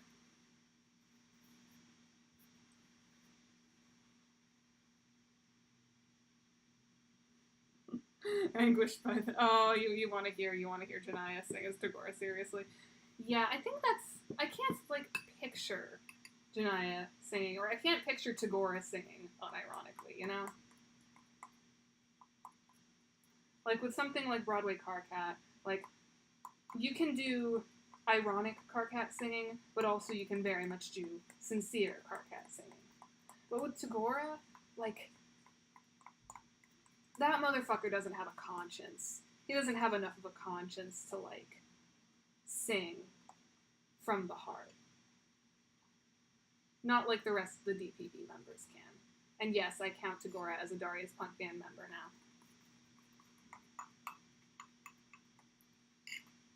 Ugh, still a little too runny. Yeah, the thing about this frosting, I know you've just watched me pour powdered sugar into water for the last 10 minutes. This isn't particularly entertaining. The thing about this frosting is it just takes so much fucking powdered sugar. Tagora is hard to be sincere, yeah. Which is honestly why he's so fun to, like, play with in fan context. Like, writing Tagora's parts of Volume 2 were some of my favorite parts of Volume 2 to write. The only part being more fun being my gay little fan ancestors, who I promised you all a fic about my gay little fan ancestors, and I didn't finish it. It's so close to being finished. I just have to write the scene where Stenya gets killed. What are you talking about? This? Oh, okay. As long as you're having fun. That's what we're here for today. Okay, now this is a good well, there's lumps in it, but this is a good frosting consistency. This is going to be perfect. And because Miss Par is a pasty white, I don't have to add any food coloring to this. I just got to separate out a little bit for the faces. Now, I could make more complex cookies, but we don't have any food coloring. If we had food coloring, I'd be making blue claw today. Because Elward deserves a tribute. Or I could make Malakhoody cookies. That would be cute. But it's easier to do cookies that are circular because I don't have any cookie cutters, so I just use a glass. And it's easier to do cookies that are mostly white. It's just water and powdered sugar, not even any vanilla. The vanilla extract comes in the cookie dough. Alright, just gonna pour off a little blorp.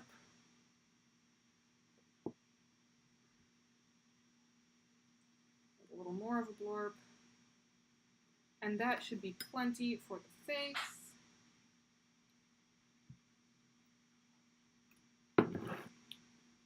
Just water and powdered sugar. Incredibly simple. And a perfectly fine frosting. I'm going to set this to the side because there's no room in this fucking kitchen. And now to mix in the cocoa. Oh, this is Dutch cocoa. Oh, or is it? Isn't Dutch cocoa the black stuff? I was like, that would be even more useful and it would make it taste like Oreos. But this doesn't actually look like Dutch cocoa.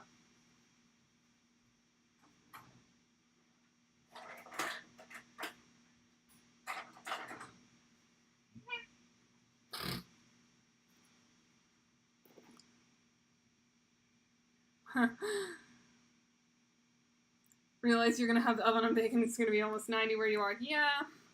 Yeah. And Shania's kitchen doesn't have air conditioning in it. Powdered sugar, powdered sugar and lemon juice, that'd be a good one. Honestly, I've never been a fan of like slightly lemon flavored sugar cookies.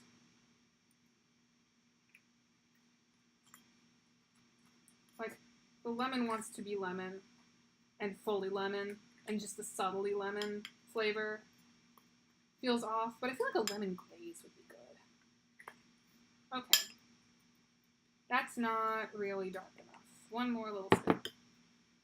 It's not Dutch. I wish it was Dutch cocoa, because that would be, like, perfect. It would be a nice black cocoa. I don't think this is going to be any darker than it is. I have a nice black cocoa, tastes like Oreos, and Miss Parr's face would be sufficiently dark.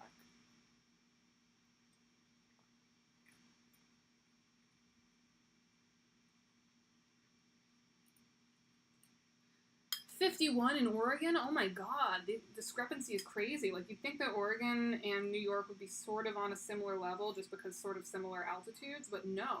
It's in the 80s on the East Coast. Like, it's wild. Okay. Just some nice chocolate frosting. I'm going to put it in a plastic baggie, snip off the tip, and I'm going to use that to draw little faces on Miss Parr.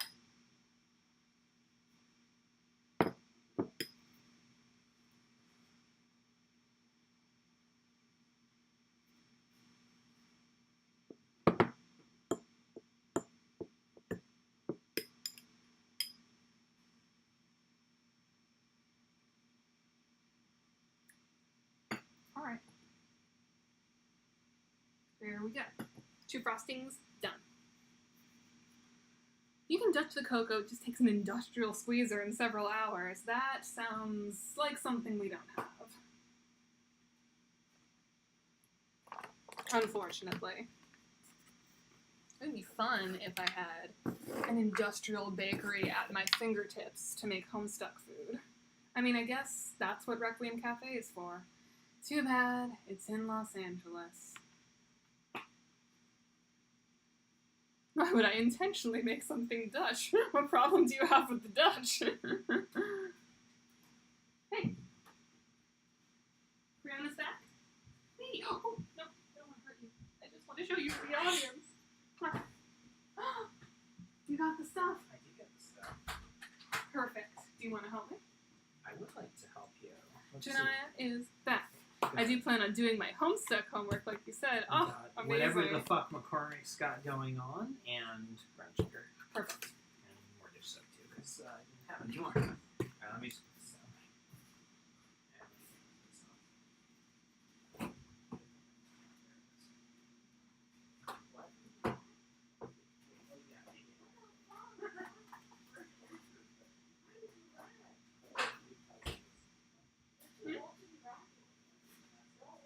Wait, you heard me over talk over. Yeah. I mean, I'm the professional musician here. I get to say this to say. It's hilarious. Technically, I think I might have volunteered to do that. Yeah. Well, I'll be honest. I don't really understand.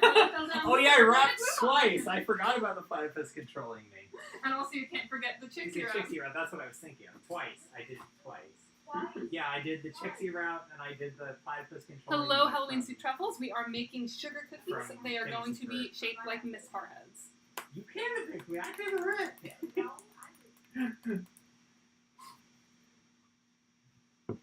All right, what do you need me to do? All right. Mixing bowls. Mixing bowls. What size? So we're going to need a larger one for the greater cookie batter, and we're going to need a smaller one for the flour. The smaller one, I'll watch the larger. All right. So let's start with the flour mix. The larger one was being used for the block image. So. Yeah. They were good. Gotta go watch stupid dishes. We'll have to be doing dishes later. This core moment. Make pannenkoeken. I don't know anything about Dutch food. Oh yeah, I could go to LA for the event. I couldn't go to LA for the event. Too expensive. Yeah. Who has $600 to pay for a flight? Yeah, I looked it up and just out of curiosity, and for me to just go by myself, it would have cost me $600 in plane tickets plus however much it cost me to stay, eat, probably rent a car because LA is not super public transportation friendly. Yeah. It's very not public transportation. I mean, yeah, I guess I could put it on my credit cards if I don't want to do that.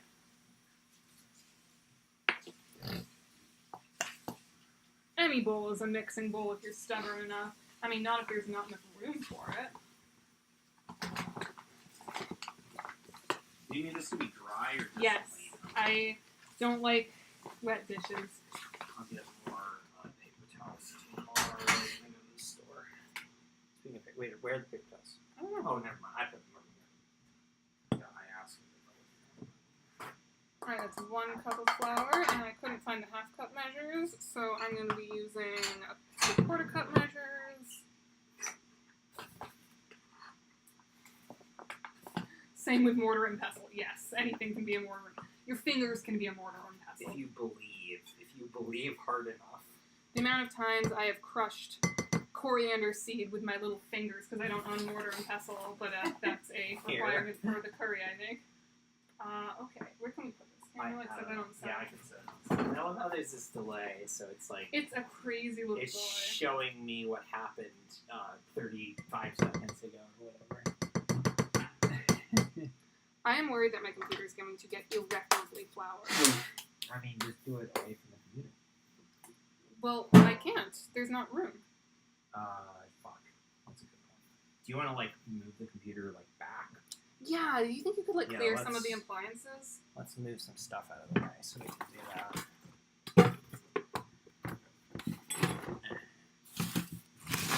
It's crispy back there. There you go. Nice. Okay. So 1.5 cups of flour. Can you grab the baking soda? Yes. Did you get the brown sugar already? That's gonna go in the wet That's the ingredients. brown sugar. This is the, like... Actually, this is still usable. If you want to use some of this, I don't know how much you need, but there is some left in here. Here's the soda. The rest of it was, like, super crusty because I was using it to make the matzo crack. Mm-hmm. My mom's texting me. I gotta tell her. I'm gonna tell my mom to show up on stream. Well, I mean, not on stream because she's in Ithaca, but Yeah, like, you know. like, watching it. Yeah. Maybe to donate to the Trevor Project. Yeah. Help gay people.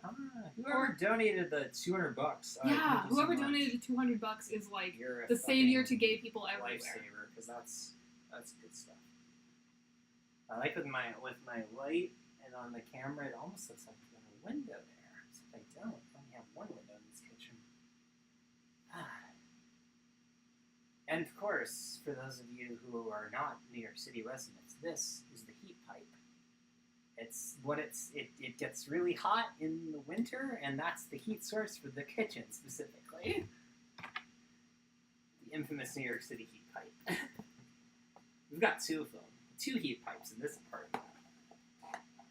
The other one's in the bathroom. This is an old building. Where's the baking soda? So, There's not a lot left. How much do you need? half teaspoon. I just can't Okay. reach. Yeah, that one's been used for other stuff at various points. That's 1/4, and then we're gonna need 2/4. Okay.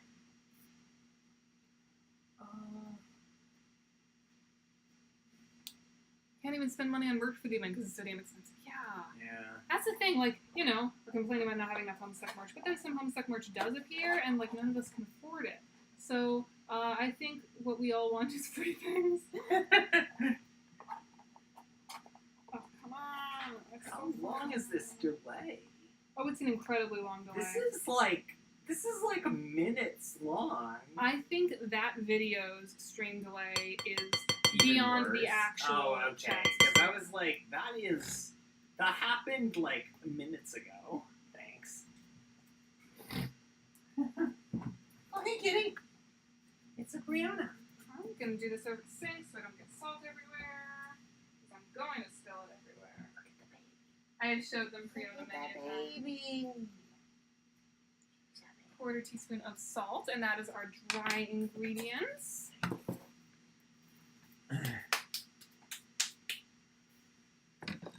Wooden spoon. I love wooden spoons. They're my favorite kind of spoon for cooking. They're great. Because they don't melt like plastic does. They do not do that. Oh, my mom is here! Hi! Watch us make Yay. cookies!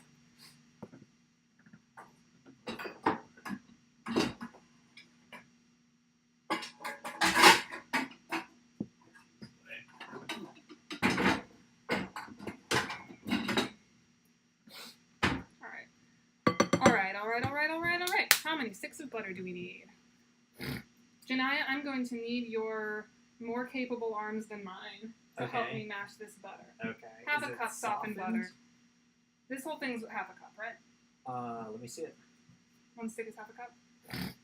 It's quarter pound. Yeah, that's half a one, half a cup. Alright, you got the bowl? Bowl's right there. You gonna soften it? Guess I could put it in the microwave. I don't want it to melt though. I mean, just do it at low power, or do it a little bit at a time. I'll do it if you want. Okay. I trust you. Just don't melt it because that'll change the texture Yeah, of no, I these. I will not melt it. I'm just gonna put it out like.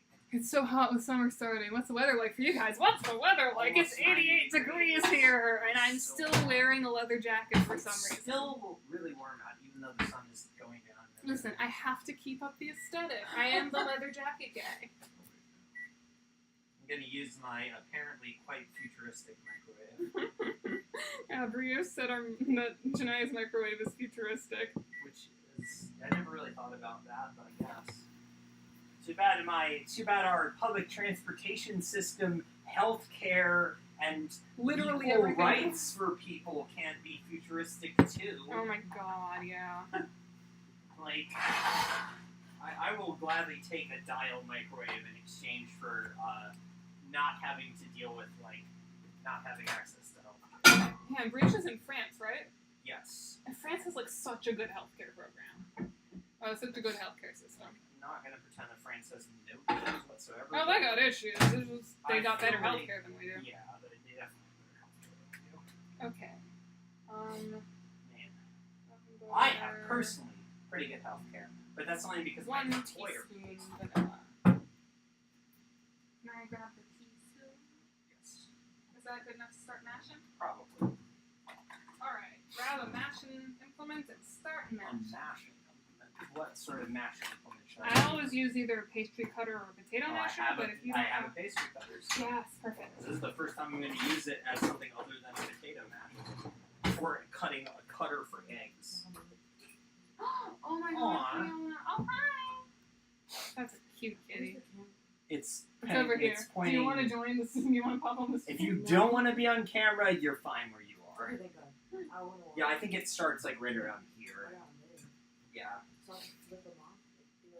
I mean, yeah, I guess. Like, no one's gonna care. Appearances are important, even in face paint stroke. Yeah, need to wear that leather jacket. It is futuristic, just a dystopian future. Yeah, it's the future. It's the wrong kind of future. Yeah, we live in a fucking cyberpunk dystopia. I don't actually like doing that. I like not doing that. I'll match it up consistently. It's got mashed with vanilla. Oh, okay. That's just cream, so it's nice and soft.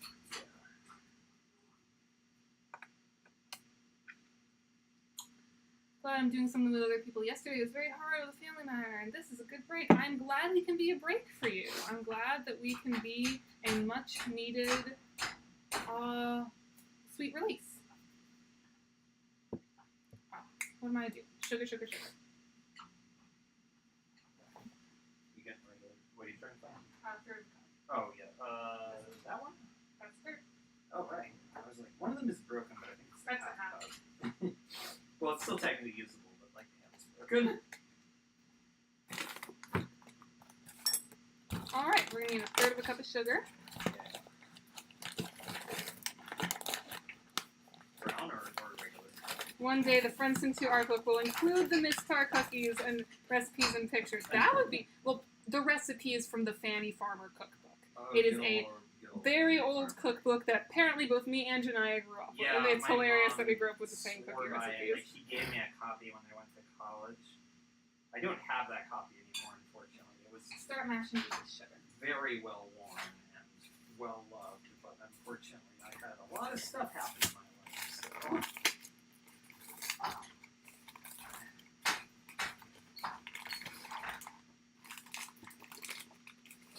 Also, like, you guys are, like, great for sticking around even though we're not even playing the game right now. Yeah, this is the longest stream we've ever done. I have never, like, even... Wait, with the, well, it hasn't beaten Crow's ridiculous Act 1 stream yet for I don't me. think anything... But that was like 12 hours, so we're getting there. We're at, like, 8. Yeah, exactly. And so technically, my Act 2 stream with Chrissy collectively was longer than this, But I but mean, it was like, broken up out into of time. 6-hour parts. Actually, that's fair. The Crow thing was 2 6-hour portions too, so. So I've never streamed for this long before. At least I'm not trying to 100% Donkey Kong 64. That would really suck. Who's doing... The H Brummer guy. Oh, years H ago. Brummer guy's It was stream, the one that AOC was on? Yeah, the one that had like a bunch of celebrities show up.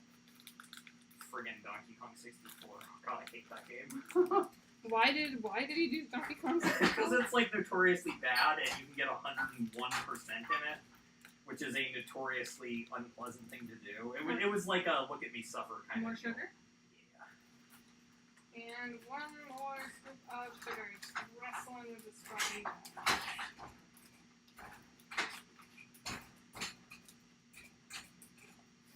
Nice, juicy, fresh brown sugar.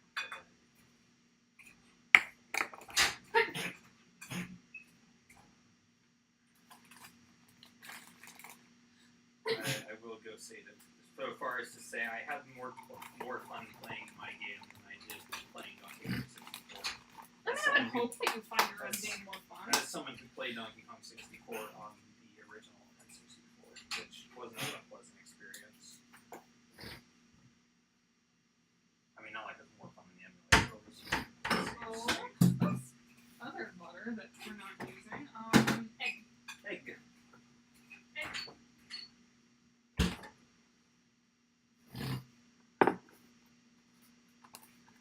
Do you need me to like create the oven, or is it gonna? Are these gonna have to be in the refrigerator? They're gonna have to be in the refrigerator for a while. Also, is this butter good? Oh, that looks great. I just gotta add the egg. Okay, add the egg. I just gotta crack it and eat it first. And check the... Hello, Jalen Casado. Thank you for showing up. Hey. Wait, this isn't the game? I just thought the graphics got really Yeah, we're photorealistic graphics. good. There should be a cooking sim with just us two. Aw, that's cute. The graphics are simultaneously better and worse. Lower resolution, but higher detail. That's the trade you make. What are we cooking? We are cooking Mispar cookies. Yeah, we'll cook cookies. Because in like, about 40 minutes, Passover ends-ish, an hour-ish. Yeah, Passover ends in a little Janaya while. can eat meat soon. I can eat meat soon. What is the meal I'm gonna break that restriction with? Fucking McDonald's. But you haven't had a burger in like 8 days, so you might as well have a that's true. burger. I haven't. Well, I've had plenty of meat, just not a burger specifically, because I mean, without the bun, it's just ground beef. But I made beef a bunch of times. Yeah, you made steaks for I the made Seder. steaks because and then you left it. They left them in the oven, and they were disgusting. And then I made the same cut of meat the next day, and it was way better because I didn't do that. I wish I hadn't done that. And It was like such a I waste. like dry meat. It was fucking it was sue me. so dry. But the chicken was The honestly beef getting was on like, dry even if for me. it hadn't been so fatty, it would have been totally Really? I'm so disappointed with that. I shouldn't have done that. I don't know. I should have just cooked something else. But the cider was nice. Whoever's the sprite artist on this game deserves a raise. The sprite artist of reality. Yeah.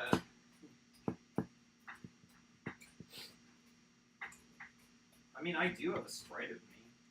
Yeah, you do. I got that one I use as my profile picture. That so I don't use the full sprite, but in case anyone isn't aware, one of the artists did a single sprite of me as a thank you. So I have this Janaya. Here, I think that's been mixed enough. You can bring that bowl right over here. Yeah. Oh, let me get this crap off of the pastry blender. Yeah. There you go. Oops. Oh, did that get on my leather jacket? I don't know. I don't think so. Well, maybe it's just Alright. That part is cooked fast. Because that part's cooked fast. Oh, yeah, I mean, if you want to eat just raw egg and butter mixed together with sugar. Raw egg and butter mixed with sugar. Well, it probably wouldn't taste bad. I'm too scared of raw egg to eat it without flour as a buffer. I like to live a little dangerously. I mean, I know that adding flour doesn't do anything to change the salmonella properties of raw egg. It just makes it less like slime. You don't like the texture of it, which is valid. I just don't like eggs. They're gross. That's also Unless valid. they're put in baked goods, which are delicious. I love eggs. I know you love eggs. I made matzo brei for dinner one night. Thank you for showing up. My mom just left. Thank you for showing up. Yeah.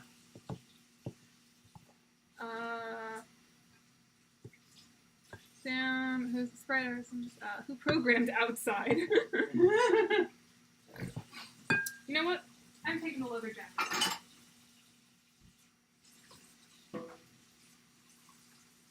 Because I don't want to get flour on my... God programmed outside. It's time to get my hands fucking dirty. And I gotta just watch this. And then I think. No vanilla extract? We added the vanilla extract. We added it to the butter mixture. Ooh, yeah, this is gonna have to be in the fridge for Not a enough while. vanilla extract though. You need several cups of it.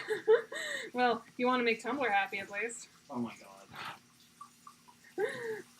Oh my god. Scotty Leona says, of course a trans woman loves eggs.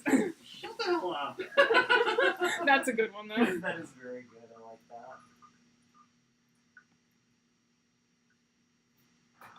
that. Oof. I can't believe Tumblr is trying so hard to lean into the whole we're gonna make merch on vanilla extract. It's like, y'all. This meme was a flash in the pan meme.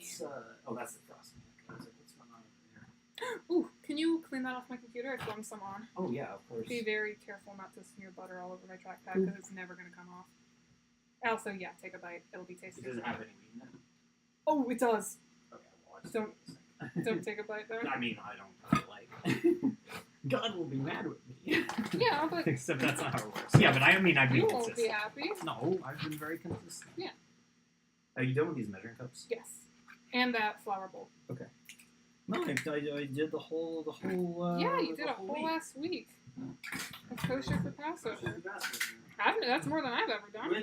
With the exception that kind of went I kind of met the current rabbinical opinion halfway when it comes to quinoa. Specifically, I ate beans, but not corn or barley or anything. Yay!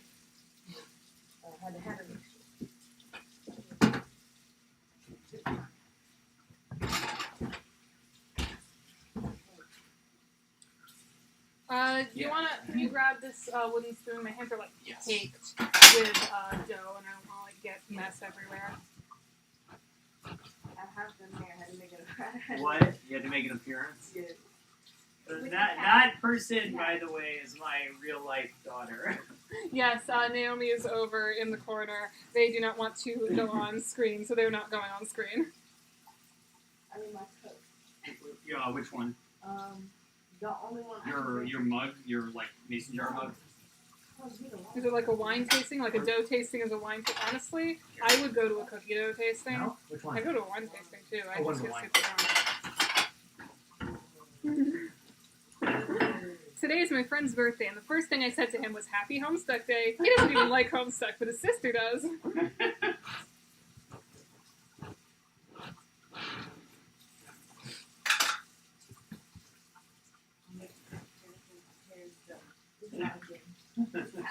You're gonna be hidden. Yeah, I see it. Okay, this You want dough me is to put that back? basically done. It's a Okay, nice, I got it. firm ball. Now he's gonna like teleport in and teleport out. I'm so good. You got it. You can taste sweet. Just the kosher for Passover is like a wine tasting. You can taste it, but you're not allowed to swallow it. Yeah. Do you have aluminum foil or plastic wrap? I have both. Which one do you prefer? Plastic wrap would probably be easier. Hello, Ari. Not Thank gonna you for fucking coming back. Taste meat though. All right. Who's back? Ari's back. Oh, no, fuck it.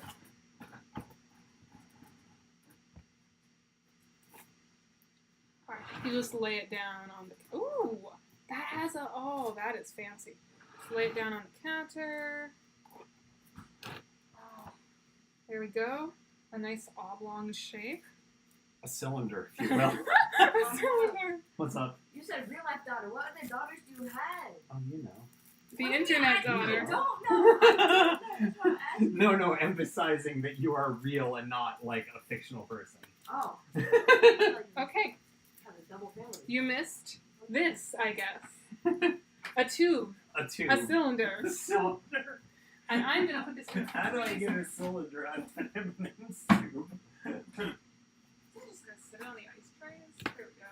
Alright. It's the refrigerated cookies. Oh, They're supposed to go in the fridge, not the freezer, but oh well.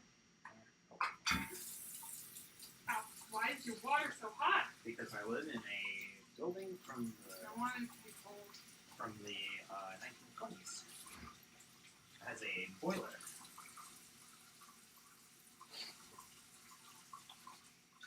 Thank you for doing the dishes. Of course. Yeah, you're doing most of the work here. I mean, it's my recipe. I know it's your recipe. You don't change it back. That is appreciated. Cylinder. Cylinder.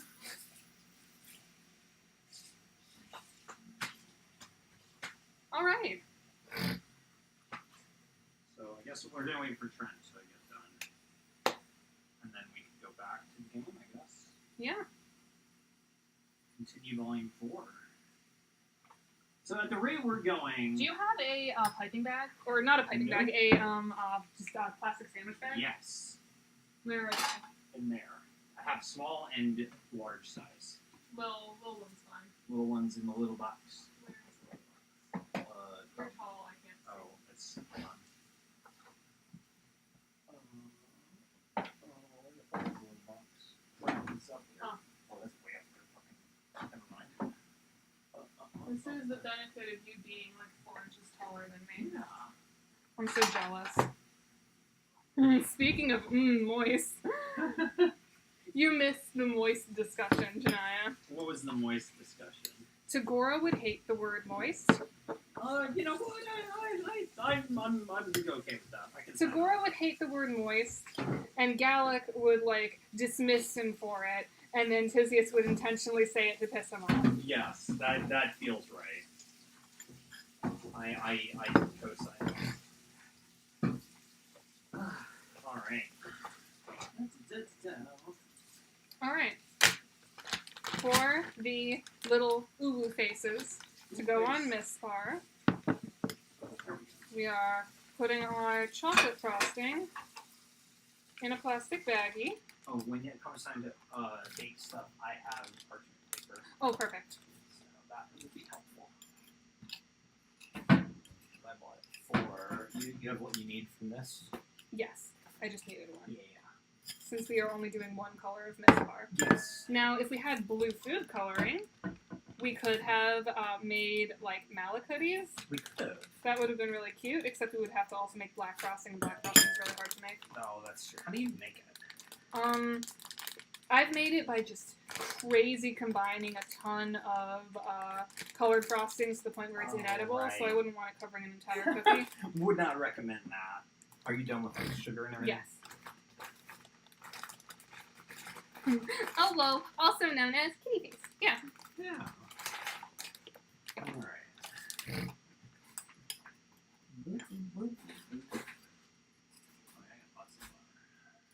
Also, if you guys have not yet, now would be a perfect time for you to check out my Suburban Juxtaposition cover, featuring Tex, the beloved voice of Stelsa, and Tirana.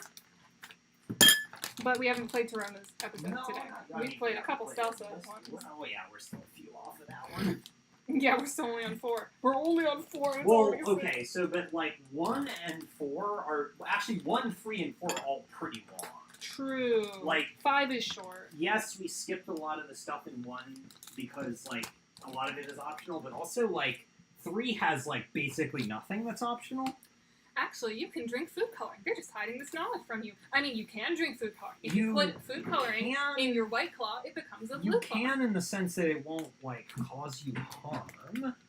That is a true statement. They don't want your insides to be colorful and whimsical. Okay, I'm just going to keep this frosting in this little baggie.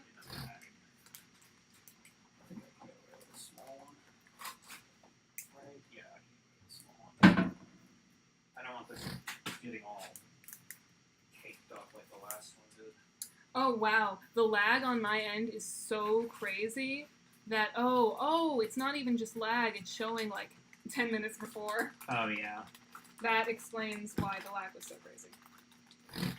Was it just like you had it cycled back or something? It had automatically done that. Oh, that's dumb. Ooh, there's so much flour on my track. Oh no.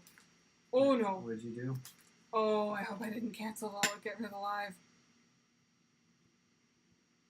I mean, as in you. I never said stop. I mean, probably. Oh, okay. I thought I ruined our live.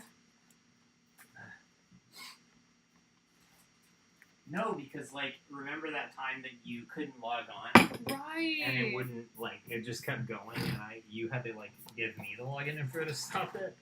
Because you weren't on your desktop. I was on my desktop. Why couldn't you do it then? Because I kernel panicked. That was Oh, before I that's upgraded my RAM. Right. I had Strawberry White Claw the night of this Owl House finale. Dollar Store Apple Blood. Oh my god. Okay. I feel like Thoughts on the Owl House finale, guys? I wish that it hadn't been pausing every 4 Yeah, seconds we were when watching it on watched the Owl Club Legitimately. while the Owl Club was like experiencing its cascade. Yeah, exactly. I liked it a lot. Oh, I love hot apple cider. It is not the time of year for hot apple cider, but I love hot apple cider. Hot apple cider is great. That's really good. But yeah, no, I wish we had realized that it was like up on YouTube. Yeah, it went halfway up on through. YouTube like shortly after we were wrestling with it. Yeah, So, we could have just watched it on YouTube. but I will be Ladies rewatching fucking it this gave up. weekend when Chrissy comes on That's Sunday. right. You probably will not be able to join us. Probably. You might be able to like come hang out at some point, even if you're not like coming over to my place. Yeah, I could probably do that. I want to get the flapjack tattoo. Oh my god. All of them getting a flapjack tattoo. Perfect. If you feel guilty for not watching the Owl House, watch the Owl House. No, Disney actually put it on their fucking YouTube channel. Well, the finales. The Only three finale episodes. Yeah, that's true. But the Owl Club is free. The Owl Club is free. And it's not sponsored by Dana Terrence because It's she doesn't like recommended. that's where Dana Terrence gets all her screenshots from. Which says a lot about the state of accessibility of media these days. Yeah. I was rewatching that the clip of the different responses that Alex Hirsch got from Standards in Practice. Oh, I love That was so fucking funny. I love Okay. that. My cylinder. I'm gonna flip the cylinder. The cylinder, if you will. The phrase "not approved by S&P" is approved by S&P. You? Give me your arms. Wrap them around me. Okay. All right. My hands are- Oh, my hands are they're wet kind now. of wet. Never Yeah, mind. because I was just washing dishes. Do you have like a place where I can roll out the dough and a rolling pin? I do not have a rolling pin, Ooh. and no, this is the only work surface I have. This here. Do you have like a glass water bottle or something? I don't have a straight one, but I do have one that you could probably use this. That's not going to be easy. Then never mind. No, I don't. Shit, I didn't realize you didn't have a rolling. I don't bake. Naomi does. Yeah, but we haven't made anything we need one. Oh, shit. Well, Okay. I use the wine bottle. Oh, yeah, totally. We just gotta strip the... The label? Or wrap it with plastic wrap. We might want to pour out the wine. Okay. How much is left? Like a glass. Do you want a glass of wine? Not this wine. I don't want a glass I'm of just wine gonna either. dump it. How old? The wine's pretty old anyway. I mean, it's from like a week ago. No metal water bottle? My metal water bottle's at home. And also, it's harder to clean it out of the metal than it is the glass, because the glass is totally smooth. So, like, at my apartment, I use my glass water bottle for rolling, but I'd never use my metal one.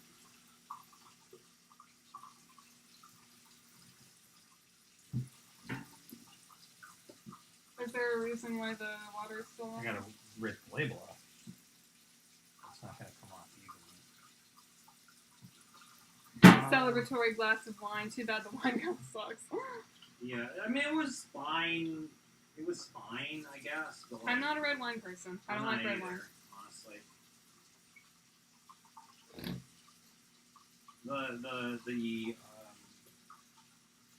The white wine was very weak and very sweet though. Which, like, you know, whatever.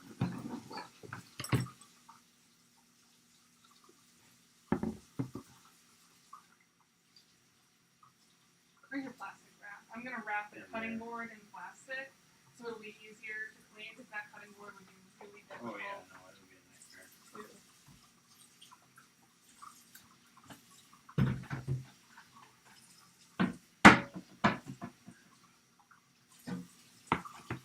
Gotta head out. You all have fun. Thank you so much for showing up. Thanks for coming. You decide to come back later tonight, we'll be here for a while. Yeah, we're gonna be here all day. Honestly, I haven't done something like long form for 413 in a long time. Actually, I don't know if I've ever done anything like extended for 413, you know? It's Yeah. always been like posting a video.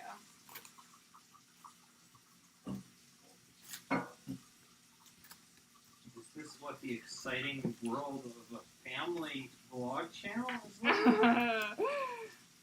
The Homestuck Family Vlog channel. I need to exploit my children more. Well, you need to exploit Baby Vriska. Baby Vriska?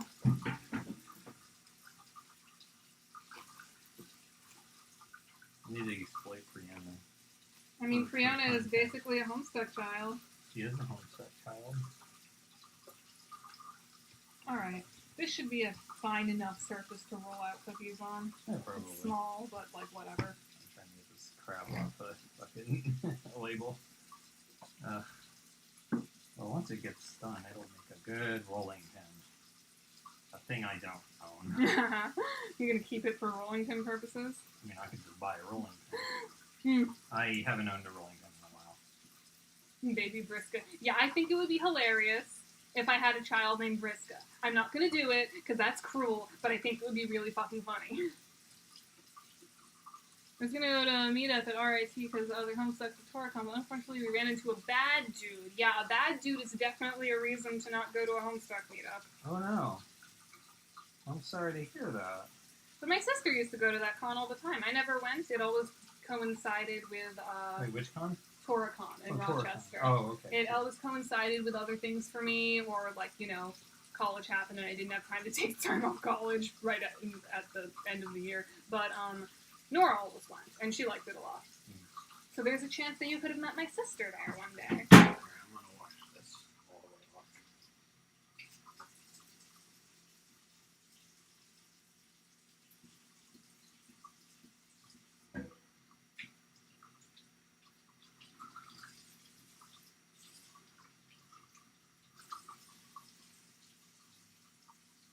400 degrees. The oven should be preheated at. You want me to set it? Yeah, how do you do your oven? Oh, it's just a dial. Huh. Your oven is like primitive. The cheapest oven that you can buy? Yes, it is. Funny how that works. Oh, my stomach is hurting. Oh no. I think cramps are coming. Oh, that sucks. Oh, why couldn't Homestuck Day save me from uterine pain?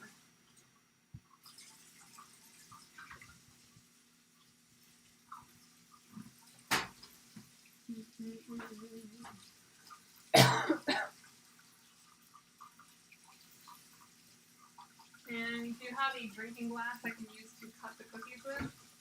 What size? Any. Yeah. Give me a second. Rolling pin. Oh, a little water in it. That's a hot rolling pin. Oh, cool. Actually, I'm gonna run this under cold water. Okay. This is just gonna melt the cookie. Oh yeah. Yeah, go on right here. There. Nice, perfect. That should be good. Nice. And when we're done, I can use it for like liquid. Yeah. I haven't drunk much liquid today. You should drink liquid. The only liquid I drank today was that coffee. Coffee is okay. I bought it because I need something to drink, and that were there weren't a lot of options that didn't have corn syrup in them. At the local store. And you didn't want to just brew your own? No, I felt being lazy. I wanted to try something different. I think I'm gonna start my homework. Your Homestuck homework. Well, I mean, I did say in the Studio June server I want fan fiction about my gay little ancestor rosies. Yeah. Stenya and Tenia need to have violent pitch. Like, not just like teasing pitch, like a lot of pitches. No, they need to be violent. They need to want to, well, Tenia wants to kill Stenya, and Stenya wants to, I don't even know. Not have that happen. I put it in the freezer. Yes, you did. There we go. Is that good? Yeah, it's nice and stiff. I knew the freezer would be a good idea. Rod. Your cylinder. My cylinder, Nice my... and stiff. Ooh, that's a pretty long one. You're gonna get stuck in an M&M's container.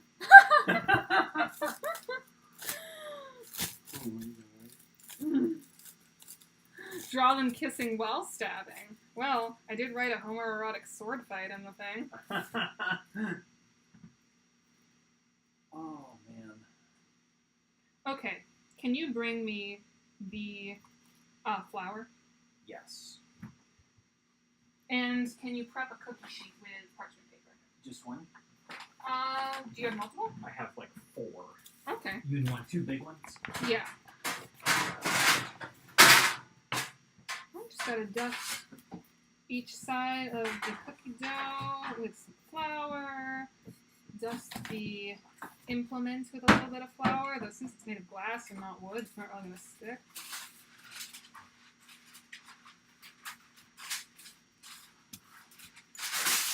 Oh, let's see. I hate that.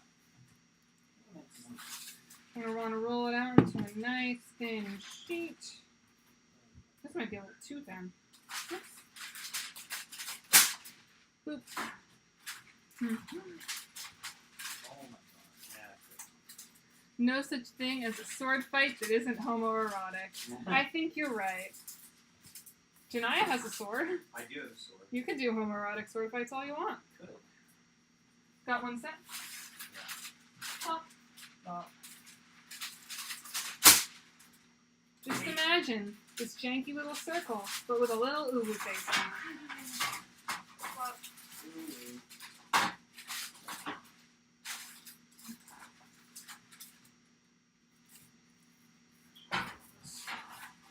I get the cast iron out of the way. Excuse me. Put this away. There we go.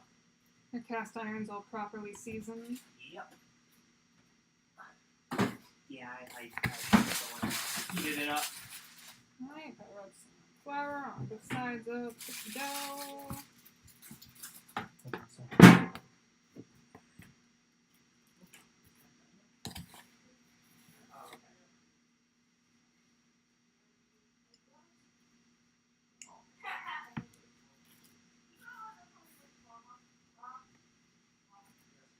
Honestly, this wine bottle makes a really good rolling pin. Like, better than the wooden one I grew up with. Everyone get yourself a wine bottle to make cookies with.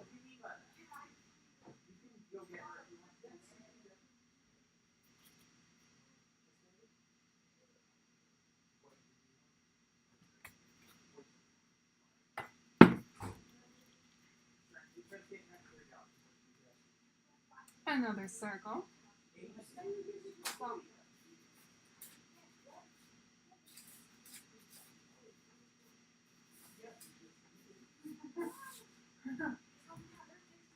Naomi has the trans femme mayor. I'm the escort. Oh my god. The mayor. This is the mayor. She is a lesbian. Yes, she is. Which one stands your side? Okay. The mayor's honor guard. What is going on? We're making cookies. No, why is it open? Like with the stream? Yeah. It's a delay. There's a delay on that. No, not that. The cookies? Yeah. What do you mean? I'm rolling them out. Why are they in a W? Oh, Anna's cutting out cookies from it. Oh, and then rolling out the rest. No. The SCA. Wait, what? Why does the SCA have anything to do with this? It's like they have the fancy W shapes. Like, Oh, okay. Fuck them. They're full of racists. Lesbian mayor, yes. Yes. With the lesbian pride flag that I found on the ground during Pride. Yes, the only good free thing we got from Pride. Oh, Everything that else was fucking American Airlines fan. I still have it. The Pride that was we went to the Pride that was really corporate, and they had all this crap from companies. They had American Airlines giving out a little fan, and it had different Pride flags on planes. It was really low effort. It was. I mean, you can go to New York Pride this year if you want. Yeah, if you want to. I'm not going to the house. Okay, that's valid. It's not worth it. Yeah, it was really disappointing. I was expecting something really exciting for my first ever Pride, and it was lame as all. Yeah, it was dumb. It was not a fun experience. I poured out. Where? In the sink. In the sink. There was only a glass left. You can't keep wine for very long. It goes bad. No. In the sink, you don't even drink it? No, Why? it wasn't because it wasn't that good. Wasn't that good? No. You're gonna go get ice cream with your parents? That sounds very fun and very good for this weather. I want some fucking ice cream. I've got ice cream. Is it ice cream that I can have, or is it your kids' ice cream? No, it's my ice cream. Oh, I've got two. I've got vanilla and I've got mint chip. Amazing. I'm gonna have some eventually. With the cookies. Briars. Yes. You found Briars doesn't have corn syrup in it? I mean, I don't think so. But also it doesn't matter. It's not sugar faster. It's almost sundown. So. Oh, fuck. No, it's actually corn syrup. God damn it. Well, you can have it in a couple hours. Yeah. Well, I mean, yeah, it's not Gonna go get ready for your sessions. Have fun. Yes. Send a cookie via same day delivery. Come to the city, and then you can get a cookie. We'll hide. What? Okay. You drop the mask. I won't drop the mask. Wait, we could do a fucking like the Toblerones, but with Miss Far cookies. I'm gonna hide Miss Far cookies in Times Square. Oh, why Times Square? Because They're gonna get all because dirty. I hate our user base actively and want to make them suffer. Oh, it's Brianna. What? Square what? What? Times Square. I was joking about hiding cookies in Times Square for people to find. You know, all the people in Times Square, they was going to get found 2 seconds. I know. Fuck Times Square. No one likes Times Square. Well, why were we down there the other day? Other day? We were going to a movie. That's right, the movie we went to. Yeah, that was a pretty good movie. Yeah, I want to see the Black King. She's better. What's that? The Black King. We have to see that. We are gonna see the Black King. We need to. I'm surprised how many horror movie ads they had before John Wick. It's not near Halloween or anything. It's what? Gotta remember to draw lesbian mayor when I wake up in the morning. Yes, do it. You should do it. that. Christmas card has even have a little dent in it. That's whatever. Our daughter took a bite I was gonna say that's one of the deaths. That's that's the tiger. The tiger. Tiger. What's happening? We're making this far ahead. Yeah, I know. But we're joking about the character dies in the game in a way. Several times. Several times. Yeah. You I get to know. It's a video restart game. every time you die. Because we hate our user base, just like Andrew Hussey. Yeah.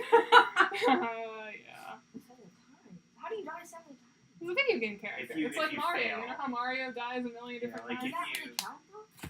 I don't know. Because like you just restart. According to the canon of the game, kind of. Like, they have, like, vague memories of their deaths, but not really. Vague memories. Yeah. It's not really super specific. What? Time loop. Kind of, yeah.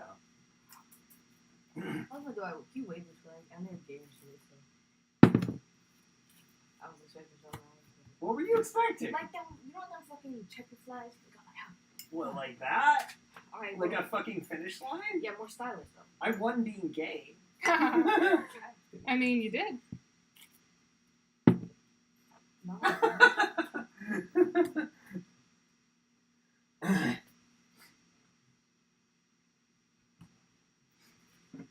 Oh no, another one with bites taken out of it. Looks like a Venn diagram.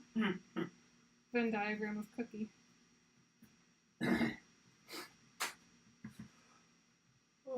How do you know when your oven is done? Your oven's weird. You just kind of wait a certain amount of time. It's like It should be. It should be. It's fucking hot in here, so Yeah. I would assume it's done. There's not really any way to tell. I mean, unless you had an oven thermometer, which I don't.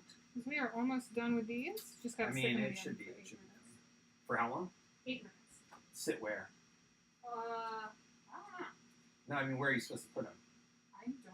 In the fridge or out? Oh, in the oven. What do Oh, you- in the oven. Okay. Yeah, they already did their stint in the fridge. Okay. That's what I was asking about. Mega temporal shenanigans. Yeah. There's no need to justify the meaning of lust Oh, destruction. you're done with the plastic crap. That is a good song. Kansas did a cover of it What do you in the want this? 2019. Oh, I want this? Yeah, you held out your hand for it. What are you doing? Don't question. I'm gonna put it in my pocket, matter of fact. It's gonna stand there. Okay, now I'm very suspicious. Why? It's dirty. Oh, okay. Well, Yeah, what did you? it's going back in my pocket. Okay, I mean, you can have it. No, it's going in my other pocket. Okay. It's just like dirty plastic wrap. Dirty used plastic to wrap cookie dough. You stop discriminating against it, like.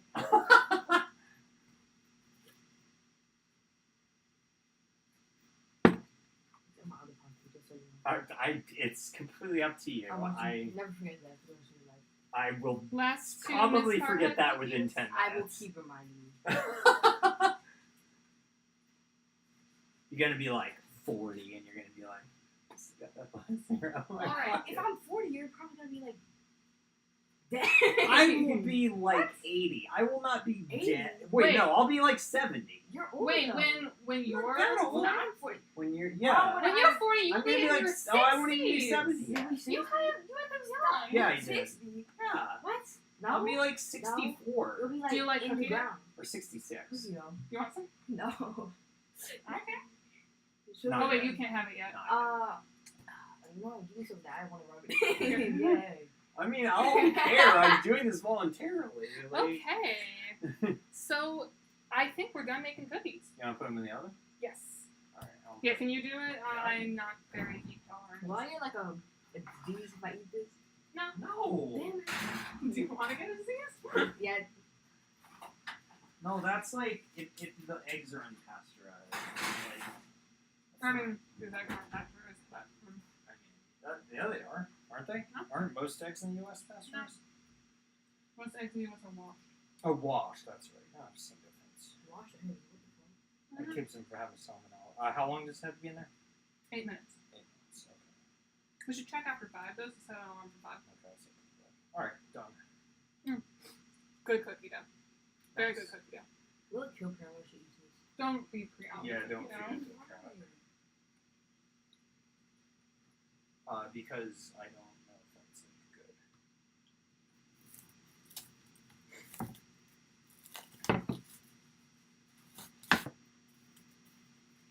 Why do they call it oven when you of the cold?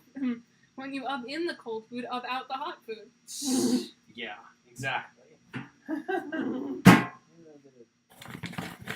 Oh, No, fuck. you gotta wash your hands.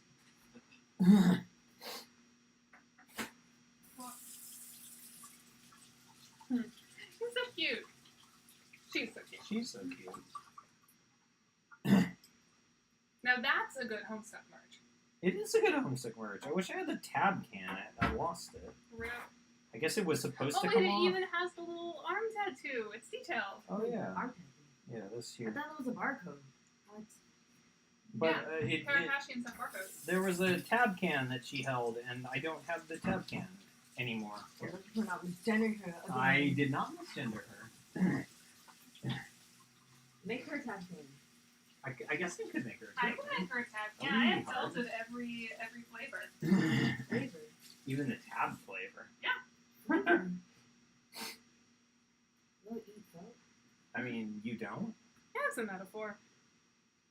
You want me to wash that? Yeah. And then also I want to fill out the water because I'm thirsty. Okay. Thank you all so much for hanging around for our little cooking show.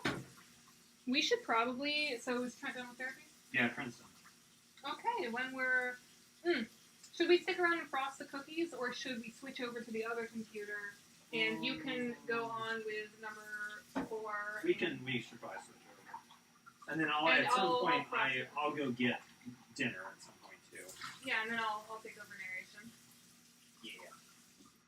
So we can switch back. We'll do that once you're ready. Ah. You done with last time, right? Yeah.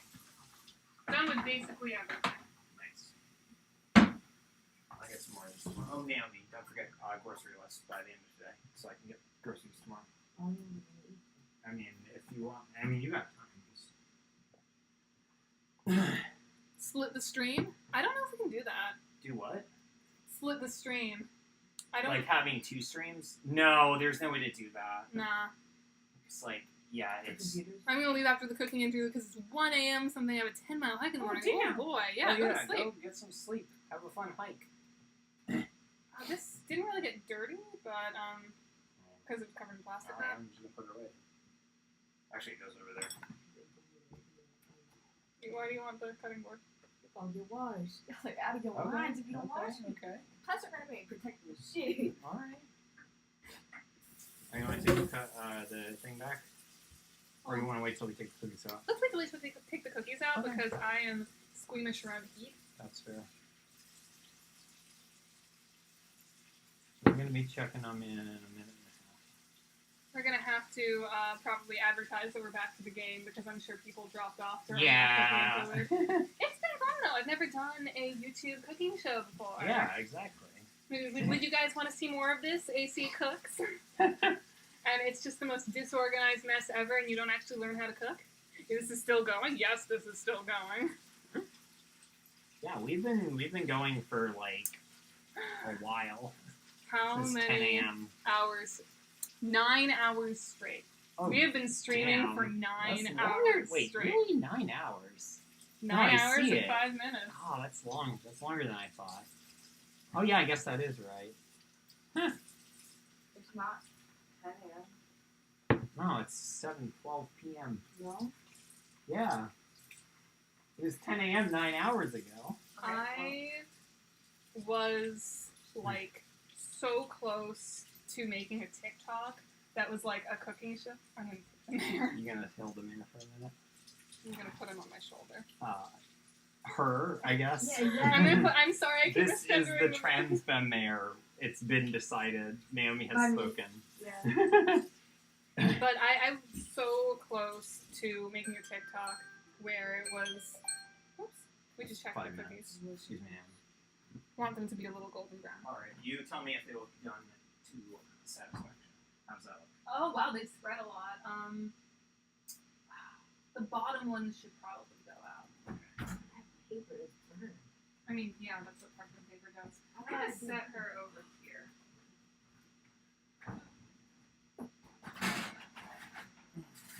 I need to take Oh yeah, I'm smelling burn. How do these actually. look? That's the paper. Do those look good? Yeah. These ones, how much longer? Maybe like a minute or two. I got all that heat just in my fucking face. Yeah. Second. Is that a good thing or a bad thing? That's a bad thing. I'll put this in. Do you have like a metal spatula? Yeah, I do. Here you go. Ooh, these are pretty soft. You gotta let them sit, right? Yeah, I think they're gonna do a little bit of karaoke cooking. But I don't want to keep them in any longer because the edges are starting to Yeah, move around. that's fine. I'm the bodybuilder. Yeah, I keep getting distracted. I wanted to do a TikTok, which was me making some of the Friendsim. No! Mayor! Am I gonna get sued? I'm gonna get thrown in jail. I'm sorry. Making some of the Friendsim 2 drinks. So it's like, we're able to go to the Requiem Cafe, want a fancy homestead drink to eat at home, put, Here's some White Claw with blue food coloring in I it. mean, I was gonna do the butterfly pea flower tea one with lemonade. Oh, the actual, like, the grits fancy pop, one. because it looks really That cool, was and I'm pretty fun. sure it's like the same as the High Blood from the Requiem Cafe. It's basically the High Blood, yeah. But you don't have to go to California to get it. You have to go to New York. I mean, you can get butterfly pea flower tea wherever. But we're not making it for you, which means it's not official. Yeah, she's definitely browning. Yeah. Alright. Well, I'm just gonna leave that. You wanna go start the game with me? Yeah. Let's start the game, and then. God. I don't know if you even caught that out of the corner. Did you stop the stream? I have not stopped it yet. Okay, let's go here to the mayor. She's gonna go sit down again. Thank you all so much for watching our little cooking show. For any of you who are still here, hold on 1 second. The game will be back momentarily. Streaming. Alright, we're back. Ooh, I left second. this open. Let me know when we're... Oh, I guess we're back. Yeah, can you all see, or can you hear us? Let me make sure I don't have us muted. We're not muted. Okay. You guys see us. Well, can't see us, but they can see the Be Right Back screen. Alright, I'm gonna mark that we're live here on the thing in case anyone else wants to join us. Oh god, my stomach's starting to really Oh hurt. no! Alright. Alright, I'm gonna put the cookies on a plate so they can cool. Alright, I'm gonna keep You doing start playing the game. streaming. Alright. Keep stream chat alive. Yeah. Welcome back, I guess, we're gonna go back to the game. I've just gotta start it up again.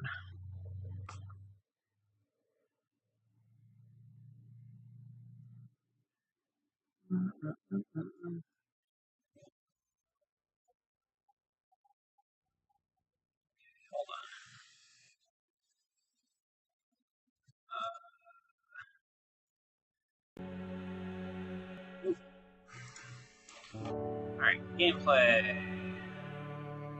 Show image of cookies. They're not done yet. We will show image of cookies when they're done.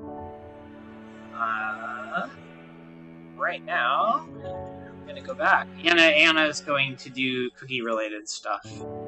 I am gonna play the game. Genuine full-body laughter racks her frame. You're a little startled to see her lose all composure. It's a minute before she finally straightens, wiping tears from her 3 eyes. It's too rich. It's just too much, what you've done here today. This mockery you've made of this entire farcical display. Actually, before we continue, I'm gonna just tweet out that we're back. Let me get the link.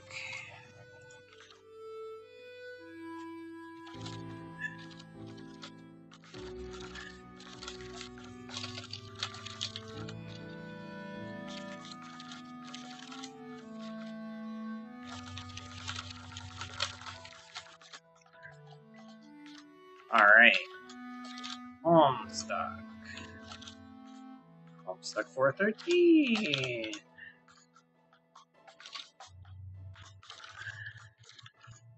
I'm just tweet out another notice that we're online.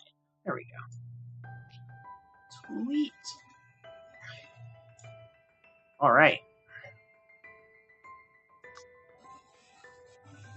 Yeah.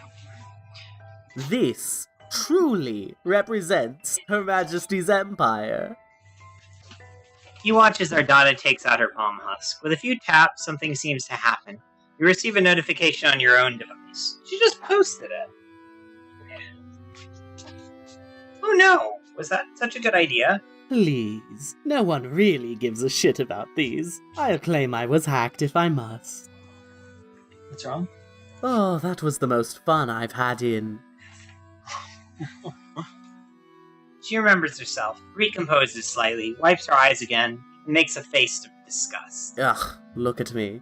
I've ruined my eyeliner right before my close-up.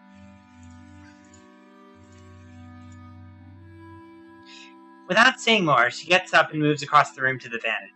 You hop down and out of her computer chair and follow her on your little legs, while she seats herself on the fancy ottoman. Ardata wipes the makeup off her eyes and starts reapplying it. Ugh. Can't imagine trying to get the wings right on 3 eyes every single day. You're telling me.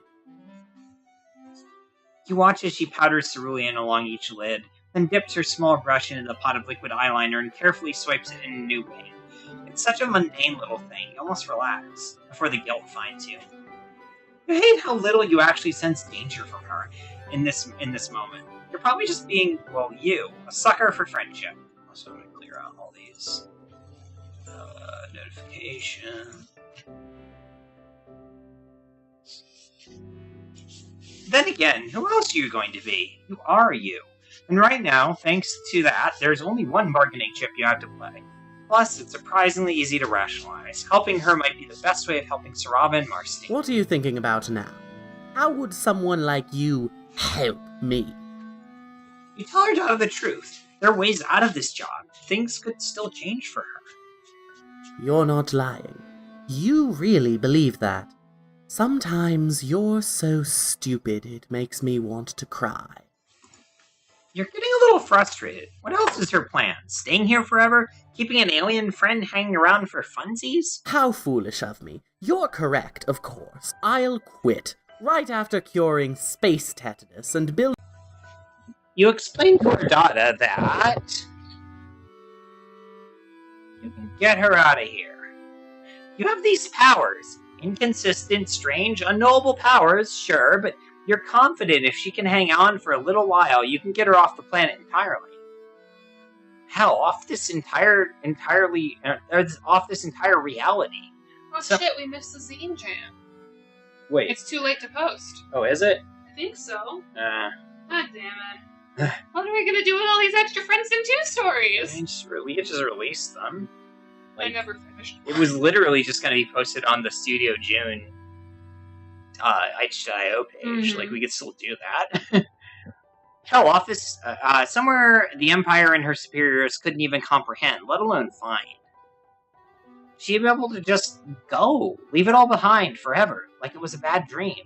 Are you serious?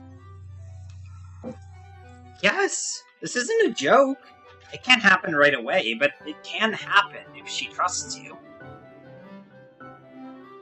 You're made a little nervous by the look she gives you. It's pure desperation. Please. She lurches forward, grabbing the front of your hoodie in both hands. Your little body jostles in her grip. Please promise you aren't lying. Please, get me out of this hell. I can't take it here anymore. Not even one more night. All right, you promise. Ardata releases you, but that desperate look lingers for moments longer, until her posture relaxes, then straightens. The frantic woman you saw sinks back under the cool surface of Ardata's practice charade? I don't know. Okay. Huh? Charade? Charade. I don't say that word out loud much. Charades, you know. Oh, like yeah, the duh. game.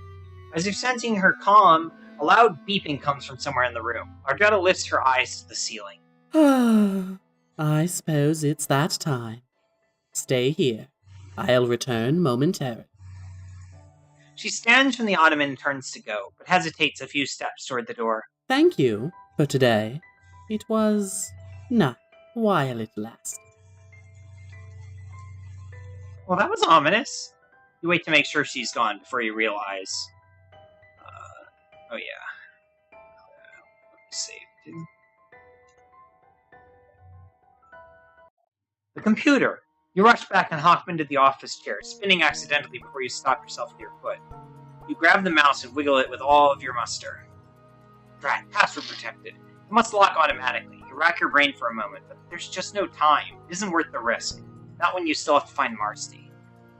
You reluctantly tear yourself from the PC and rush to the nearest exit, landing you back in the halls. Shit. We've got to be careful not to get lost this time. As you look around for any sign of Marcy, you rush to formulate a plan. It's the fastest way for the two of you to get out of here. You're looking for stairs, an elevator, anything. You stop as a clanging noise comes from somewhere above you. When you look, you see another air vent grate near the ceiling shake and buckle before being launched off the wall by an impact from a rust-soled infantry boot. She slings herself down out of the vent, blood seeping out of her stitches under her tank. A few new bruises and scrapes cover her arms and chin, and she still has the shotgun slung around her back. You immediately lunge forward and wrap your little arms around where you can reach, which in your case is about level with her hips. She made it! You were so worried. I'm harder to kill than that. Come on. We shouldn't stay here. I don't think we're actually in the voice chat in the Friendsim 2 server. Oh, no, we're not. No one's gonna hop in if we're not in. Yeah. We're gonna stream the game too in case anyone joins. Well, you might want to reserve your RAM power because, I think that was why our thing was cutting out. I don't think so. I did that a few minutes ago just because. Okay.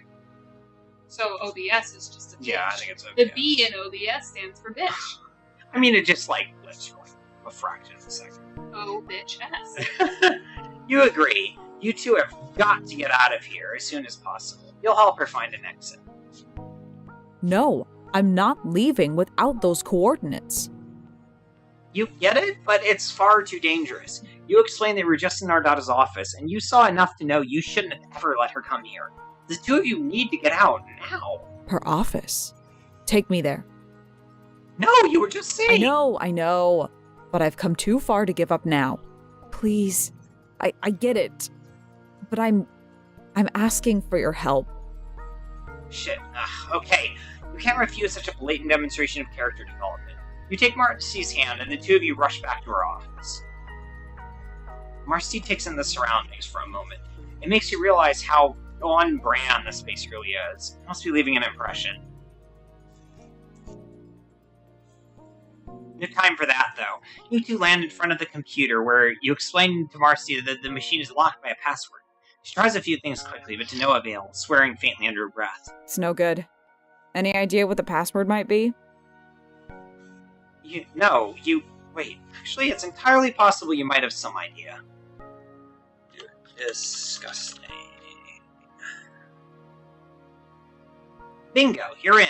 Marcy takes over, navigating to some sort of elaborate spreadsheet you don't understand. Sunk cost even when a low cost, yeah, seriously.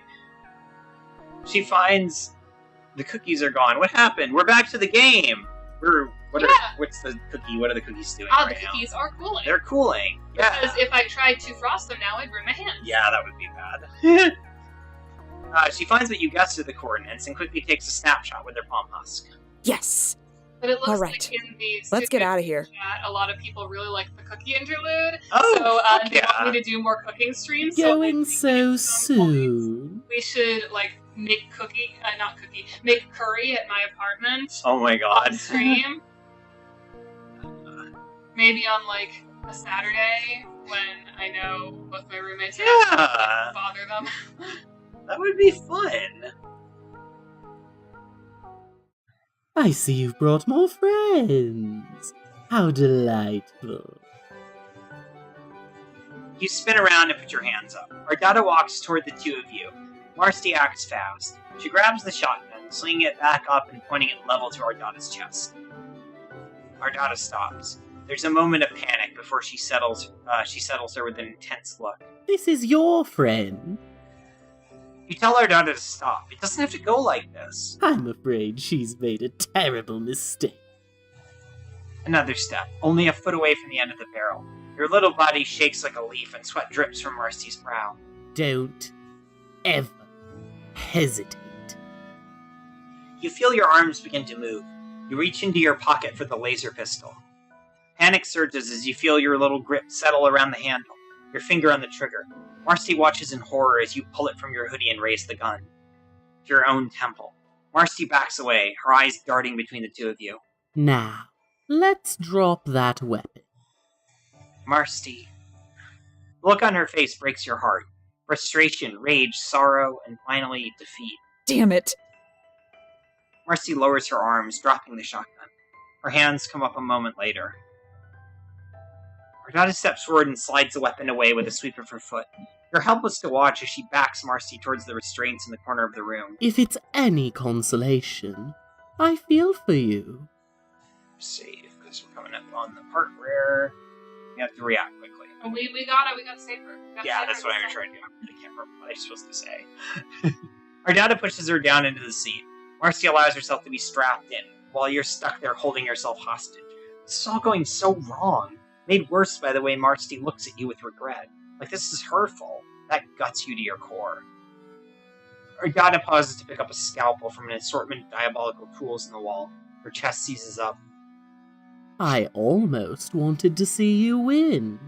What a lovely surprise that would have been. I'm sure the audience would have been thrilled. Audience. You see on the screens that the room is being broadcasted. A live chat races by, too fast for you to read. Ardata hovers the scalpel against Marcy's neck. She cranes her head away, gritting her teeth. Ah, fuck! You think as loudly as possible, pleading for Ardata to stop. What about what you told her before? There's another way! Shh. You couldn't even beat me. How do you imagine you'd fare against my superior?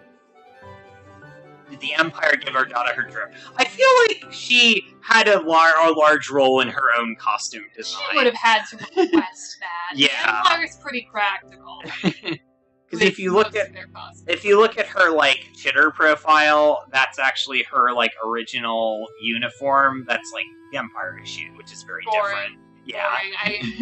Ardata was like, oh, the people love to watch me all dressed. Yeah. I must be extraordinarily flamboyant. I want someone to cosplay Ardata. That would be very cool. Because, like, that is a design that is begging to be cosplayed. Mm-hmm. How heartbreaking.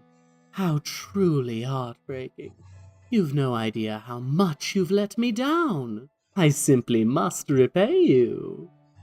As Ardata brings the scalpel down into Marcy's thigh, your whole body manages to flinch, even through the mind control. This is too horrible. It's like a nightmare. You can't. There has to be something you can do. Think. There's nothing. No one can help you.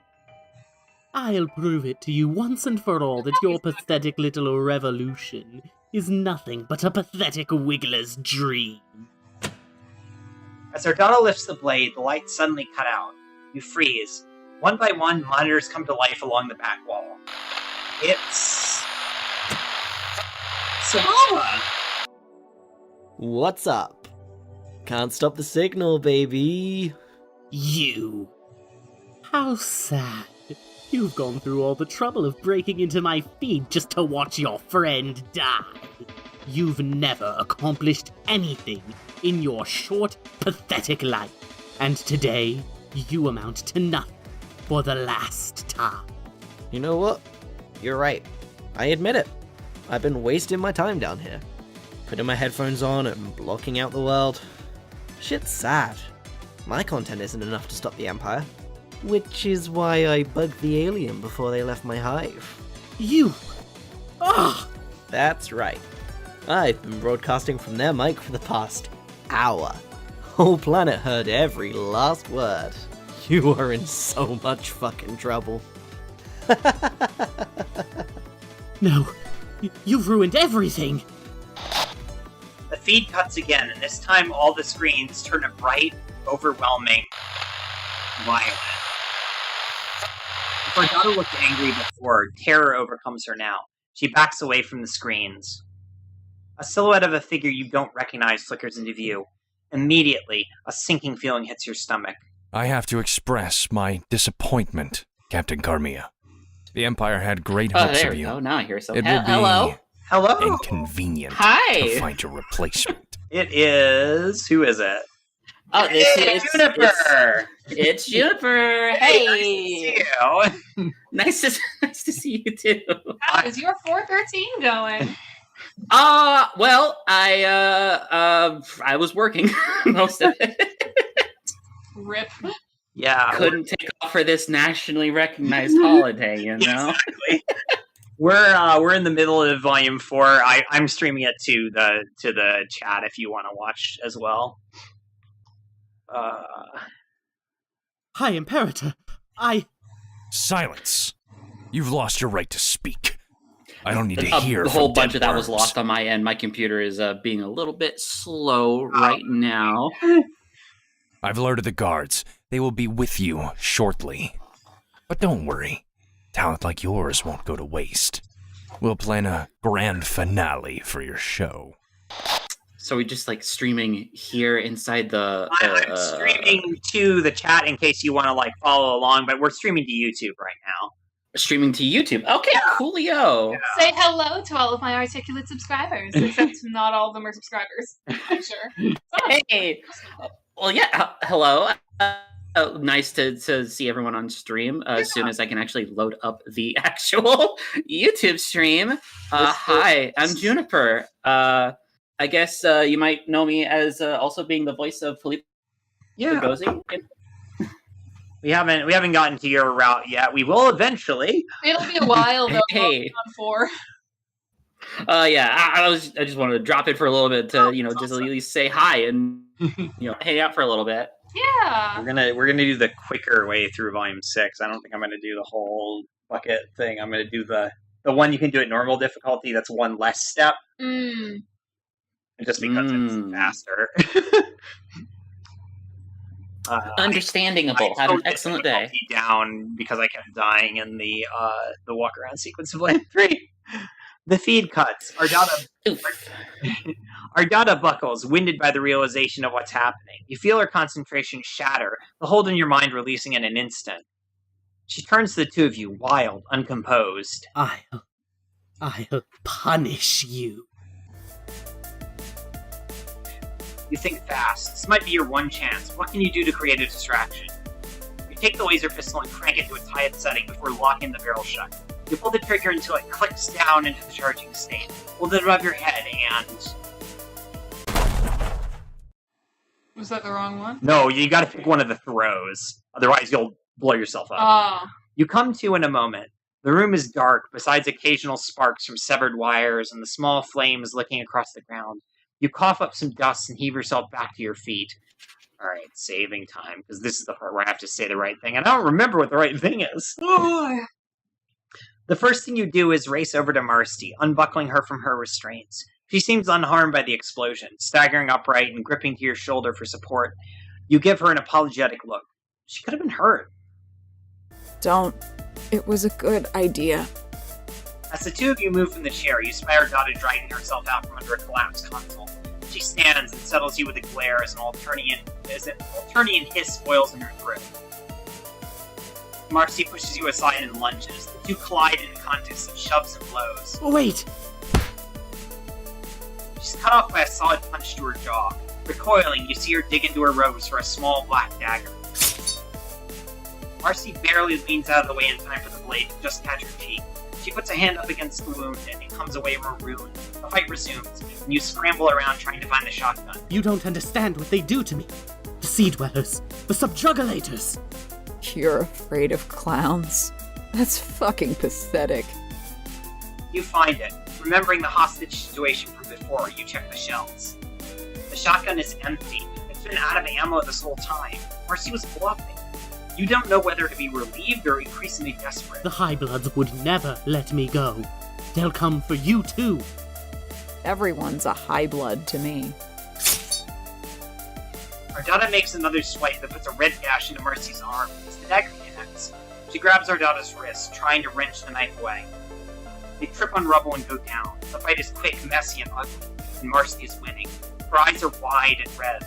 The sound of 2 solid punches ring through the room. She wrenches back her arm for a third. Ardata catches your gaze. She throws out a hand, reaching for you. Help me! Please! Marcy picks up the knife from the floor, and as Ardata grabs her, the two of them struggle. Oh. Marcy, stop! She does, barely. You see her arms shake in the air as they rip free of Ardata's grip. The dagger hangs, suspended by a mere thread of restraint. There's like one choice that's right and one that's wrong here, and I don't remember what it is. Why? Why shouldn't I? After what she's done? She doesn't have to die. You won't say it's what she deserves, but she doesn't have to die.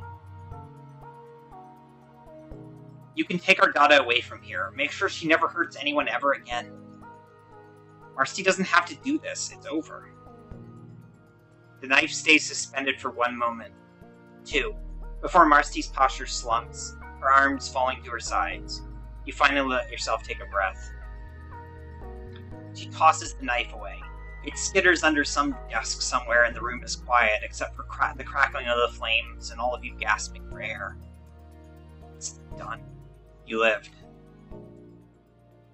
You go get Marcy to help her to her feet. She weakly slumps against you, though it's hard for her to put her weight against someone so small. Ardata sits cautiously, spits out a mouthful of blue blood. She gives you a look that says it all. Now what? An incongruous chirping sound comes from your pocket.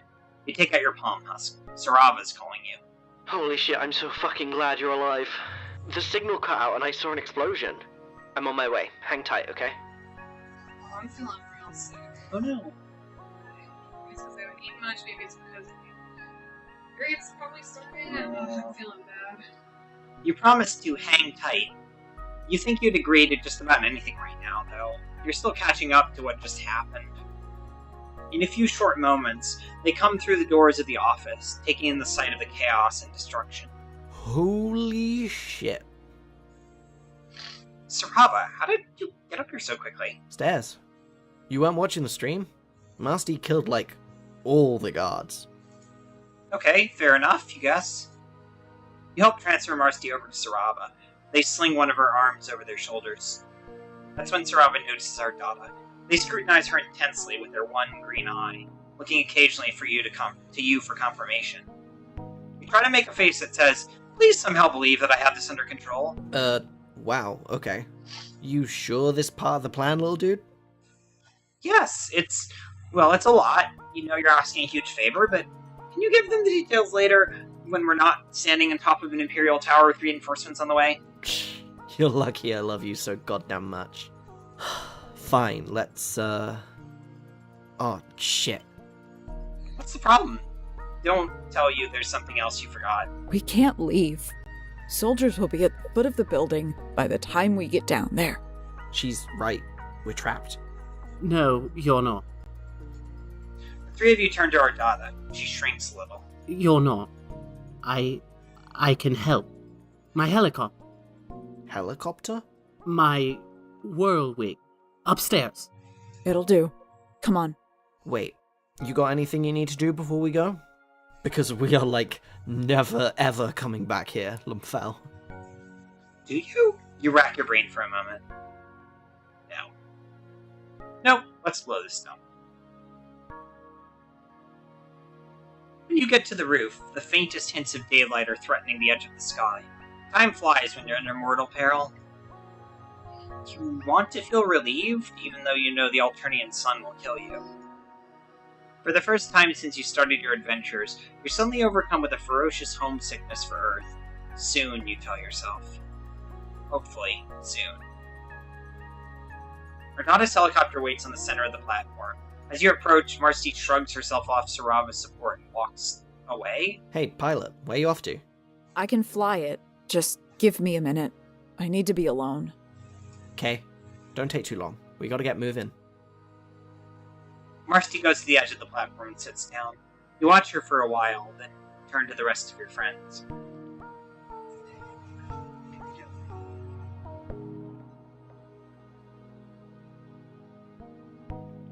Ardata looks like she's in a fog, but She glances between you and Sarava, as if picking up some sort of psychic channel you're not privy to. I'll give you two some space. That leaves just you and Sarava. They have a conflicted, dour look on their face. Is there a problem? Can't believe it's all really gone, you know? Spent a whole sweep in that room, and now I'll never see it again. And there's no telling if I'll ever be able to get back on those accounts.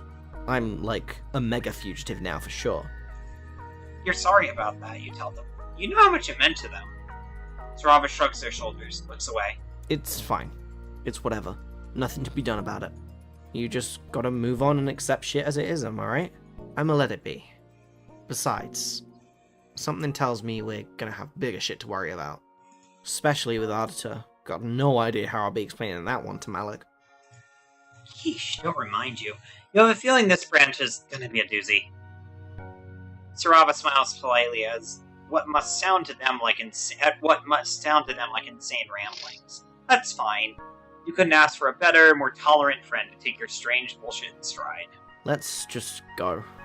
Maybe if I'm lucky, all the shit that happened today will make sense to me by daybreak. Yeah, let's... Wait, go where? Without the hideout, aren't we sort of stranded here? Got in touch with the rebels and upgraded our status to Calamitous.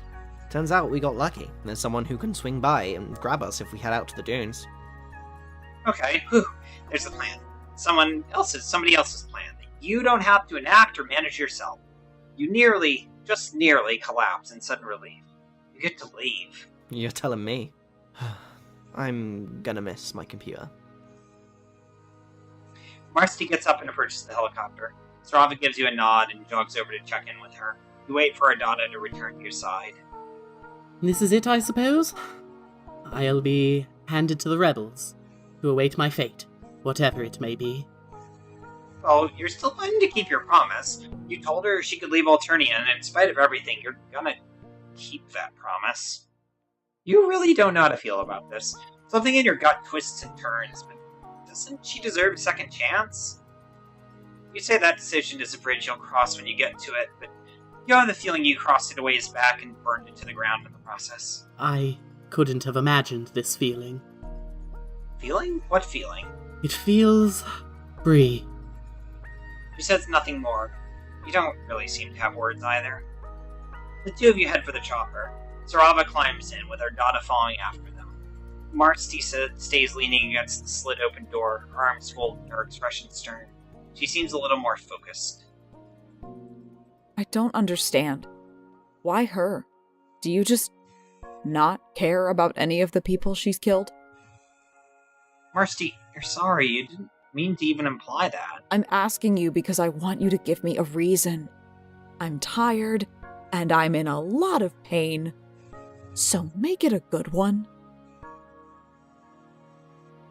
It really doesn't matter, but they're all different. What do you want to choose? What do you think Marcy would like best? None of them. It doesn't matter what you say. She does not like that you made this decision. I could take the responsibility. This is probably the most dickhole one, but like they all are. She doesn't like any of them. You try to explain that with your powers, you control people's fates. You know how that sounds, but if you have the option, you also have the obligation to make things right for all the people you set on their paths to begin with. You're taking responsibility for your impact on this world, including Ardata. You respect however Marcy feels about it, and you would never ask her to approve of it. This was something you felt you had to do, because of who you are. You accept the consequences. Marcy looks away, scoffing under her breath. Her eyes are wet. You're just like all the others. A few hundred dead lowbloods doesn't mean anything to you. I can't believe I thought we were friends. I'm glad we killed our Dada and our main one. Your spirit drops as Marcy climbs into the helicopter. With a heavy heart, you follow. Yeah, that was a decision that, like, you are not supposed... There is no good outcome there. Like, somebody is going to be hurt, and it's one of the situations where, like, there isn't a way to make everything perfect. Sarava sits up next to her pilot's chair. You sit in the back, next to Ardata. She sits quietly, forming fists in the fabric of her skirt. The chopper blades pick up speed, and in moments, gravity lets you go. The helicopter pad starts to drift into the distance below you, and ahead the desert spreads for miles around. Also look at the top there. Oh, rip. Soon the tower, bunker, and dunes look small. The morning breaks across them, casting long shadows towards the dying night. Good riddance, you think. You settle in for a long, awkward flight.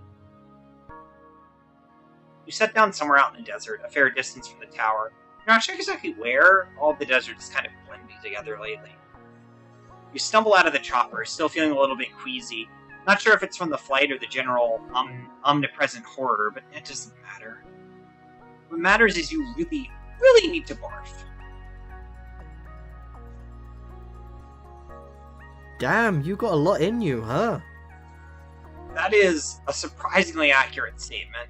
You nod and wipe your mouth, glancing up at the others. Ardata is standing a little bit away from the others, shifting nervously as if Marcy might decide to change her mind any minute now. I'm not gonna fucking kill you. Ardata smiles nervously. Of course you won't. What are we out here for, anyway? I officially endorse at the Beck Rogers. I got a little friend who can help us out. Schedule for a resupply and shit.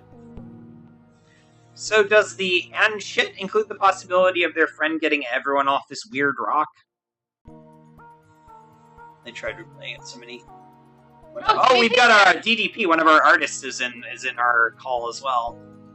It says, I actually love this scene a lot. It's the fact that I tried replaying it so many times to get a good outcome and finding out that, well, that. Also, fuck, Marcy's got a point, but it's uncomfortall all around. Yeah, there's a couple of moments where there's just, like, not a great, perfect outcome. Like, I don't know. It's, yeah. we talked about how we were going to handle that with the route writer and, like, you know, me as the director, and decided that, yeah, you were going to be able to, like, have our dot and be just dead permanently. Exactly, little buddy. Timing's gotta be exact. Always ran near dawn, because less chance of getting spotted. There's also some nuance if you tell Sarava different things. Like, if you tell Sarava that he should, or that they should stay, and you tell Ardata that she can come with you, they'll actually, like, change their mind.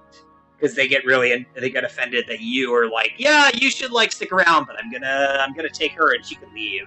I think we did it with last time where we told Sarava that they could leave, and then we did Revolution. Did we? I think so. I don't remember. I don't think we did. I feel like we made Sarava sad. Maybe.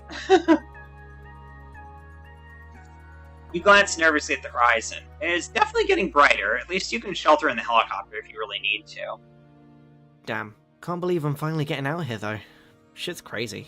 It's got implications. Yeah, exactly. Like, your attitude is, if you're inconsistent towards people, there's a couple places where the game will bite you in the ass for it. Yeah, go for it. And for next route, Juniper, do you want to do some reading for Volume 5? Yeah, if you wanna read some of the text, that would be fine.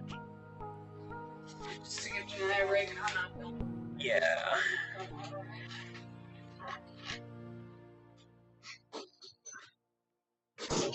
Shit is indeed crazy. You just need to get your powers back, and then they can blaze it up all they want back on Earth. 420. Oh, mic issues. Oh no, okay. That's fine. Marcy does have a point, but from my POV, Ardata is more valuable alive than dead. You know, that's, like, a valid point, and, like, if you do the Revolution playthrough and she's alive, she ends up getting, like, captured and, like, imprisoned by the rebels. Like, that is what happens. So, like, I think if you're gonna save her, probably the most, like, ethical thing to do is to side with the rebels, because at least she's, like, held accountable and she doesn't just get to go away. Mal, you're so fucking Alright, weird. testing, 1, 2, 3. Am I coming through? We can hear you now. Yeah, so if you want, next volume, if you want to, like, read some of the narration, that would be cool. Sure. I would love to. Yeah. Awesome, yeah. We've been trying to, like, switch it off so that we don't get tired reading, because this is a lot. It looks like a lot. Before we do, I'm going to quickly refill my glass Yeah, with some I mean, more apple juice There's in still a little bit celebration. of this thing, though, so you're good. Yeah, all right, I'll be right back. Aisha. Sarava sighs and smiles. Just feels weird to be thinking about it like that, you know? You're not sure you know exactly how they feel, but you get the sentiment. They're definitely not the only person who said basically that exact thing. You're doing something good, huh? Salvation. Sure, let's call it that. Feels weird to call it that, though. Sarava puts her hand on your shoulder and smiles at you. I gotta go find the higher ground and wait for my friend. You chill here. Yeah, you think you can do that. And I return. Hey, welcome back. You glance at Marcy, who simply shrugs and turns her back. Then you look over at Ardata, who's still shifting nervously in place. All of a sudden, her outfit looks a lot less intimidating and ominous and more just overdone. Like she's trying so hard to be someone she isn't.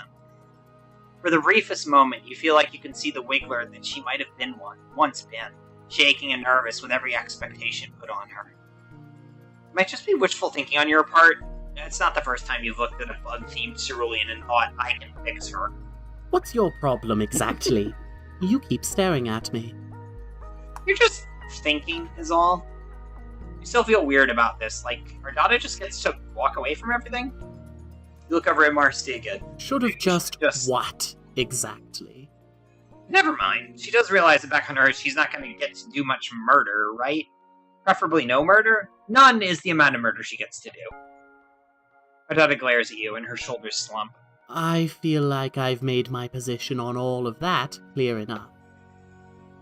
You guess so? You're still kind of reeling from the whole IKEA but with slightly higher chance of killing yourself thing from 4 years ago. Ardata shrugs. I'm sorry. Wait, what the fuck? Is she actually apologizing to you? Ardata turns away from you and you can see the years weighing on her. I suppose I am. You tell Ardata that you need to go check on Sarava, which is mostly an excuse to get out of a very uncomfortable conversation. She looks at you and actually smiles. Of course, my friend. You walk over to where Sarava is standing, pacing nervously. Is everything okay? Yeah, just waiting on my contact. He's running late, and... Sarava gestures toward the sky. Yeah, that's getting a little uncomfortably warm, isn't it? Yeah. Also, I've got a favor to ask you. What are they talking about? Look, just trust me, okay? You'll know what I mean. And if you don't remember, don't worry about it. Hey! Hey! Your ears perk up. You know that voice anywhere. Oh god, I'm so sorry, you two.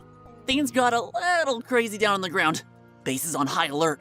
What happened down there? Long story. It's so good to see him, though. Oh, but he's looking really different now. Zebedee smiles at you. It's been a while. I had to make a few changes. Yeah, he's dressed like Han Solo now. Zebedee squints and makes a face. I have no idea who that is. You know what? It's not important. Does he have a ship? Preferably one where the sun isn't starting to shine directly on you? Oh, of course I do. Let's go. Zebedee leads you down a hill and over to his ship, which looks suspiciously similar to the Millennium Falcon. Is he really not doing this on purpose? I told you, I have no idea who or what any of that is. Okay, never mind about any of that. Sarava drops into a seat that you swear should have some holographic chess thing in front of you, but it doesn't. Chess? You have that back on your planet? Is it also one of the most violent sports ever invented? No? You think that maybe chess on Alternia is something very different than what you're thinking of? Zebedee shrugs and heads toward the cockpit of the ship. Ardata takes a seat nearby while Marcy tries to find the spot furthest away from her. You'd prefer not to have to deal with any of this right now, so you follow Zebedee back to the cockpit.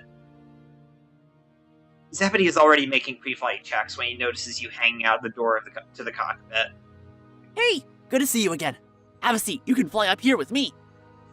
Wait, really? Of course! Remember that time we stole a scuttle buggy? You do remember that. Not your finest moment, but he didn't really do anything. More of an accomplice after the fact. Zebedee ignores you completely. Well, that got me to thinking. I always did whatever anyone told me. I was always the first one to jump to what the Empire wanted. Even in the media I consumed. Very uncritically, I might add. But then I started poking around on the web.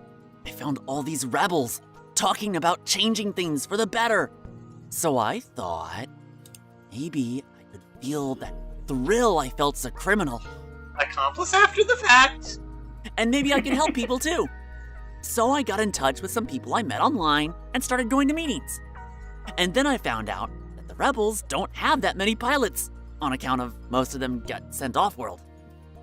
He decided to learn to fly? Zebedee nods excitedly. Exactly! You so get me! So, where are you going? You know what? With everything that's been happening since you got back, you almost lost the thread on that entirely. You need to get back to Alternia, that's for sure. You're trying to get to the Jade Caverns, if he knows where that is. Not exactly. I mean, kind of, but... Oh. But I do know about a cave with a jade blood in it. At least generally where it is. I can take you. Yeah, maybe not perfect, but good enough for government work. Zebedee laughs at you, and you see how much of his old, easygoing self is still there. What does that even mean? You know what? You have no idea.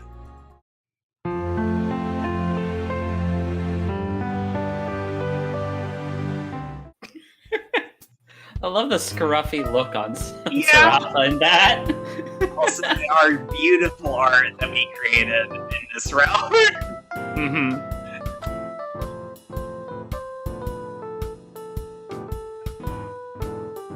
Alright. Let's save that one. Alright, we're into volume 5. Noontide Quiet. Yeah. Ooh. Yeah, Juniper, if you don't mind reading the narration parts and give me a bit of a break. Yeah, sure, I would love to. Awesome. This is the volume with the tabletop RPG section in it. Oh, incredible. Excellent. Zebedee drops the others off where they need to go first, before circling back around and setting down in a clearing in the middle of a stand of purple-hued trees. You can't help but wonder, did you make the right decision? Ardata went off to her old hive to... you're not sure what, actually. You wanted to save everyone, to protect all your friends from the nightmare world that is Alternia, even if they were maybe a little morally questionable. Hello. But it didn't work out like that. You saved one friend, and that pushed another one away. Sarava tried to talk Marcy out of going with the rebels, but she wasn't listening to them. Wasn't listening to anyone or anything beyond her own hatred. And then she was gone, off into the suburb of Outglut where you first met her. Sarava's staying with her for now, but you know by the time you get your powers back, she'll be off somewhere else. Off to help the rebels, maybe. Hey, I was asking you if you've got everything you need? You look up, suddenly aware of the fact that Zebedee's been staring at you for a minute now. You think that you've got whatever you need. You try to travel light as much as possible, honestly. Zebedee shrugs. Sure, sounds good. You said you were looking for Jade Bloods? You nod. If nothing else, you really need to try to find Daraya and let her know her Moirail's doing alright. Well, I don't know about her, but the cave nearby has a couple Jades living in it. One of them, he's kind of a stuck-up asshole. Oh yeah, that must be Lank. You haven't seen Lank since... well, you're not entirely sure how to parse what happened at that party. Zebedee shrugs again. I'm only running supplies there as a favor to Chixie anyway. Plus, it's on my regular run. Is Chixie okay? You feel really bad about not being there for her as a Moirail, and some of her chitter posts have been... concerning. Not sure. She's been spending a lot of time with some bulge-sucking highblood. Zebedee sighs heavily and looks nervously toward the cockpit. Look, I'd love to keep talking, but, you know... Places to go, people to see, that kind of thing? Yeah, that kind of thing. You stand there in the clearing as Zebedee's ship lifts off behind you, heading off to whatever amazing adventures he's got ahead of him.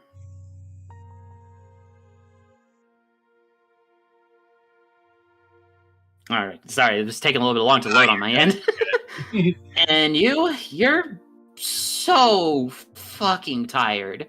It feels like you've already been at this for ages, and you've got this feeling that you're not even close to being done. The stars above are so clear. Out here in the countryside, the night sky stands... Yeah, come on, load. Please load the words. Please load the words. More than one letter at a time, I'm begging. Why is the buffering so bad? There we go. The night sky stands out in sharp relief. It's beautiful, but these are still unfamiliar stars. With a heavy sigh, you start walking, one foot in front of the other, until you're there. You walk in the direction that Zebedee indicated earlier, making sure not to deviate from the path at all. After about an hour, you're starting to get a little nervous. You can see the faint pre-dawn glows on the horizon, and you still have no idea where this cave is. Suddenly, you stop. You can hear something around the corner of some nearby rocks. Kind of engine? Oh. You awkwardly roll to the side, just barely missing the motorcycle as it careens past you, slides along the hard scrabble of the road, and tips into a ditch. The rider is thrown off to the side into a conveniently placed patch of brush. Fuck! Oh, Wenshi? First word, dang. Yeah. What won't you say? Fuck. I mean, she's like 16 now too. So God, incredible. She's a teenager. You open your eyes and look over toward the ditch, only to see Wanshi struggling to pull herself out of the brush. Quickly, you run over to help. We got a comment in chat from one of our artists. She's allowed to say fuck as a treat. Yes, exactly. Except that Wanshi looks a little bit different than the last time you saw her. She groans and brushes off the front of her clothes. I haven't seen you for more than 2 sweeps. Of course I look different, ooh.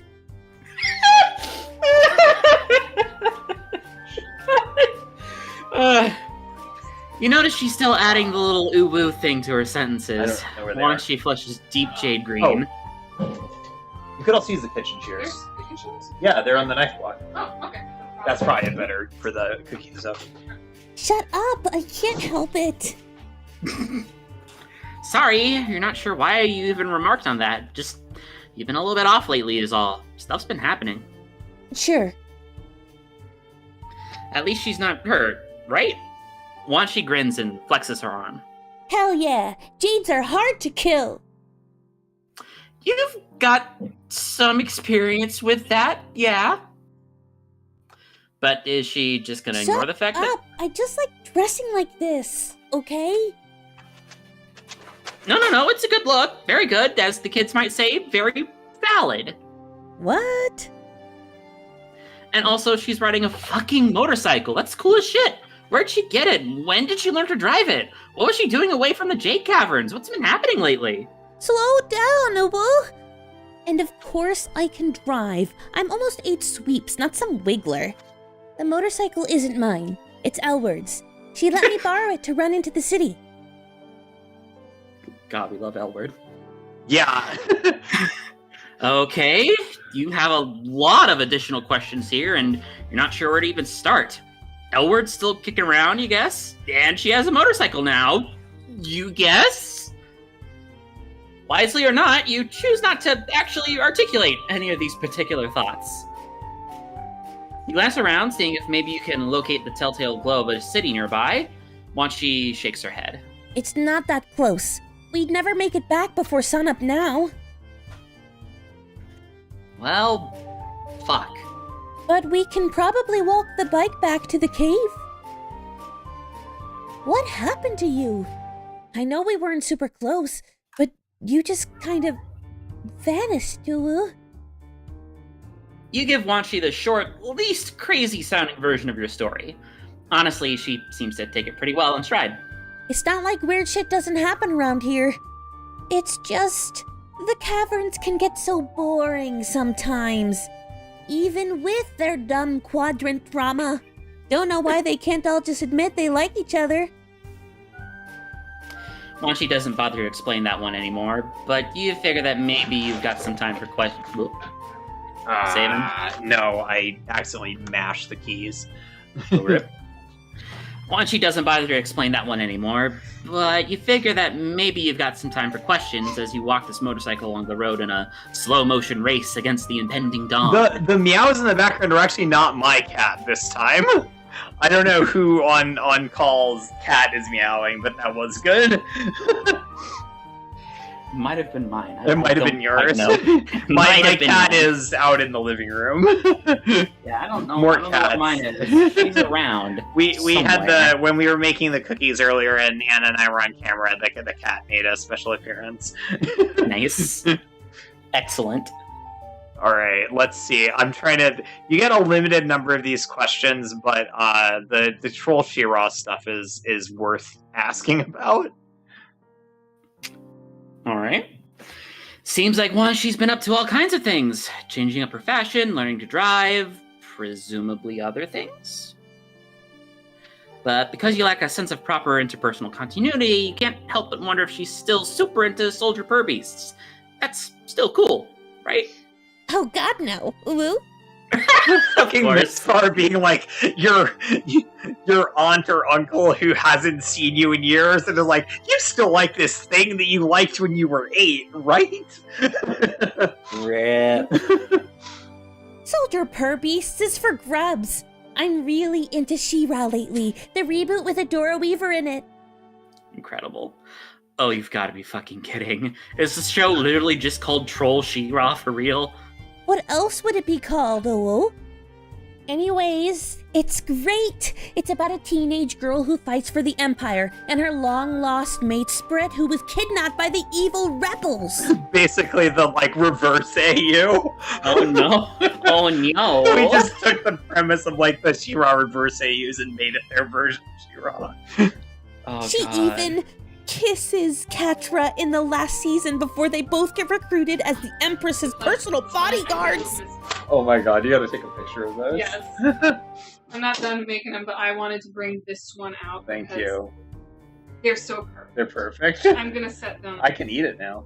Yeah. I need it to be known that I'm silently losing my mind at this. I'm gonna set this one here for Okay. a photo shoot. We've got a Miss Far cookie that we're gonna take pictures of in a minute. But I gotta finish. Yeah, Anna's frosting them. Thank you.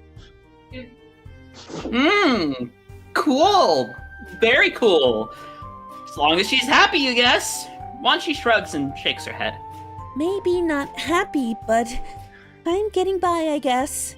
Ah, the teenage doldrums. Troll She-Ra still sounds like propaganda. The way she describes the show, it sounds kind of a whole lot like Imperial propaganda.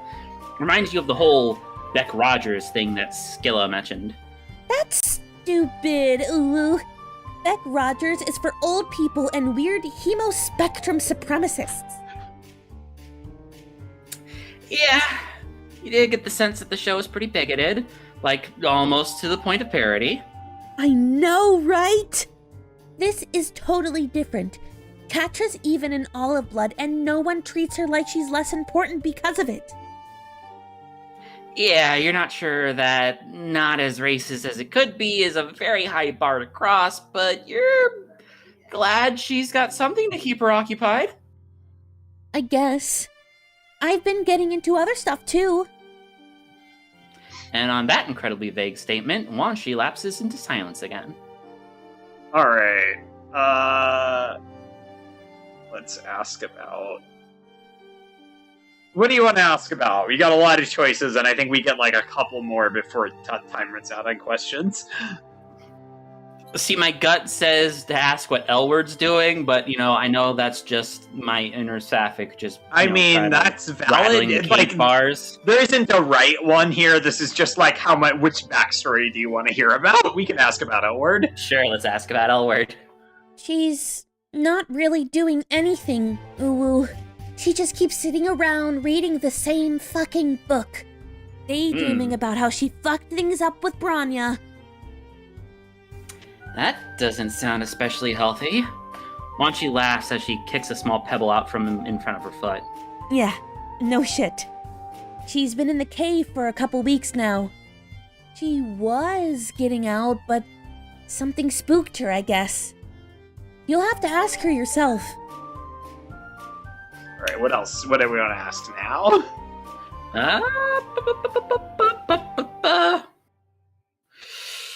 Do we want to do... you know what? Why don't we slow roll ask if she's helping the rebels? Okay. What? Ooh? She's going to a cave that's being supplied by a rebel pilot. At least one of the people in said cave has had at least some tangential involvement with the rebellion, right? Sure, I guess, but I'm just hanging out with them. When Lank ran away from the caverns and went into hiding, I didn't just want to leave him by himself. I always kind of looked up to him, you know? You're not sure what kind of a role model Lank is for anyone, but sure. Whatever she says. Like you're one to talk. You were gone for sweeps, ooh. Okay, fair. You suppose you kind of deserve that one. Oh, we get a lot of choices on this. I forgot Yeah. how many you get to ask. Sure. What other stuff has she been up to? Well, I've been working on a game, Oh. Like a video game? Something like that? Wanchi shakes her head. No, I don't get to do anything like that. I'm just using paper and shit. Not like Lank and Elward have video games anyways. Okay, yeah, I guess that's fair. So, what's the deal with the game? I'll show you when we get back to the cave, Uwu. It'll be easier that way. Fair enough. Well, what other kinds of things is she getting into these days? You weren't really clear on exactly what the Jades are expected to do as they get older. Branya had me doing piano lessons, just like Daria. Wanchi seems to inflate a little bit when she says this. God, if I could play in the band like her one day. Oh, Daria's band! You know all about Daria's punk band, a thing which is completely canonical and has definitely always existed. A thing which, when I first started getting into Friendsim, I thought was canon. I thought that it was canon because of, I saw the stuff that, Anna had, established, and then I was, really disappointed when I thought it wasn't actually canon. Rip a Ruski. What? Never mind. You're glad she's got hobbies. Also, on the note of the TTRPG, I feel like it's important to point out the promo art for this volume. Mm-hmm. Yep. I've definitely seen that art many a time. It is very good. Momo did the promo art for that. Mm-hmm. I guess. After a walk that feels like it would have gone by a lot slower without that conversation, or a lot faster if you could actually ride the motorcycle, you finally arrive at the cave. This is definitely not the Jade Caverns. Yeah, no shit. Ooh. We don't have time to walk there before daylight. What the fuck did you do to my bike? Hey there, Elward! Long time no see! Elward ignores you completely. What happened? I told you to be careful. I almost hit this one, Uwu. Oh god, sorry, I almost choked on my own spit. Elward turns to stare at you, suddenly very aware of your existence. You're back, huh? Still causing trouble for everyone around you? You're about to stammer out some kind of explanation when Elward breaks into a grin and winks at you. Nah, I respect the hell out of that. Still causing trouble? Good. God. She's such a fucking disaster. Elward is the embodiment of every unhealthy coping mechanism I've ever had. Oh no. Very hot though. You better hope this bike's okay. Otherwise, I'm gonna have a talk with you. Elward walks over to the motorcycle and begins to check it. After a minute, she looks up and sighs. It's fine, I guess. I can fix it. Hey, Grub Size, we still gonna do the game thing? Even the repairing vehicles thing, although I never had a motorcycle, I had a truck, but same difference. I thought you said that game was for wigglers. In chat, DDP says that one sprite of Elward with their arm up, like the most stereotypical gay Twitter thirst trap, is the only sprite. Actually, yes, right. Elward sprites are fantastic. Like, so the story behind that is so Kim Koch, the artist who did Lank and Elward for our game, who also designed Lank's character and did a bunch of art for the official games, but he has a version of Elward that's like his version of Elward. It looks a little different than canon, but I really like that version of Elward, so it was like specifically like, hey, could you do sprites of your version of Elward? Honestly, like her Elward's body design and everything in this is just like goals. TBH. Yeah, exactly. She is the character that has the closest thing to like my body type, basically. I really like her a lot. It's a very good design, and like I tried to give her like character development and stuff. She's in another route. She's in Volume 7 as well. Heck yeah. Obviously, I changed my mind. I'm bored out of my pan here. You know how many times I've read that same fucking book? With a huff, Elward begins to roll the motorcycle towards the mouth of the cave. As she reaches the entrance, she turns back and grins at you. You want to keep me company while I do this? Just say the word. Bet you got all kinds of crazy-ass stories, right? Yeah, she could say that. You shudder. You're not sure you want to go over all of your crazy-ass stories right now. God, she can be so fucking weird. Come on, let's go. Not so fast. Did I hear you say something about crashing the bike? Appearing out of the shadows of the cave entrance, you see the tall, slender figure of Lank Bombix. He's wearing, well, honestly, it kind of looks like fancy pajamas.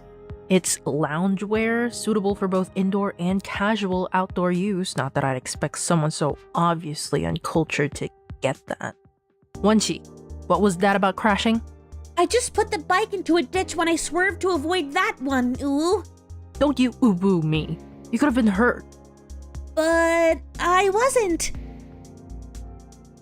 Link sighs and blows a strand of hair out of his eyes, putting a hand on his hips and shaking his head with a look of disapproval that he probably learned from Branya. Fine. I'm not your Lucis.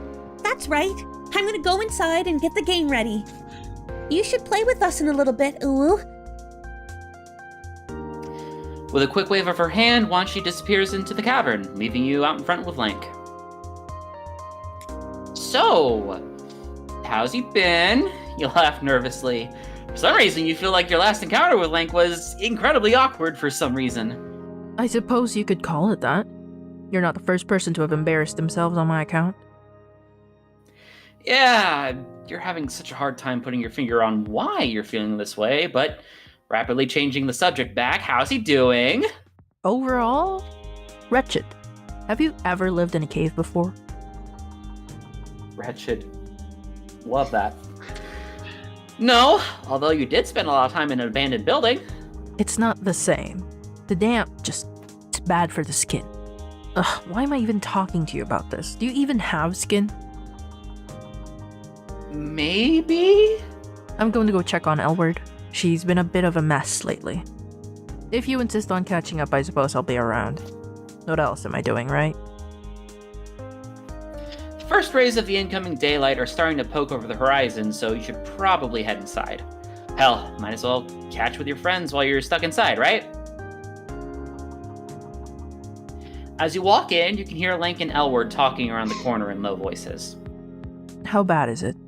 Oh, like you know anything about fixing anything. Sure I do. You just... Elward laughs. Look, I gotta get this checked out. Grub Size wants to play her game later? She claims she's got a brand new campaign for us. Sure. Look, we can talk later. I really gotta figure this Oh, out. great. Elward's depressed. Yeah, Elward is very depressed. You're planning on leaving? No. Maybe. I want to set this on something to make I don't know, okay? I just don't want my bike being fucked. Ironically, I think I'm gonna pick the path that has her be less depressed, which is to not talk to her the second time you get a chance to. Elward pushes the bike back into the cavern, leaving you alone in the main room with Lank, who turns to face you. What are you doing hanging around here like that? Alright, so we want to talk to Elward first, because last time we played this route for the other stream, we talked to Lank first, and whoever you talk to second, you get a little more dialogue. So we'll do Elward first, because that way we can hear Lank's extra stuff.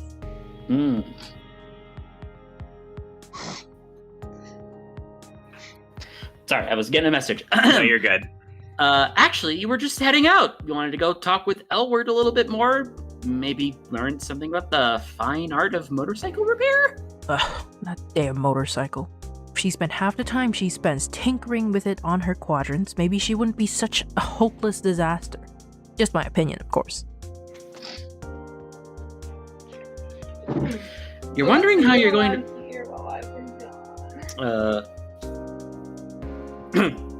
Oh god, my throat. You're wondering how you're going to find Elward, but it doesn't actually seem like the cave is all that big, and following the sounds of clanging and swearing into the back of the cave is pretty straightforward. The cave opens up into a relatively large, mostly empty room that Elward seems to have converted into a kind of makeshift garage. I love how that's just like a regular, normal... It is not only a motorcycle. regular motorcycle, but it is a, like, Honda Rebel 300 specifically. Huh.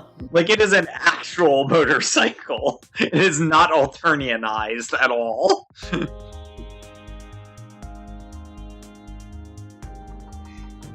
She's sitting there with a wrench, adjusting something on the motorcycle. Fuck! Almost got it. Hey, what are you doing there? You were just coming to see what she's up to. Does she need any help with this? Nah, it's fine. Just gotta get in there and tweak a couple things. You're welcome to sit and watch, though, if you want. She shifts over and... Oh, wait, you're doing the narration. Yeah, right? Just getting used to it. She shifts over and shoves a pile of cans out of the way. You're not sure what's in there, but the faint reek of alcohol is pinging your nose. You should take 2 seconds to show the stream the mismarked cookies. Okay, how? I put the picture in the Studio Jin server. Okay, give me a second. I'm gonna see if I can figure this out. Alright, so we're gonna open this in the browser. There's 4 different facial expressions. There's happy, sad, angry, and horrors beyond our comprehension. Okay, give me a second here. Gotta figure out the browser thing. I think horrors beyond my comprehension is the expression, Oh my God. the emotion I'm feeling right now most. Okay, there we go. Capture. Okay, so let's make that window capture. I gotta make it small. No, fuck you. Window capture.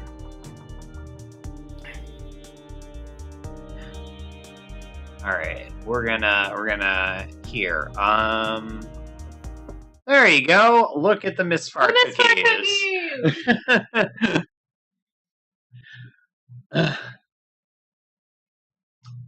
Witness the cookies, and now we go back to the game. Boop. It's the platonic ideal of misfire. Yeah, exactly. Alright. I gotta go back to, let me close the cookies, open the chat window, there we go. Why is it just an actual motorcycle? Just for fun. That's the reason. It's just because that was what we wanted to do. Alright. Couldn't use the company, I guess. Gets lonely only talking to like 2 other people all the time. Why is she in a cave? Yeah. She doesn't answer right away, but you can see from her face that she's got some thoughts about this. Is she Embarrassed? I think I'm pretty far past that. Sitting on my ass, drinking, and reading the same fucking books. At a certain point, it just all kind of blends together, you know? It's implied that it's... I don't remember if we actually state it, but it's like a cheesy, like, swashbuckling lesbian romance book. That tracks. Whether or not it's actually stated, that's what she's reading. That was what the vibe was. All right, follow-up question. Where do I find this book? Troll Amazon. It's run by, I don't know, turned Jeffrey Bezos into a troll name. Jeffrey Bezos. Bezos. There we go. Jeffrey, but with like one F. With one F, yeah, exactly. You think back to the time you spent living in the old abandoned hive at the edge of Outlet, and you think, yeah, you kind of do know. You're assuming her being here has something to do with Ascension? Elward nods slowly, setting her tools down. Yeah, that's the deal. It was either Ascension or running away. Given what you've seen from at least one other Cerulean who went through Ascension, maybe this was the better option. I thought so, but who fucking knows? Does she at least keep in touch with anyone? Not really. Wanshi is fine, I guess, but she's still kind of a kid. Link's okay too, but he gets so fucking moody. She leans over and grabs for a can, giving it a quick shake to see if it's empty. Tilting her head back, she drains the rest of the can.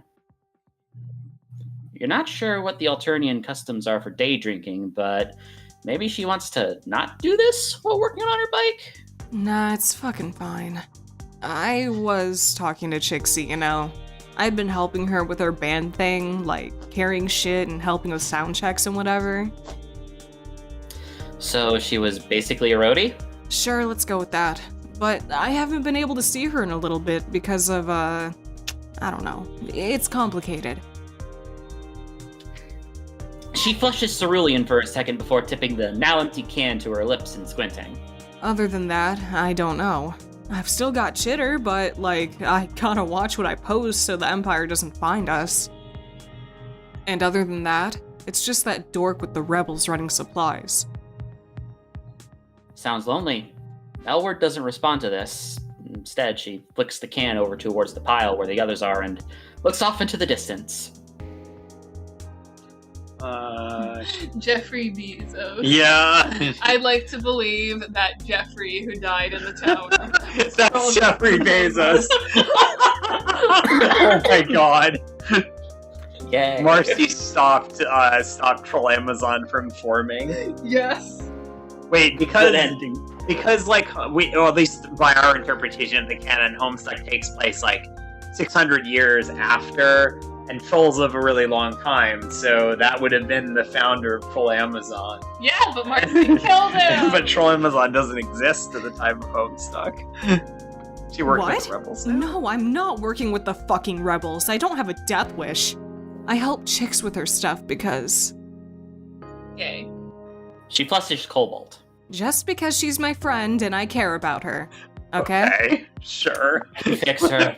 Whatever you say. Fix her. You're so fucking transparent.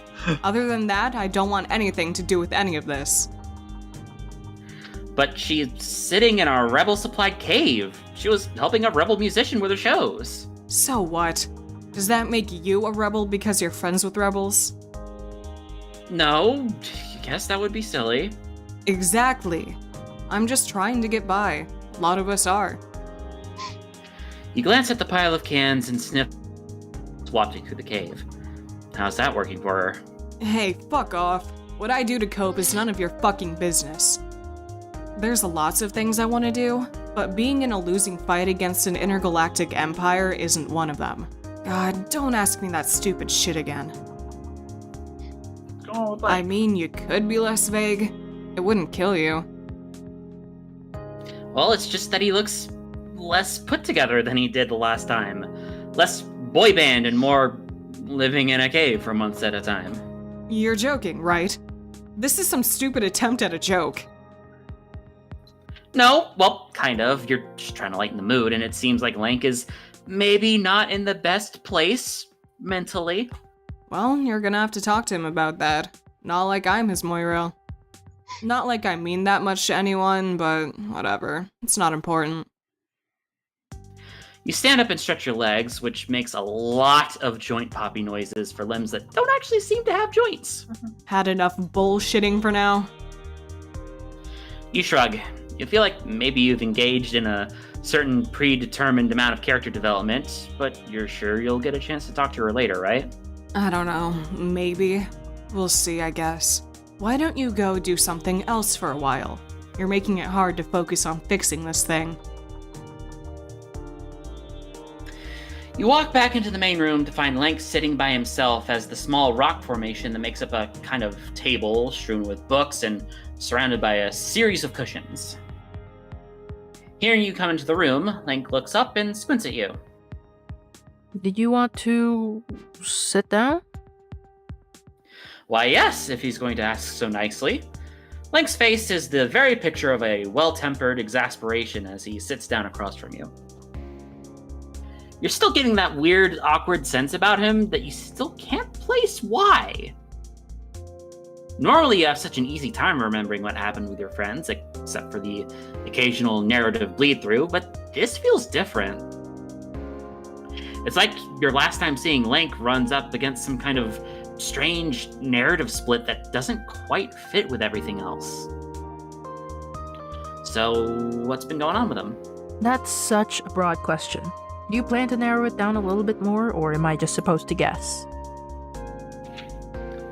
Why is he in a cave? Why? Counterpoint. Why is it Why that are the you why is okay? he in a cave line just makes me think, why do you let him eat Because I don't like him. Why do I let Lank eat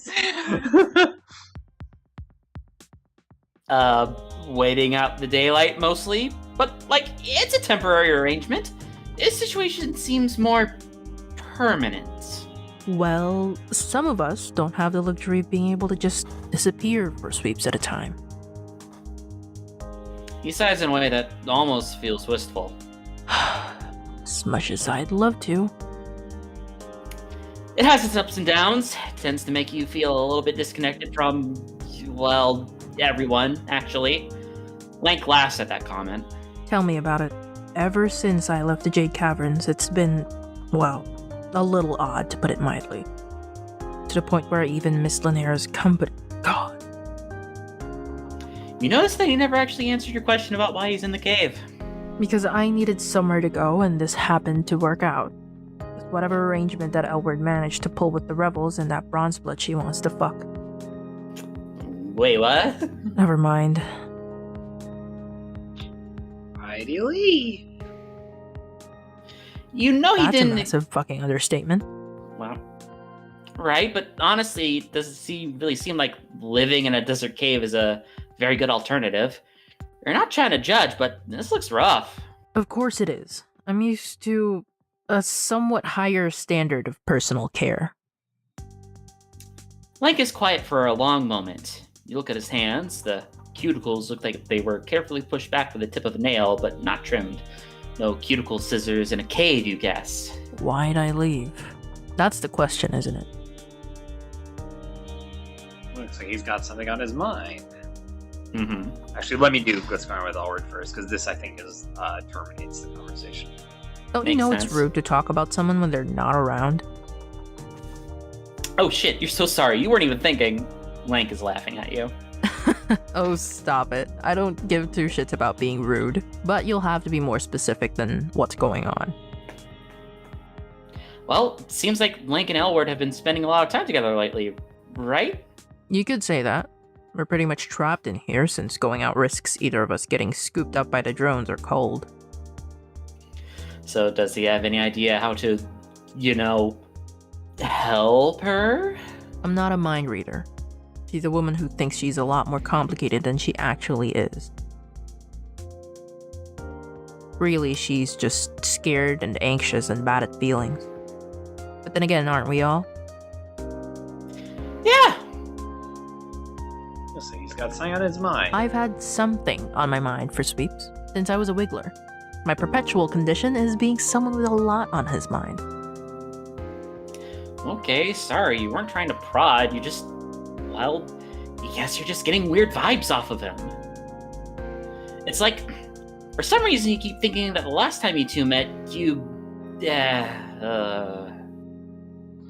And then which... this doesn't matter, but which... I want to say, didn't you have sex with him? Yeah, okay. That does seem to be where the conversation applies most, honestly. For some reason, you keep thinking the two of you had sex. Bronya was there. I mean, like, it depends on which path you chose in that volume, because they had, like, I do remember version. that. Yeah. I do remember that. It's just, like, most of the actual, like, writing seems to be, like... Yeah. More, like, awkward, oh god, did I do a thing last night kind of vibes, rather than the other implication. Link draws back and raises an eyebrow. You really don't remember, do you? What? You were rather forward, and I'll admit that I did open up to you in a way I don't normally. But no, I'm sorry. I've just been thinking a lot about the past is all, and about the future.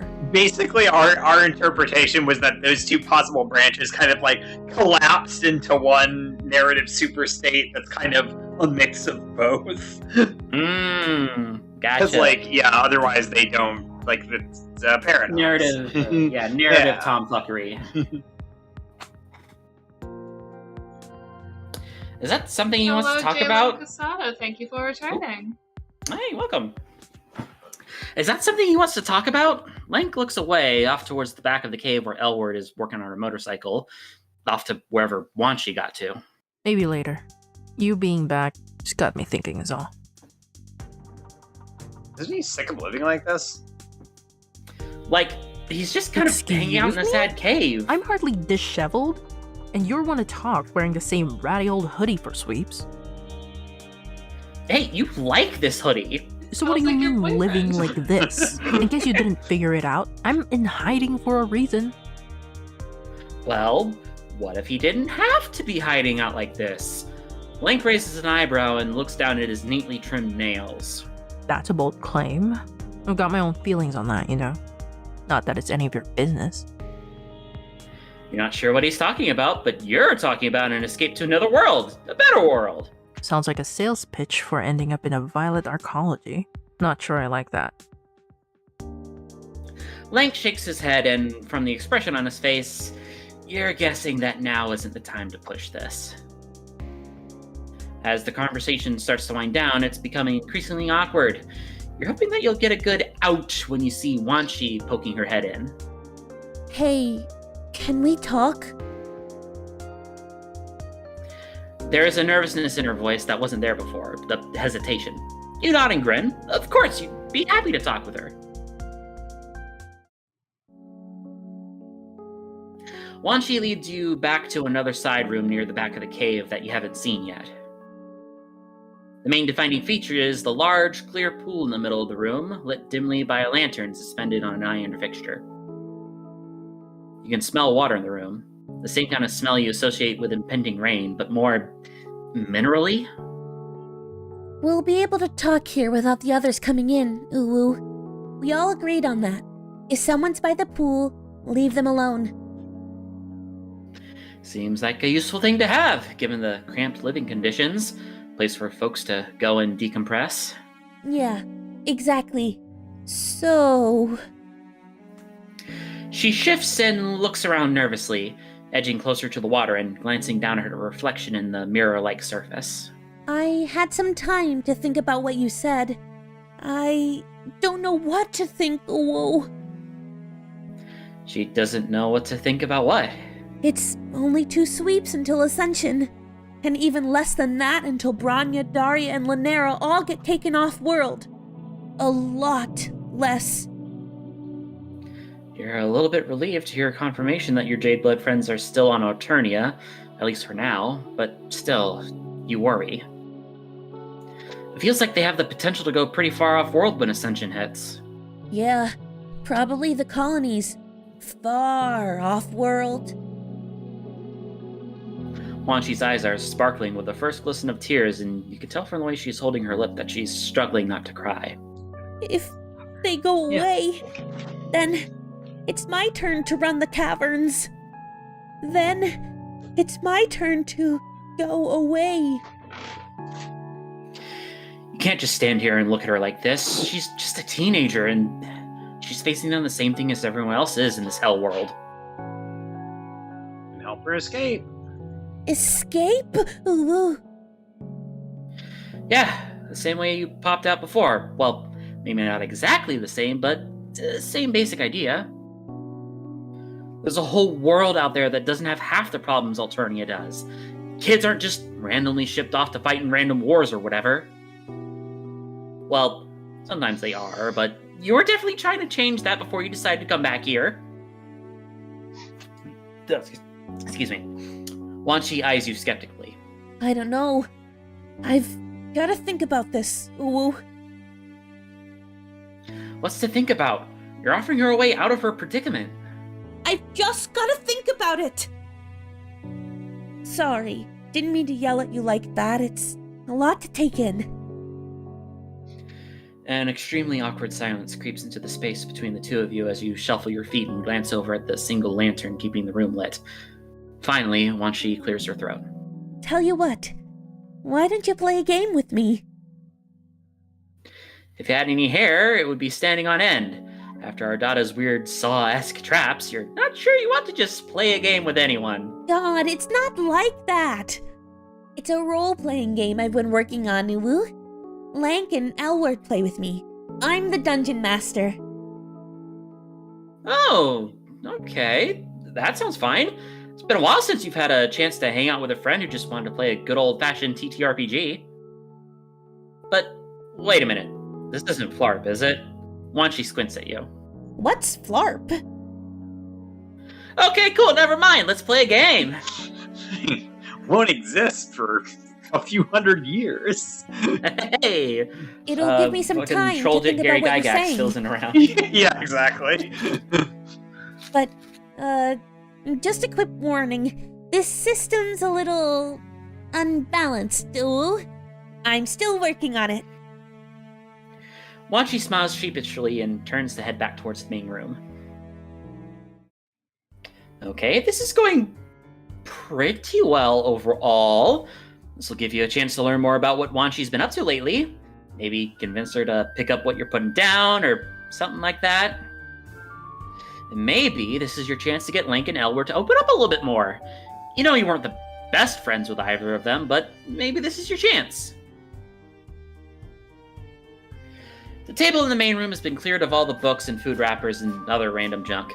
Instead, Wan Chi has a cardboard game screen set up and a bunch of notebooks open, all full of neat, tightly packed handwriting. Saving. The game screen's face is decorated with a picture that you're pretty sure Wan Chi drew herself.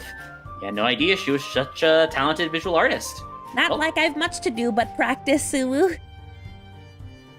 As she sets the game up, Lank and Elward settle around the table, sitting next to each other. There's another seat there that's been left open for you, so you quickly plop yourself down next to Elward. Hey, what's up? That's cute. She's got another one of those cans of whatever it is next to her. What did I say? No drunk gaming. Well, what if I'm already drunk? Do you want to take a penalty for inebriation in-game? Elward straightens up and sets the can down on the ground under the table. I'll be fine. Lank taps his nails along the table impatiently as he glances between you and Elward. You mentioned a brand new campaign, and I'm intrigued. Huh, you never really figured Lank for being someone who was into stuff like role-playing games. Oh, I like to roleplay plenty. Also, being stuck in a cave limits my recreational options, and this is important to Wan Chi. Before we get started, you should introduce your characters, Uwu. You actually have the strange feeling you know how to play this game. Maybe just your intuitive understanding of games as a concept. Yeah, whatever. A refresher wouldn't hurt. That actually, so the game checks to see if you have either of the achievements for beating this route. and it opens up, one, it changes a couple of pieces of dialogue, and two, it opens up two new character classes that are Lank and Elward's characters. So you can play as them. They are super unbalanced and overpowered, so we're gonna play as one of them. Strange. I made this system myself. I don't know how you'd know it, but this way you'll learn about your adventuring party. Of course. My character is known only as the Thespian, a warlock endowed with great and mysterious powers, escaped from the traveling circus that once held him prisoner. Oh, he's definitely a lich. He is not a lich. Ah, sure. Anyway, I'm Elaine the Bard, former aristocrat turned swashbuckler. Served aboard a privateering ship until I took the fall for my captain's crimes. Big hit with the ladies. Elward winks, and you can see Lank rolling his eyes. You kept trying to hit on the madame at the local brothel, until she turned you down for, what, the 5th time? Actually, I broke up with her. Can you two stop it? It's time for our friend to join. Okay, the first thing you have to do is pick a character. Ooh. Oh? Are you going to be presented with a myriad of choices that appear meaningful initially, only to be revealed as a flimsy facade that hides the fact that the choices you make are an illusion designed to mask a lack of depth in this game system itself? You get 3 choices. Oh. Why don't you pick one and I'll tell you about the class? You stare at the character sheets, wondering which one you should choose. Alright, we're gonna do the Bard, and we're not gonna click through all of them because it's a lot of extra stuff. Alright, we do the Bard. There we go, Bard. You think you want to try this one, actually? An experienced player like you can get away with bending the rules a little? Wanshi shrugs at you, clearly uninterested in knowing how you managed to attain such a deep understanding of a game you've theoretically never played before. Yeah, let's go with the sexy Bard. Incredible. Oh, did they finally settle on a character? Yeah, actually, you're gonna play as a bard named Enial. Nice. Wait, she's not gonna tell you no doubles and get really bitchy about playing the same class as her? No, why the fuck would I do that? Cut it out already! Stay in. Isn't sure what that keeps referring to. That's just referring to what she had going on with Branya? Yeah, that tracks. Wanshi glares at the two of them for a minute before finally sighing, putting her hands up and glancing over at you. So Scotty asks, also, is there a different campaign plot here between Revolution and Salvation Rounds? There is. So, the core, events that happen are basically the same, but the, premise of the campaign is different. You should name your character, though. Ooh, it'll help you get into the game more. Okay, that sounds good, but wait, don't you get to assign stats or something? You're pretty sure that's a thing, right? Wanshi nods and hands you your character sheet. You get the feeling that you can reference the help screen during the game if you have questions on how to play. Alright. Also, there's another Easter egg, which is if we name our character Vriska. Good. Alright. Yes. So, let me see. I want... I think we need all the luck, right? So, we actually want knowledge to be fairly high. I think 5 isn't. I'm trying to remember how many points it takes. Oh wait, it says right there. Persuasion. Okay, we want to be able to use persuasion multiple times because that's a ridiculously. Actually, honestly, we could just put all our points into knowledge. Well, then. Because the bard, the bard has a really overpowered skill, which is the ability to convert an enemy to fighting on your side, and it counts the enemy was defeated as long as they don't the effect doesn't wear off. So basically, you can get through a bunch of fights just by winning over every character. Also, when we start the TTRPG section, you don't have to worry about reading every single call out because it tells you how much damage you do and all that shit. So. Gotcha. Yeah, you don't have to worry about that. Alright. Thou art ready. Mm-hmm. You have this strange feeling that you've done this before, to a point where you think you understand the mechanics on a deeper level. Enough to change up your character a little anyway. It's not like you're gonna have a new set of voices, but it might be fun to try out Lank or Elward's player class, right? So, you're good with this character, yeah? They're perfect. You love it. All right, Ulu. It's time to begin the epic quest I like to call Escape from Hidden City, Ulu. This is an adventure of peril and salvation, a desperate journey to escape a vile betrayal. Sounds fun. Indeed. It sounds most excellent. Dude, we're not in character yet. You can lay off. Maybe you're not in character, but the thespian always is. Oh my fucking god. Our quest begins in a tavern. The party is sitting around after their last adventure. Elaine the Bard and the Thespian sit together, exhausted after their exploits in the minds of the undying matriarch. Elaine sighs and leans heavily on the table. Is there one quest we can go on that doesn't take place in a fucking cave? Or a mine? Or some kind of underground structure?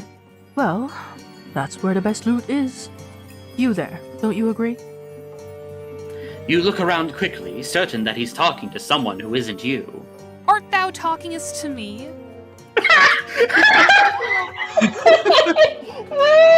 So there's the 5 classes. All of them have different little sprites for Misfar, and I get the voices for the 3 Misfar characters. But then there's also Briska versions of all the classes, and Anna did the voice for Briska. That's great. That's the best. Put way more effort into this Easter egg than we needed to, but listen, Why it's are Briska. they She's worth the talking like effort. that? Exactly. Dost thou have a problem with how I talk? Forsooth. Elaine rolls her eyes and turns back to look at the Thespian, whose eyes remain hooded in the deep shadows of his cloak.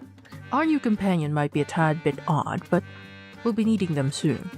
We still owe the Council a lot for their help the last time.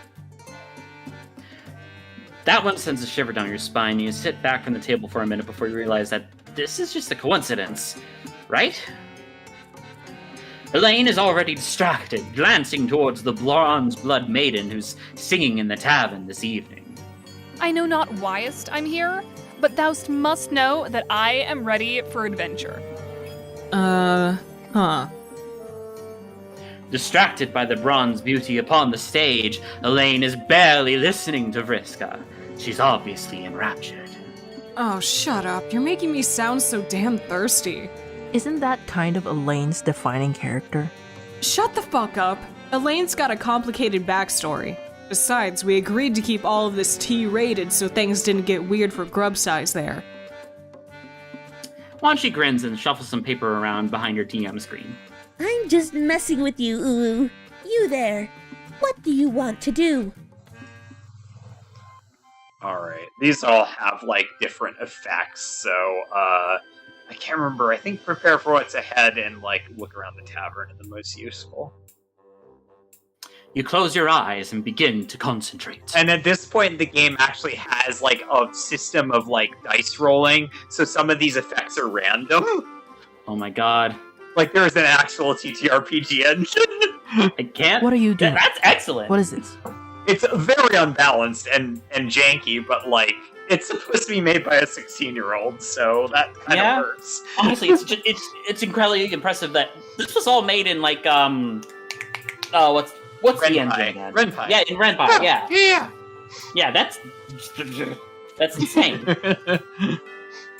Forsooth means whatever we want it to mean. Yeah, I think it has a real meaning, but I don't know what it is off the top of my head. I am only attempting to prepareth myself for the journey ahead. Well, you go on and prepareth yourself. I'm going to sit here and glower mysteriously. You sit back in the chair and let the conversation in... Oh, wait, sorry, my character voice. You sit back in the chair and let the conversation in the tavern just kind of flow over you. This kind of stuff comes naturally to you. The ebb and flow of dealing with people. After a while, you're feeling particularly quick-witted. You think you could definitely talk your way out of a situation or two. Alright, let's look around the tavern. Vrixa decides to get up and stretch their legs, looking carefully around the tavern for anything they might be able to use for their advantage. That is, by the way, it automatically changes your name to Vrixa Secret. Incredible. Where are you going? Worry not, fair lass. I will speak but a moment. That didn't answer my question at all. Breaking away from the main party, you make a slow circuit of the tavern, keeping your eyes open for any potential problems or opportunities. As you wander, your keen ears detect a nearby conversation. It seems like some adventurers are discussing the monsters they've encountered nearby. You walk over to them, intending to strike up a conversation and ask for pointers. After a rousing conversation of adventure, you learn that the skeletal denizens of the nearby dungeons have a very particular weakness. This will no doubt help you in your future endeavors. Are you done fucking around now? You found the ponds. The creature is weak to fire. I agree. We've got work to do and time is running short. Very well. I hath sufficiently prepared my body and mind for the tasks ahead. Have you? So derpy looking. I know. The fighter Vriska is even worse because the fighter. Oh, and the wizard Vriska has this like big ass beard.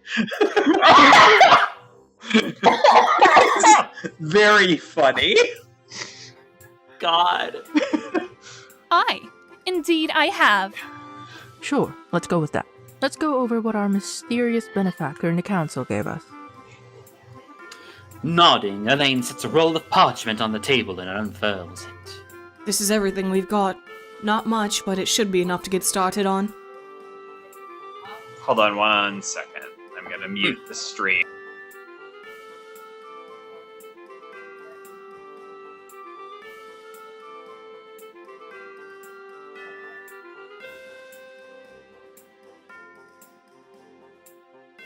Alright, I'm back. My daughter was showing me a Miss Bar cookie.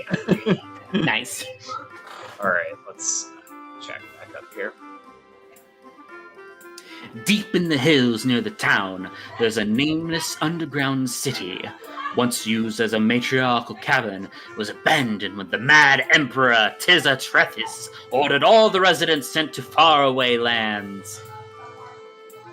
But the treasures of the matriarch still remain, ripe for the taking. Question. If these treasures are so ripe for the taking, why hasn't anyone taken them yet? Probably a shitload of traps, dumbass. There are a lot of traps, yes. So many traps, just everywhere. But if your party works together, then surely you'll be able to escape unharmed with the fabulous treasure of the hidden city. Well, sounds like we'll have our work cut out for us. Yeah, no shit. We should get some rest. We leave first thing in the evening. God, guess I'm sleeping alone again today. Yeah, well, whose fault is that? Shut the fuck up, Link. I don't know who informed you that was my name. I am known only as the Thespian. Fuck off. The party leaves the tavern before dawn the next day and travels miles to the north toward their final destination.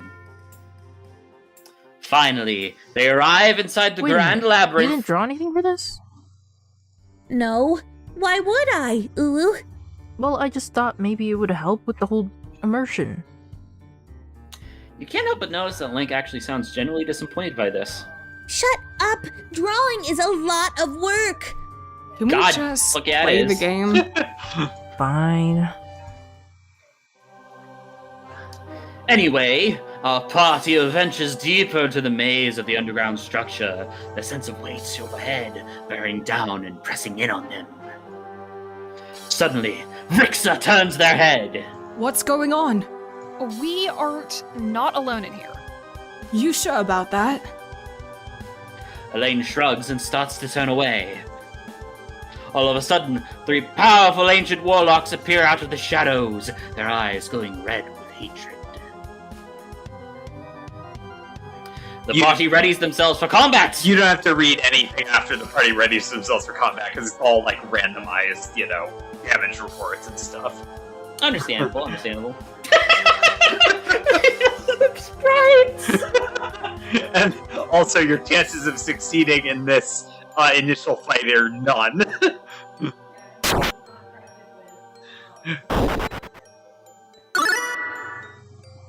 Tries to flirt.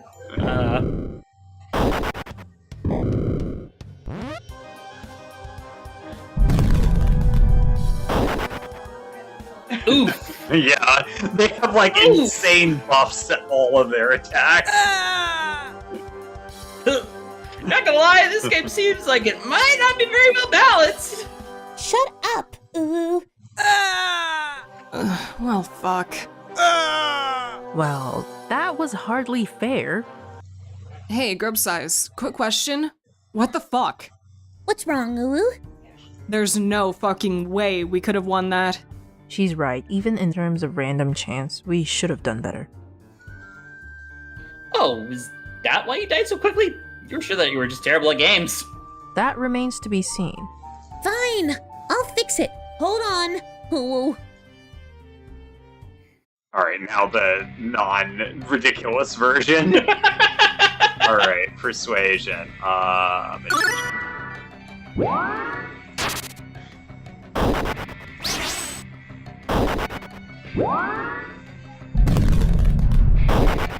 The fires of troll hell.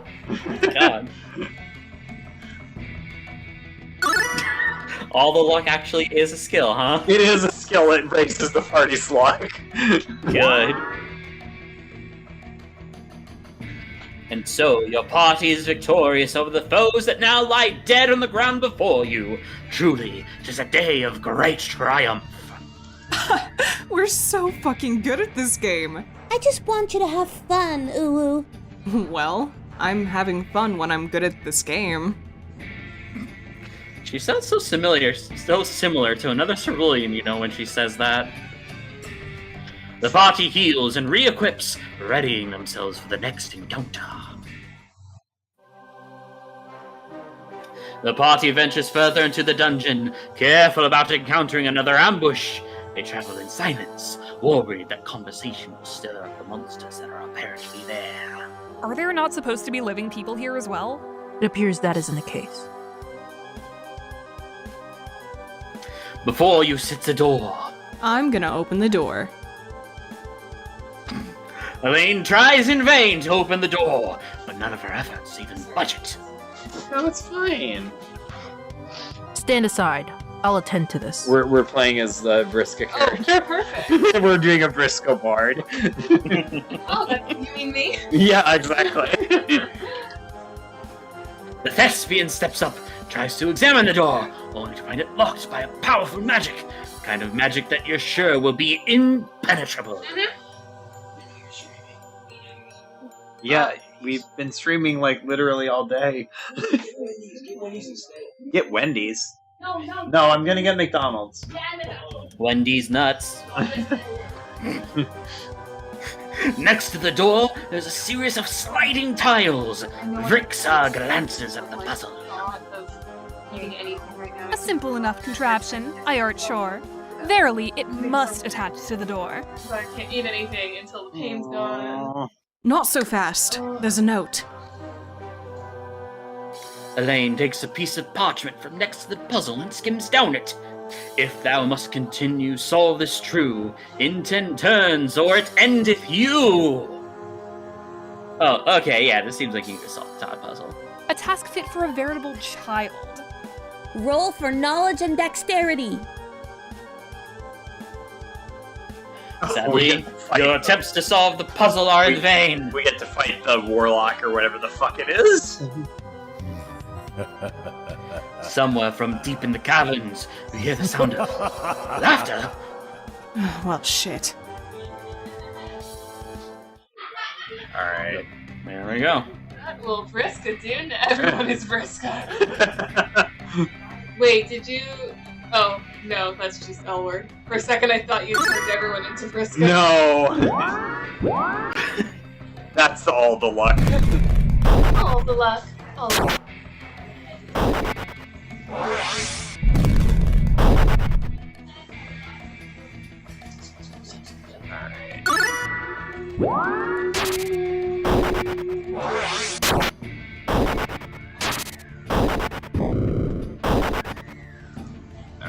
let's see.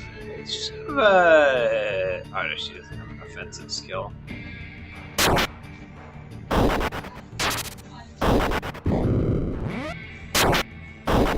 There we go. Yay, we did it! And so, your party is victorious over the foes that now lie dead on the ground before you. Truly, it is a day of great triumph. Huh. Even Elward proved to be useful there. Oh, shut the fuck up. Like you're doing more than sitting there looking ominous. Someone's got to do it. The party heals and re-equips. Yada yada yada. That's the same every time. Somewhere behind the door, a hidden latch clicks into place. The door swings open, revealing darkness beyond.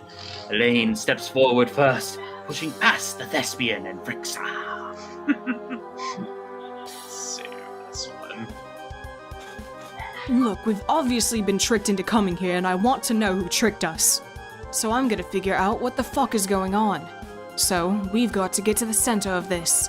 I do not think this is how this works. We should returneth to town and regroup. No, fuck that. Elaine steps into the darkness, not wanting to abandon their party member. Frixa follows closely, with the thespian at their heels.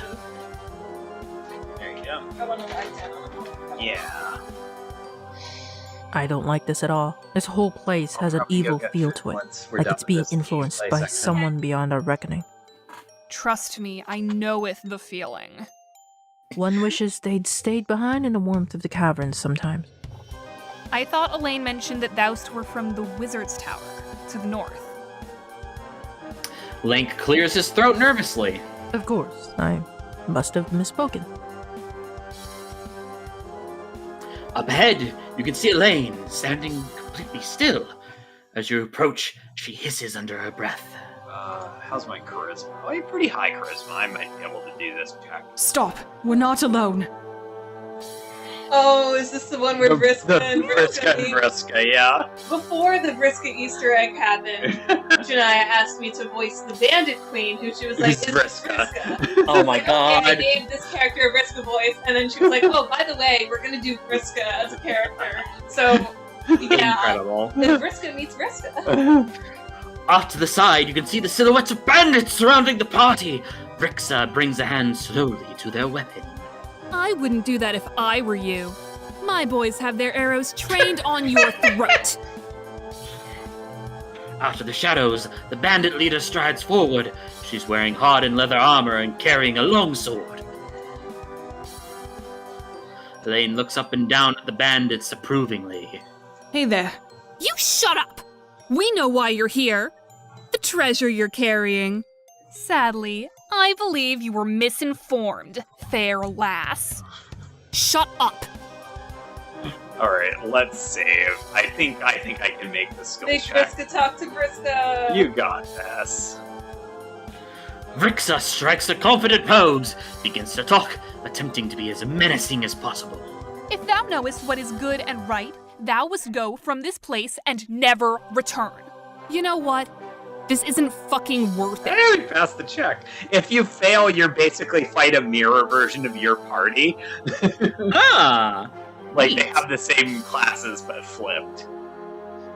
Hey, Grub Size, this is a pretty good run so far, but how about we get a chance to breathe? As you walk down the tunnel away from the bandits, it's clear that this journey has been wearing on the party. Indeed, it has. A weariness that seeps to our very bones. Suddenly, you find the path blocked by a gelatinous mass bearing remains of previous adventuring parties. Silently, you glance at each other, certain that this is funneling you into a trap of some kind. The further you walk, the darker and more cold it becomes. Sorry, give me a sec. And you get the feeling that something lies in wait up ahead. Something old, something deep, something evil. Wait, hold up. I think I hear something. Alright. There we go. Ah, more skeletons. Yeah, and this one, I'm pretty sure you can persuade all of them.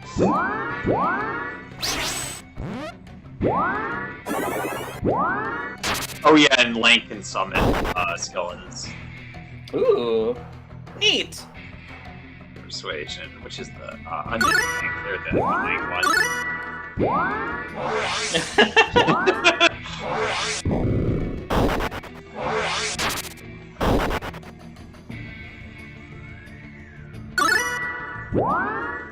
And there we go. Pacifist Persuade him over your side. We're actually playing pacifist role? No, it's not possible because some of the enemies are immune to persuasion. Oh, damn. Yeah, like the bosses. With the exception of, I think, the fighter is vulnerable. That if you fight the shadow party, the fighter is vulnerable to persuasion. All right. We're so fucking. I just want you to have Okay, we've heard this Well, one already. There's a certain number of randomized after battle things. There we go. The skeletons dispatched with diplomacy. You continue walking deeper and deeper into this dungeon you long since realized was a trap. The idea of going back the way you came has long since faded. Yeah, our pulchritude is great. Yes, you can feel what lurks at the heart of the dungeon. Something stirring that cannot be allowed to awaken. Something that needs to be destroyed. Could we check for monsters? I feel like we're going to get ourselves killed if we try to do this without resting. Sure. You don't notice any signs of monsters nearby. Well then, we're setting up camp. Camping in the dungeon. Another song I wrote. Yeah. Fun fact, I wrote this for a game about a squid about 3 years ago, and then the game fell through, so I still own the rights to all the songs. I never got paid for them, though. Rip. The party finds a secluded spot free of danger and sets up their bedrolls and lights a fire to help ward off the darkness and monsters beyond. As soon as camp is set up, Elaine immediately curls up in her bedroll and begins snoring. The thespian and Rixa sit up, staring out into the darkness beyond the light of the campfire. Thou lookest like a man with something on his mind. You could say that, yes? Dost thou wishest to talk about it? I can lend an ear, if nothing else. The thespian bows his head, casting a heavy shadow across his face. Alright. How does he feel about you? Are you always this vague with your traveling companion? It is not mine intention to be vague, only to knowest more about where I stand with this party. The thespian shrugs and bows his head. Wait, wasn't he just bowing his head a second ago? Look, do you want to tell the story? Ooh. Okay, fine. You can't read the thespian's expression in the shadows. If I hath offended thee, then I apologize. Not that. It's just that I barely know you. Why should I trust you? You guess he doesn't have to. Precisely. Now you're starting to make some sense. If you say too many of the wrong things to him, he can actually abandon your party in the final battle. Oh no. It's hard to get that to happen. Like, you have to really fuck things up, and your stats affect some of what you can say. And actually, one of them, if your knowledge is high enough, you get an additional, like, bad answer. It's like a too smart for your own good kind of answer for one of the questions. Of course, thou must have the trust thy earned. Maybe not earned, exactly, but you need to be a part of my life, and you aren't part of my life. Ouch. The thespian turns away, but in the light of the fire, you catch the faintest glimmer of a smile beneath his hood. Your self-awareness is somewhat charming, at least. Where does he come from? What do you mean by that? His tone is heavy with suspicion. Before he started traveling with Elaine, I think this is the more sort of neutral one. Slowly, the thespian nods and examines the nails of his right hand. You want to know of my exploits in these last few sweeps? It seems a reasonable and polite thing to ask of one's companions. Well, I've been on the run from the forces of my former kingdom, although at this point, I think they're scarcely even aware of my existence. You could choose to go back, mayhaps? The thespian lets out a short laugh and shakes his head. The rustle of the hood as he does this sounds like smoke over a fire. Does smoke over a fire even sound like? Obviously like the rustle of a cloak's hood. Pay attention, Uwu. Excuse me? We were having a roleplay moment. I had a lot of fun writing their table banter. It's great. It's very good. Yeah, you were learning about his character's tragic and important backstory. If I go back, then I simply make them aware of me again. Better to languish in obscurity than die in infamy. What's he doing with Elaine? Not to give offense, but thou seem like odd fellows. Because she prefers the company of women? That was not what I was implying. More so that thou and her are so different, personally. Well, sometimes circumstances force one to associate with those you normally might not. Besides, I've become somewhat fond of her company over the time we've spent adventuring together. Lol, that's cute. Oh, shut up, you're interrupting my flow. I suppose I had not thought of it like that. Slowly, the thespian nods and taps his index finger against the side of his chin. A rhythmic gesture you're not even sure he's aware of. Circumstances often force us to adapt what we think. How does he feel about Elaine? The thespian doesn't respond at first, but you can see the way his eyebrows knit up under the edge of his hood. That is a complicated question. So, thou wishest not to speak of it? Not that. Just, she's not the kind of person I was originally encouraged to associate with. You notice that Link's face has a kind of faraway look as he trails off. Hey, you good? Link blinks and suddenly his expression is back to normal. To the normal, detached way he always seems to look. When I was undergoing my wizard training, that is. Of course, but we oft find ourselves traveling with those we don't expect. Indeed.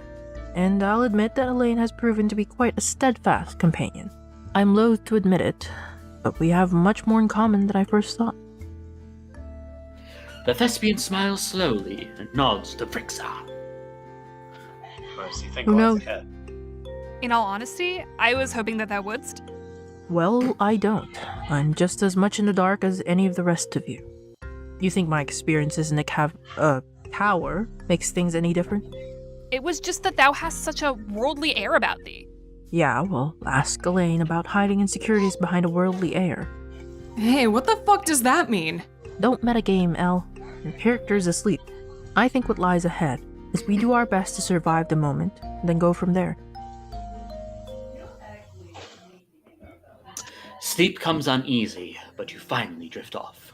Your dreams are haunted by the ghostly images of a man you're not sure you've ever met, who makes you impossible promises. Fortunately, Frixa is able to rest well enough and awaken before the rest of the party. They quickly begin to making preparations for the battle ahead.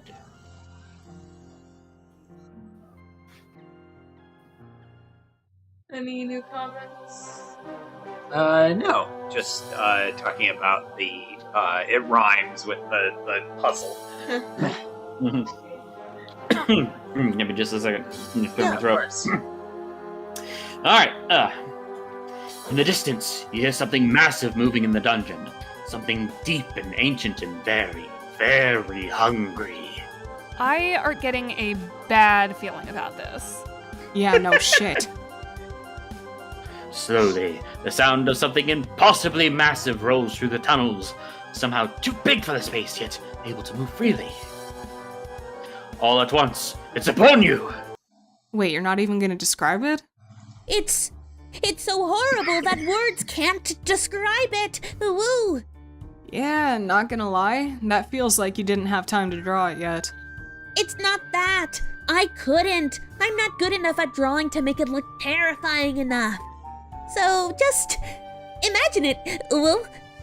Fine. Let's do this. The party readies themselves. Oh my god! The unknowable horror. Alright, I think I want to persuade the magician. Alright,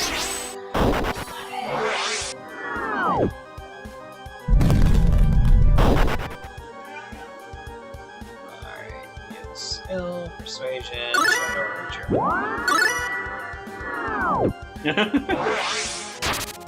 That's just run. Yeah, I can't do it on the unknowable horror though. I think gamble is what I wait. I want to do that. Gamble boosts your attack and reduces your defense.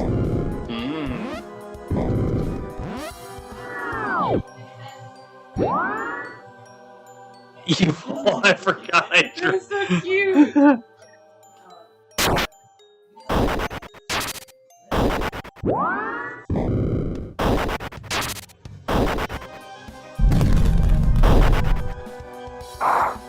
Oh no, why did it come back? It wears off after a while. Oops, I didn't mean to do that. Alright, I'm gonna defend so I can gain a magic.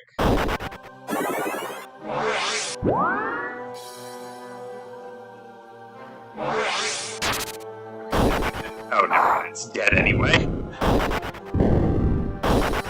Well, that was hardly fair. Fortunately, the barbarian class is like super fucking hard to hit. Also, the AI won't try to persuade an enemy if it fails. Like they'll try it once, but then it remembers that they didn't work, and it'll just do something else.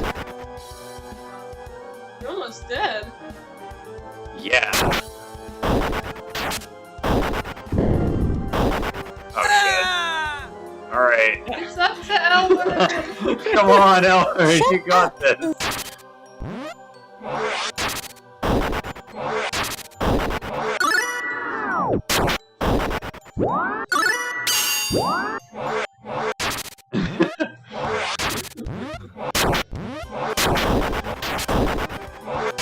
Actually, this might actually work.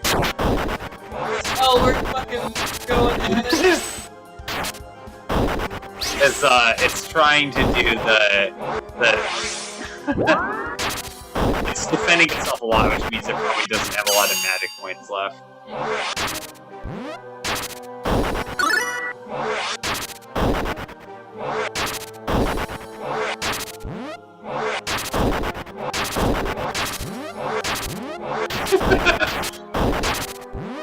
God.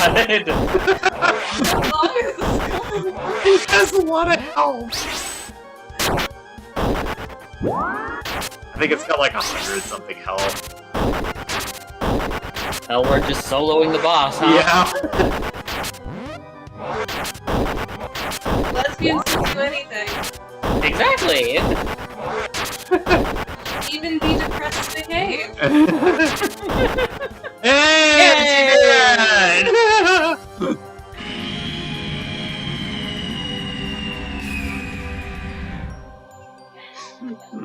Oh my god. That's a sound effect. Your party is able to secure a tenuous victory over the foe. The description here actually depends on how many of your party is still alive. So, like, if only one person survives, you get this one. We were lucky to get out of that one alive.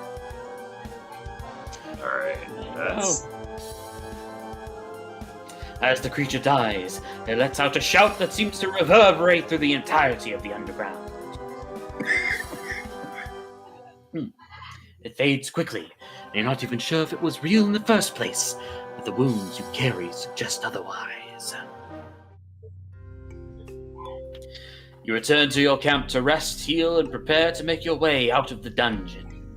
Hey, real quick, how much longer are you planning to go here? I don't know. I had another set of encounters planned, Dulu. Okay, cool. But I need to go finish something up, okay? Maybe do this later. I guess that's okay.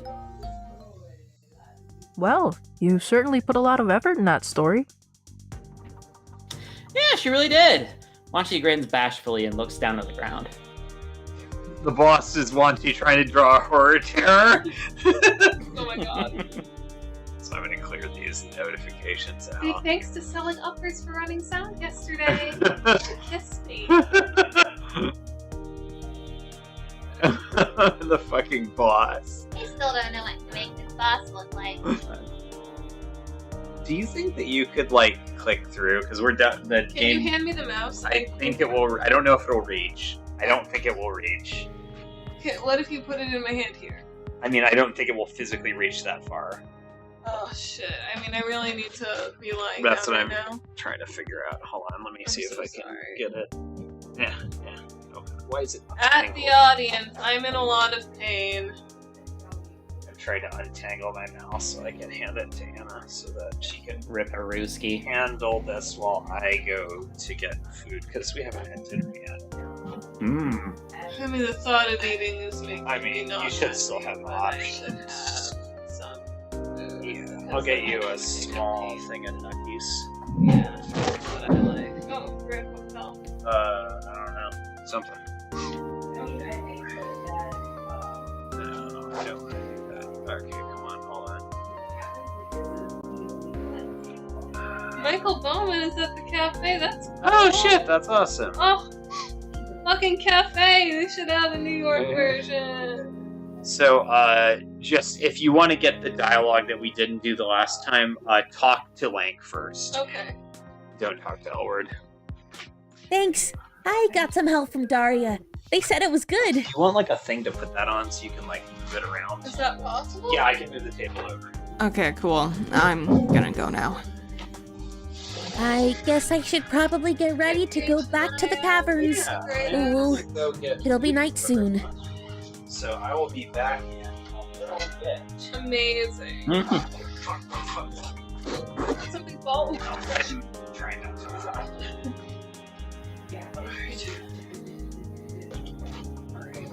What do you want to drink? Do you want to drink? And I feel like Sprite help. maybe? Yeah, go ahead and order me one just in case. Magic with the McDonald's, right? When it gets dark, I'll take you to the Jade Caverns, like I promised. Alright, I'm gonna go. Wanshi waves briefly and disappears into some room within the cave that you don't think you got a chance to see in this particular part of your journey. It's okay. Sometimes stuff happens off screen.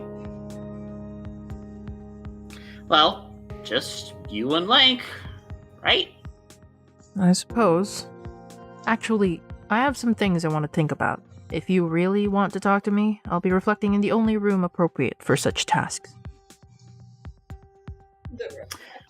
And once more, you're left by yourself. You guess that neither Elward nor Link specifically told you not to talk to them, which is basically as good as permission, right? We're going to talk to Lank, as Janaya said we should. There we go, let's do that. With a sigh, you decide to go try and find Lank. You guess he's probably in that neat little pool room you saw earlier. Lank is sitting by the side of the pool, his legs neatly crossed. He's idly batting at the surface of the water with his long fingers, watching as the ripples spread out and fade into the darkness at the edges. You know you can come sit down if you want, right? You walk over and sit down next to Lank, smiling in a way that isn't exactly returned, but Lank doesn't look unhappy to see you. Homestuck D&D would be the most complex board tabletop game ever. There's actually a couple Homestuck TTRPGs out there. I've never played them. They're all like Swerve ones. And honestly, if I was to play a Homestuck TTRPG, I'd want to play one set in Alternia rather than Swerve. Just because that's just more interesting to me. Swerve as a setting is not the most interesting to me. I played like one Fate game that was a Swerve session kind of deal thingy going on. It was fun while it lasted.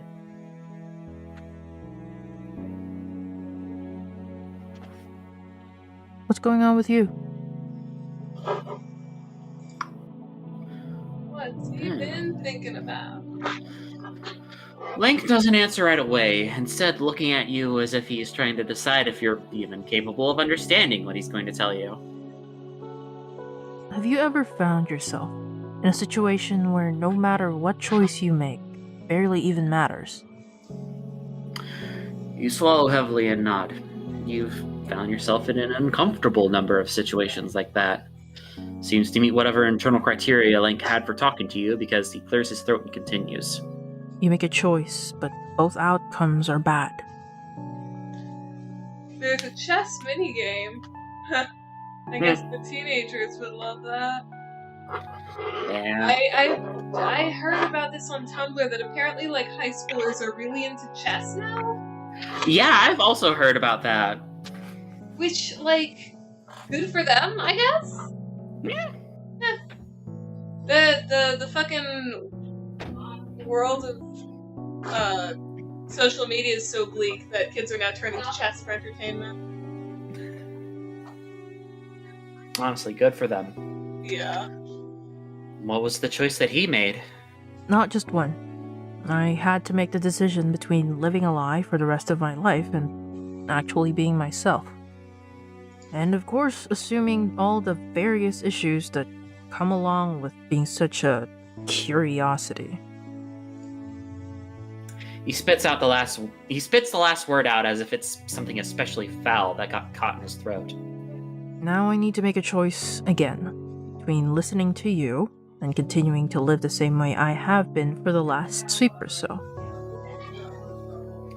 Has he made that choice yet? You're trying not to sound desperate, but it feels like it's particularly important to ask about this.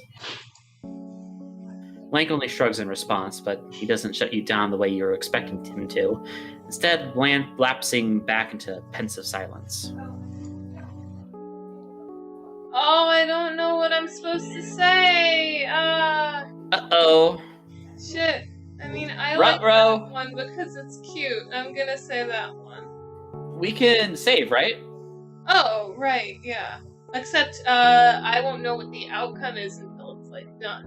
Janaya knows where it's Yeah, well, we can always go back to the thing, and Janaya can hold our hand. Yeah. Well, let's do that one because I think it's cute. A faint smile plays over Link's face, and there's a distant look in his eyes. I guess so, huh? It's sweet, actually. Like a whole little sister thing going on. I don't know what a sister is, but I guess I see what Branya's been on about all these sweeps. But she's getting bigger. I can't be her Lucis.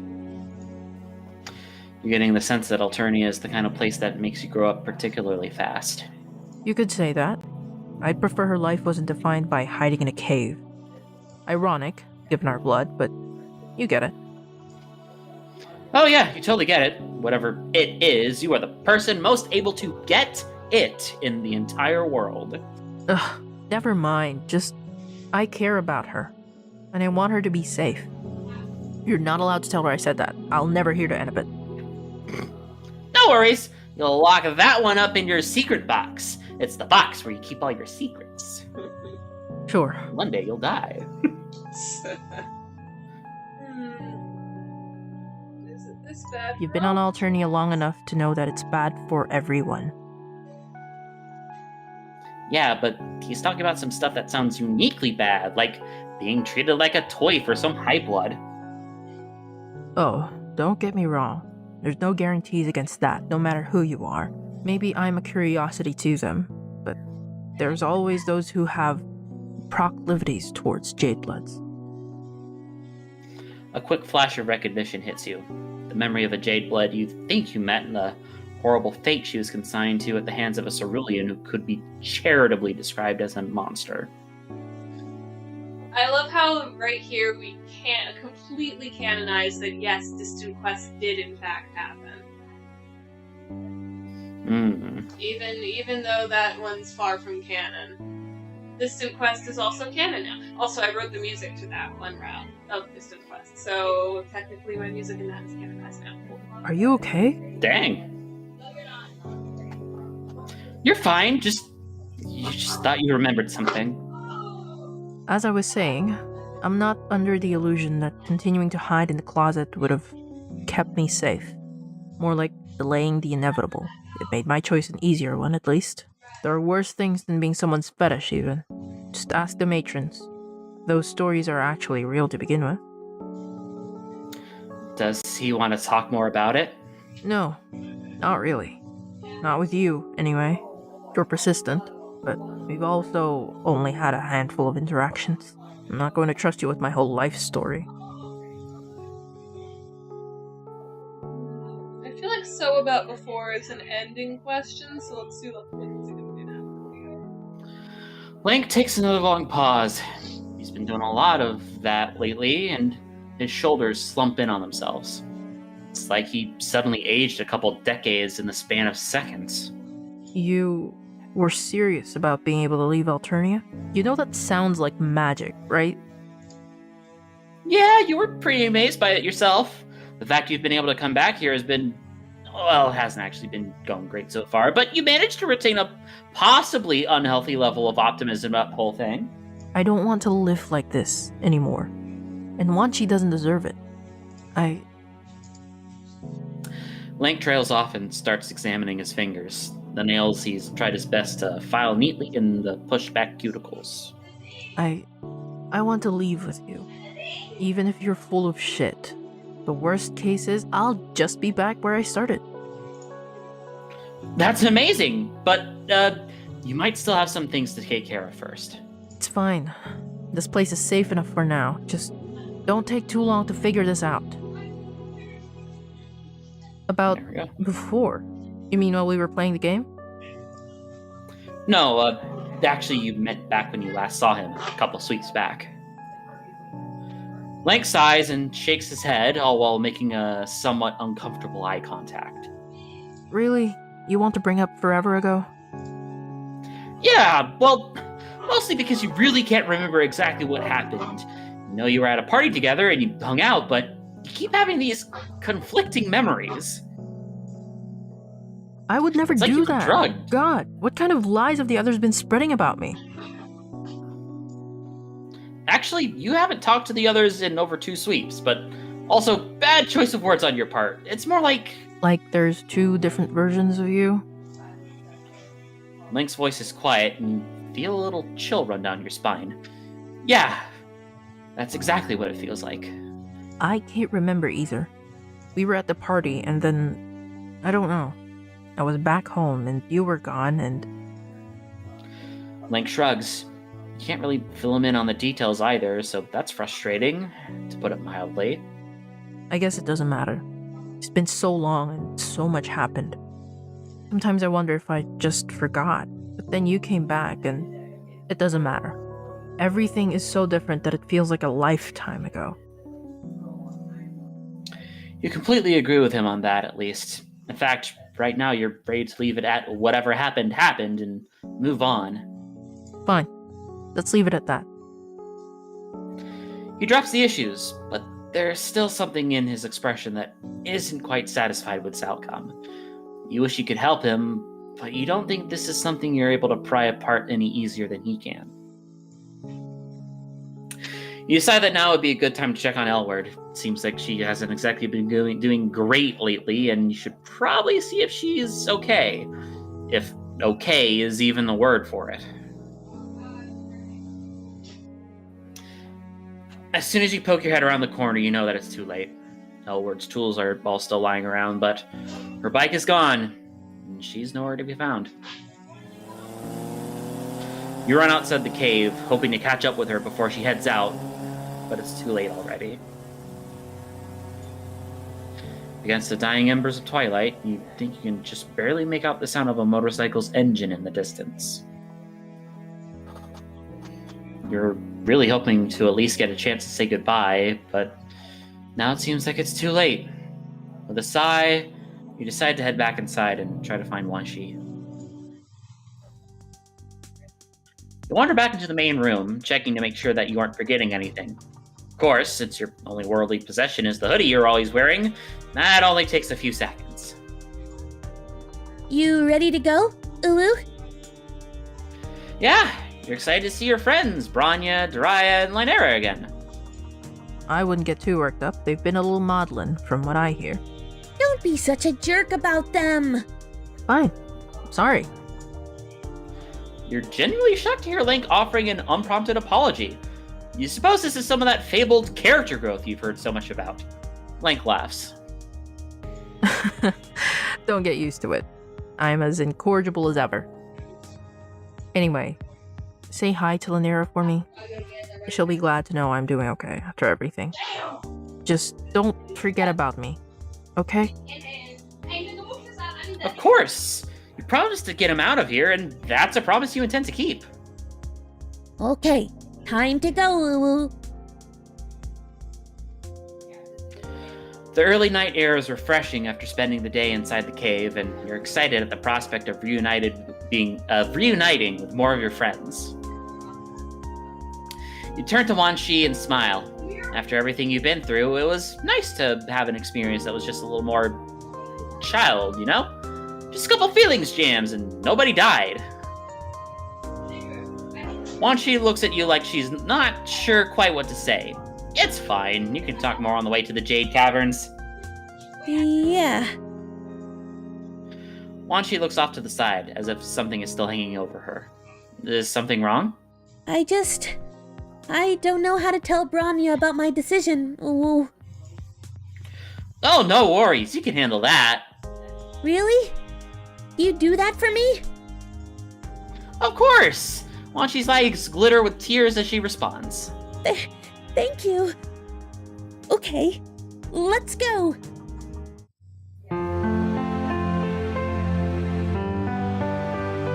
Yeah. That's some cute end card art there. Mm-hmm. All right. That was a lot of reading, and my throat is so sore. You did not take a second route after that. Nobody should ever. No one should ever read 2 routes in a row. That's too much for voice. No, yeah. But no, I was also like, I was only dropping by in here for just a little bit. I think I'm probably gonna be like heading off so I can continue to spend the rest of the evening with my wife and all that. Thank you so much for showing up. Yeah, I was glad to be here. I'll probably keep the stream open or something and might pop in again if volume, I want to say 9. That's the one that I'm in. 9 will be in 4 volumes. Yeah. It's gonna be a bit. This stream has already been going for almost 12 hours. That's fair. Well, if by some friggin' miracle that ends up happening, I mean, we were hoping to get all the way through volume 11 today, but honestly, I'm thinking more and more that it's probably not going to happen because, like, honestly, I don't know how much past, like, 1 or 2 a.m. we're going to want to go. That's very fair. Well, I will leave y'all to it. It was fun hanging out and reading and playing this game that we worked on and everything.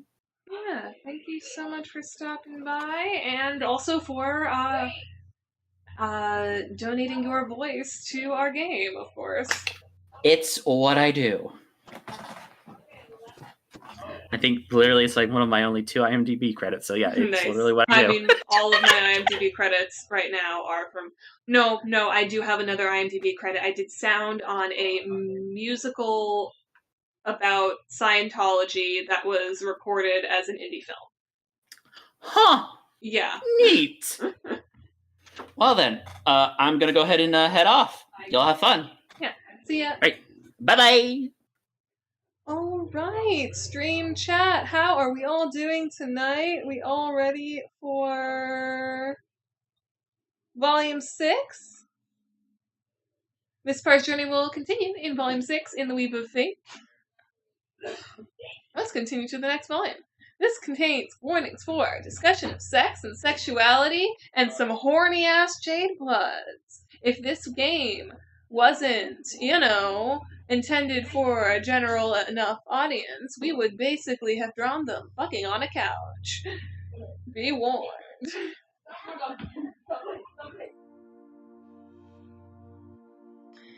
Also, can you hear me well enough? I know I'm, like, farther away because I'm, like, lying down on the bed to keep my cramps from wanting me to die.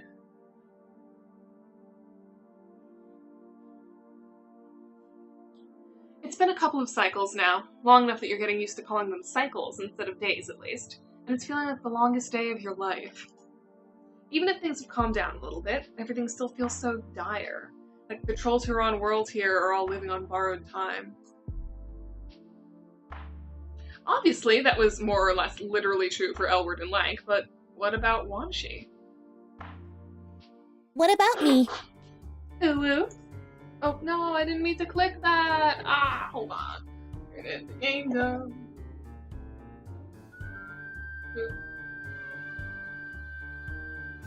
Also, this song, I still really like this one.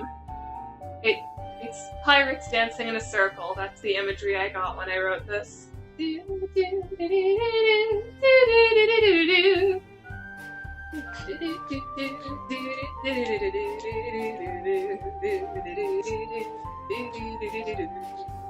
There's probably a lag, so that doesn't even sound good. Oh shit, you were doing the thing again. Well, you searched for the right and most delicate way to phrase this. Isn't she kind of worried about the other Jades eventually having to go off-world? Once she shrugs. I try not to think about it much. Ooh. You squint at her.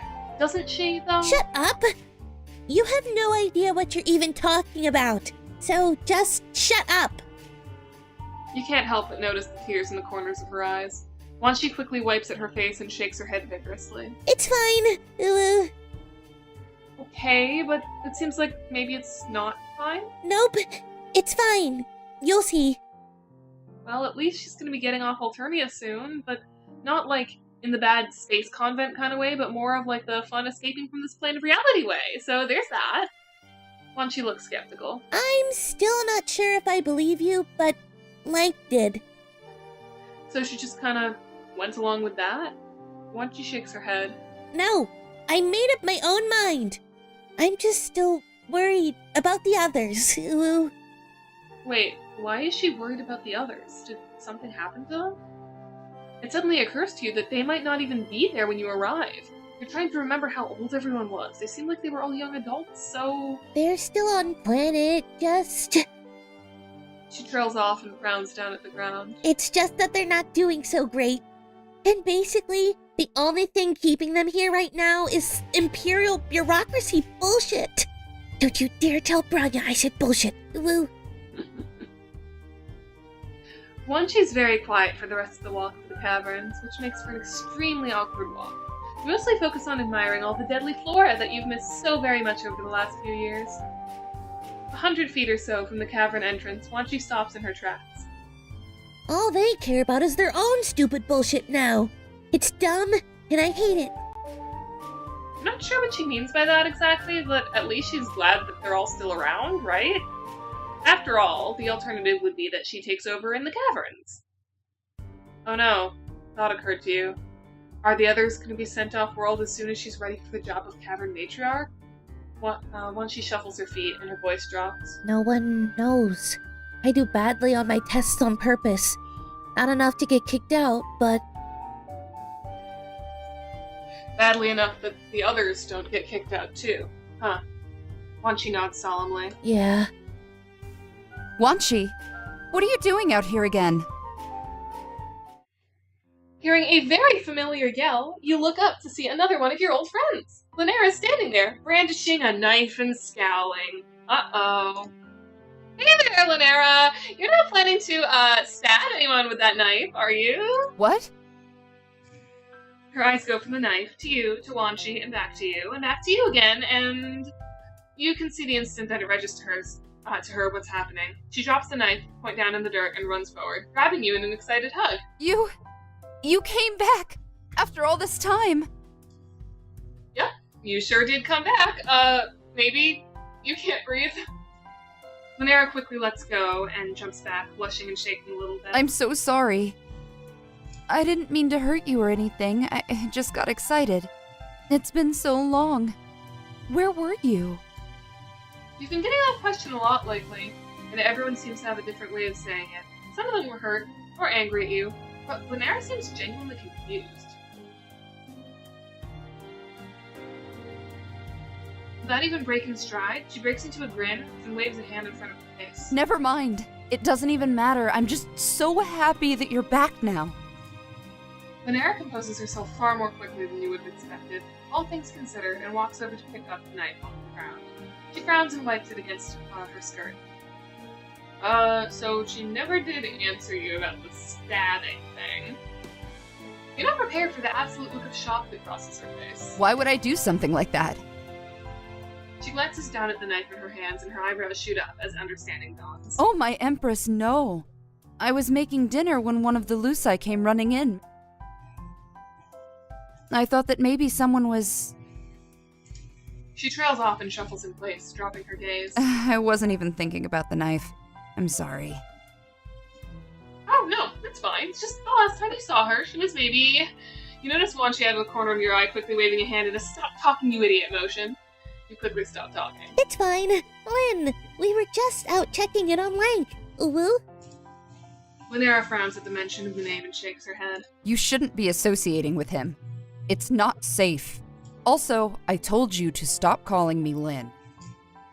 Wanchi rolls her eyes and begins to push past Lanera. Only like it when she calls you that, Uwu? That is not true. Yeah, okay, Lanera. I'll be in my room if you need me, Uwu.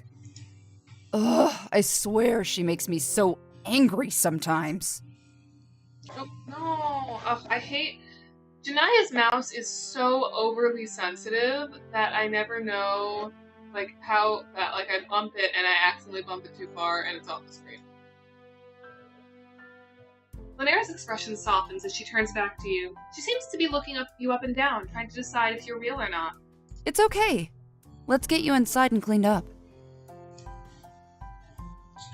Before you can go very far into the caverns, you stop and clear your throat, which gets Lanera to turn and look at you again. So, just so you know what you're getting yourself into, what exactly happened over the last couple sweeps? Lanera looks at you like you just asked the world's stupidest question, which, to be fair, you kinda did. I don't know how to answer that. It's been a long time and... She trails off and shuffles in place, reaching over to hug her arms around herself. Look, we can talk about it later, okay? I want the others to know you're here. After a short walk down the hallways of the caverns, you find yourself emerging into a high-ceilinged common space. The room is filled with a mishmash of various pieces of furniture that give it a warm, lived-in feeling. Sitting in a high-backed armchair in one corner of the room, you see yet another familiar face. Daria looks up when she hears the two of you come in. What's up, fuckers? Lanera glares at her and motions with the knife. Honestly, it just seems like she forgot she has something in her hands at all. Oh, stop it. Look, we've got company. Yeah, that's supposed to mean something to me? Hey there, you're back, right? You? You just stare at yourself and Daria rolls her eyes. No, I meant this nosy bitch who insists on poking into everyone's nook about everything. Next to you, you see Lanera's face explode into a veritable fireball of green. She starts to stammer and fidget, and you can't help but notice that Daria is grinning from ear to ear at the sight of it. That is... Broke down already, huh, Lynn? You notice that Lanera doesn't correct Daria, but instead looks straight down at her feet and gathers up a handful of her skirt and mumbles something under her breath that you can't understand. What's Yay. that? Sorry, I couldn't quite hear. I said that it isn't fair when you say things like that to me. So much of this route is just Janaya pouring all of her little gay feelings into like 3 different characters at once. Mostly Lanera. A lot of Lanera's dialogue is things that Janaya says to me. Daria shrugs and turns to you again. She quickly pushes herself out of the chair and walks over. What's up, fucker? Oh, well, what's up is... you're not actually sure how to answer that question, actually? Yeah, we're pitched. Been pitched for like a sweep now. Daria! You can't just say things like that in front of company. Why? You ashamed of me? Or are you worried they're gonna find out about your little secret? She winks at Lanera, who somehow manages to flush an even deeper shade of green. While this not at all awkward moment is happening, you hear the sound of someone approaching through the cavern hallways. Lanera, do you have a minute to do me a favor? 1. Please clean out the soper trap in the nursery. 2. Check on the Luci down in the main cavern. 3. Make sure that Wanchi is studying at least an hour, Her last set of marks on the evaluation were atrocious. Lunera nods quietly to this, and you catch sight of something in her face that's hard for you to place. Of course. What are Moirels for, after all? And with a very nervous laugh, Lunera walks off down the far hallway. As soon as she's gone, it's like Bronya suddenly notices you all at once, and you can see the now familiar wash of emotions going over her face. The recognition of what she's seeing, and finally, she smiles at you. Before you know it, you're wrapped up in the second, almost too tight hug of the last 10 minutes or so. Oh, you can see the little pocket Priona in Bronya's pocket right there. It is a good Priona grub. That's what the cat's name comes from. It's wonderful to see you again. If once she had said something, I would have made something special for you. Yeah, well, if you're both going to be doing this, I'm going to my room. Bronya turns and puts a hand on Daria's shoulder. There's a soft look in her eyes, and she smiles and leans in to kiss Daria on the cheek. I'll be along in a minute, darling. Wait, what? And Daria smiles out the corner of her mouth and lets out a short snort of laughter.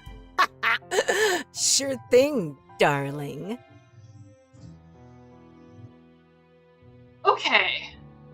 I don't know what Janaya's plan is with this route, because she knows what all the things do and what is the best way to go. And I'm gonna send Janaya a text, because I don't want to do this without her supervision. Because what if I make them hate each other?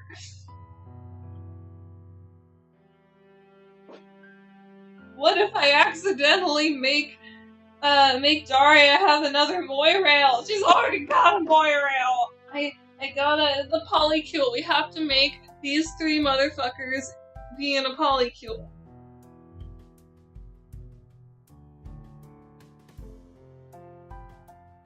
So yeah, just gonna text Janaya quickly. Ugh. I want to eat the Mistbar cookies so bad, but my stomach hurts so bad. And also, Janaya's kids have eaten like half of them already.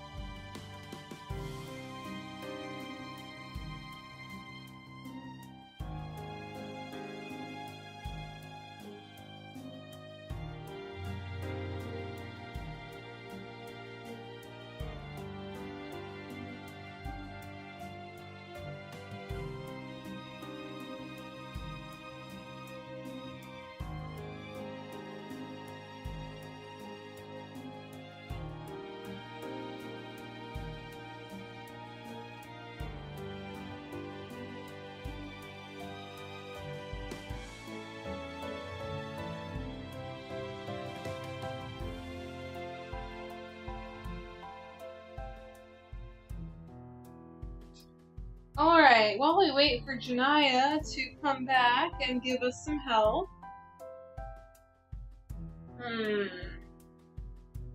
If any of you could have one piece of Studio June merch, what would it be? I know we were talking earlier about wanting some Studio June merch, but I want to know exactly what your ideal Studio June merch would be.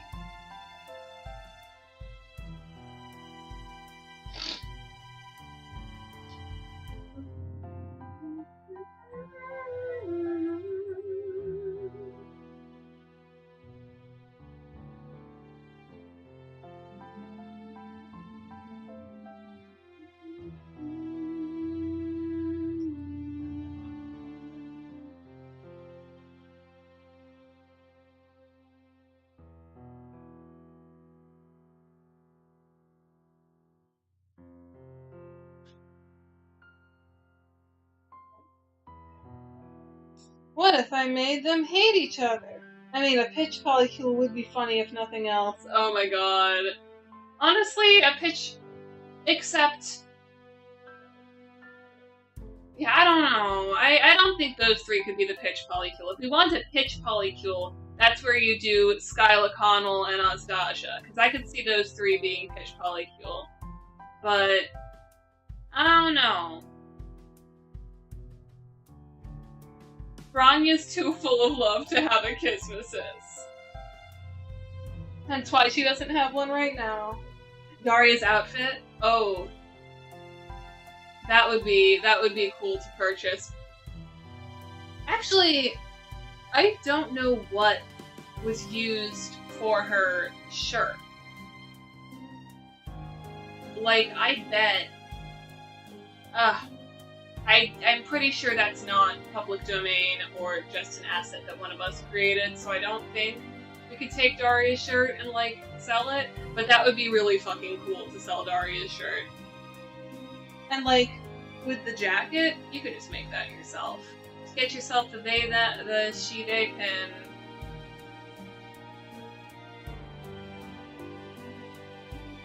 And, you know, tear it all up.